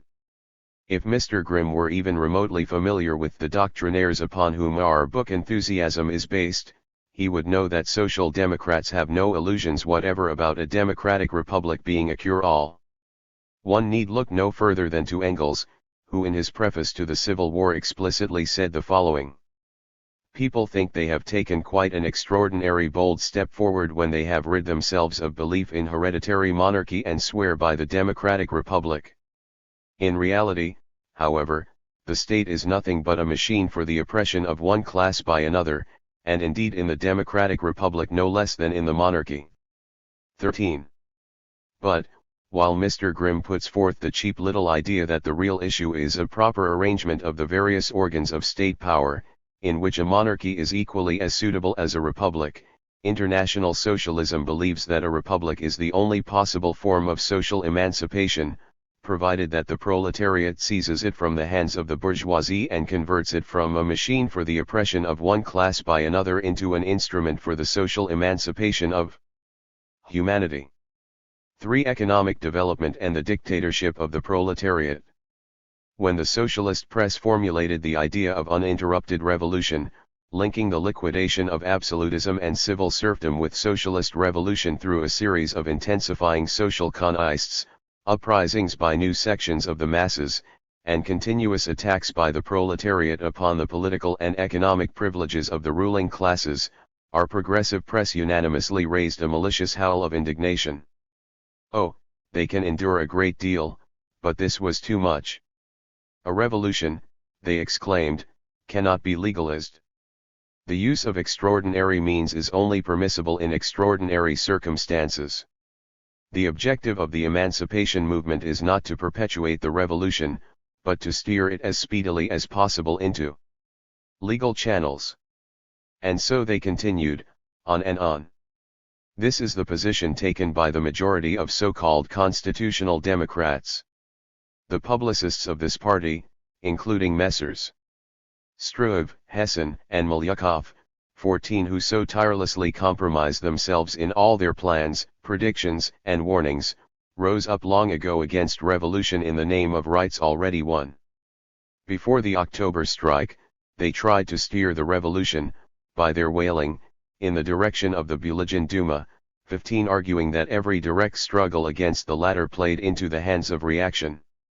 Following the manifesto of October 17, they nally decided to license the revolution retrospectively for 3½ months, from August 6 to October 17, magnanimously adopted the October strike, and gave it the title of being glorious. But to make certain that no one get the impression they had learned anything, with shocking resourcefulness they also demanded that the revolution tee into the Procrustean bed of the Witt Constitution, 16 declaring that any further direct struggle against the latter also played into the hands of reaction. It is no wonder that these gentlemen, after giving the revolution a 3-month post facto respite, subsequently gnashed their teeth in opposition to any idea of a permanent revolution. 17 only fully stabilized constitutionalism, with rare elections and, if possible, extraordinary laws against social democracy, against which the liberals would conditionally protest, and with sleepy opposition interpellations combined with vital backroom deals. Only this condition of law, provided it was based on continuous exploitation of the popular masses and was constitutionally bridled with the help of the monarchy, 2 houses, and the imperial army, could adequately reward these politicians for all the wrongs they had suffered, and ultimately create the conditions in which they could play a state role.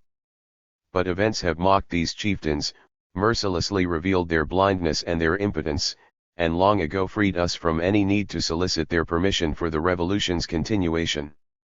The less corrupted members of that same democracy do not risk coming out against the revolution from the point of view of the existing constitutional accomplishments, even they think that this parliamentary cretinism, which has actually forestalled the emergence of parliamentarism, is not an effective weapon for struggle against the revolutionary proletariat.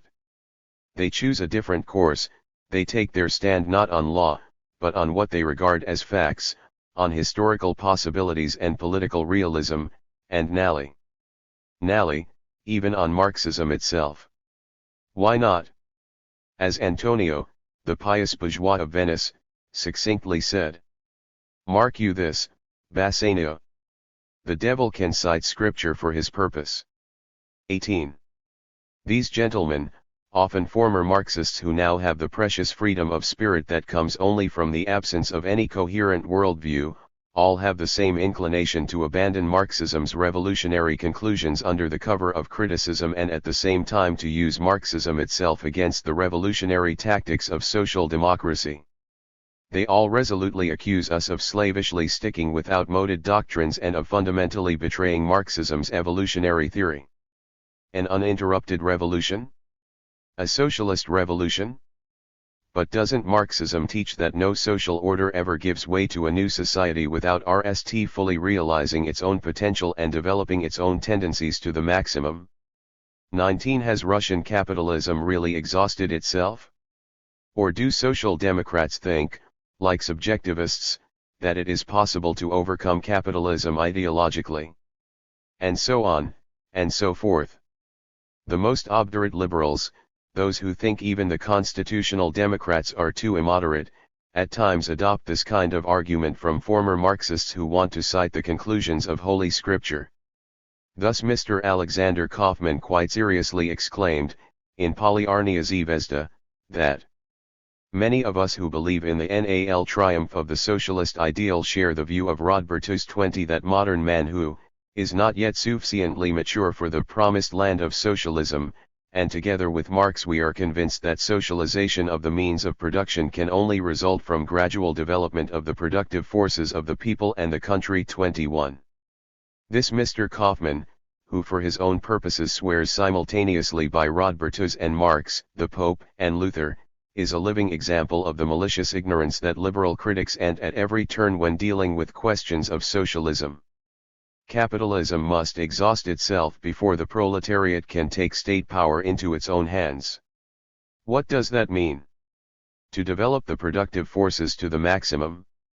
To maximize the concentration of production? But in that case, just what is the maximum? How is it objectively ascertained? Economic development in recent decades has shown that capitalism not only concentrates the main branches of industry in a few hands, but also surrounds giant economic organisms with parasitic offshoots in the form of small industrial and commercial enterprises. In agriculture, capitalism sometimes completely kills off small-scale production, transforming the peasant into a landless laborer, an industrial worker, a street trader or a tramp. In other cases it preserves the peasant farm while seizing it in its own iron grip, and in still other cases it creates petty and minuscule farms while enslaving peasant workers in the service of large landowners.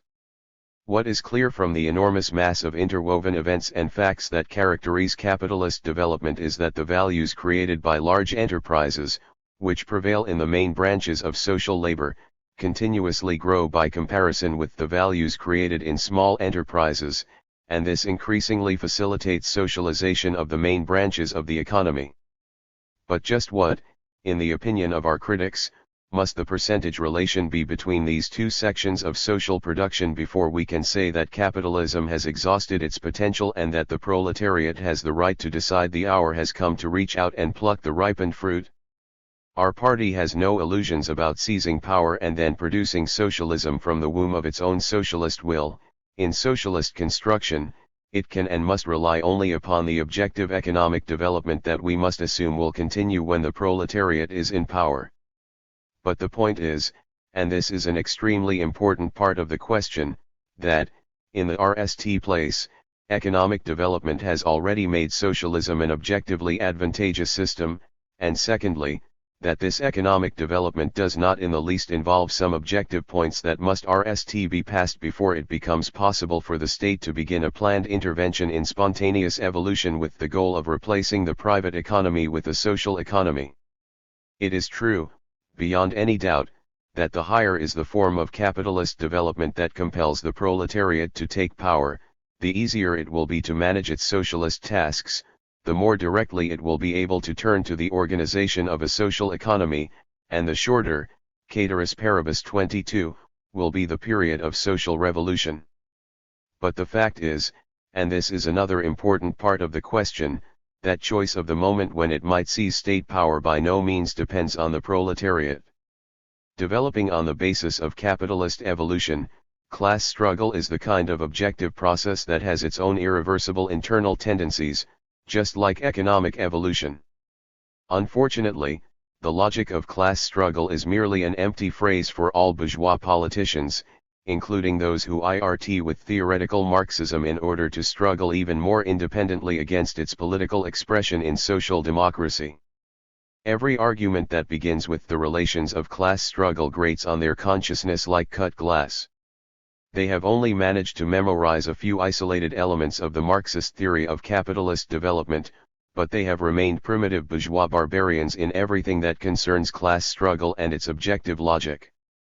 When they appeal to objective social development in response to the idea of uninterrupted revolution, which, for us, is a conclusion following from social political relations, they forget that this same development includes not merely economic evolution, which they so superficially understand, but also the revolutionary logic of class relations, which they cannot bring themselves even to consider. Social democracy aspires to be, and must be, a conscious expression of objective development. But, once the moment arrives when the objective development of class struggle confronts the proletariat, at a certain stage of the revolution, with the alternative of taking upon itself the rights and duties of state power or else surrendering its class position, social democracy makes the conquest of state power its immediate objective. In doing so, it does not in the least ignore the deeper processes of objective development, including the processes of growth and concentration of production. But it does say that, once the logic of class struggle, which, in the NAL analysis, depends on the course of economic development, drives the proletariat to establish its dictatorship even before the bourgeoisie has exhausted its economic mission, it has hardly even begun its political mission. This can only mean that history has imposed upon the proletariat tasks of colossal difficulty. It may happen that the proletariat will become exhausted in the struggle and even collapse under this weight, that is a possibility. Nevertheless, it cannot evade these tasks without risking class demoralization and descent of the entire country into barbarism. For revolution, the bourgeoisie and the proletariat. A revolution is not some whirligig that can be made to spin with a whip. Nor is it an obedient Red Sea that liberals, like Moses, can part by crying out or waving a staff. When we speak of uninterrupted revolution, it is not because we are reluctant to lead the workers' movement in lawful channels. Whose law? That of the autocrat, of Mr. Witt, of Mr. Durnovo, 23, or the legal schemes of Mr. Struve? Just whose law? We begin with our analysis of class relations in the unfolding revolutionary struggle. We have made this analysis tens of times. We have looked at the question from every perspective, and every time the facts have justified our political analysis. Bourgeois politicians and publicists have grumbled against us, but they have never attempted any real response. In the past year, the revolution has demonstrated colossal energy and endurance. Nevertheless, it has yet to create even a single state institution as a real support and guarantee of freedom. The Duma of August 6 is dead. The Duma of October 17 to December 11 is doomed. 24. The liberals, who are always impatiently waiting for the revolutionary mountain ultimately to give birth to their mouse, are horrified by the revolution's futility. Meanwhile, the revolution has every right to be proud of this futility, which is merely the external expression of its inner strength. Every time absolutism attempts to reach agreement with the confused representatives of the propertied classes and, counting upon their support, begins to draft the outline of a constitution, there is a new revolutionary swell, far more powerful than all the previous ones, that washes away the plans and throws off or sweeps away the bureaucratic and liberal draftsmen. The bourgeoisie is incapable of leading the people to win a parliamentary order through the overthrow of absolutism. And the people, in the form of the proletariat, are preventing the bourgeoisie from achieving constitutional guarantees through any agreement with absolutism. Bourgeois democrats cannot lead the proletariat because the proletariat is too mature to follow them and wants to take the lead itself. And the Democrats have turned out to be even more impotent than the liberals.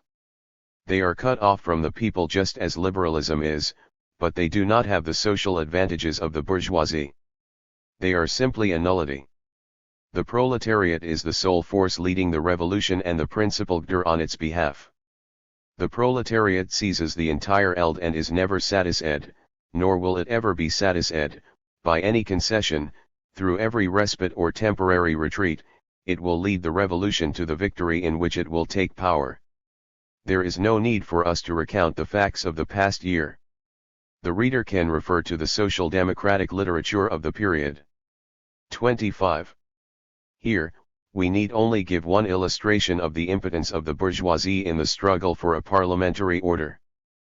Popular representation, the price of a deal between the bourgeoisie and the monarchy and the issue that such deals always involve, is killed by the revolution every time it is about to emerge. The other historical institution of bourgeois revolutions, a civil militia, has been killed in embryo, indeed, even at the moment of conception.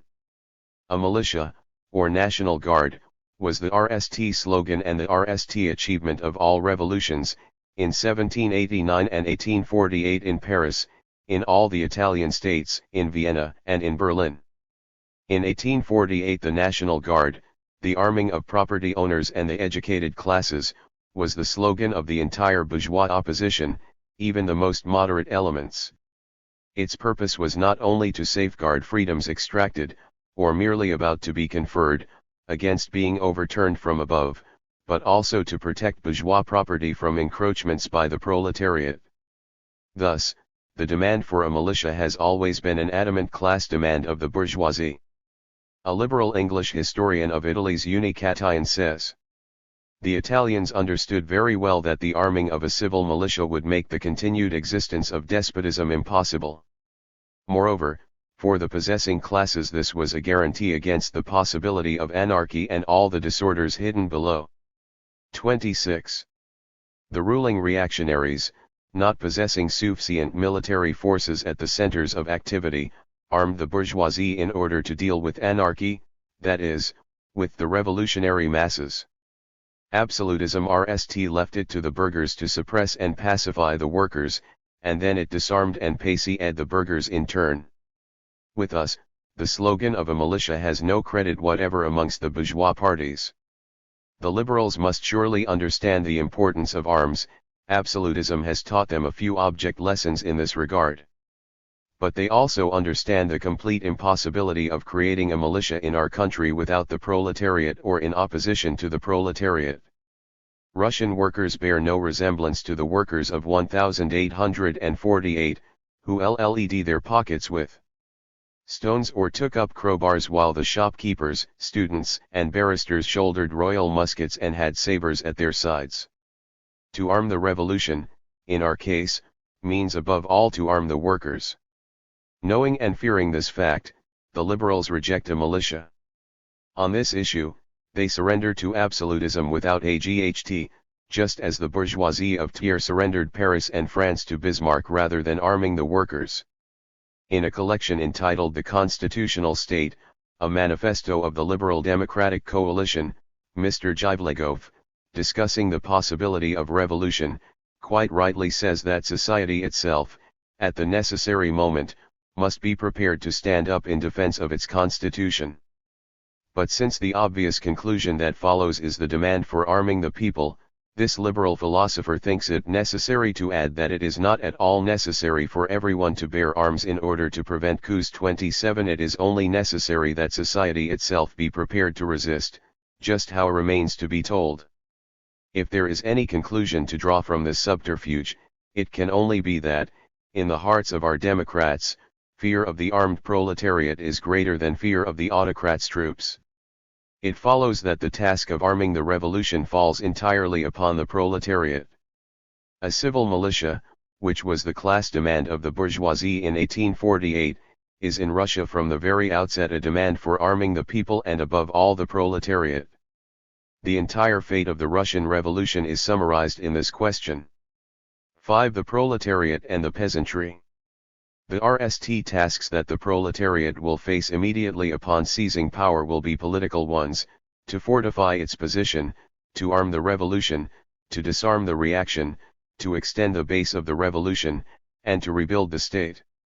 In completing these tasks, particularly the last one, Russian workers will not forget the experience of the Paris Commune.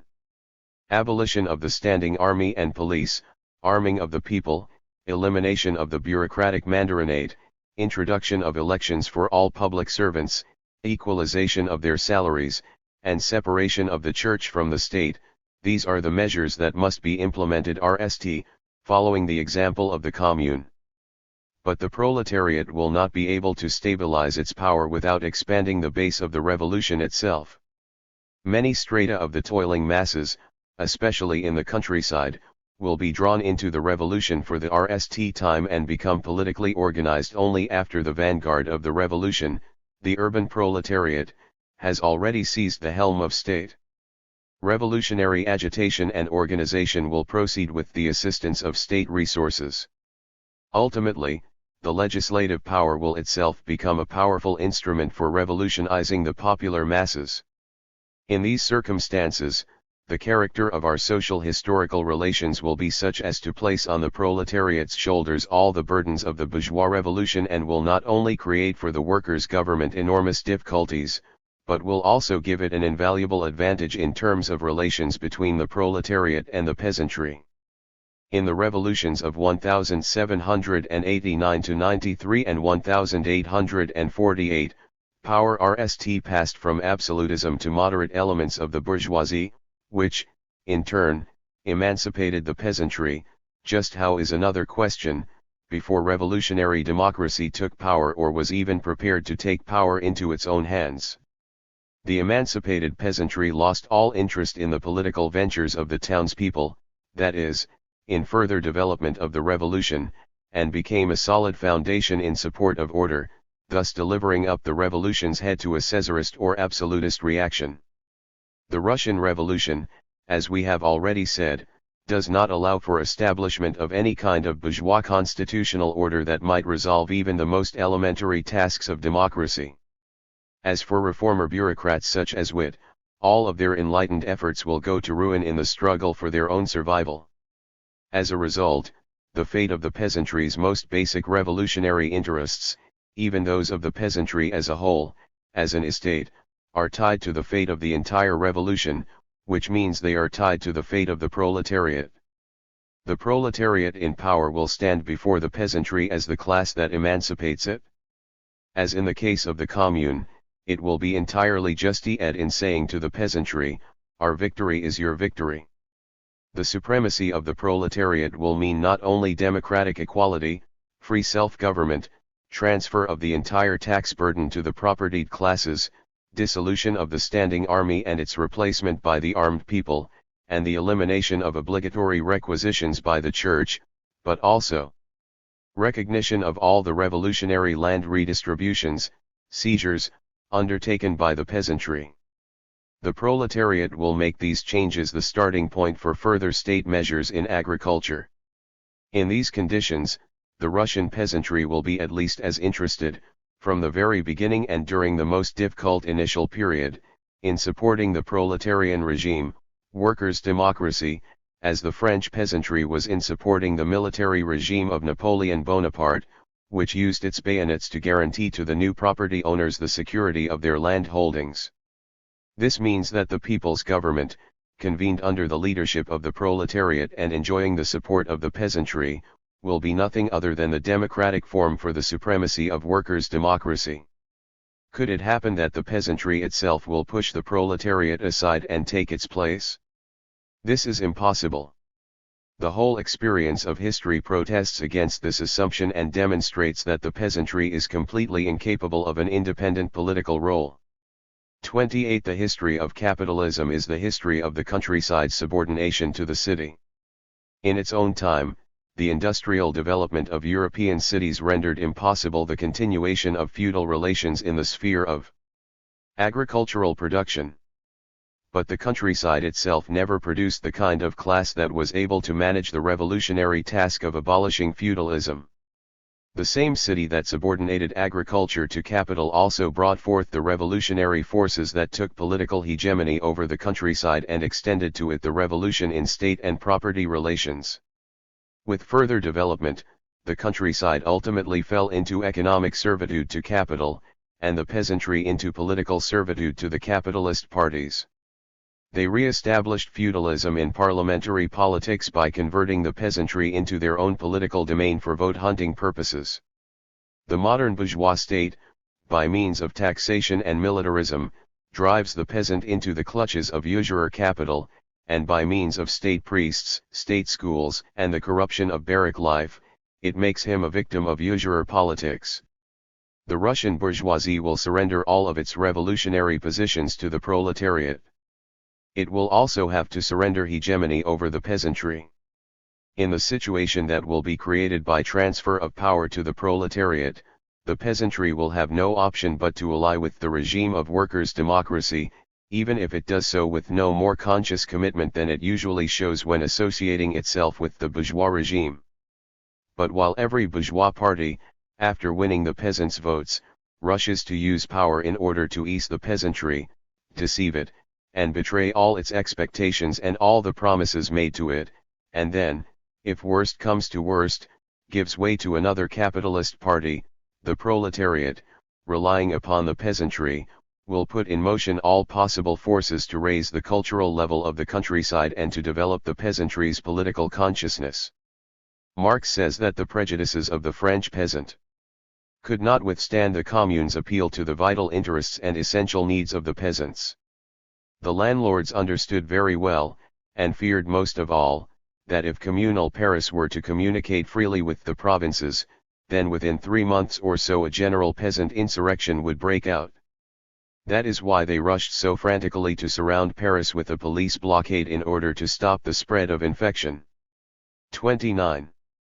How we regard the idea of a dictatorship of the proletariat and peasantry will be clear from all that we have said thus far. 30. The essential point is not whether we consider it admissible in principle, whether we want or do not want such a form of political cooperation.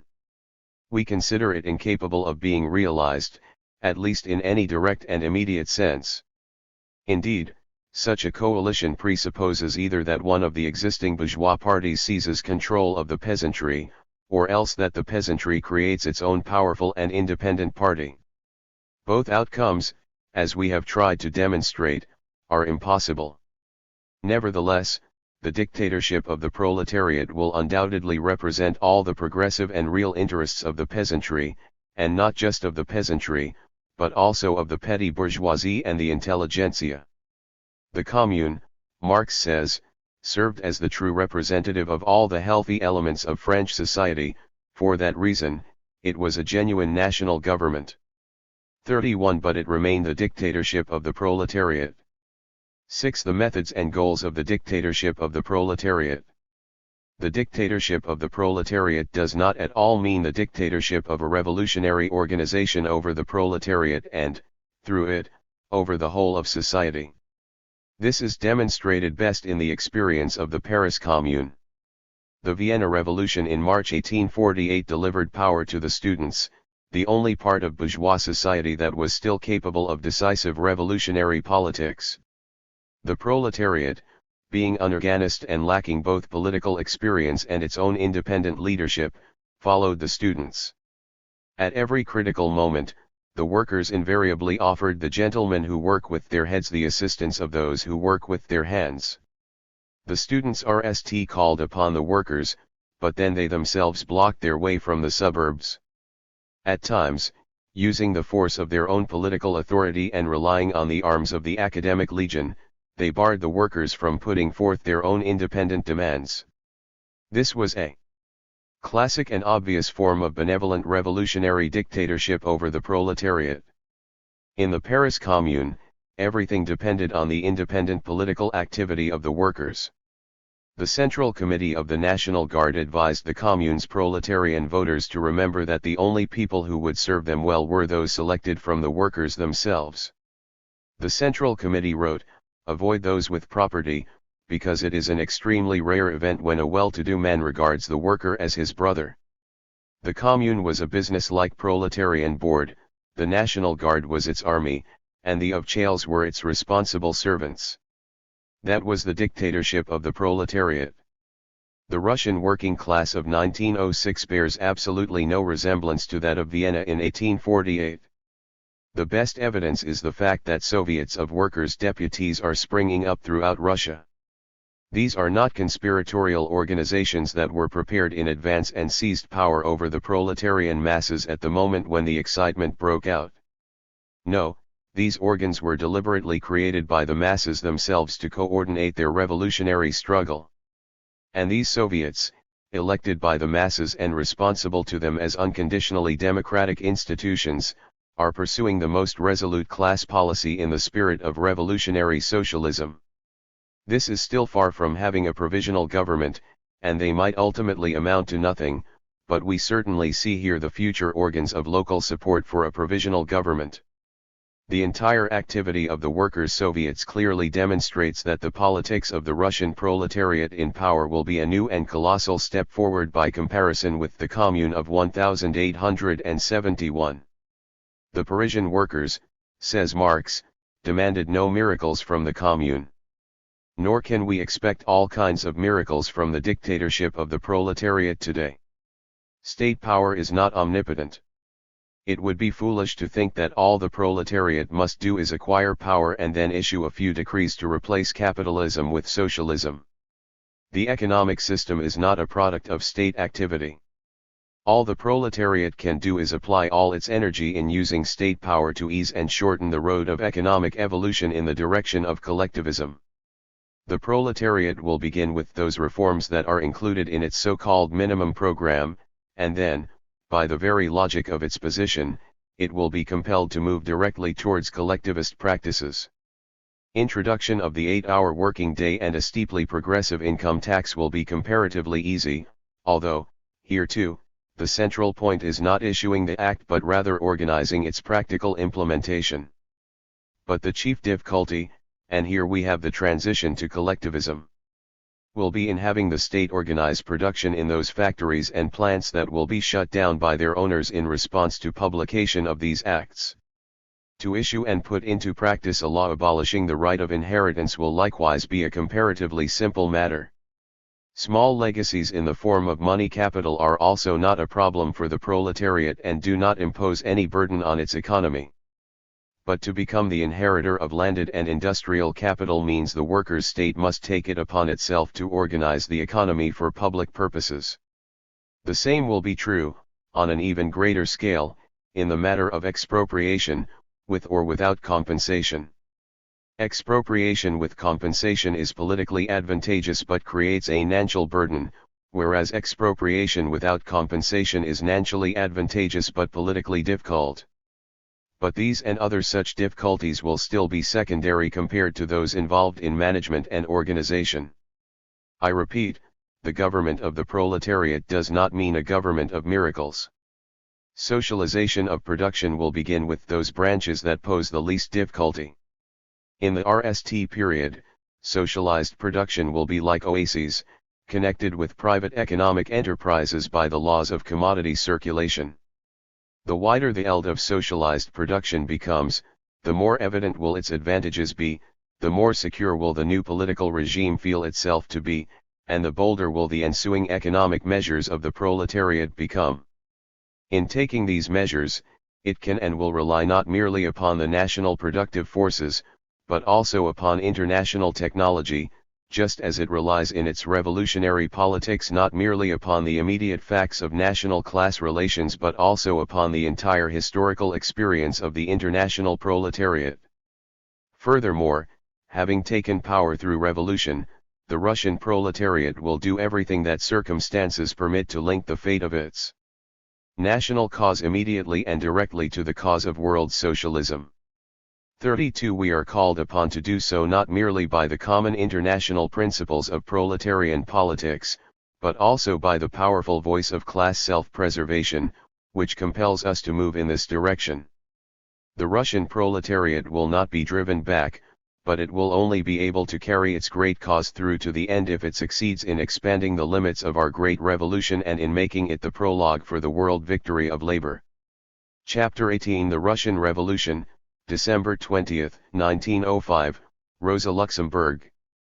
Almost all the writings of Rosa Luxemburg between February 1905, when after the first act was published, and December 1905 elaborated the idea that the Russian Revolution was not purely bourgeois but a sui generis historical phenomenon combining bourgeois and proletarian features. For instance, in April 1905, she wrote in her Polish journal, "The present revolution in our country as well as in the rest of the Tsarist kingdom has a dual character. In its immediate objectives, it is a bourgeois revolution. Its aim is the introduction of political freedom in the Tsarist state, the republic, and the parliamentary order that, with the dominion of capital over wage labor, is nothing but an advanced form of the bourgeois state, a form of the class rule of the bourgeoisie over the proletariat. But, in Russia and Poland, this bourgeois revolution was not carried out by the bourgeoisie, as was previously the case in Germany and France, but by the working class, moreover, by a working class that is to a high degree conscious of its class interests, a working class that has not conquered political freedom for the bourgeoisie but, on the contrary, with the objective of facilitating its own struggle against the bourgeoisie with the aim of accelerating the triumph of socialism. For that reason, the present revolution is at the same time a workers' revolution. Therefore, the struggle against absolutism in this revolution must go hand in hand with the struggle against capital, against exploitation. 1. The most niched expression of this idea of a dual revolution is perhaps the current article, 2 which was RST published in German in a Festschrift entitled 1649, 1789, 1905, see the introduction to Koskai's article Old and New Revolution, the next document in this anthology.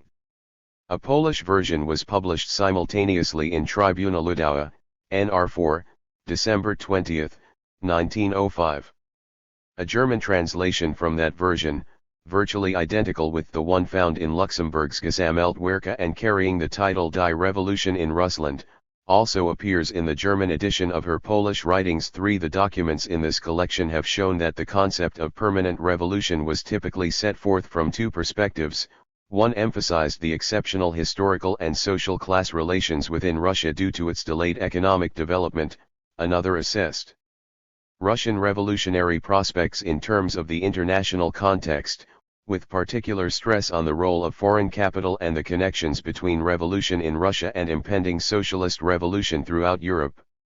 This article by Luxemburg is distinguished by a brief but compelling Marxist analysis of how the Russian Revolution was related to European history following the French Revolution of 1789. Luxemburg's theme is that a dual revolution in Russia would simultaneously complete the series of bourgeois revolutions inaugurated in 1789 and begin a new round of proletarian revolutions leading to socialism's international triumph. Just as the Great French Revolution affected the entire political history of the 19th century, she expected the Russian Revolution would have a similar influence on the 20th century. By conceiving the dual character of permanent revolution in terms of completing one historical project and launching another, Luxemburg provided a persuasive explanation of Russian events in terms of a coherent Marxist account of Russia's peculiar relation to European history. The present revolution in Russia is formally the last offshoot of the Great French Revolution of 100 years ago. The entire past century actually only accomplished the task set for it by that great historical upheaval, namely, establishment of the class rule of the modern bourgeoisie and of capitalism in all countries. In the RST Act of this century-long, drawn-out crisis, the actual revolution uprooted medieval feudal society, shook it to its foundations, turned everything upside down. RST carved out the modern classes in a rough and crude way, clarified to some extent their social and political aspirations and programs, and narrowly suppressed feudalism all over Europe through the Napoleonic Wars. In the following stages, the class division of modern bourgeois society, initiated by the Great Revolution, was continued in and through the class struggle. During the Restoration period in France after 1815, Heinz came into power and was overthrown by the Revolution of July 1830.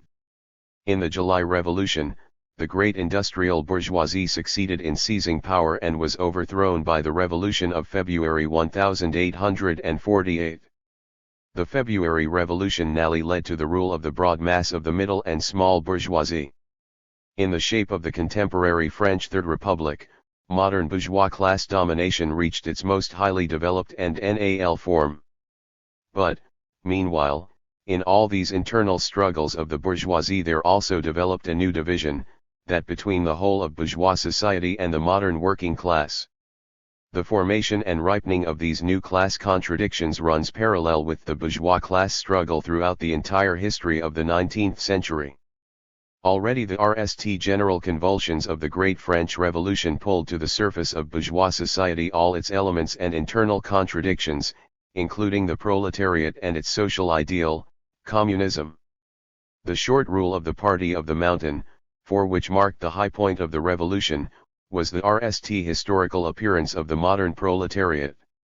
Yet it did not step forward independently but still remained in the fold of the petty bourgeoisie and at RST constituted, together with it, the people, whose opposition to bourgeois society assumed the misleading form of an opposition between the popular republic and the constitutional monarchy.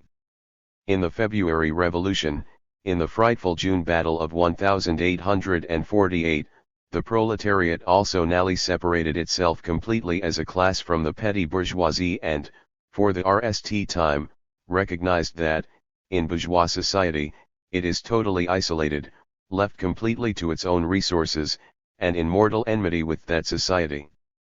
Thus was RST formed in France the modern bourgeois society, which completed the work begun by the Great French Revolution.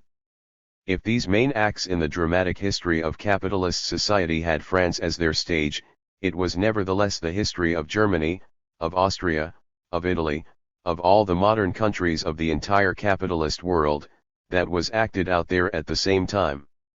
Nothing is more foolish and absurd than wanting to regard modern revolutions as national incidents, as events that display all their force only within the borders of the state in question and exert only a more or less weak influence on the neighboring states according to their internal situation. Bourgeois society, capitalism, is an international, world form of human society. There are not as many bourgeois societies, as many capitalisms, as there are modern states or nations, but only one international bourgeois society, only one capitalism, and the apparently isolated, independent existence of particular states within their state frontiers, alongside the single and inseparable world economy, is only one of the contradictions of capitalism. That is why all the modern revolutions are also at bottom international revolutions. They are also one and the same violent bourgeois revolution, which took place in different acts over the whole of Europe between 1789 and 1848 and established modern bourgeois class rule on an international basis. The Russian Empire apparently constituted an exception to this world revolution. Here, medieval absolutism seemed to want to preserve itself, despite all the upheavals in the rest of capitalist Europe, as an indestructible survival of the pre-capitalist period. Now absolutism, already shattered by the revolution, is also in a sorry state in Russia. What we are now witnessing are no longer struggles of the revolution against a ruling absolutist system but, on the contrary, struggles of the formal remains of absolutism against a modern political freedom that has already become a living fact, as well as struggles between the classes and parties over the limits of this freedom and their institutionalization in a constitution. As we said, the Russian Revolution is formally the last offshoot of the period of bourgeois revolutions in Europe. Its immediate outward task is the creation of a modern capitalist society with open bourgeois class rule. But, and here it becomes evident that even Russia, which had apparently remained motionless and secluded throughout the entire 19th century, has actually taken part in the general upheaval of Europe. This formally bourgeois revolution will no longer be accomplished in Russia by the bourgeoisie but by the working class.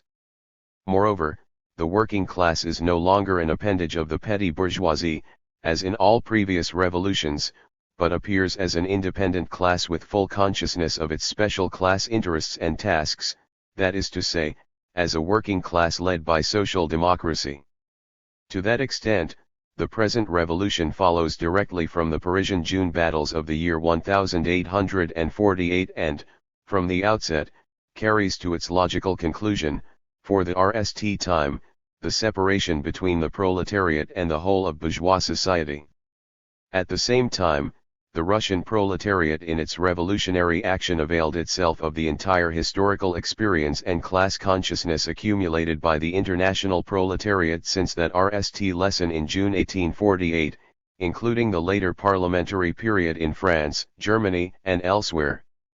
Thus, the present Russian Revolution is a much more contradictory phenomenon than all previous revolutions. The political forms of modern bourgeois class rule were here won through the GHT not of the bourgeoisie, but of the working class against the bourgeoisie.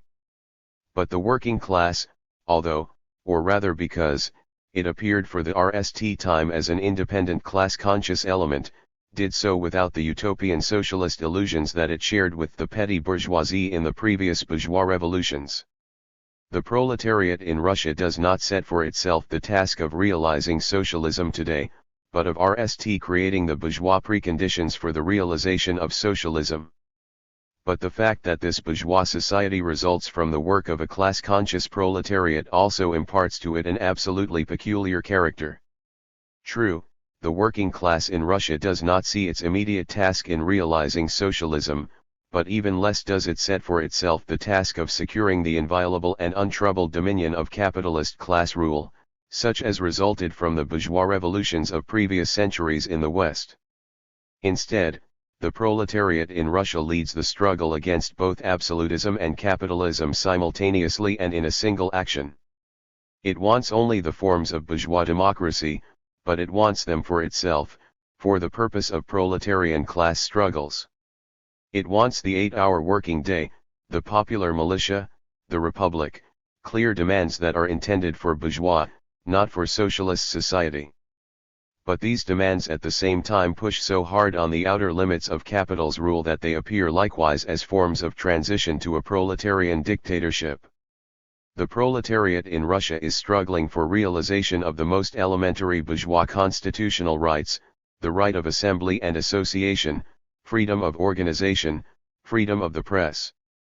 But, already now, in the storm of the revolution, it has used these bourgeois freedoms for the creation of such powerful economic and political class organizations of the proletariat, trade unions and social democracy, that, in the course of the revolution, the class that is formally called upon to rule, the bourgeoisie, emerges with unprecedented weakness while the formally ruled class, the proletariat, will win unprecedented predominance. Thus, in its content, the present revolution in Russia goes far beyond previous revolutions, and, in its methods, it cannot simply follow either the old bourgeois revolutions or the previous, parliamentary, struggles of the modern proletariat. It has created a new method of struggle, which accords both with its proletarian character and with the combination of the struggle for democracy and the struggle against capital, namely, the revolutionary mass strike. In terms of content and methods, it is therefore a completely new type of revolution. Being formally bourgeois democratic, but essentially proletarian socialist, it is, in both content and method, a transitional form from the bourgeois revolutions of the past to the proletarian revolutions of the future, which will directly involve the dictatorship of the proletariat and the realization of socialism. It is so not only logically, as a specie type of revolution, but also historically, as the starting point for certain social class and power relations. The society that will arise from such a peculiar revolution in Russia cannot resemble those that resulted from the previous revolutions in the West after 1848. The power, the organization, and the class consciousness of the proletariat in Russia will be so highly developed after the revolution that they will go beyond the framework of a normal bourgeois society at every turn.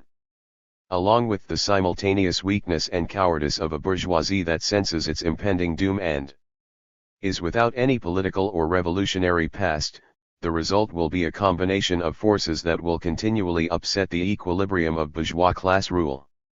It will also open up a new phase in the history of bourgeois society in which, given the lack of a stable equilibrium, class relations will experience continual upheavals. This phase, with greater or smaller pauses and with more or less vehemence, cannot have any other outcome but the social revolution, the dictatorship of the proletariat. All this refers rst of all to Russia. But just as the fate of Russia and of the whole of Europe during the French revolutions was decided by battles in the districts of Paris, so the fate not only of Russian society but of the entire capitalist world will now be decided in the streets of Petersburg, Moscow, and Warsaw.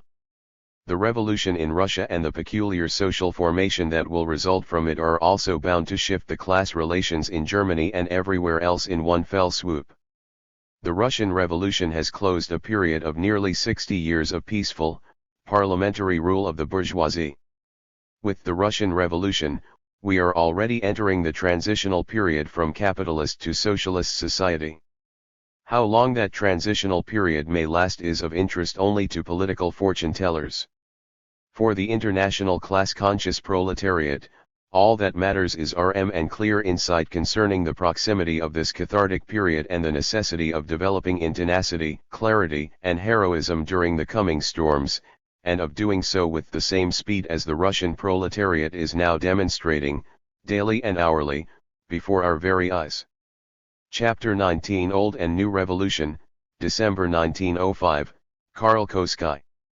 This article 1 RST appeared in German in the Festschrift 1649, 1789, 1905, published in commemoration of the RST anniversary of Bloody Sunday 2. The Festschrift includes the song Ich war, Ich bin, Ich werde sein, I was, I am, I shall be, by Ernst Prexang, letters from a political exile in Siberia, excerpts from Marx's The 18th Brumaire of Louis Napoleon and from Koskai's Die Klassengegensätze on 1789, and 4 articles comparing the Russian Revolution of 1905 with the French Revolution of 1789 and the Puritan Revolution of 1649 in England. The articles are Koskai's Altdeund Neue Revolution Old and New Revolution, Hugo Schultz's Schicksalsmoment der Englischen Revolution Decisive Moments of the English Revolution, Franz Mehring's Die Französische Revolution The French Revolution, and Rosa Luxemburg's Die Russische Revolution The Russian Revolution. Rosa Luxemburg's article and Koskai's The Sansculottes of the French Revolution, a chapter from his 1886 booklet on the French Revolution, are included in this anthology. Mehring's article on the French Revolution was not reproduced in the 2 editions of his collected writings. Hugo Schultz, 1870–1933, who in the Festschrift wrote about the English Revolution of the 17th century, was an Austrian social democratic journalist and military writer. His main work was the two-volume book Blut und Eisen, Krieg und Kriegerdom in Alter und Neuer Zeit Blood and Iron, War and Warfare in Ancient and Modern Times, published in 1906. 3. After the outbreak of the First World War, Schultz was mentioned as a social patriot in Rosa Luxemburg's Junius Broscure. 4. Koskai's article was published separately in Russian, French, and Italian periodicals. 5. An English version appeared in 1906 in the International Socialist Review, the theoretical organ of the left wing of the Socialist Party of America, under the title Revolutions, Past and Present. 6. A Russian version of the entire Festschrift was published the same year. 7. In Old and New Revolution, Koskai pursues a theme similar to Rosa Luxemburg's in the Russian Revolution. Speaking of a dual revolution, Luxemburg conceived the Russian Revolution as formally the last offshoot of the Great French Revolution of a century ago, meaning its immediate outward task is the creation of a modern capitalist society with open bourgeois class rule. But in terms of content and method, the Russian Revolution represented a transitional form from the bourgeois revolutions of the past to the proletarian revolutions of the future, which will directly involve the dictatorship of the proletariat and the realization of socialism. In the document translated here, Koskai made much the same argument. In terms of its violence and scope, the Russian Revolution could be compared to those in England in 1648-9 and France in 1789, but, beyond superficial resemblances lay fundamental differences that distinguished events in Russia as an entirely new type of revolution. In the RST place, the proletariat was now the principal driving force, not the petty bourgeoisie. Second, the peasantry, as in France but not in England, would demand redistribution of the landed estates and would subsequently defend the revolution against any attempt to restore the landed gentry, and nally, given the interdependencies of modern capitalism, the Russian Revolution would necessarily awaken revolutionary struggles throughout the rest of Europe. The English Revolution was a purely local event. The French Revolution, while it convulsed all of Europe, nevertheless ended in Napoleon's military regime, but the Russian Revolution promised to inaugurate an era of European revolutions that will end with the dictatorship of the proletariat, paving the way for the establishment of a socialist society. ******* Old and New Revolution. What many, even within our own ranks, may have doubted a year ago, is today plainly evident. Russia is now in the midst of a revolution that in terms of its violence and significance may well be compared with the two greatest revolutions that history has yet known, the English Revolution of the 17th and the French of the 18th century. It is easy to draw comparisons between them, and their superficial resemblances are striking. Each of these revolutions was directed at absolutism, against which the mass of the nation arose because its yoke had become unbearable, because it had brought misery, despair, and shame upon the country. But the resemblance does not go much further. We meet with fundamental differences the moment we penetrate beneath the political surface and investigate the class antagonisms that furnish the effective driving force of the movement.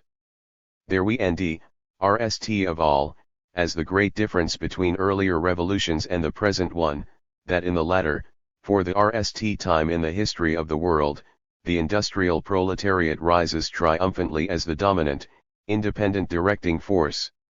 The rising of the Paris Commune in 1871 was but the revolt of a single city and was suppressed within a few weeks.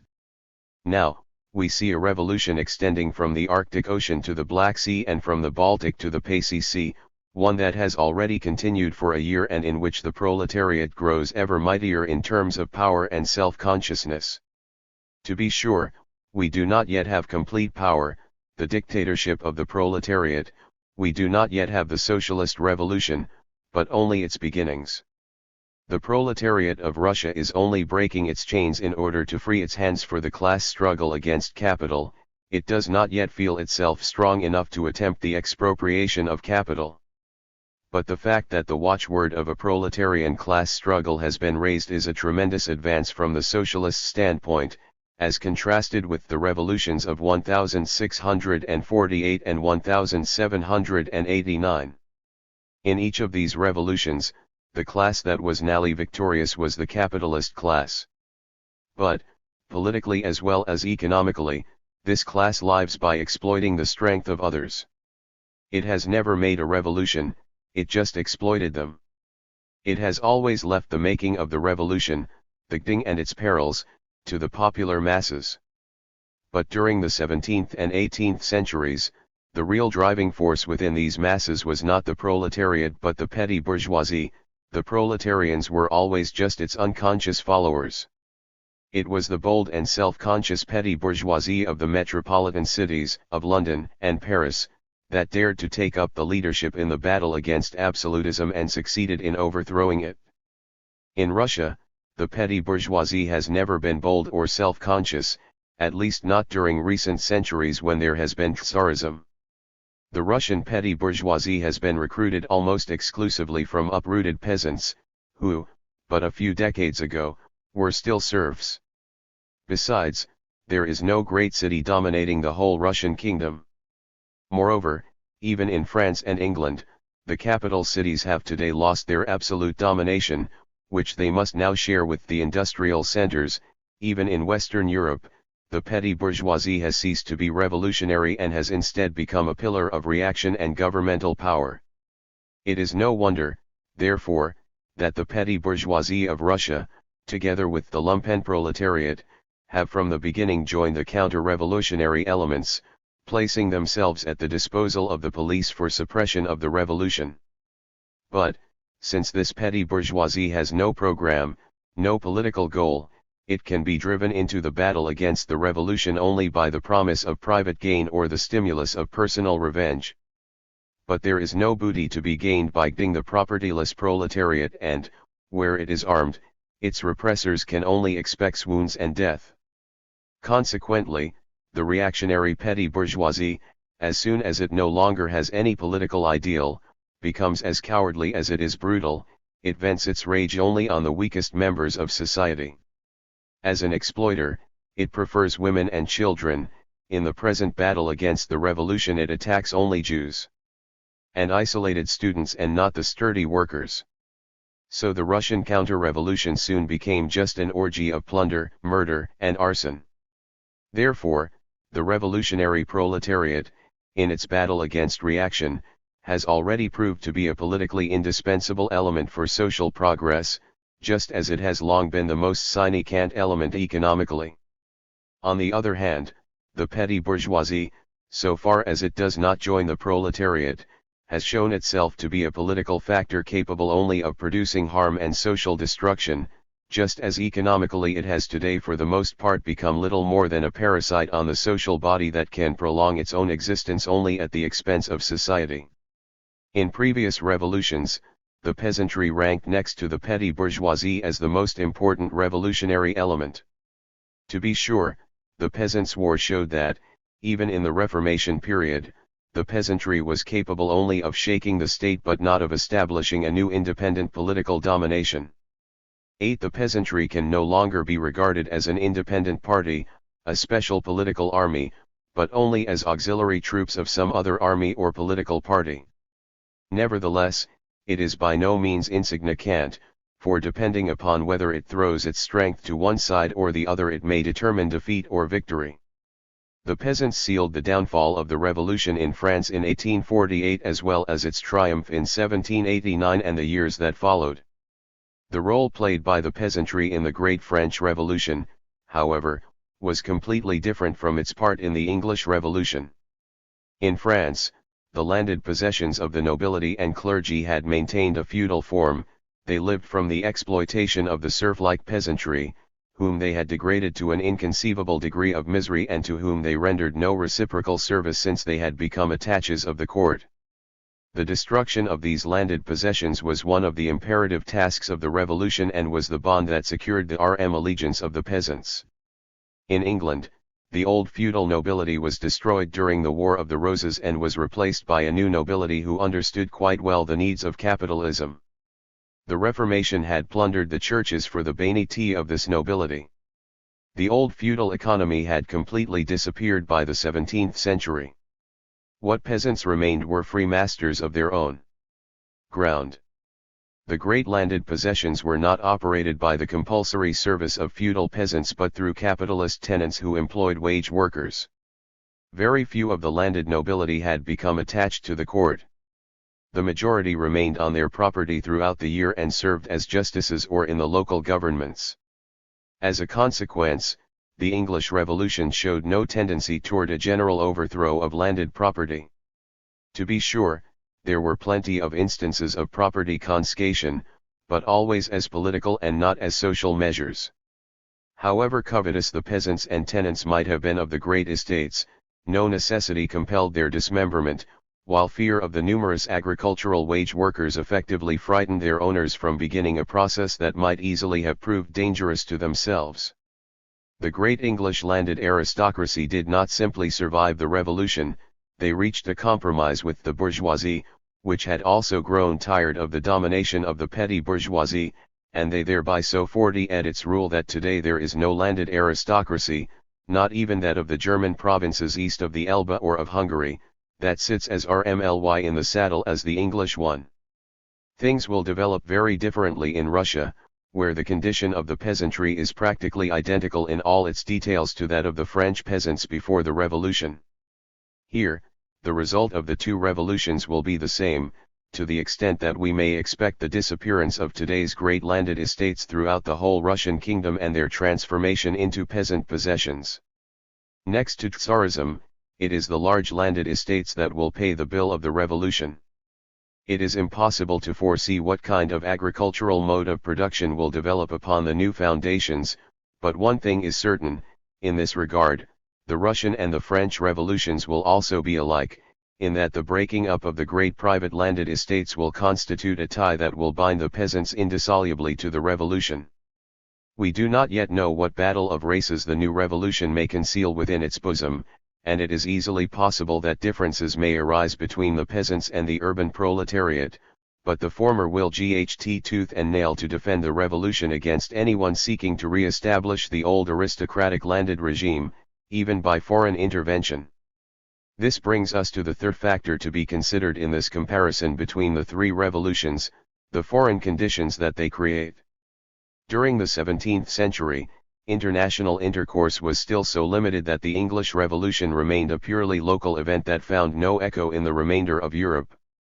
It was not foreign wars but the long drawn-out civil war arising from the great power of resistance of the landed nobility that created the revolutionary military domination and nearly led to the dictatorship of a victorious general, Cromwell.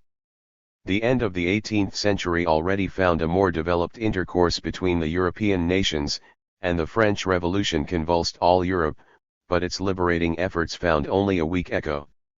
The convulsion was a result of the war that the united monarchs of Europe waged against the One Republic, a war that in France led to the rise of a military regime and the empire of a victorious general, Napoleon. Now, at the beginning of the 20th century, international relations have become so close that the beginning of the revolution in Russia was enough to awaken an enthusiastic response in the proletariat of the whole world, to quicken the tempo of the class struggle, and to shake the neighboring empire of Austria to its foundations. As a consequence, any coalition of European powers against the revolution, such as took place in 1793, is inconceivable. Austria is at the present moment absolutely incapable of any strong external action. In France, in spite of everything, the proletariat will be strong enough vis-a-vis the Republican government to prevent any interference on behalf of Tsarism if it ever were insane enough to think of such a thing.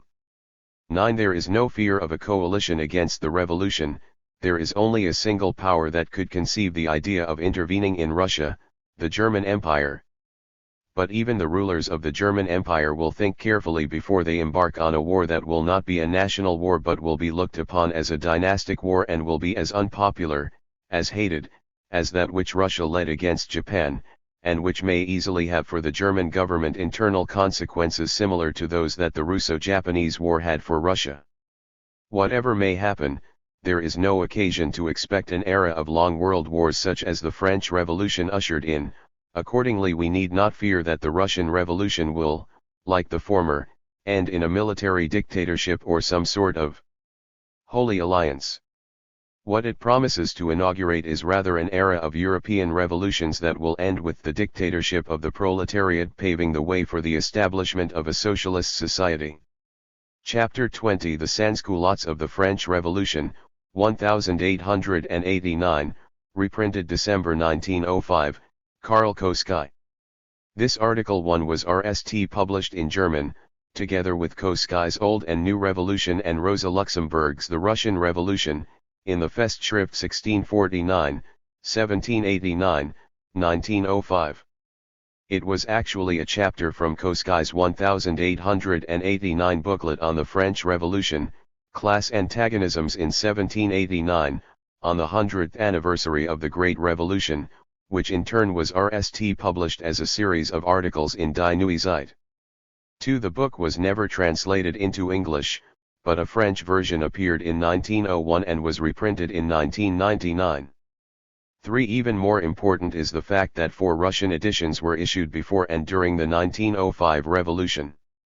4. Koskai described the policy of the Sansculottes in 1793-4 as one of revolution in permanence.